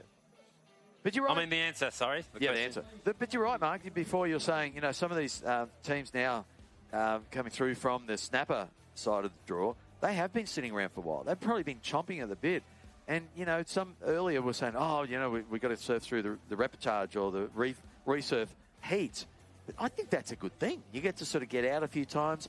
It's not it's a heat. The format of this event allows you to get that one wave and have a bit of a slow walk back up. So you're not really over-stressing too much because you've got enough time for your other competitors in your team to get out. You get back out and another chance possibly. Yeah, so for you sure. might only surf one time in a heat. Yeah, no, you do. It's not much, and it's not too rigorous for sure. But it's the momentum is the thing. In all sports, and I remember when I used to compete, and if you didn't win that first round in a CT, you go into that round, and it was very, very terrifying if you lose that. We used to call that the 30 turd, and but the thing is, if you get through the heat, you gain a lot of momentum, and you come in kind of, like the guys aren't as warm as you. You've had that extra surf, correct.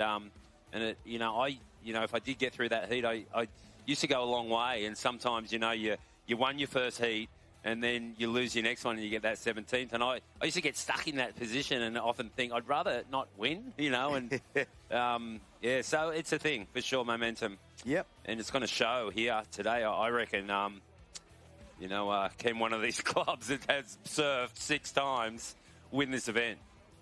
How big of a factor do you think fatigue is? I mean, they're not surfing full heats. It's one wave each generally, sometimes 2 for the resurf competitor. But is fatigue that big of a factor? Well, not physically, I don't think. Hold the phone, Owen Wright. Yeah, Owen Wright just done 3 snaps. This wave will disappear on him. And he'll probably... Yeah, no, he releases the next surfer. Yeah, I think it's more, not physically, because they're not, it's not endurance, like you say, there's only one wave, but just being here all day, not being able to get home, a lot of people around you standing on the beach, cheering on your teammates. Yeah, draining for sure. It is. They'd be tired. It has to be. Big day in the sun. It's hot down here. And, it's a good point, though. You gotta just keep the energy, keep the morale up, and the teams are definitely doing that. Everyone's got their support crews humming on the beach. The vibes are high, and why wouldn't they be when you got the Big O in town, turning out at Snapper and absolutely clubbing it. Can't wait to see a replay of those first couple of turns.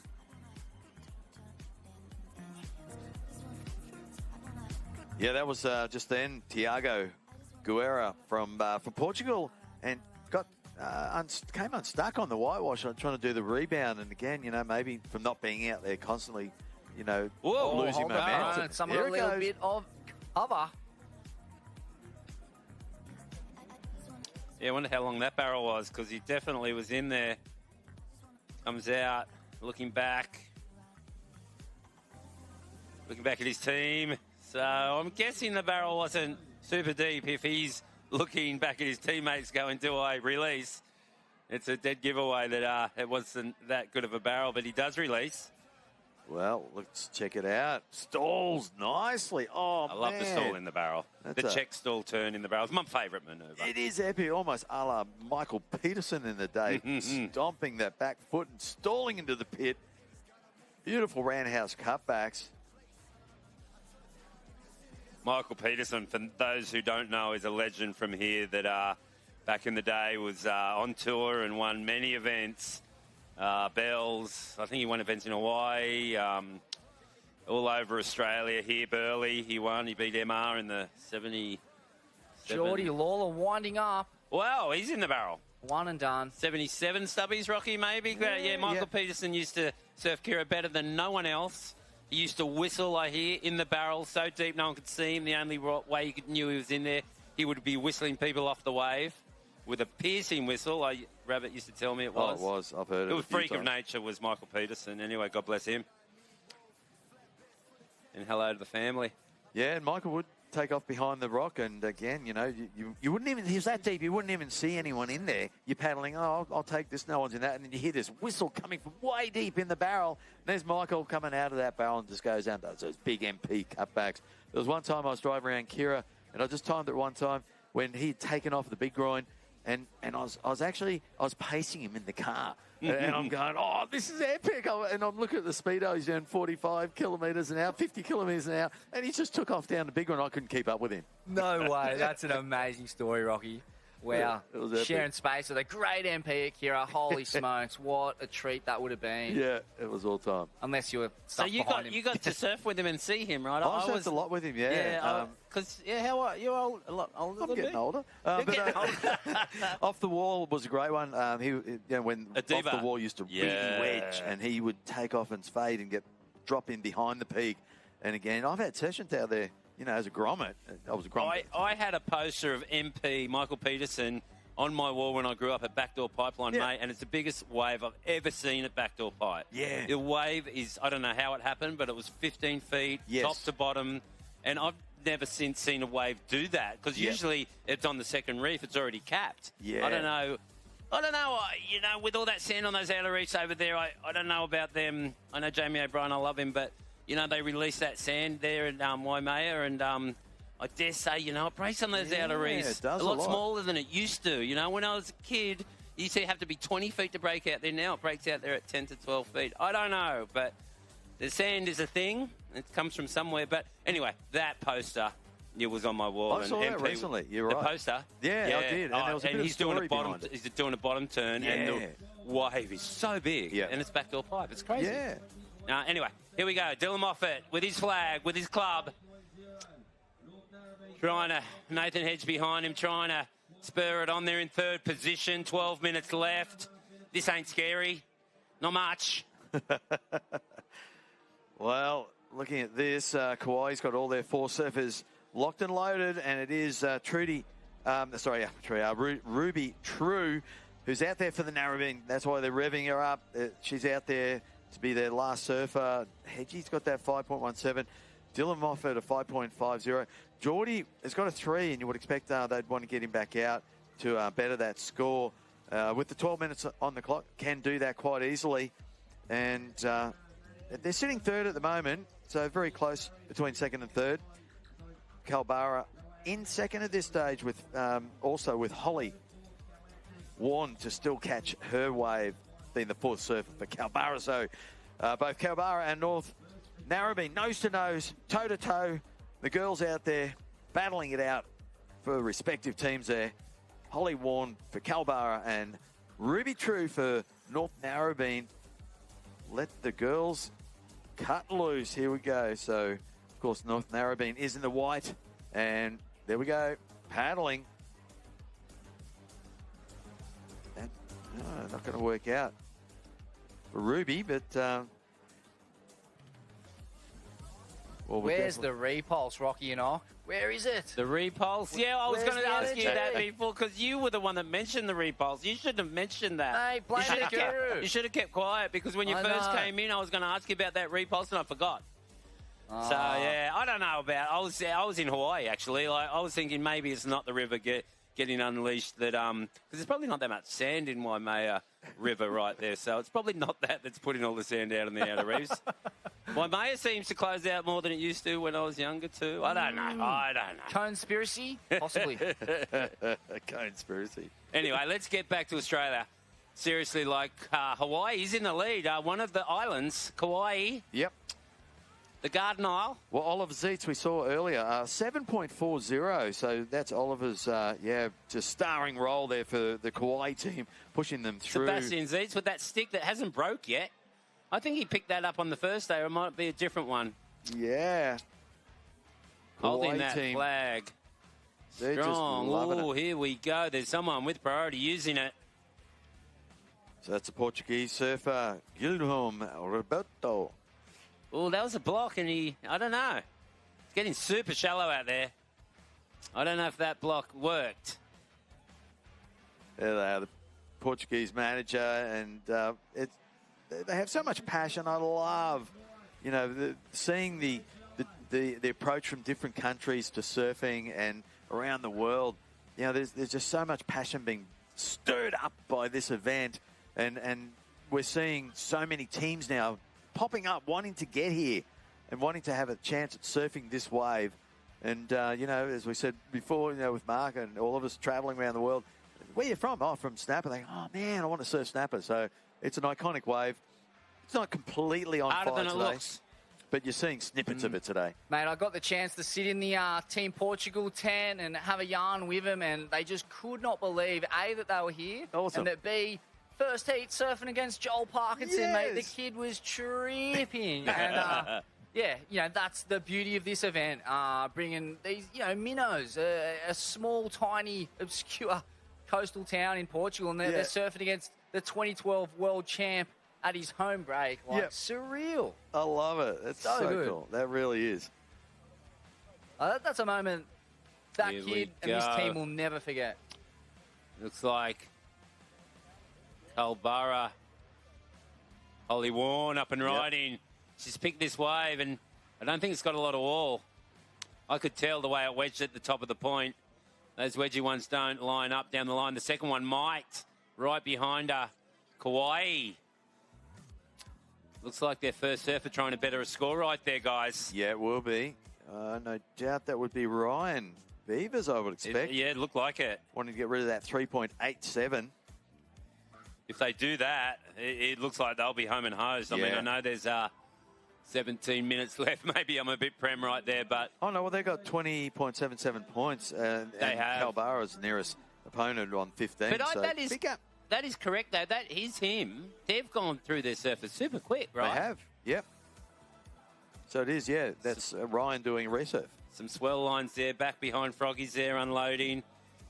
You see a big set there, and you know that rip's going to come around real strong. So, you know, surfing snapper, and sometimes, you know, oh, there's a deep one, doesn't barrel. You see a big set when you're paddling that rip and fighting that rip, and then all of a sudden a huge set unloads over there, and then you go backwards and the surge and comes you don't through. get one, and you go in with your tail between your legs. Here He's he going goes. right. The big O, hacking out of the top. Nice He knows back how to upturn. pick a good wave. Snapper rocks. He does, mate. He's a prodigious competitor. You know, all through the juniors, winning ISA Worlds, and underrated in the slop. Like, he's a grovel master. Obviously a maniac in the juice, but man, he can get it done in marginal cons too. Yeah. He was trying to grovel that way there. It He did. didn't work. You put the mucker on him. But it was a pretty good score for this heat, you know. It wasn't bad. Here you we know, go, it was whitewashy, but he didn't care. He knew it had a little bit of body to it, and this is the snap right here. Kind of flicks the tail out a bit, and then has to just revert to cutties and, you know, pulls the hair out of his face. Not a lot there. There it is. He was trying to better a 4.77. He's done that. It's just marginally of a 4.97. But it holds him up into second position at this stage. Still with North Narrabeen for Ruby True to lock in that last ride to get 4 surfers done. But time-wise, yeah, well, we're looking at 5.5 minutes remaining. Try and keep this guy out of the water, my goodness. He is chomping at the bit to better his score. Talking about lack of energy in a war of attrition, it's not showing one bit on the hog. No. He looks fresh as a daisy. He's fizzing. It is. Get him off the pine. Get him out there.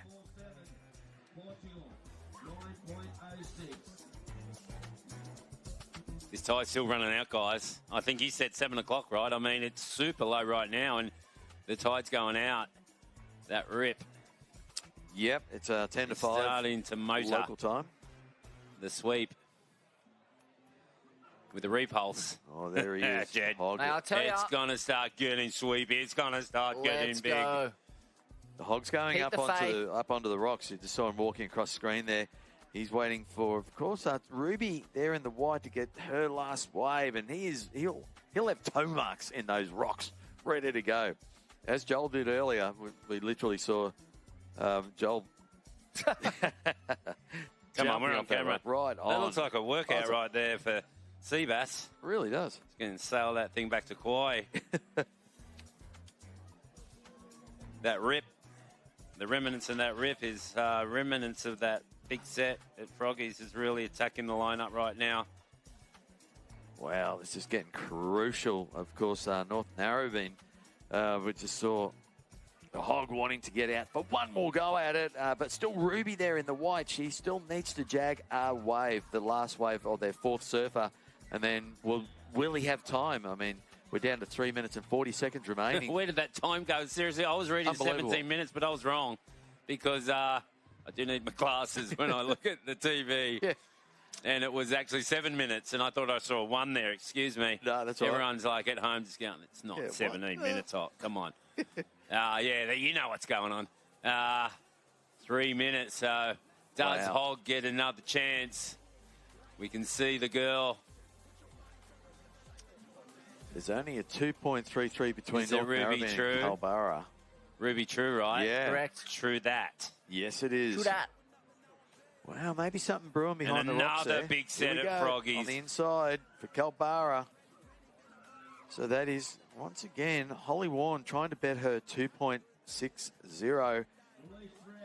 Wow, down to the 3 minute mark. Oh, she's released too. Yep. With not a lot of time left, but now it's low tide. It's not as scary because there's a lot more sand, dry sand there.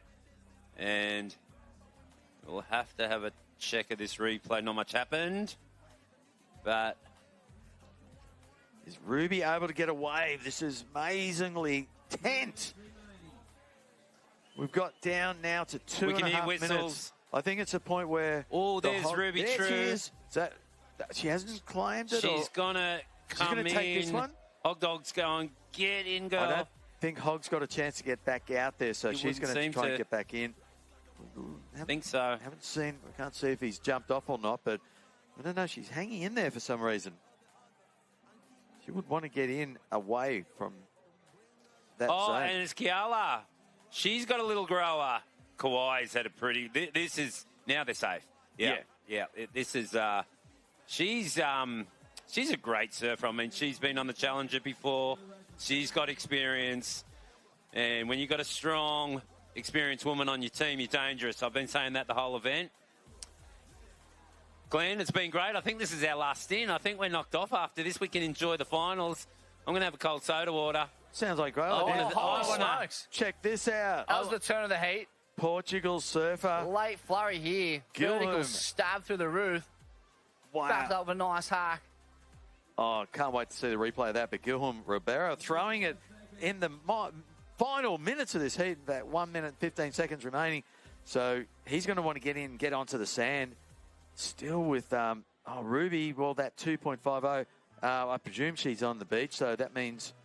Well, get in, son. He's swimming, but what's he doing? I mean, how big is that going to be? That scores it was a pretty big opening term. Is it going to be enough? I don't know. They're only sitting on 9 points. That's right. They've got pretty small scores now. You wouldn't think so, but here we go. Worth a replay. Yeah, I reckon. Oh, bango! Hacking back into the pocket. Roundhouse. Well, that's it. I want to say thank you to everyone for listening to me. Theo, thanks for having me. It's been great. I've really enjoyed it. 2025, what a year. It's going to be so good, these finals. Going to enjoy it. All right. Unreal, Mark. And, Ockie, at the Rocky Show, thank you so much. Cheers, brother. And Jed, thanks for being here, brother. Thank you. And, really looking forward. We're going to throw to an ad, and then we're going to be coming back for the last couple of finals. We'll have, of course, Rab, Ronnie, and Vaughan, no doubt, up here, giving us giving us a run-through for the next few heats. And stick to this TV or get down here and check out some of the action. I'm Glenn Rocky Rawlings. Have a great rest of the event.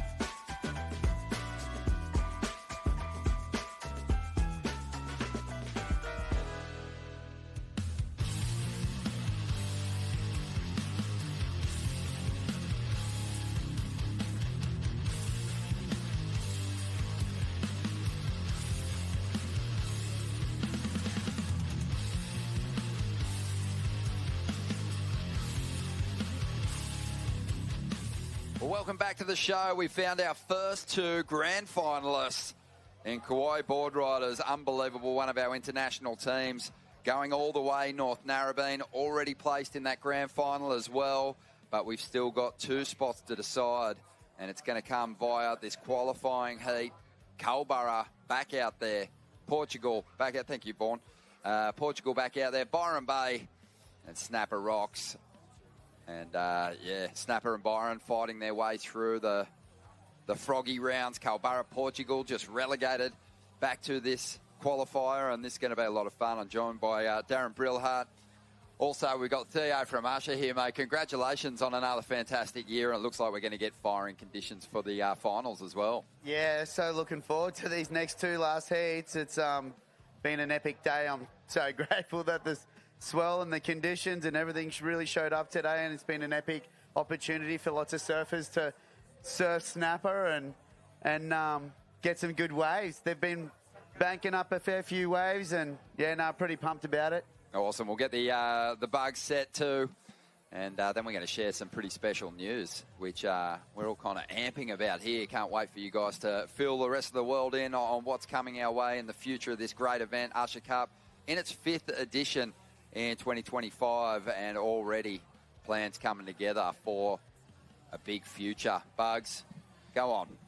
Let them have it, mate. There's been whispers throughout the day. A bit of thunder's been stolen, but make it official. Yeah, lots of thunder stolen, but the thunder's been heading in the wrong direction as usual. A few lightning strikes too.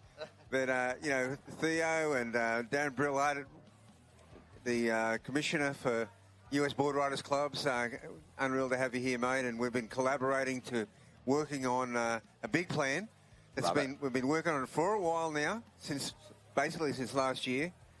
And in 2026, that collaboration is going to create pretty much the inaugural World Club Championship. World Club Championship. That's awesome. And where's it going to go down, Brillo? Well, it's going to go down right here, 2026, Snapper. Beautiful. And then in 2027? Well, we're going to host in America at Lower Trussels in May. So that's going to be super exciting there. Snapper to Lower Trussels. It's a good combo, Ronnie. Oh, bring it on, I mean, they're two golden tickets, like Snapper Rocks, Lowers. All the kids from here want to go and surf trestles. All the kids from there want to come and surf snapper. And, Theo, a couple of years ago, you sort of just, in a press conference, went, we're going to go for the world. And it's happening. I remember that time Bugs is like, whoa, hang on, what are we saying? But it was definitely a vision there. Watching the initial stages of the event evolution, it grows so many legs on its own accord. It gets so much momentum and global push, like this more global collaboration between board riders across the oceans. And for us, we just feel like we're holding on to it, and sometimes we let it run too hard. We got to pull it back and go, hang on, how are we doing this? Is this going to work? But it's definitely been a journey, and we're so grateful to be a part of it, and especially here. I know our whole community here in Coolangatta, everyone in the community, so proud to host everyone from all over the world. The friendships that have formed, and the communication across continents continues for a few years in a row now between new board rider sister brotherhoods, whatever you want to call it, and it's just all time to see. We're really grateful about that. Yeah, it's like you said, you're riding the momentum of it. Who knew that it would have evolved into this big international meet? 48 teams this year. That's massive, and I think what we're seeing is not only the evolution of this event, but the evolution of the board riders scene, Brillo, in different parts of the world. We've got international teams here vying for the title. All right, that's super exciting. I mean, we've already have, over 50 clubs in America, and we started off about 9 years ago with just 2 clubs. Wow. So it's really progressed in a real positive way, and super excited about that, but also just excited about having a true championships where each country needs to qualify. Obviously, we're gonna have some details we need to work through, and we'll be announcing how you can qualify for each of these countries and how many clubs per country will be able to, compete in the first championships in 2026. You know what's happening right now around the surfing world?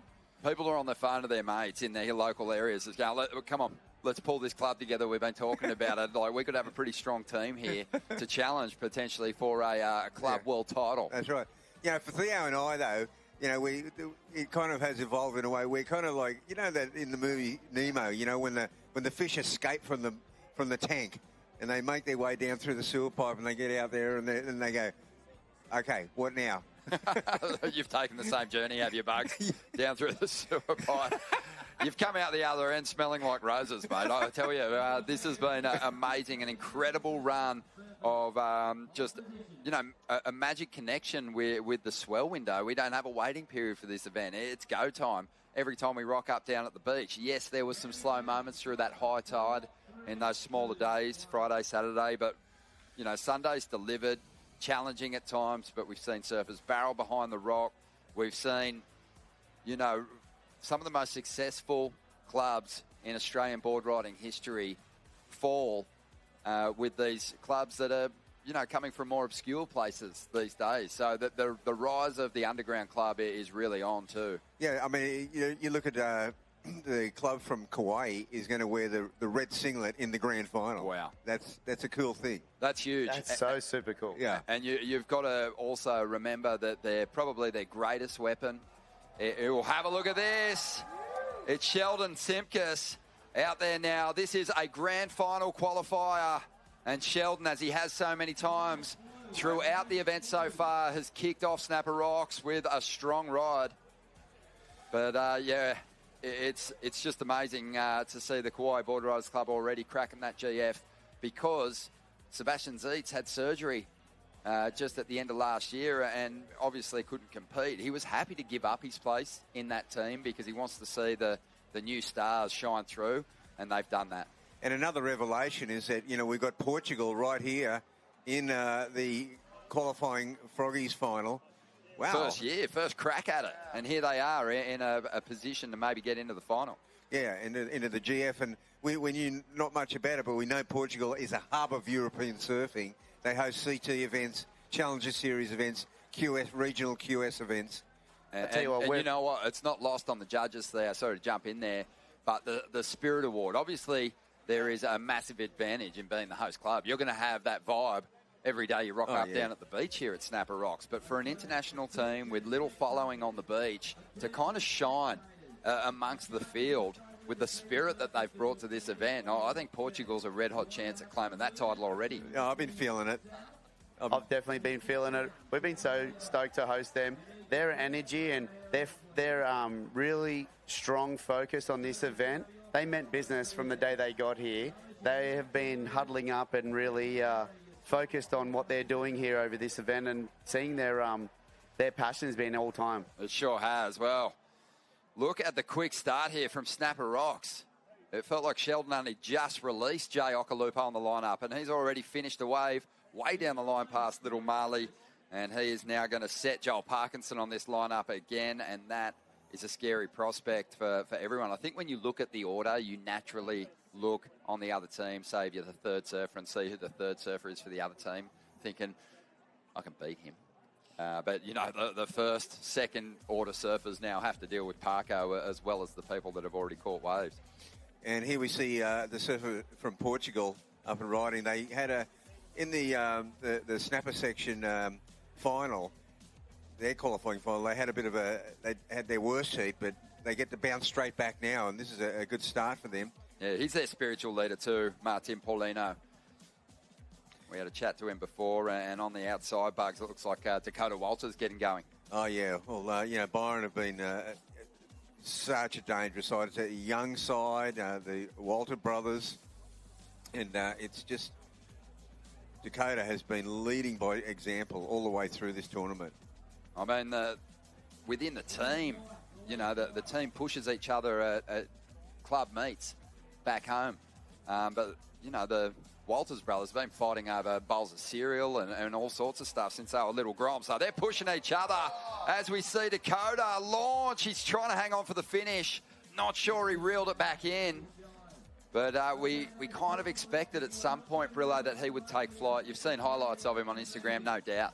Well, we saw that before a couple of heats back where somebody did an air right in the same section there. But I was thinking that Kauai and North Narrabeen, they surfing less. I mean, does that have a factor? Because all the other clubs had to really battle. Oh, have a look at as this thing. See Wow. Epic. Oh, that was pretty strong there. That is the Culburra team. Ty Watson. That was a good size wave on the outside. It was.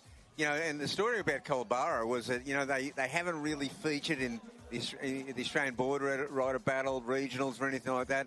But they came into this event based on strength of field.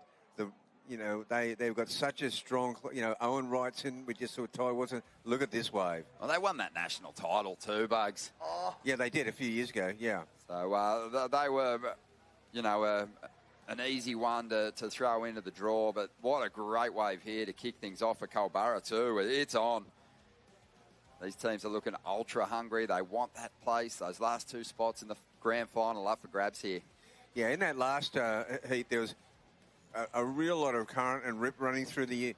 I was thinking that maybe that'll settle down a bit, and as we head towards the grand final, and hopefully that happens.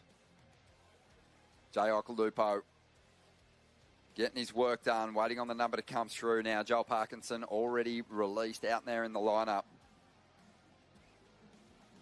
And Parko found a couple of barrels in his last heat to save Snapper's spot in this qualifier. Yeah, that was amazing. He just jumped off the rock, went over and scored the Parko special.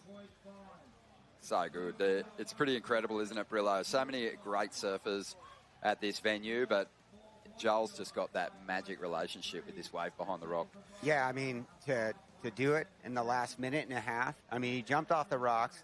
He said, I overhear him talking about it, and he saw like a 4-wave set, and he's all, one of these waves is going to do it, and he picked off the right one and got in on the beach and got those extra 3 points. But so Snapper Rocks, I think this is their third surf or fourth surf today, so they've been at it quite a bit. No, more than that. Yeah, I think it's their fifth. Yeah, you got to surf 6 times if you're in the Froggies from today. 6 heats. 6 heats. So this is their fifth heat, and that's what you get. That's the punishment for tripping up in the early rounds. Well, it's a great punishment. Oh, they're earning it. But on the flip side, though, you have Kauai and Nervine. You know, they've only surfed a few times, right? So they're saved. Their energy's a little bottled up there, and maybe they got a little bit more energy for the grand final coming up next. Yeah, well, they're going to go there with fresh legs. They're in here. They're hydrating right now. It's certainly an advantage to get to the grand final that way. So, Bugs, I know that we've touched on the really exciting news. The World Club Challenge is going to continue. No, it's going to be World Club Championship. World Club Championship, excuse me, but also we've got the addition of a new location as well. That's fantastic. Yeah. But I'm hearing whispers of also some changes to the roster. Oh yeah, well we're gonna nut that through, but we're talking about really reflecting the true depth of the club. We're going to have a junior surfer in there with 2 open, female surfer and a master. Love that. Yeah, so that's what Brillo and I have been sort of nutting through those parts of it. And it's pretty classic work on this guy, because he's got some great ideas. The only thing we'll be bickering about is the age of the junior. All right. I love it. You're a great trio.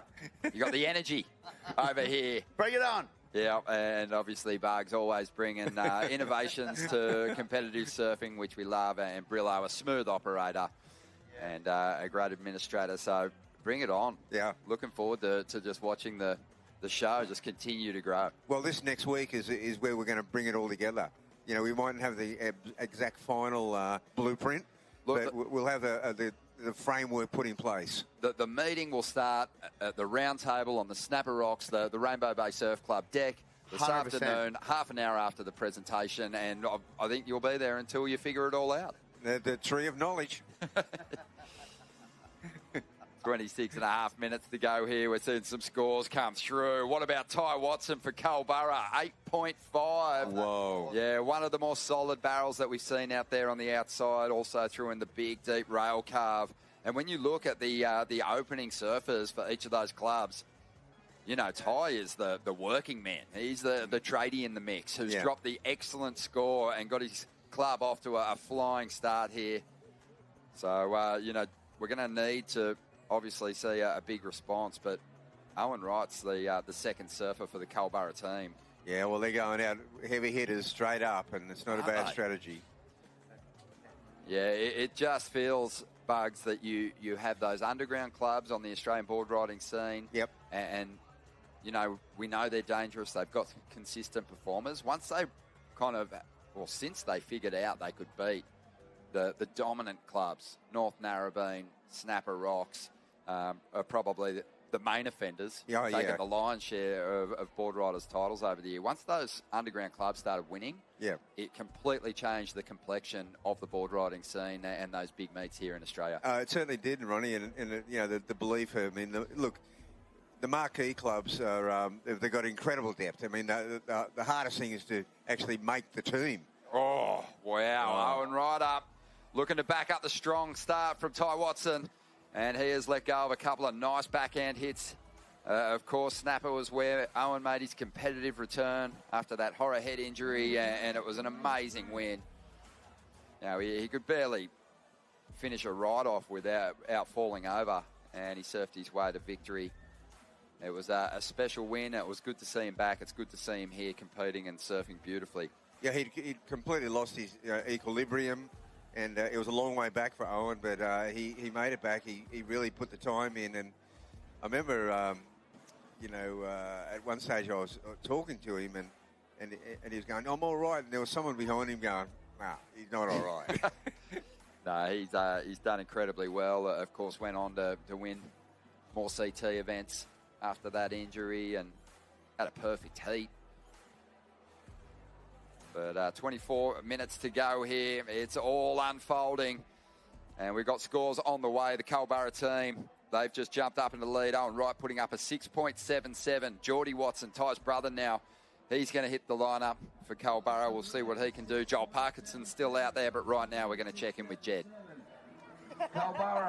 Yeah, boys, down here with the Narrabeeners, the spirit animal himself, Nathan Hoghedge, mate. There's a bit more energy, a bit more cupped out vert nature to the waves. You psyching backside? 100%. I mean, we're just trying to keep it calm, aren't we, boys? Huh? We've got Ruby, our female surfer down here. She's playing touch footy. She's got energy to burn. So we're different, you know, we're just doing our thing. We've got our eyes on the prize and we're enjoying the preliminary final here too. So what an epic hour. Sun's come out. It's an honour to be here. How magic is it? Snapper, De Janeiro, it's popped off down here. I love your women surfers banging it up. A few hit-ups for the warm-up, frothing. George, mate, how do you like the look of the lineup? It's Tide's really bottoming out now. We just saw the Big O open up a can of whoop-ass on one. How are you feeling? Yeah, after that wave of Owens, it's given me some energy for sure. He's one of my favourite surfers, so to see him light up a snapper wall is pretty sick. And talk to us about a few of the competitors you're likely to line up against. We've got Kawhi, obviously, and Snapper, the favourite to take this out. How are you feeling about any potential enemies in this final, lads? Oh, they're all enemies. It's pretty sick seeing everyone come from all over the joint and come and surf in Boardriders format. Like, we know it all so well and just know how to rip each other's heads off. So it's good to rip the heads off a couple other countries too. All right, boys, you heard it down here. It's time to rip some heads off. Let's go. Are you kidding me? That might be the gnarliest thing Dylan Moffat's ever said. He's the nicest bloke in the world, but he's ready to rip some heads off. He's obviously fired up for the big prize. Geordie Watson up at the moment, continuing this magic run, this quick start for the Culburra team. He'll release Holly Warren. Holly will want to bounce back. She didn't have her best stuff in that last heat, just with her wave selection, really, but she's got big, powerful rail cars she can go to. As we see, for Portugal here, Mafalda Lopez, key player in the Portugal's team. She's going to release Tiago Guerra. So it's on. Parko's still out there fighting his way into position. There's a certain kind of wave he wants, Bugs. Yeah, there is, and he's been finding them. This time he's got the kind of luxury of getting a little bit more time up his sleeve. Both Sheldon and Jay getting off to a cracking start, so that gave their marquee surfer a little more time. But it's a tricky lineup right now. Yeah, it is. There's some shorter ones out there that kind of corner off and don't make that connection through to the inside. But just an observation, it feels like they're the ones that the energy's kind of focused behind the rock and they tend to barrel, but you don't get as much work after the pit. No, that's right. You've got to make it pay. I mean, one of the classic things is that, you know, down where the recreational surfaces are, the wave is completely finished. There is just nothing left to even, unless you're Dakota Walters, of course. Yeah, look at that little grinder. Okay, Joel's making a move. Oh, wow. We just saw something wedging up there, but we're going to have a quick look and see what Tiago Guerra can do down the line. Parko on the outside. Drives up into the section. Parko. Well, that turn was A1.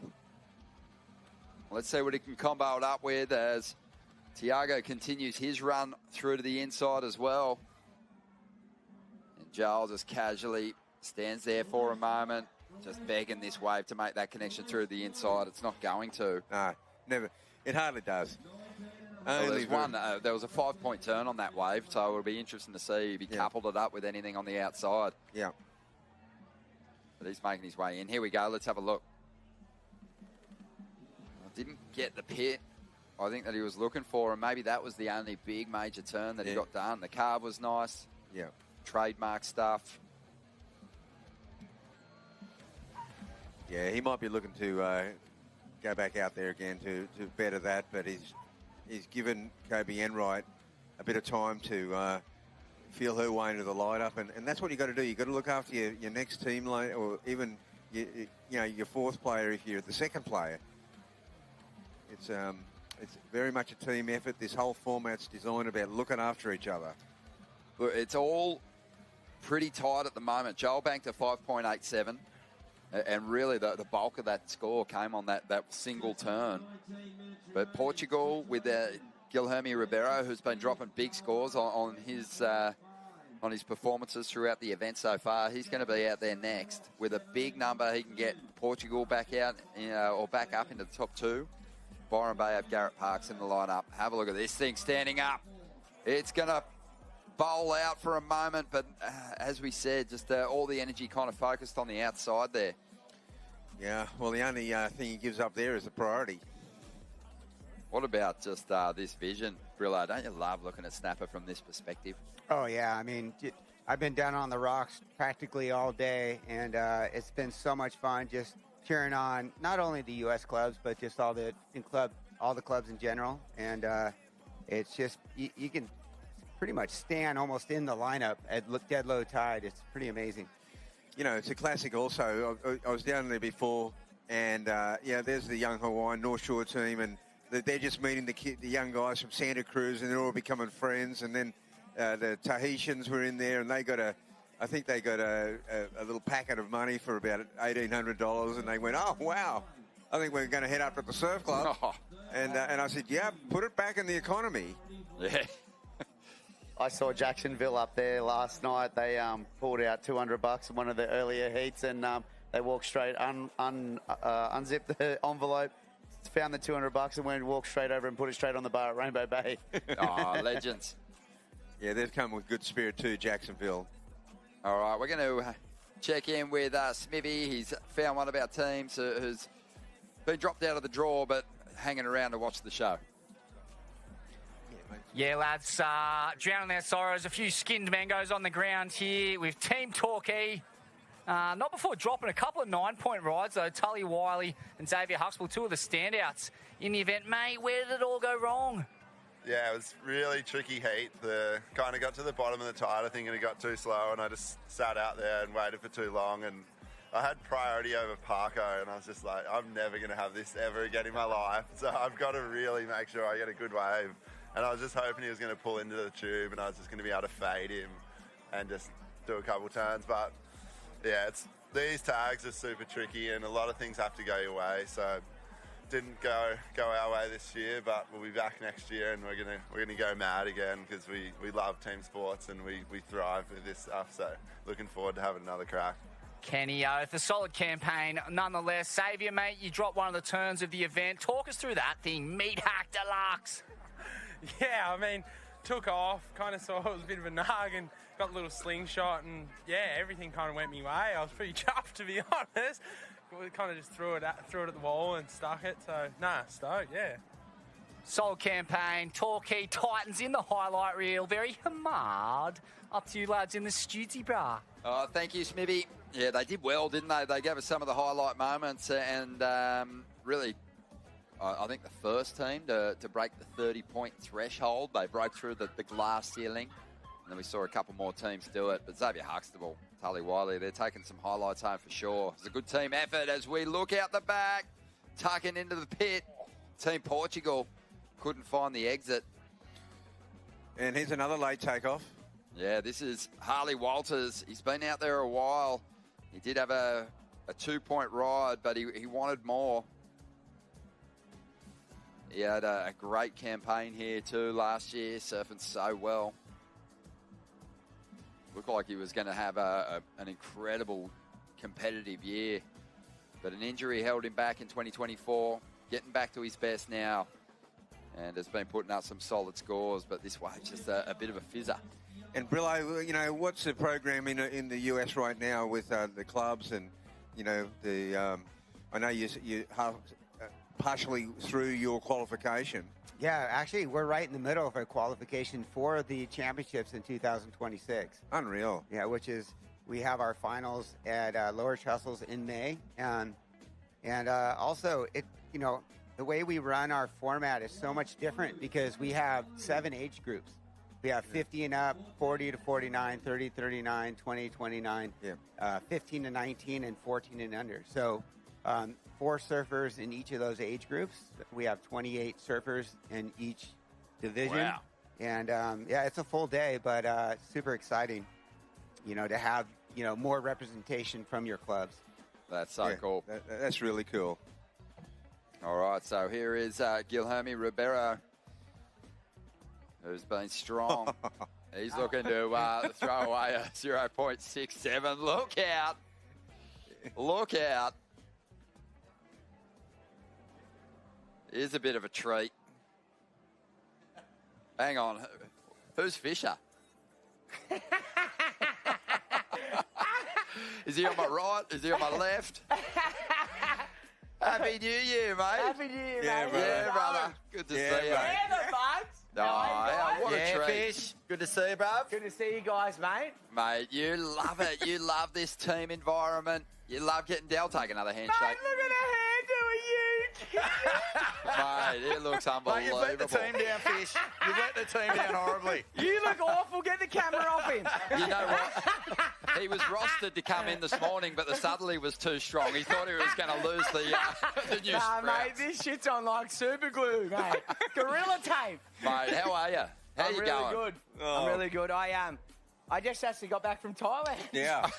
Unbelievable. Welcome What a way to home. start And the now year. I've come down here. I Unreal. wanted to check out the World Cup Challenge, mate. Yeah, bro. Yeah. I seen Joel come out of a barrel before. It's like he won a Toyota or something. He jumped that high in the air. I was like, he's back on the CT.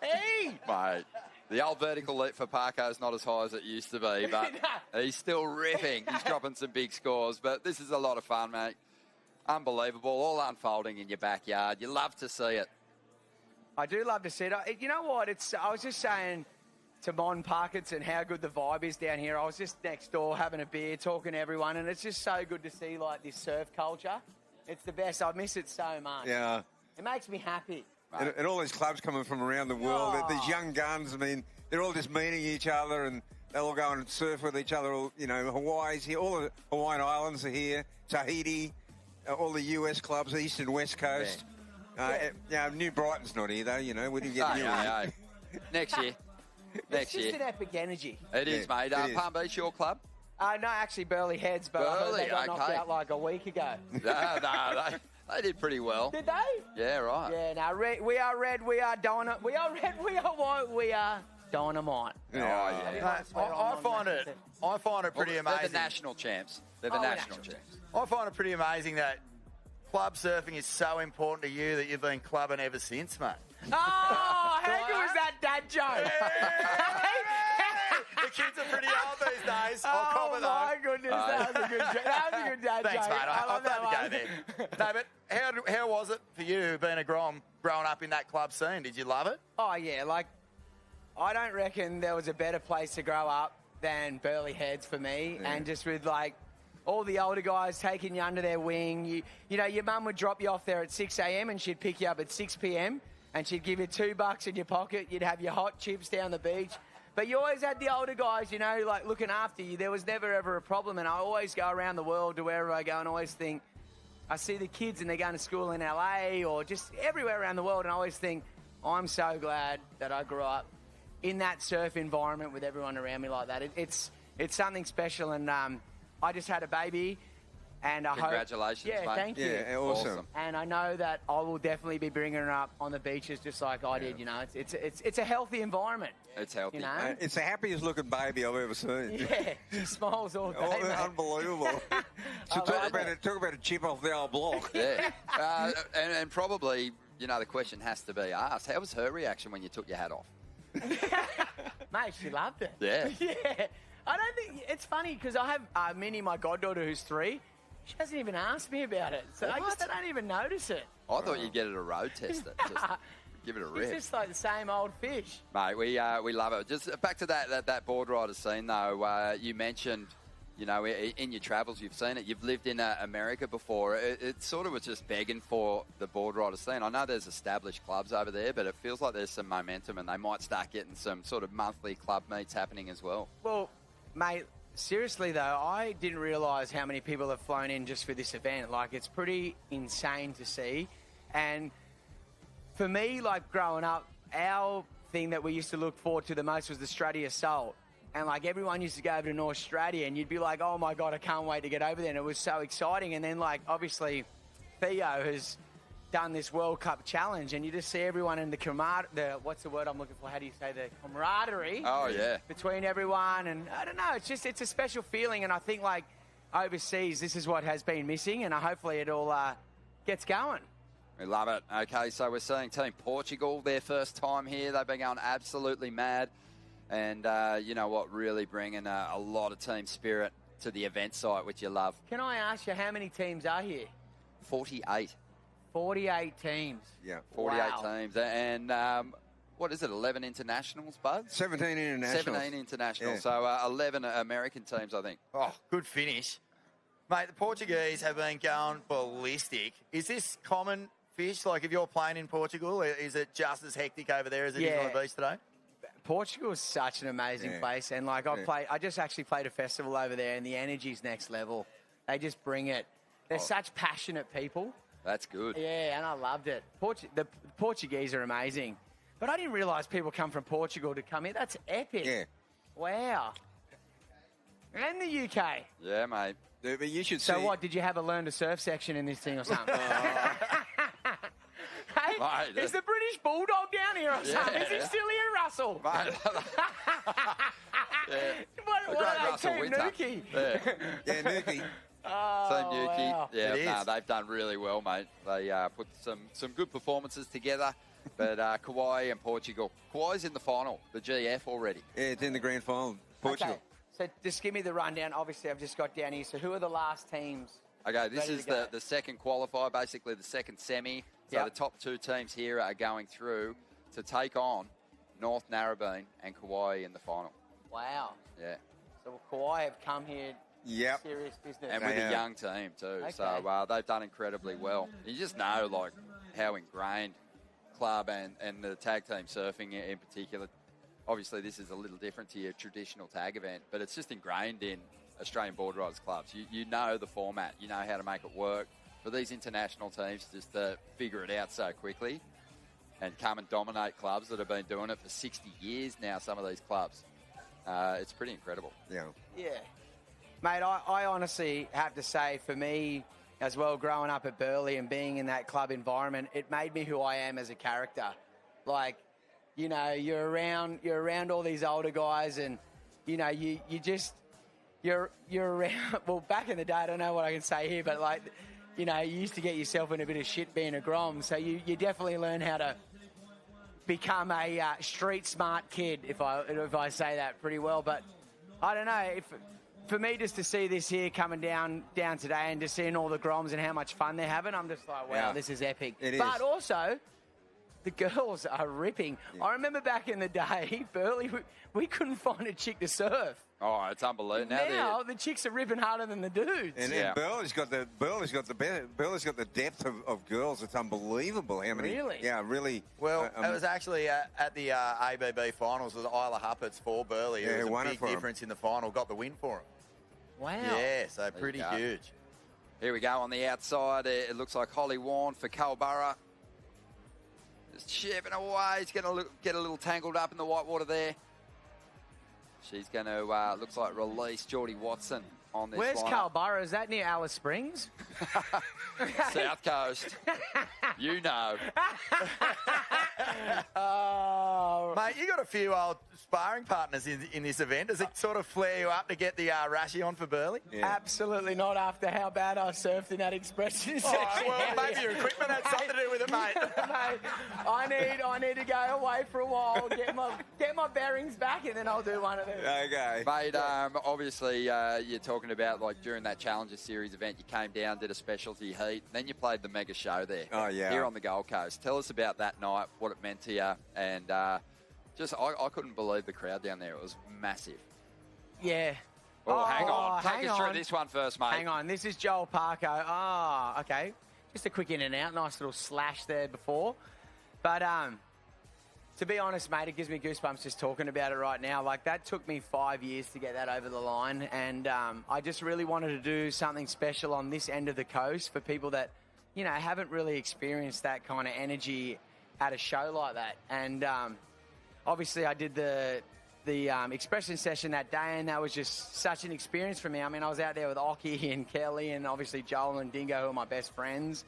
And then honestly, when I was building that setup and going down there, I was like, wow, this is going to be amazing. But when I got on stage that night, I actually had to take a moment for myself to just look around and just be like, holy shit, this is like really happening. Yeah. And it was one of the best moments I've had in my career. And saying that because it was like something that I'd worked so hard for. I built that with my team. We did, you know, we brought in everything. It was like all of ours to give back to everyone, to have fun. And another thing too is the next day for me that was so special was I went down to Cura Pub, and when I walked in, everyone kind of stopped what they're doing and they just started clapping, and I was like, fuck, what's going on? They're like, thank you for the best day ever. And I was like, sick, mate. That to me made me feel really special because, you know, like I just wanted everyone to have fun, and it was just epic. But also the energy was next level. It was huge. 30,000 going mad, you know. I don't want to get too emotional and sound deep. Look, hey, we were proud of you. Yeah. And it was a massive shift up in the way you used to make money. Yeah. Trying to cash in a check from Reef, pulling in the barrels in the nude down in South Isles, shark-infested waters. So, no, you've done well, mate. Yeah. You've come out the other end looking great. Yeah, mate, to be honestly, long story short, that was one of the best nights of my life, and I'm glad that all you guys could see that because for me it was very special, and just to get the feedback that I did, it was epic. It was, yeah. Joel's actually saying when he made that barrel before, he felt exactly the same as you did on that night. Good old porcupine. There's Sebastian Zeitz getting Team Kauai ready for the grand final. Seabass, mate. You ever surf against him? You would have, wouldn't you, in your early years? Actually, I haven't ever surfed against Seabass, but I was definitely competing against him back in the days we went on the same tour. Who's that? That is a ripper. Gil Hermie. This is a big wave, too. Look how close the scores are. Gil Hermie Ribeiro for Team Portugal. Oh, he loves it. There's that Portuguese passion. Yeah, they needed a number two. They're trying to get ahead of Snapper Rocks here. And that was a crucial score, and Snapper's going to be sweating on this one. Well, Carl Barrow might be sweating on it. Oh, at least they're in first place, though. That's right. They might get pushed back to second, but let's see what happens here. Joel's making his way in. And here's Parksy, Garrett Parks for Byron Bay. He's going to try and find some points here. It's not much on offer. No, Byron's like It's way gone, down isn't the it? order. Yeah, they haven't even got Marley Adams out there yet. So they're up against it, but we're waiting on the scores to come through for Gil Hermie Ribeiro's last wave. Is it going to be enough to see him ahead of Snapper Rocks? Oh, there'll be a meltdown if there is, because I'll tell you what, the Portuguese, the jubilation was so unbelievable every time, even when they got second fish. You got to see it if they get through this, what happens. Joel's on the beach. It's like World Cup soccer win, you know? Come on. Is Guilherme Ribeiro on the beach yet? Because you've got to get to the beach. You get 3 bonus points for making it to the sand. Did Parker get a wave? You know? Well, I don't think he did. Don't know how consequential it is. He's looking a little disappointed. He just punched the air there. Yeah. Or did he punch his board? I think he's looking frustrated, Joel. Yeah. Well, let's see what happens here. We're still waiting on that number to come in, Fish. He came in a big moment, mate. Wait up. Snapper's gone into the lead. Snapper got the Portugal score. go into second. Yep. Oh! So Joel did get a wave. We didn't get to see that we one. must have missed it. But hang on, Portugal hasn't had their score in yet, have they? No, I think what's happened here is that's the 3-point allocation. Oh, the 3-point application. I think So it's what's the going on 3-point here? allocation. Calbara. Yeah, but Guilherme Ribeiro, he fell short of the requirement. He got a 5.13. Oh, that's nerve-wracking. He got a 5.13, so it wasn't quite enough. It was well surfed, clutch moment, but Snapper Rock's doing just enough to keep their place in second. Bugsy, you and must be proud. move on through to the GF, and Calbara is going to take the win here. An impressive performance from them. Well, you know, the classic is running. Two of the usual suspects, North Narrabeen and Snapper, and then we've got Kauai and Calbara. What a classic grand final. The GF. North Narrabeen won the team component of the event last year. Yeah. And Snapper was in the final too last year. They got second in this part of it. Wow. Yeah. Well, that's huge. Narrabeen are animals, aren't they? Oh, my God. The hog. Yeah. Is the hog on? The hog's on, mate. Hog's always on, Hog's mate. been ripping, eh? Hog is on, mate. The hog might give you a call too for the old feathers. I reckon he could be the next person on your phone, speed dialing. I don't want to throw him under a bus, but Nutty's off there to go get it done. Good old Heath Walker, mate. He's checked in for February. Is he coming out to Oz for it? Nah, he's doing it in America. Oh, Half price. Too good. Well, fellas, there's your World Club Challenge final. Kauai, Boardriders, North Narrabeen, Calbara, the Minnows, who are just heavy hitters. Wow. And Snapper Rocks, they squeaked through yet again. Have they got the stamina to get this thing done in front of the home crowd? Unbelievable. You know, because we've got the repechage, right? So Parker, they've had to surf 6 heats today. Yeah. That's what you... If you lose, you go into the repechage, and it's a lot more surfing on the Sunday. We've had a big current all day. Wow. Whereas if you stay in the winners bracket, like Kauai and Narrabeen just slid into the final. Well, hey, how long has this event been going, though? 5 years. So you 5 came years, down. Yeah, so I remember the first one. Look how big it's got. Remember at Rainbow? Yeah. You know, that we've ramped it up, mate. It's We've on. ramped it up. You'll be playing here next year. You don't even know it. No, we've done a Fisher. We've done a Fisher. So we're going to take a quick break here. Stay with us. We've got the grand final of the Usher Cup just around the corner.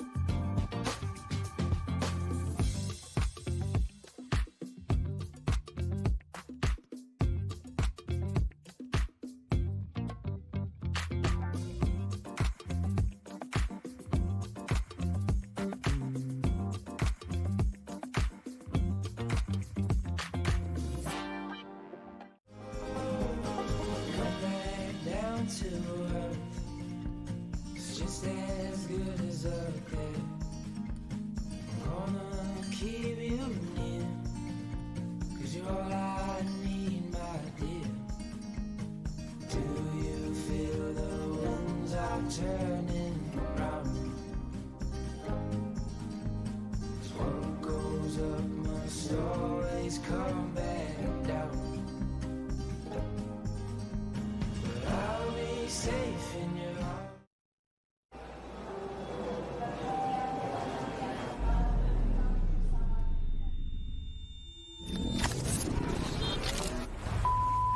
it's Ryan. Give me a ring when you get this. The travel agent keeps calling me. We need to finalise the deposit for the boat trip today. I just really need to know if you're coming or not. Give me a call.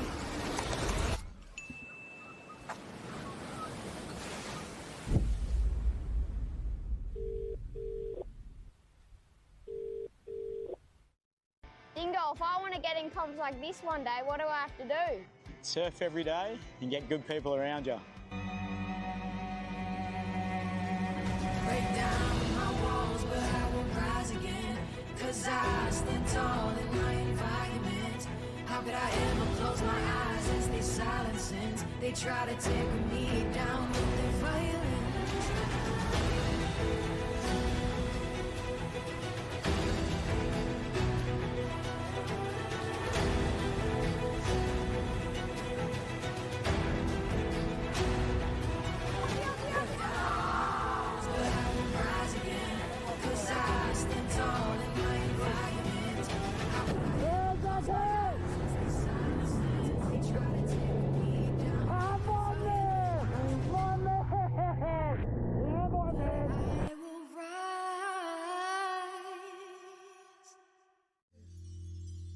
In the fall, pitter patter, the morning winds chatter. Springtime, you find that your problems don't matter. 'Cause every day feels like summer, the cooling gather. Check out the whales as they're shaking their tails around the Rainbow Bay. Come round and see them play. Cooling gather, she never fails to blow your mind every time you set your sails for the light pitter patter, morning winter chatter. Springtime's you're feeling fine and nothing matters. 'Cause every day feels like summer in cooling gather. Oh, let's sing it one more time. I said every day feels like summer in cooling gather. You'll have the time of your life.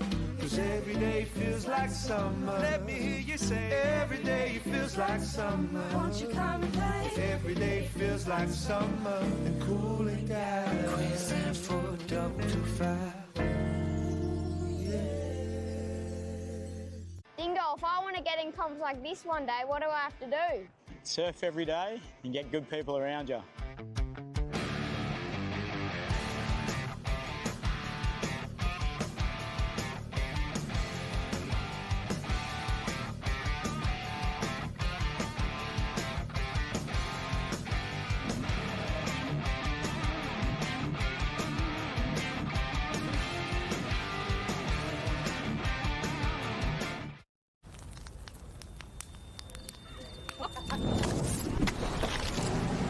In 100 meters, keep left. Head north on M. One motorway for 302 kilometers.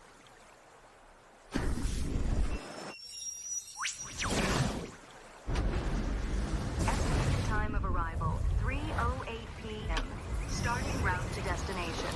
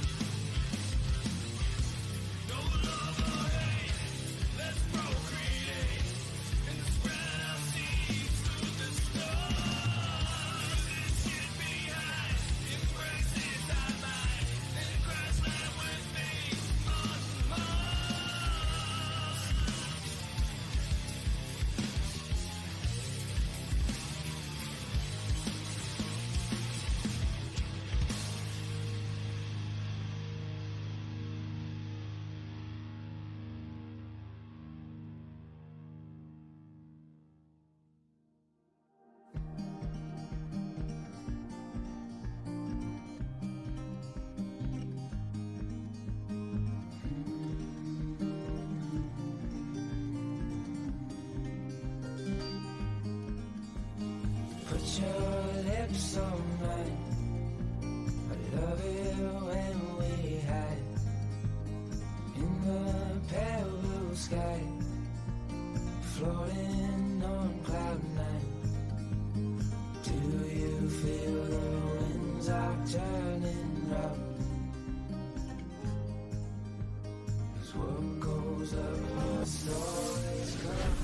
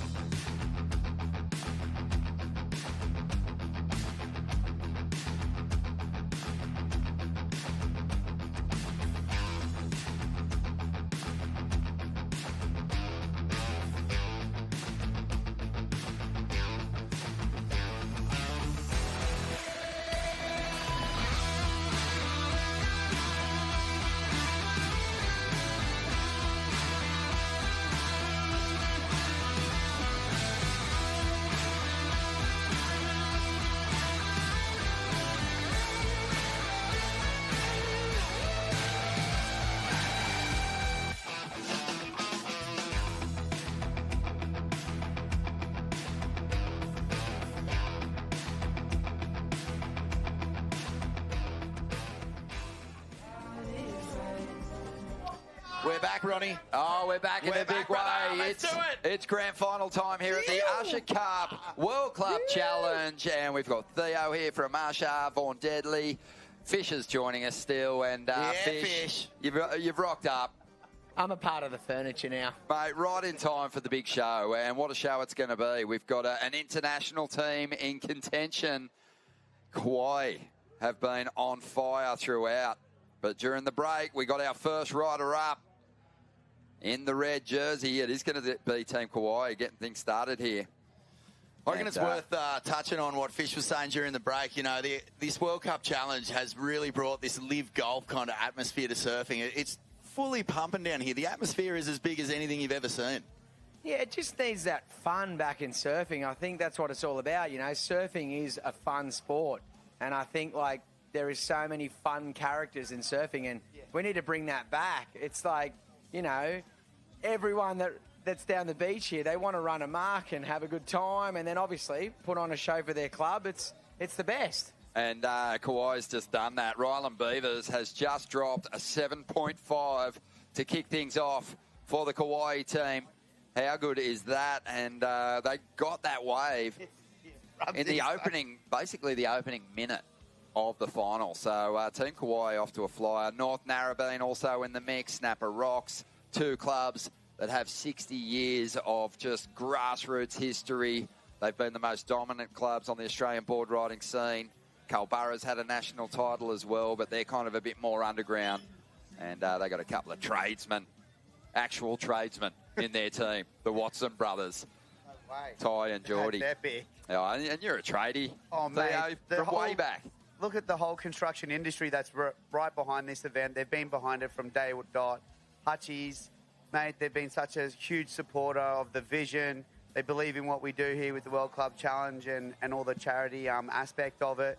They've been a supporter of this event for such a long time. And so good to see tradies here with their passion supporting their hometown and giving it to some of the big names in the fucking surfing industry.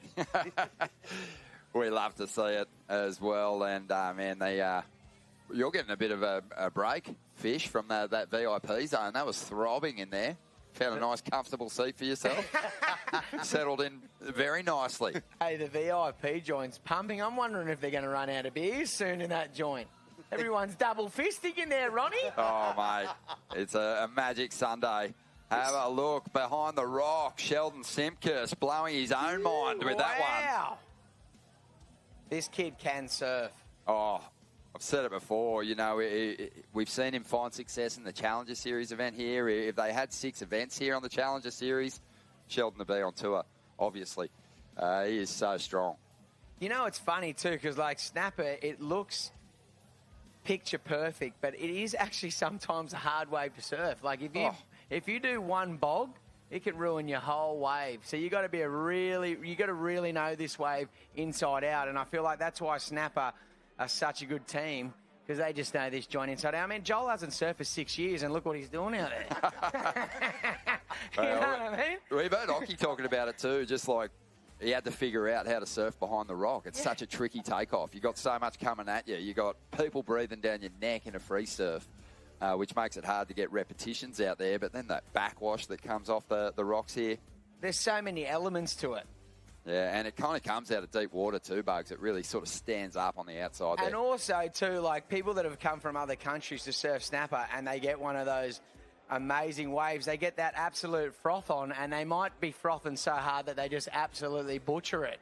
You've almost got to take your time on this wave and just really let the wave do the fucking talking for you. Let it peel onto that bank and then stay with it, stay with the energy.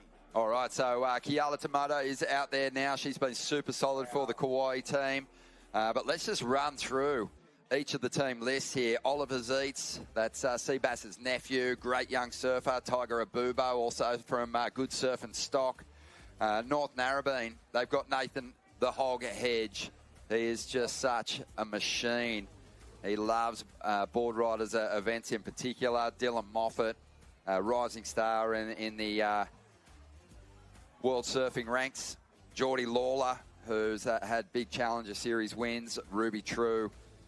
And then Calbarra got Ty Watson, Owen Wright, Geordie Watson, Holly Warren, Snapper Rocks, Sheldon Simkus, Jay Okalupo, Joel Parkinson and Kobe Enright. But, yes, stellar lineup.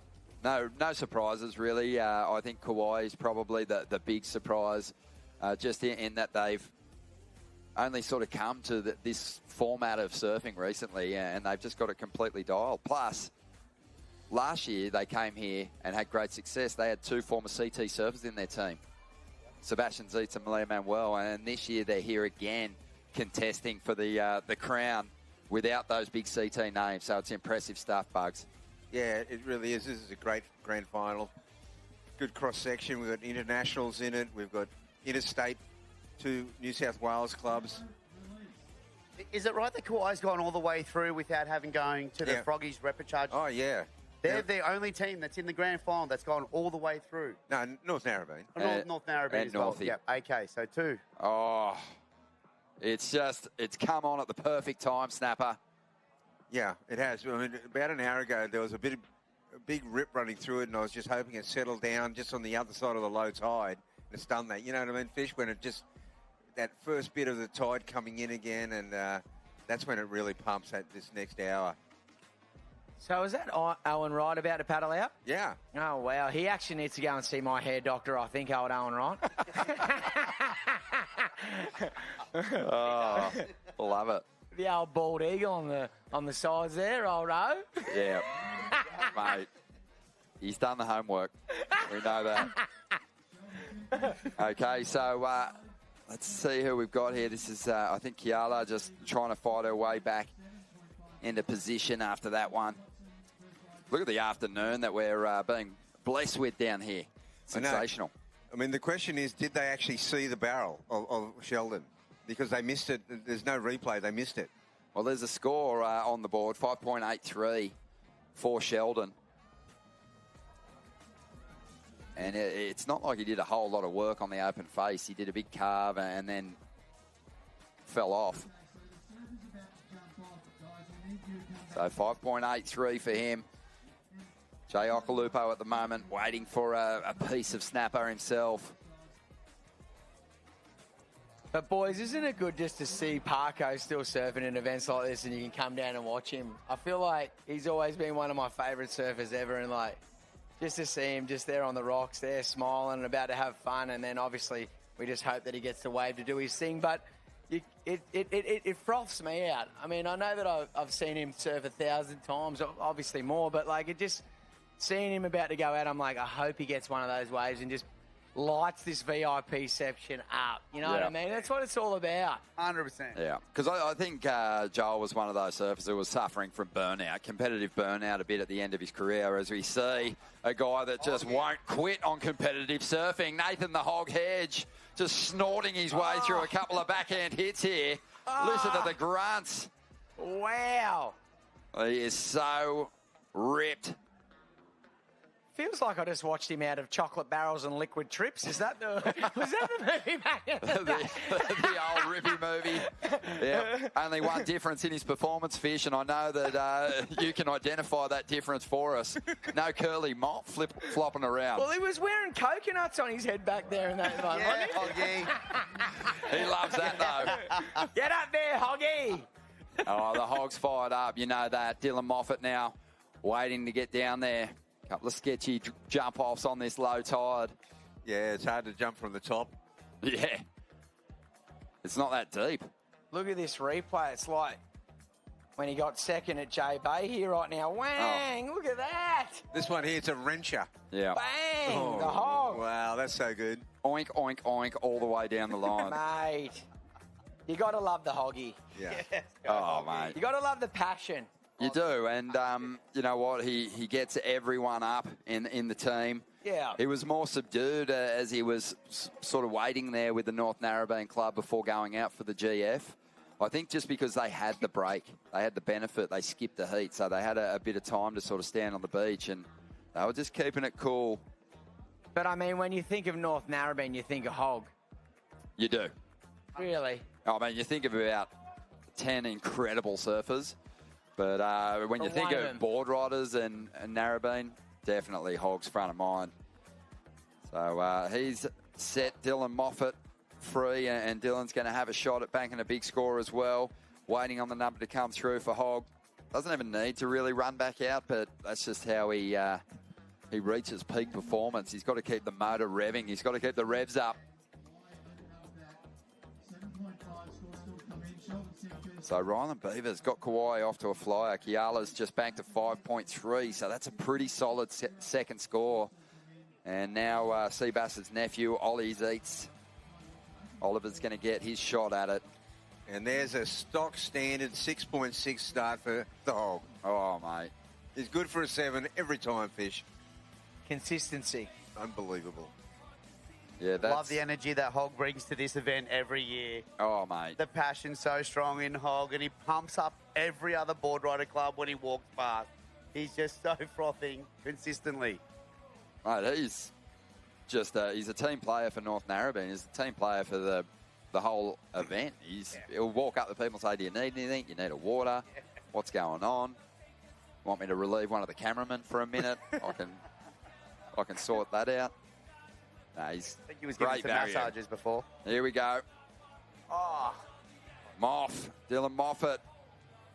Oh. His footing was never right on that wave. It seemed like the footing was out. And, you know, when you're halfway down there, it's sort of no man's land, right? That's what I was talking about before, Bugs. You might have had too much froth. Yeah. Froth on the cappuccino there, mate. Yeah. But, ready to go. Bugs, you added a bit of time to the clock for the GF, though. Yeah, 40 minutes. We just want to make sure they all have a good go, and you know we've got Fish here, so you know. Yeah. Oh yeah. He's got a comfortable seat. We want to hear about your tour, mate. Like how you know your residencies and that. Like it's just incredible what you've done. We're so proud of you. Oh, thanks, Bugs. Yeah, no, it's been a good couple of years, mate. Yeah. It's been really good, really good. But it's good to be home here at Snapper right now, watching this all unfold. You know, my younger son went to your show and he said, "Is that Uncle Fish that used to take us to Dream World?" No. Isn't that wild? Yeah. How old is he now? 21. He's a musician too. That's insane. Yeah. Bugs, I've been around you a lot, mate. You're an incredible father, but letting Fish babysit your kids? Yeah. Questionable. It was Fish and Dino, you know? Oh, my God. Double trouble. Back in the day. Even worse. Like they were saying, that, you know, Fish had more fun than us. Oh, yeah. Always. But have a look at Dill Moffat fighting that current, getting himself back in a position here. He knows he's got to deliver a bit more because it's not about finishing in second. It's about going after the victory now. That's what we're after. So this is an important one for Dylan Moffat. That's one of the Dorringtons there on camera yelling through here, and not short of a voice, those blokes, are they? Hey? Separated by the petition. Yeah. Like Hannibal Lecter over there. God bless Hey, Fish, him. don't touch the glass, mate, whatever you do. Don't approach it. Oh. Okay, so we are looking at the Kauai team. Yeah. The visitors. Out in front here over our strongest, three of our strongest clubs. And they are doing a great job at the moment as they work through their roster. 5.3 for Kiala. Oliver Zeitz, he's out there waiting for a shot. Look at Parko. He's ready. Oh, mate. He is ramped up, ready to go. You know, this has kind of got to be a tricky situation too, where you're just eager to get on the field and have a run at it. It's also a nerve-wracking thing, though, because, like, in these team events, you know, if you're doing an individual contest, if you stuff up, it's on you. But if you stuff up for your team, they're like, Yeah. don't worry about it. But later on, they're like, what an idiot. All anyone wants, and I only know this from doing a couple of events when I was a kid, but Bugs, you can probably speak to it. All anyone wants at the bottom end of the order is additional time. So if you think about this, there's 4 servers in it. Everyone's kind of allotted 10 minutes. You want bonus time, as we see Dylan Moffat just blasting through the roof and really putting everything into that hook. As he comes down the line now, loves to swing that tail, mixes it up beautifully. The man has no ligaments in his knees. Unbelievable, just swings that board around. Dylan Moffat is definitely not off it on that ride. Oh, mate. Let's have a look at the replay, Fish. Why don't you take us through it? All right, big old hook in the pocket right there. Comes around again. Another big tang. And then just lines it up. Good old carve. Wow. He put it all into that rooster. And then nice little tap. And then just finishes it off with a nice little air rev. But, mate, how's the flexibility in that guy's knees? Are you kidding? That was full. Mate, if that was me, people used to actually say that I surf like Renan Rocha, which was pretty gnarly. Yeah. Which means basically as I I was was gonna as say- stiff as an ironing board. But, mate, the guy's I was got going good to say flavours. Pedersen Rosa. I mean Pedersen Rosa. There you go. Not Renan. Looks like the Brazil tour's off. Okay, here goes. Right. Oh, looking for answers and O. wanting to The big O. really Oh, get is that Calvaro Joel? back on track on the outside. It's Jay. It is Jay Okalupo finding some cover. Owen still rolling through to the inside here. And Jay said it in his post-heat interview before. He felt like the snapper team hadn't peaked yet. Well, he might have just had his best ride yet. Yeah, it could have been. As Owen just continues to work this one over. Hey, that was some elite surfing there, boys. Yeah, Owen's just got that. For a big, lanky unit, he's got incredible compression.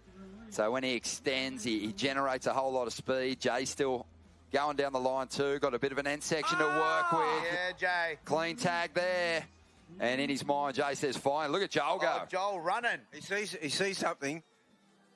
Yeah, Wow, I haven't he seen Joel almost runs. launched off, and then he remembered what age he clicked over last birthday.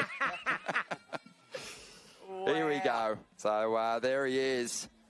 The 2012 world champ heads into the lineup to try and get Snapper Rocks back out in front here. But Jay Okalupo has done the work.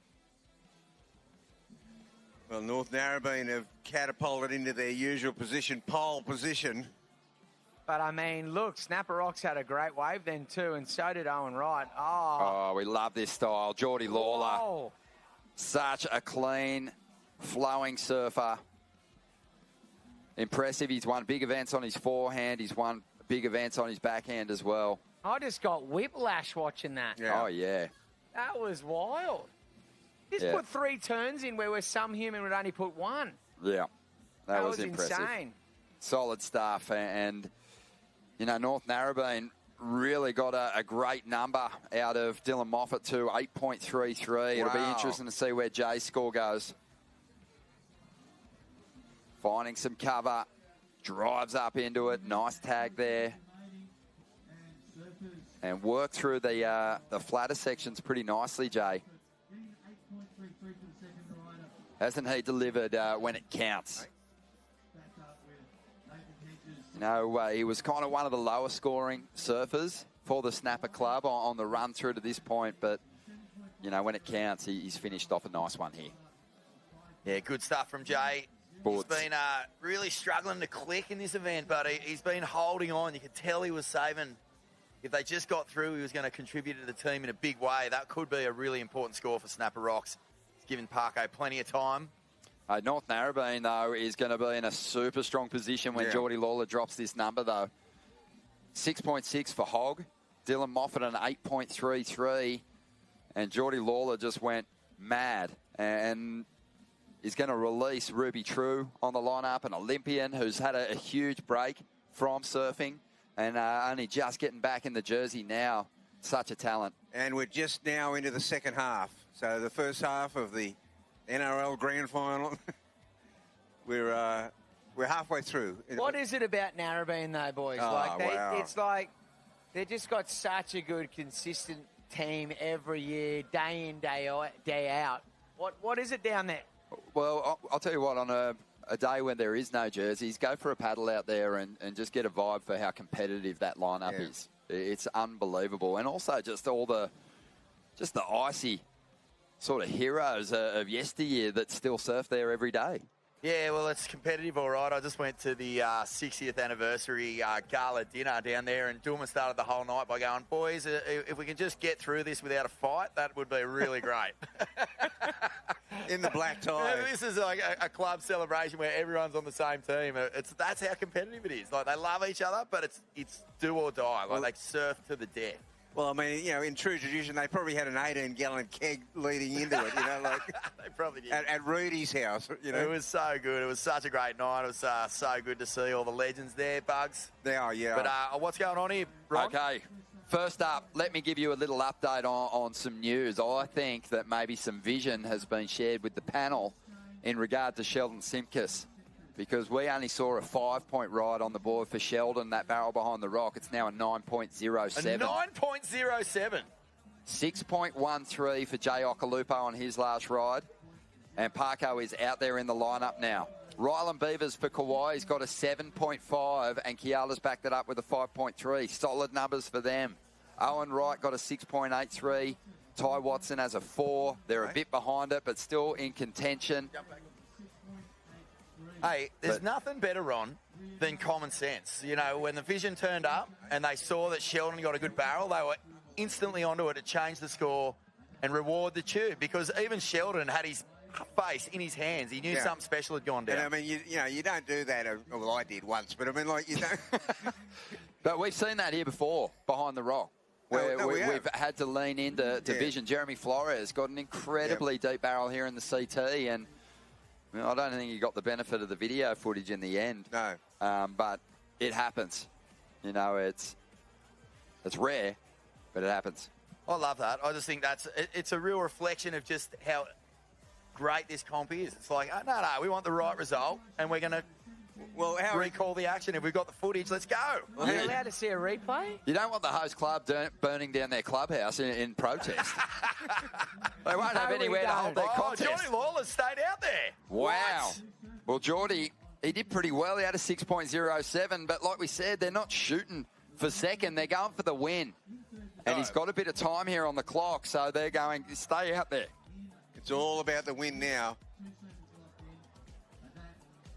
Well, did he improve on the 6.07 with that ride? It might have stung a bit last year, because Narrabeen, even though they won the team's challenge, they lost the overall point score. So Snapper actually took the win last year. And I'm thinking there's a lot of that. There's a bit of feeling in this about that. Like, Narrabeen went away and went, well, our name's not on the trophy. We won that World Club Challenge part of it. But last year, Fish, you know, we used to have the individuals, men's, individual, women's, and the team, add it all together. And Theo went, no, we're sticking with that this year just for the clubs, you know? Yeah, that's where we went. It's a team's event, mate. That's what you want to see shine through. And we had it a couple of years where the winning club in the team's event didn't win the overall point score. Yeah. So we gave that the flick. Time to. It was confusing. Time to scratch out a couple of names on the trophy. Oh. Jokes, Bucks, jokes. Oh, I'll go with anything. No, it's in the history books now. Yeah. But it's just the evolution of this event, and it's great to see. So Geordie Lawler did up the ante. He added some extras. Not a whole lot of points, a 6.5 for him. But Ruby True out there in the lineup now. Let's see how this youngster goes. But, yeah, just...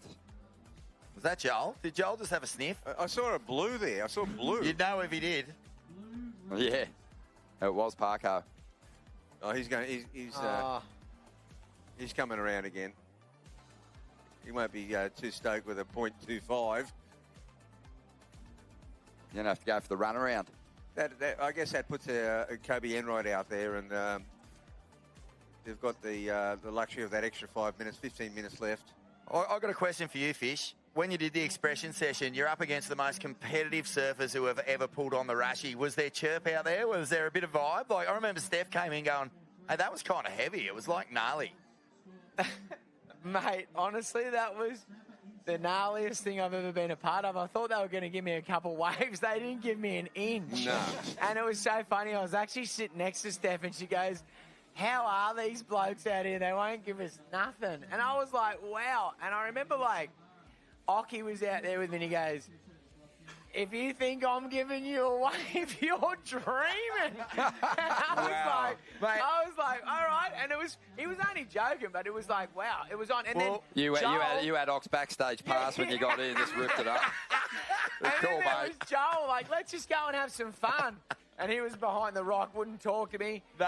Well, he had an axe to grind because he got him at the single fin the year before. It knocked the three-time champ out. And then Fanning was just being Fanning. Oh! Who's that, Ty, Geordie? I think that was Geordie.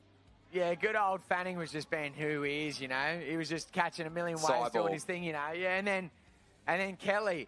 Kelly was actually funny out there because he's like, I can't catch a wave, dude. And I was like, cry me a river, I can't catch one either. Mate, he's chirping to the wrong crew for sympathy there. Oh, Ruby True, what a start. What a hit to get started. North Narrabeen's on one. Wow. And they're working their way through their roster before the rest of the field. And that's going to afford them the opportunity to send maybe Nathan Hedge, Geordie Lawler back out. I think Dylan Moffat's done his work. Oh, Ruby is going bonkers on this wave. Oh, wow. Another tag on the inside. They're going to love that. Ruby True throws the hands up. Who's going to head back out for North Narrabeen? Polly Warren. Mate, how much property does North Narrabeen own with how much shit they've won over the years? Oh, mate. Unbelievable. Are you kidding? Yeah, the trophy cabinet. The trophy cabinet is massive. It's gnarly. Mate, well, Vaughan hosted their 60th anniversary, and apparently they had diamond-crusted skulls on each of the tables. They did. They actually had diamond-encrusted skulls. Oh, yeah. Straight out of the Damien Hirst playbook. Yeah. It was an amazing night, though, and it really... Look at the number that they've put up already. Yeah, it's incredible. North Narrabeen, 8.5 for Ruby True. The Olympian. 8.5. Delivering under pressure. Hardly surfed the last year. Hardly surfed. Look at she the drops gap. an 8.5. Now Parko's getting a bit motivated, it looks like. Well, yeah. They are so far out in front at the moment. Hedgie just paddled back out. Tusks hanging out of his mouth. Yeah. Trotters in full-blown steam mode. Yeah. That's unbelievable. So they're a good chance at improving on some of their scores as well. Maybe getting Geordie Lawler back out there as well.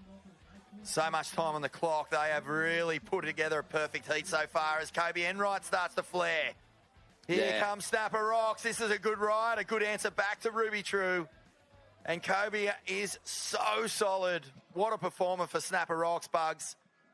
I mean, it is so handy to have a weapon like Kobe who just gets it done time and again, gets a little finishing shiv on this, and will throw the hands up. And but what a performer, mate. Yeah, she's been a mainstay for the club for sure, Kobe Enright. And now, well, this is where the magic needs to happen. Well, this is where it's coming down to this. Yeah. Can Nostradamus see the future? That's what I want to know. Is there something out there? The pork chop. He's got the family up here in the VIP area. They'd love to see Dad get it done. Mon goes, I'm having so much fun here in the VIP. I said, why don't we go do another year of the QS? Just shut down instantly. She's I like, know nah. they have a VIP on the QS. No. Tell you what, boys, I thought they would have put a Portaloo in here for us to do to go to day. I'm bursting at the seams. You are, mate. I didn't want to say anything, but your fly's open. Tins. I'm like, wow, what's doing? This is, and this is where you get. This is where you have to be professional. I know, I'm trying to be pro, but mate, my guts are about to pop out. Okay, we're down to the 10-minute you mark got 10 here. minutes. You got 10 minutes. 10 minutes. Snapper rocks. I'm actually excited here, though, Ron. Oh, you should be, It's mate. going off. Snapper rocks. North Narrabeen, they've worked through all their surfers now, and North Narrabeen's out in front. Snapper rocks have work to do, so they're looking to get surfers out to make up ground on North Narrabeen. Kauai and Culburra still yet to get through their 4 surfers. Pressure's on. They're against the clock. And North Narrabeen is really in the fast lane now and looking to streak away with it. There is. Well, but you got to be thinking one thing. Like Joel Parkinson must be trying to do better than a 0.5. Oh, yeah. Like a nothing. Yeah, Parko's trying to better a 1.17. But, I mean, they've done good work, the North Narrabeen club. They do need almost an 8-point ride. Oh, yeah. Snapper rock. So, with that comes a little bit of pressure. Yeah, but if there's one surfer that can do it, it's Joel. Oh, yeah. We know that. For He's sure. got time. 9 minutes. Let's rattle off some of the events that Parko won. He won here a couple of times. But trestles. Pipe master. Pipe. Mostly on backdoor, sunset, Haleiwa, like all on that forehand. Wildcard J Bay. Wildcard J Bay. And he won J Bay in probably Again. the most emphatic fashion ever when he did take and had it out. another epic final mad. over there as well against Mink. I feel like, though, my favourite years was when Joel lost the title to Fanning that year, but that year he won Bells down there was next level. I was like, what is going on here? That was unbelievable. That was some of the best surfing I think I've ever seen. It was there. perfect bells. Yeah. Offshore. And he was just flaring. And here on the Goldie, he was next level. And J Bay, that was the year he won Yeah. J Bay. It was three wins in 5 events, Some and he of was the best so surfing far ever. ahead. And then he won all over the world. And then the ankle. France. He had a win over there. Tahiti? No. Well, it's funny when we were talking about He got scratching second names off to trophies. his mate. Good old He and Mick actually had a full-blown wrestle that night, and it sort of was funny for a moment. And then I think Lips Gannon had to step in and break him up. If you go over to Mick's place, you can see that where Parko pulled out the key and started scratching his name off the trophy. He dead set reckons he won it on points, fair and square. Oh. Mate, Wow. I went on a trip in 2007 with Fanning and Joel, and I'll never forget, Fanning had on his board bag 2007 world champion, and he hadn't won it yet.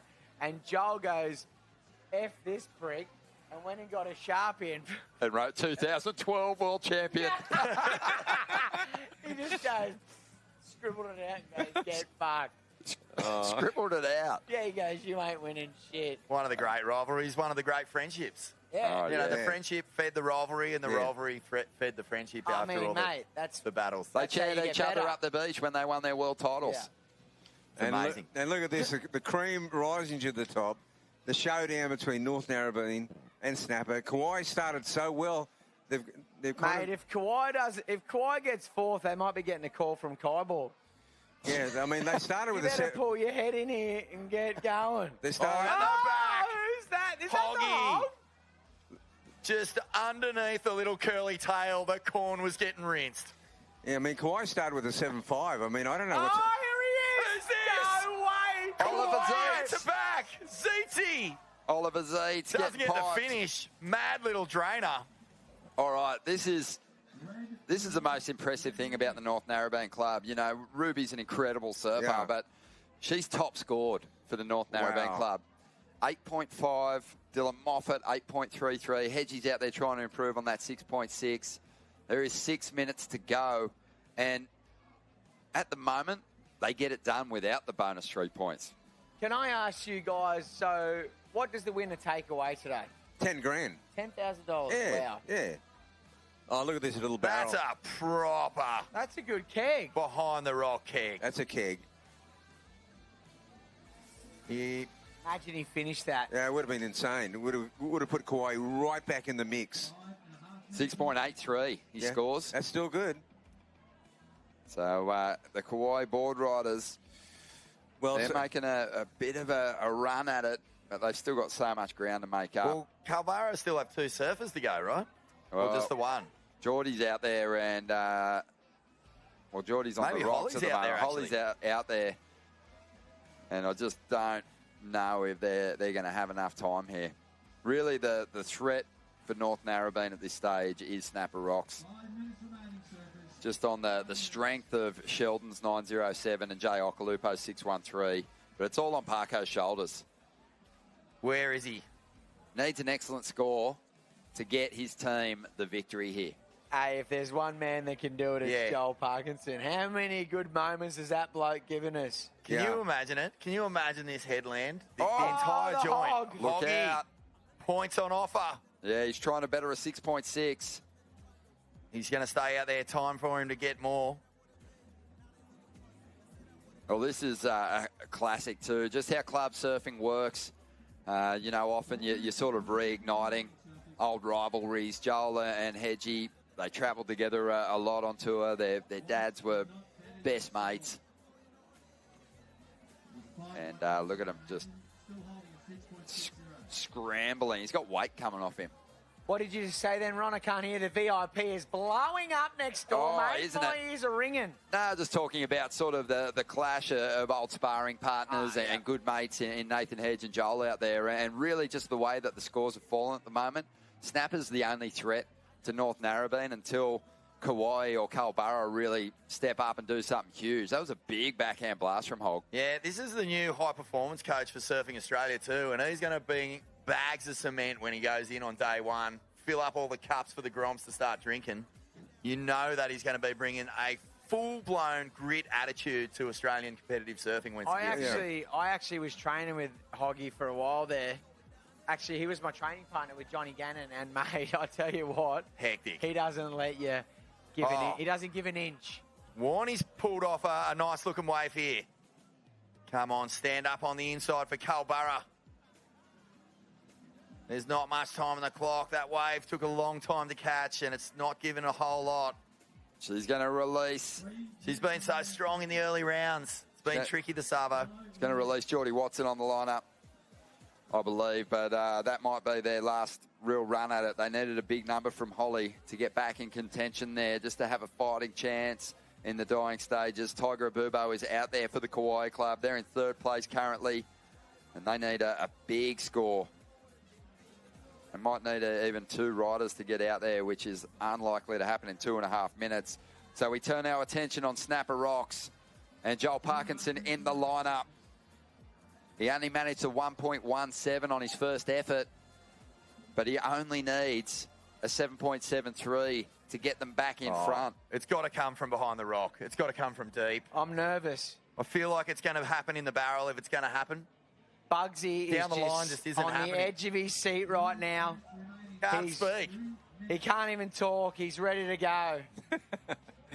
I'm in more of a neutral zone than people think. I just love the whole that everyone's here, and I'm super stoked, Fish. Mate, this has been a magic performance from North Narrabeen, but here goes What's Joel. this? This He's one's deep. standing up. He tucks in, gets a bit of cover, comes out, throws the hand up. He's not done with this wave. Gets the float in, so he's done the work on the outside. Has to stick with it. The legs are cramping, but he's going to keep going. And Parko, we know he's needing a decent score, 7.73 here.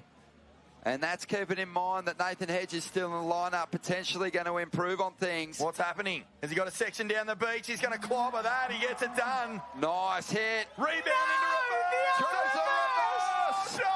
Oh, Oh, my goodness. The barrel question marks for the 7, but he's got plenty of work down the end. And here goes. Geordie Watson. Carl Burrow. Can they answer back? Joel Parkinson. He threw a bit of risk on those final moves. Captain Clutch. You couldn't say the tube was there. It was there or thereabouts, but there was still work to be done on the end, and he gets it done. Lights up the point. How's this going to fare? Mate, they're going to be having a close look at that barrel for sure. Did he get deep enough? The on VIP tube? section is going off next door. It's a grandstand finish. It's exactly what the World Cup Challenge deserves. Let's get a camera on Joel. He's still got to make it to the beach. Oh, my goodness. Please 23 get a camera on him. seconds. Mate, my hammies are cramping for him. Where is he? Oh, this is incredible. 15 seconds. I just pissed my pants. Is he on the sand? Let's have a look at it. Deep takeoff. The hooter sounds. Our teams are on the beach. We're watching the replay of Joel Parkinson chasing a 7.73 out of this final ride. The score hasn't come in yet. The claim was a big one. The floater was nice to come out and get a little bit of work done. He sticks this one. It was pretty fat on the shoulder, so not a whole lot going on. It's all about the last turn here. It is. He gets a little bit of work done on the end. There's a nice section. Did he get That's deep what enough makes it interesting. at the start of the wave? That's where the wave was steep. That's when the wave was at its most critical.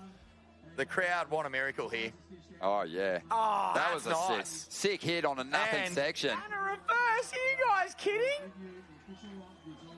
The backside drift into the fakie ride was pretty awesome. Look, not so graceful in getting to his stomach then. He was really wrecked. Hey, quick question. Did Narrabeen get in? Was the hog in? Yeah. The hog was in. The hog would never not be in. No, he was paddling in if it even mattered. So that was, that was the finish that we were after. A grandstand finish. The two most dominant clubs in the last Australian on the Australian scene. Congratulations to Carl Burrow. Amazing run through the event. Yeah, they did incredibly well. Congratulations to all the teams, mate. Yeah, exactly. Oh, good That's call. where I'm at with a fish. Yeah. You know, good call, Fish. Kawhi and Carl Burrow really just punched so hard in this event to make this final. Mate. Kawhi didn't drop a round. They came right through the snapper tier of the event. It's like a major boxing bout being set up and someone getting the call up with someone withdrawing. We're waiting for scores. Mate, we should just keep it a secret and reveal it at the Prezzo. Because it's going to be super close. It's going to be super close. Look at Joel. He's so pumped. I just love how competitive he still is. It makes me happy. It really is. Look at that. This is such a big moment, isn't it?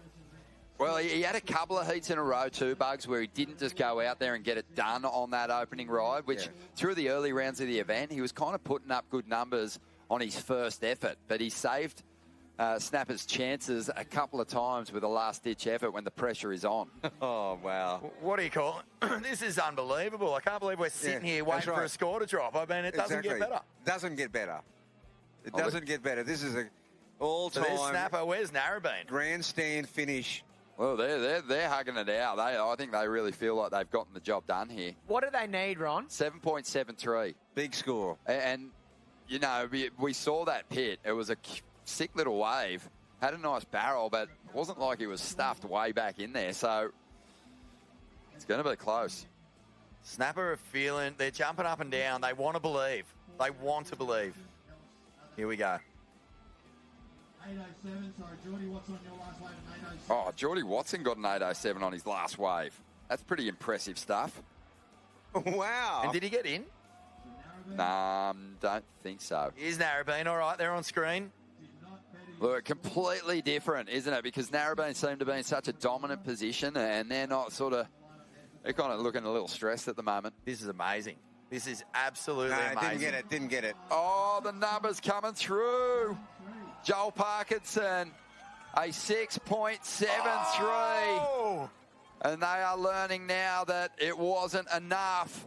So let's get a camera on the North Narrabeen team who have hung on for a win here in the Usher Cup, the World Club Challenge. has come to an end, and what a finish it was. North Narrabeen are the champions of the team event for the second year in a row, but this year they can claim the Usher Cup title. That's right. It's their first win in the actual Usher Cup title. Yeah, and can we get a mic down there on Chucky Enova? Hang on. He's screaming his guts out. Yeah, this is a huge win. Didn't drop a heat. Never found themselves in the Froggies rounds. They have been incredible in this event. And, you know, Fisher's finally taking his hat off for Joel Parkinson. Yeah, Fisher's bladder. It's like when you kick a footy too hard and the bladder comes through the stitches. Boys, if they can get a camera on me right now, I'm about to seriously piss Get my out of here, pants mate. and I'm going to go. I love you guys so much. Thank you, What a mate. day. Congratulations to North Nara and all the other teams. Love you, boys. I'll see you soon. See you soon, Fish. Hope 2026 or 25 is as good as 24 for you, mate. What a ripper. Oh, what a treat that was. That was fantastic. Oh, wow. What about this team? I think, you know, Ruby True has just written her name into North Narrabeen law, competitive surfing law, by just delivering. I mentioned it before. I got a message from my mate Cale Bell Warren. He said Ruby hasn't even surfed really in the last 10 months. So That's she's incredible. only just coming back to it after a staunch Olympic campaign skateboarding. And this is massive. There's Maddie Cattle. Their coach, the proud coach, Maddie Cattle. on Jordan hand. Gawler, Ruby True, The Hog, and Dylan Moffat. And Bugs, I just wanted to say, mate, when I was down at that 60th, we heard Fish say before, what is it about this club? It's a winning culture, mate. Oh, And, it is. You know, I was there with Tony Hardwick, Cole Smith, Yeah. Simon Anderson, Mark Warren, Davey Cathles. The list, you know, it just goes on. Nudes, Nathan Webster. There's so many superstars from that club, and they're all legendary. I mean, I Unreal. forgot so many names. But Oh, no, but there's so many names. That's it. Yeah, Terry Fitzgerald. Terry Fitz. You know. And the Joel and Kai, you know, like it's just so many contributors to the culture of that club, and it's all about surfing your best, being original, and putting your heart out there every single time you stand up. It is a major achievement. Here's Smithy. It is deafening down here. Can you believe that? North Narrabeen lives knocking snapper at home in those circumstances. Hog, the spirit animal, talk me through it, brother. Mate, we're just going to take my hat off to Ruby True, getting that 8-5. You know, that was a big pivotal moment. And Dill Moffey, too, for really leaving it all out there, you know. Risk for reward, just finishing off with that air reverse. Geordie, too, clutch, you know. I mean, this is back-to-back wins for us, you know. Team and Matty Cattle, thank you so much, mate. Epic coach. Thanks to Snapper, Culburra, and Kauai for just an incredible final. Like, just speechless, hey. What an amazing day at Snapper. Thank you to the Usher Cup. Thank you to everyone, hey. Mental. Let's hear from the hero of the final, Ruby True, mate, dropping a massive number, an 8.5. How did that feel? Yeah, it's pretty amazing representing North Narrabeen. So stoked to be in the team with all these amazing surfers. Matt Cattle, super coach. And yeah, let's get the trophy and get back to Narrabeen. Sick. George, mate, how does it feel? Back-to-back wins. I'm mad. Oh, mate, never gets old.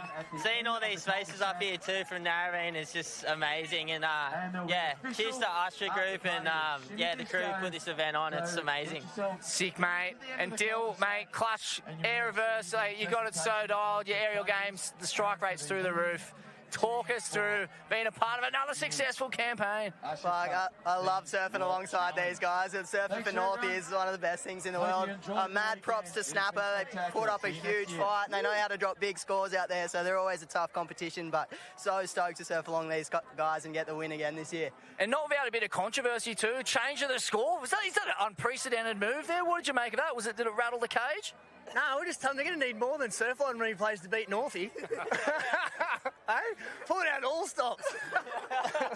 Sweet boys, back to you guys in the studio there. Frothing North Narrabeen hates you.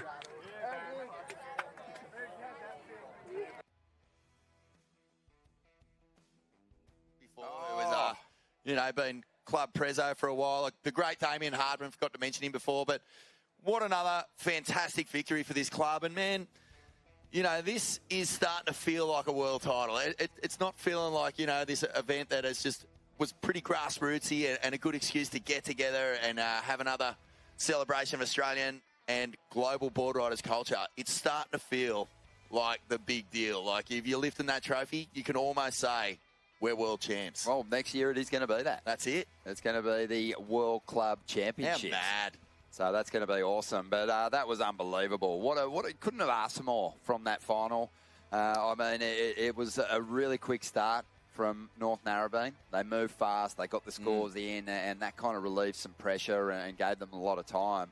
But Ruby True, Nathan Hedge, really quick there to give Ruby props because she was the highest scorer in the heat. That's right. And, you know, for women like Ruby, they look up the list of Narrabeen legends, and like right above her is Laura Enever. You know, what Laura's a down the superstar. beach. She's right there to cheer her up the beach.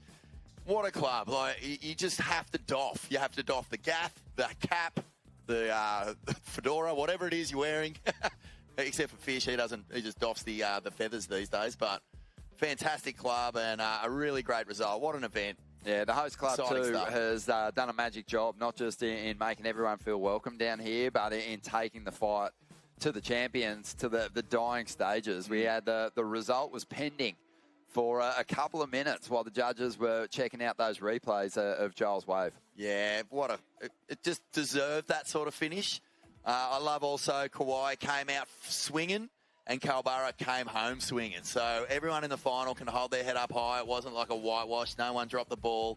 And I think that all these clubs are going to be walking away from this event just going, yeah, this is where we want to be next year and we want to be winning that trophy. Well, let's have a look at some of the highlights from the Usher Cup this year. There was plenty of them, especially here on finals day. We're going to queue them up and run through them. Some world-class surfing, Vaughan, just the most unbelievable field too. What are some of your highlights? Like just off the top of your dome, what's like for me, Xavier Huxtable absolutely ripping the lid off. I don't know if it was the top scoring wave of the event. I feel like it was. But that to the me, 983. Yeah, it summed up, you know, how much club surfing means. You see people ripping, you see some pretty amazing surfing, but when you see someone completely lean into it as hard as that in a really pivotal moment, that's what gets my back up. I love that. Yeah, I have to agree with you. I think it's awesome just to see that mix of that CT kind of caliber surfer, the rising stars coming through the QSs and the Challenger series out there with some underground shredders and younger talents. Yeah. But let's have a look at some of the highlights from the event. So much good surfing throwing down, and the vibe around the contest just always so on point. And really, a lot of these surfers were coming here and getting their first taste of snapper, especially our overseas competitors. The Yomi Wan team, like, what performances. They were incredible. North Shore Boardriders, there was a couple of Hawaiian clubs represented. And, yeah, it was incredible. There was just so many, a whole range of different, we saw a heap of different moods here at Snapper. You know, this was just a classic sort of first taste of autumn. You know, we got that little southerly change and our first pulse for the year. And that really got everyone pretty excited because, you know, at this time of year, man, it's a miracle to get a southerly. Like, you can count on one hand how many times this lineup hasn't been onshore since Christmas, that's for sure. Yeah, it's so true. And, you know, there was some pretty challenging days or moments, I should say, through Friday and Saturday. We had really big tides here, big king tides, and also a bit of a lack of swell energy. So through those high tide periods, the conditions slowed up a little bit, and it kind of made things a little more challenging. You'd have to say probably for some of the clubs that you expect just to go out there and dominate. It just sort of leveled the field out. And then we saw big clubs, big name clubs falling into that Froggies repechage division of the event. So, you know, Snapper, they did it the hard way to crack that final. They surfed 6 times today. I think that the North Narrabeen team only had to surf a couple of heats to crack that grand final. So it was always going to be hard to maintain the pace. And, you know, as strong as Giles' fight was at the end of the final, you could tell he was buggered. Pretty gassed. But, you know, the legend, you're a fool if you doubt that Joel Parkinson can't get it done out here on any given day. He is just such a joy to watch, man. I mean, you watch a lot of heats, Ron. You in particular have watched a lot of heats. But there's something happens with Parko where he takes off on a wave and you kind of just go into this zen zone of what pure surfing looks like. All right, well, we want to send a big shout-out to our partners, our major partners in particular, Gold Coast City Council, the Usher Group, of course, Hutchinson Builders. We're going to let these highlights play out while we set up the presentation for the Usher Cup World Club Challenge. Don't miss it. It's going to be huge. There'll be some great emotion out there, some fantastic speeches, no doubt, and that's coming up shortly, but just enjoy these highlights for a moment.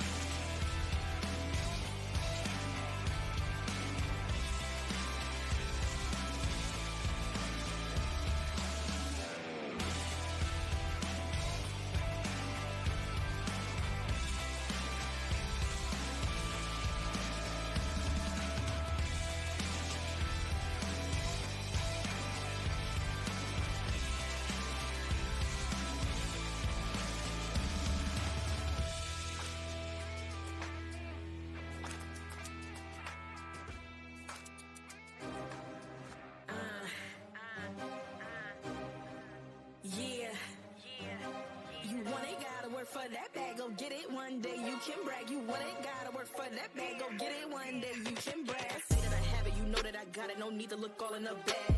Stunting like this, cause I work so hard, I'm the best, I only speak facts. In the store, I'm popping them tags, a limited seller was that. Clout chasing for the cash grab, I don't really want it that bad. If I say that I have it, you know that I got it, no need to look all in the bag. Stunting like this, cause I work so hard, I'm the best, I only speak facts. In the store, I'm popping them tags, a limited seller was that. For the cash grab, I don't really want it that bad. I'm trying to cop a milli while I keep my soul intact. Been through a lot, I learned to adapt. Never let struggles make me snap. Around the world, about to be on maps. Got a cute face, but it seemed like a trap. Pockets on glow, soul on no. In a chateau, counting that big dough. Your spirit on the gurney, by the plateau. Snake in the grass, reap what you sow. Lurking in leaves, hiding in trees. Spotlight on now, you can't sneak. Lip online now, you can't speak. You a real one out here moving weak. Private jet, don't take care of your seat. Audacity, 2 steps to me. You want it, gotta work for that bag. Go get it one day, you can brag. You want it, gotta work for that bag. Go get it one day, you can brag. You want it, gotta work for that bag. Go get it one day, you can brag. You want it, gotta work for that bag. Go get it one day, you can brag. I say that I have it, you know that I got it. No need to look all in the bag. Stunting like this, cause I work so hard. I'm the best, I only speak facts. In the store, I'm popping them tags.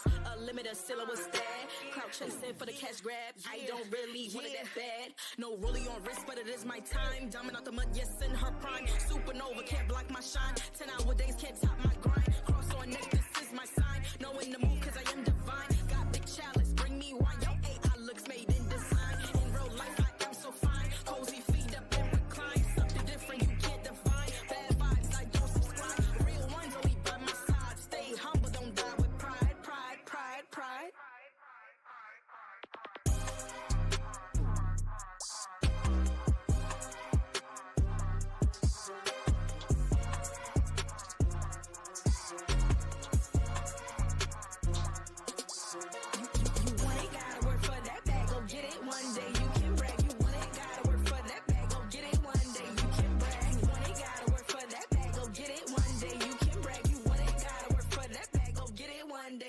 can brag. It seemed like centuries ago when the monks crossed the mountain to Malibu, El Camino, and a sipping tea eliminator.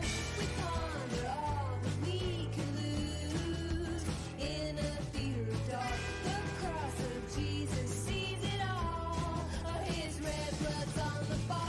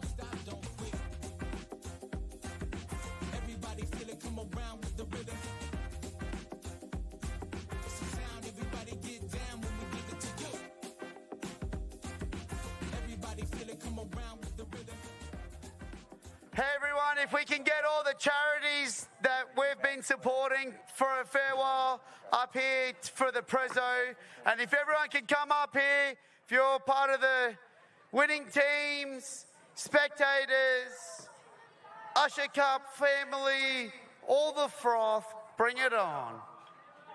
We're going to get going.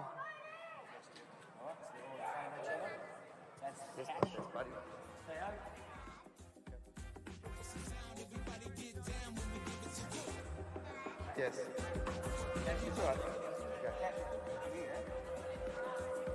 All the charities up on the stage, please. Okay, Rabbit. Yeah. Okay, join this. Let's just do the charities first, right? Yeah. Serving our people.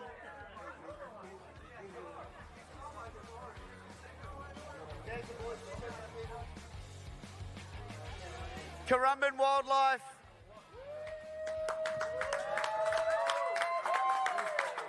Volunteering Gold Coast. Oh, serving our people.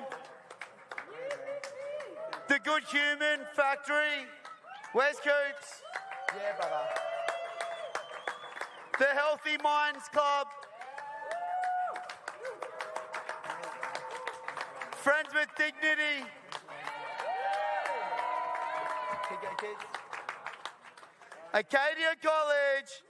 Yeah. Hold it up, Max. Acadia College. Where's Corey? PCYC. Woo! Yes, Corey. Thank you so much for everything you do. The Village School, Coolangatta. Where's the girls?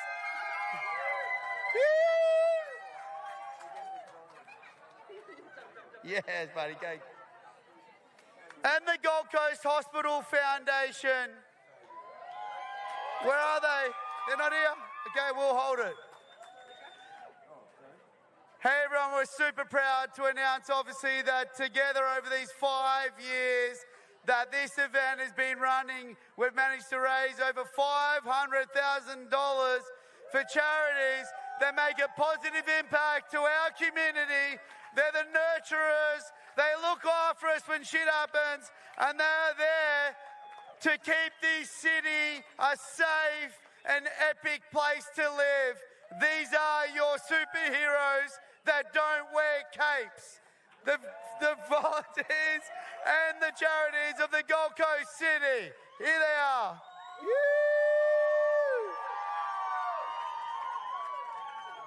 Thank you for everything you do for our community. We are forever grateful. Thank you. Thanks so much, Theo. Thanks so much, man. Cheers, Thank you so much. Thanks, bro. Coos. You're a legend, bros. Love you, bros. Thanks, bro. Thank you. Okay. All right, guys. Thank you, bro. Thank you. What are you doing, bro? Right. Appreciate it, bro. Thanks, brother. Thanks so much.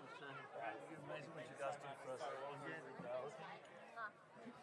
Do you guys know each other? We do now.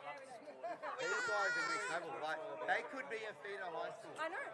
They are like next level all the time. Thank you so much, man. Yeah. We appreciate all the support over Thank the you, years, mate. Thank you. Awesome. Thank you. Also, big shout out to Lisa, by the way. Thank you. Yeah, where is she? I don't know where she is. Ready? This way. Rabs, come on, chubby. Man. Yes, and Mina. Come on. Come, Maxie. Come on. Ready? Go, go, go.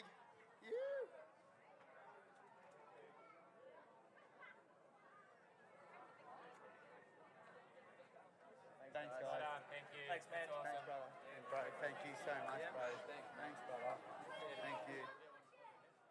Come, kids, shuckers. Let's go. Rabbit.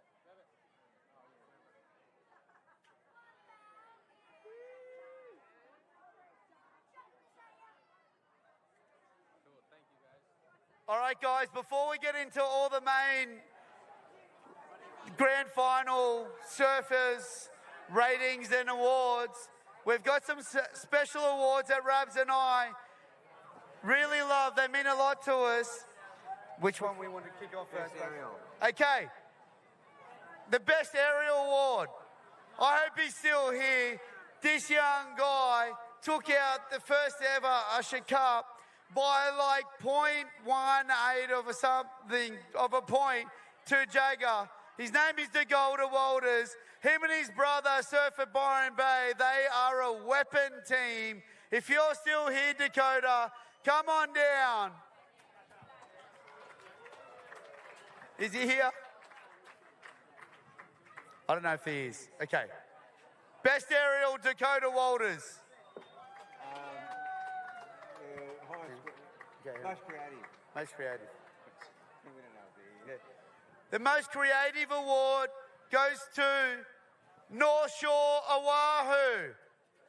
Woo! Is any of the North Shore Oahu crew here? Everyone's up at the surf club. And let's see this one. Highest winning score. Okay, the highest winning wave score goes to Xavier Huxtable from Torquay. And what a strong team Torquay was this year. They completely dominated early in the field. They had some of the highest heat scoring of the event. Congrats, Xavier. Cheers, Buzz. Cheers. Thanks, Bud. Mate, you've been to the Usher Cup a few times. Completely been dominating. And best spirit. Oh, this is a big one.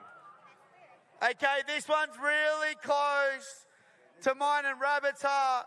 Rabbit really digs deep and really watches the behaviours, the passion, the spirit of every club that comes. And I can tell you, there was a nail biter on this because Rabs was sitting in there doing his head in, trying to work out which club had the best spirit of Usher Cup.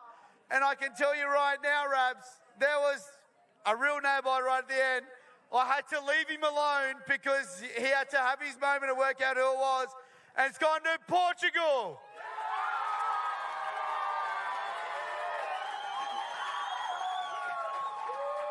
Portugal, they came here to do business. They wanted to win the event. They did so well. Yes, yes, Portugal. Oh, they're going crazy, right? Yeah. Are they crazy? Yes. Come here, bros. Hey, come here. Have a word. Guys, this is a big pleasure to us. Come from Europe and be in Australia, have this dream with you guys. You guys are amazing. We are really proud to be here. Thanks, Australia. Thanks, Snapper. Thanks, Swin Rabbit. Thanks to you. And thanks to you guys for everything. You are the best.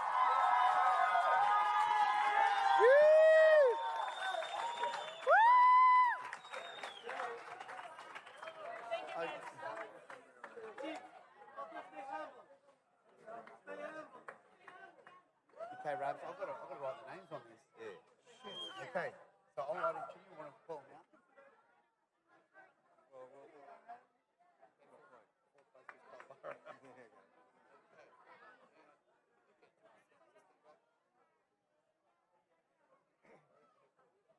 Well, we had 3 really great days of surfing, and I just, on behalf of Theo and I, want to just thank all the clubs for wanting to be part of this.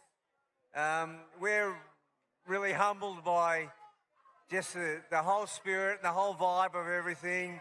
You know, all we did was just create a surf contest. You all made it happen. Thanks so much for coming. All the interstate clubs, all the international clubs. It means a lot to us. Thank you. All right, guys, I've got to show you. This is the 4th place trophy. It's a replica of the structure up there at Point Danger, right here at our Snapper Rocks home. And 4th place winner of the grand final is Cole Burrow. Yes, Cole Burrow. And here is $5,000 in cash. Yes! Send it! I'll give that to Lani. Go, Rabs. Cheers, boys. Cheers, Thanks, bud. heaps, Cheers. for having us. Oh, thanks, heaps, mate. Appreciate it. Hey, cheers. Thanks. Thanks, guys. Thanks, guys. No, thanks so much. Yeah, the big O. Yeah, brother. Hey, do you want to say something? Team captain. Team captain. Let's go. Culborough! All right. Thanks so much for having us, Theo and Rabs. We've had an awesome few days, and just to get us old blokes together, we don't surf much anymore, so it's pretty awesome to make the final and get fourth in the world. We're all frothing out, and happy birthday to my brother George. Smashed an 8 at the end of the heat, and dolphin dived in, spewed up on the beach. He gave it everything, and we still got fourth. How good's that? Anyway, thanks everyone. See you next year. Thanks, guys. Well done, Culborough. Legends. All right, third place. Third place, I got it. Oh, did you write it? Okay. Well, it was Kauai. Yeah. It was got. Hey, Kauai, do you want to say something? Kauai.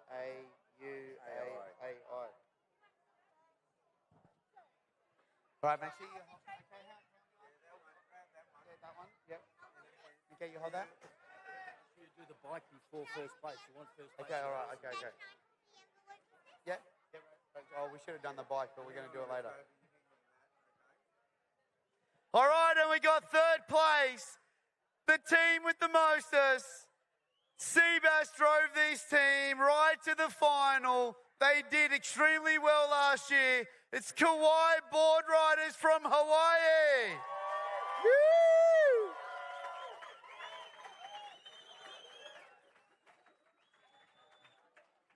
Yeah, the crew.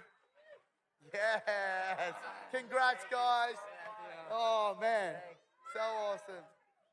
Thank you. Yes. Seabass. Yeah. Yes. All right. You're a regular on this stage.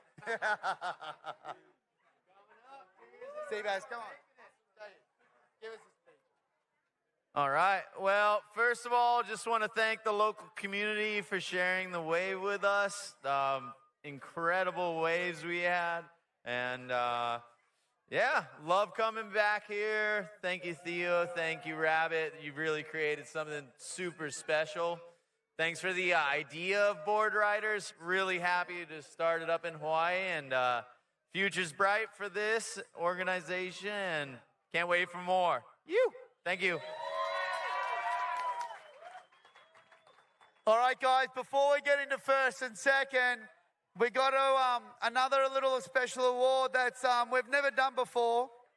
Before I want to get into that, I want to thank this man here standing on the top of the half pipe, Jesse Noonan, the flute master, putting on a great show for the kids, training the kids on skateboard. He's a legend bloke in the community. He makes a huge positive impact to our community, donating his time to lots of charity work.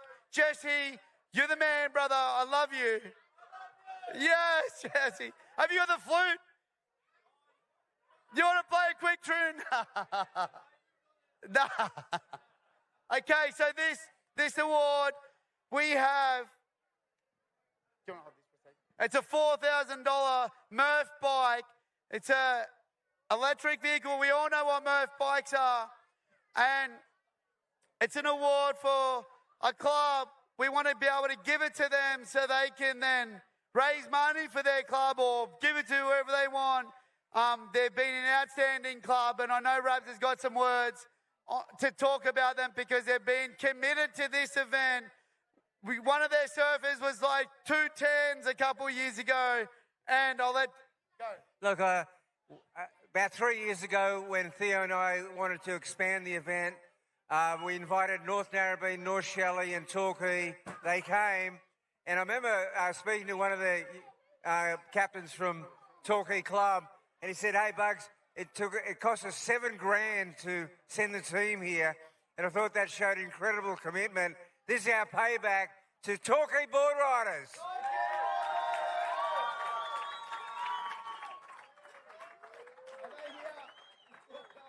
Well, Xavier's here.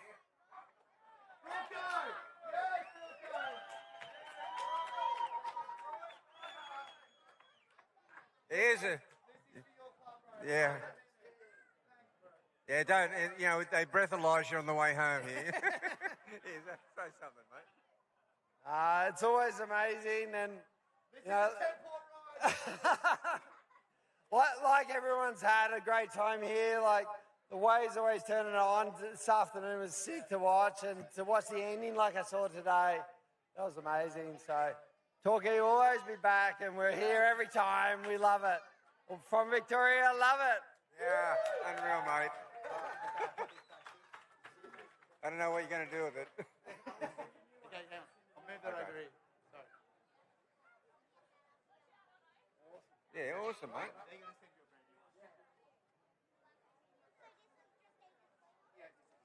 Okay, second. Do you want to hold this, Brad, for a sec? I'll just...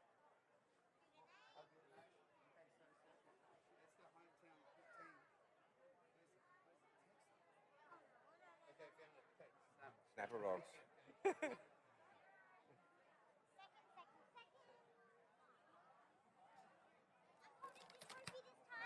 Yeah. Where's the trophy? Behind. There you go, mate. Okay. Oh, yep. Brabs will get it. Brabs will get it. Is that first place? Is that second? Is that...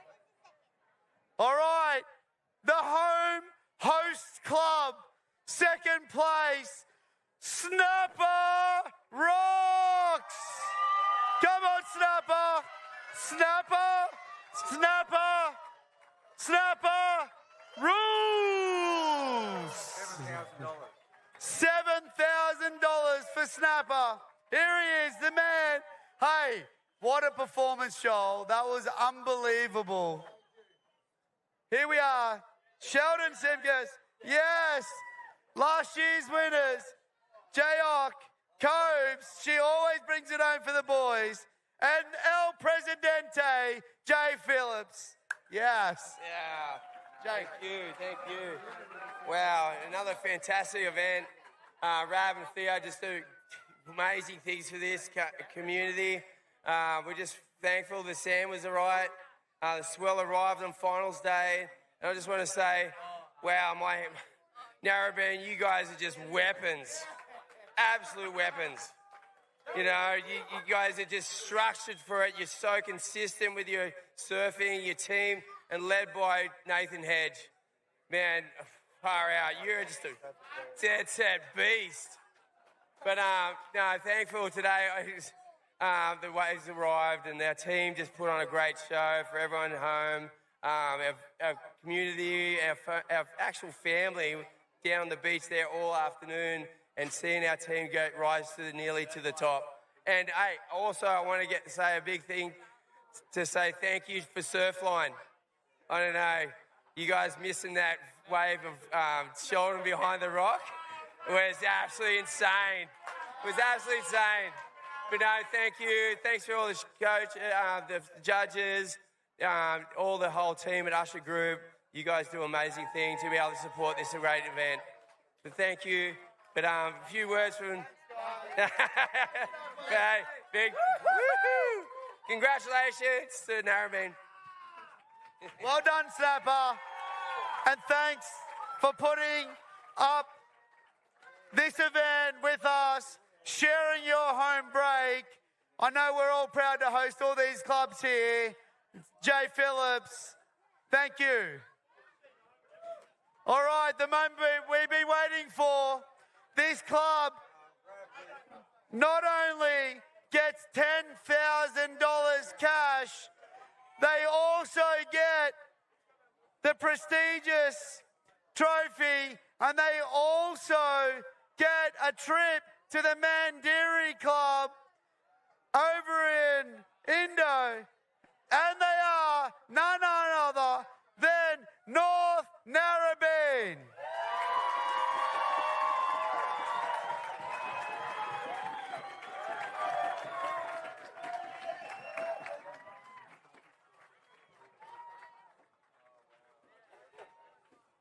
North Narrabeen. Yes. Hoggy. Geordie. Come on. Uncle Theo. Congrats, mate.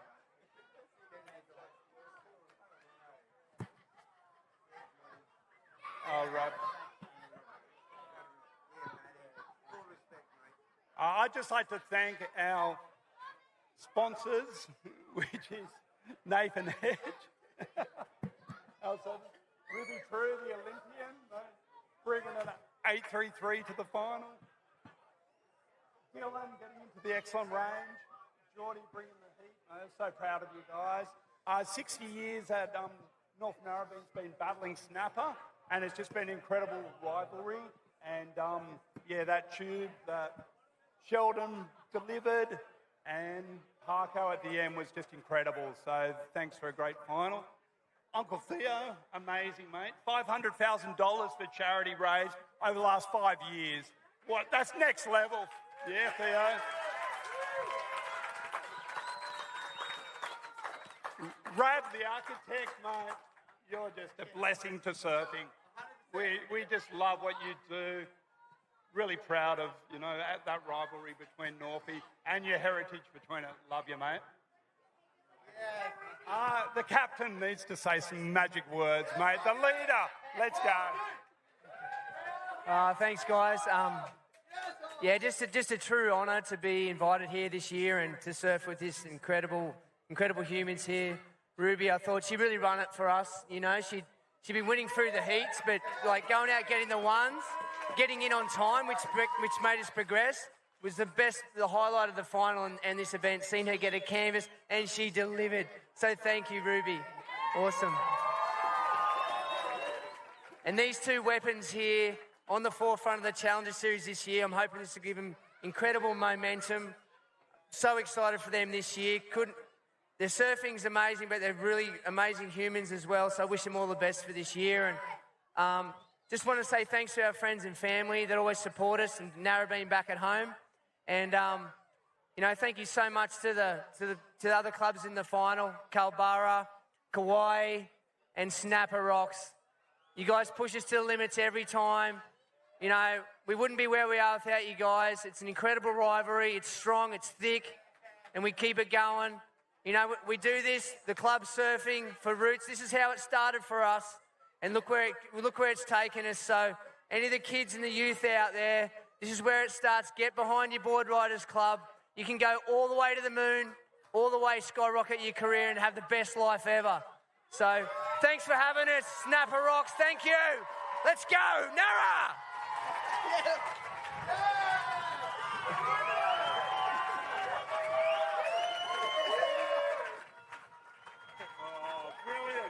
The winners of 2025 World Club Challenge, North Narrabeen.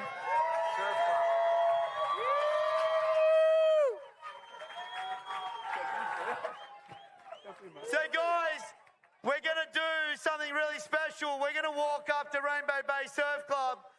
The inaugural trophy, the one-of-a-kind trophy's up there at Snapper's home, and we're going to walk up. Jay Phillips, their Presidente, is going to pass the trophy to North Narrabeen, and they're going to hold it for a year. You better look after her. I'm nervous. Down there with all you guys. I might have to do a 6-month check-in. And by the way, that Mandiri Club, the clause in the fine print says, I've got to come with you guys. Yes. Awesome, guys. Thank you. Hey, everyone. Thanks, Rabs. Thanks, everybody. Get home safe. Thank you so much. Hey, everyone. I just want to say to all the international clubs, thank you so much. This club would not be the event, and this event would not be what it is without your froth, your stoke, and your enthusiasm to keep bridging these gaps across oceans and bringing board riding to the next level. Thank you. Oh, there's Love Hodel, the most creative. Love, yes. The most creative award. Here we are, North Shore.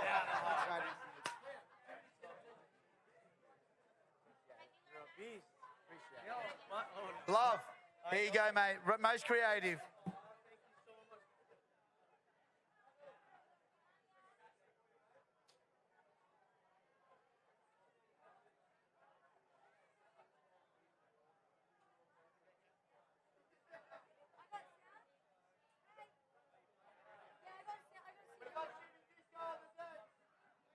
We're going to have a boogie.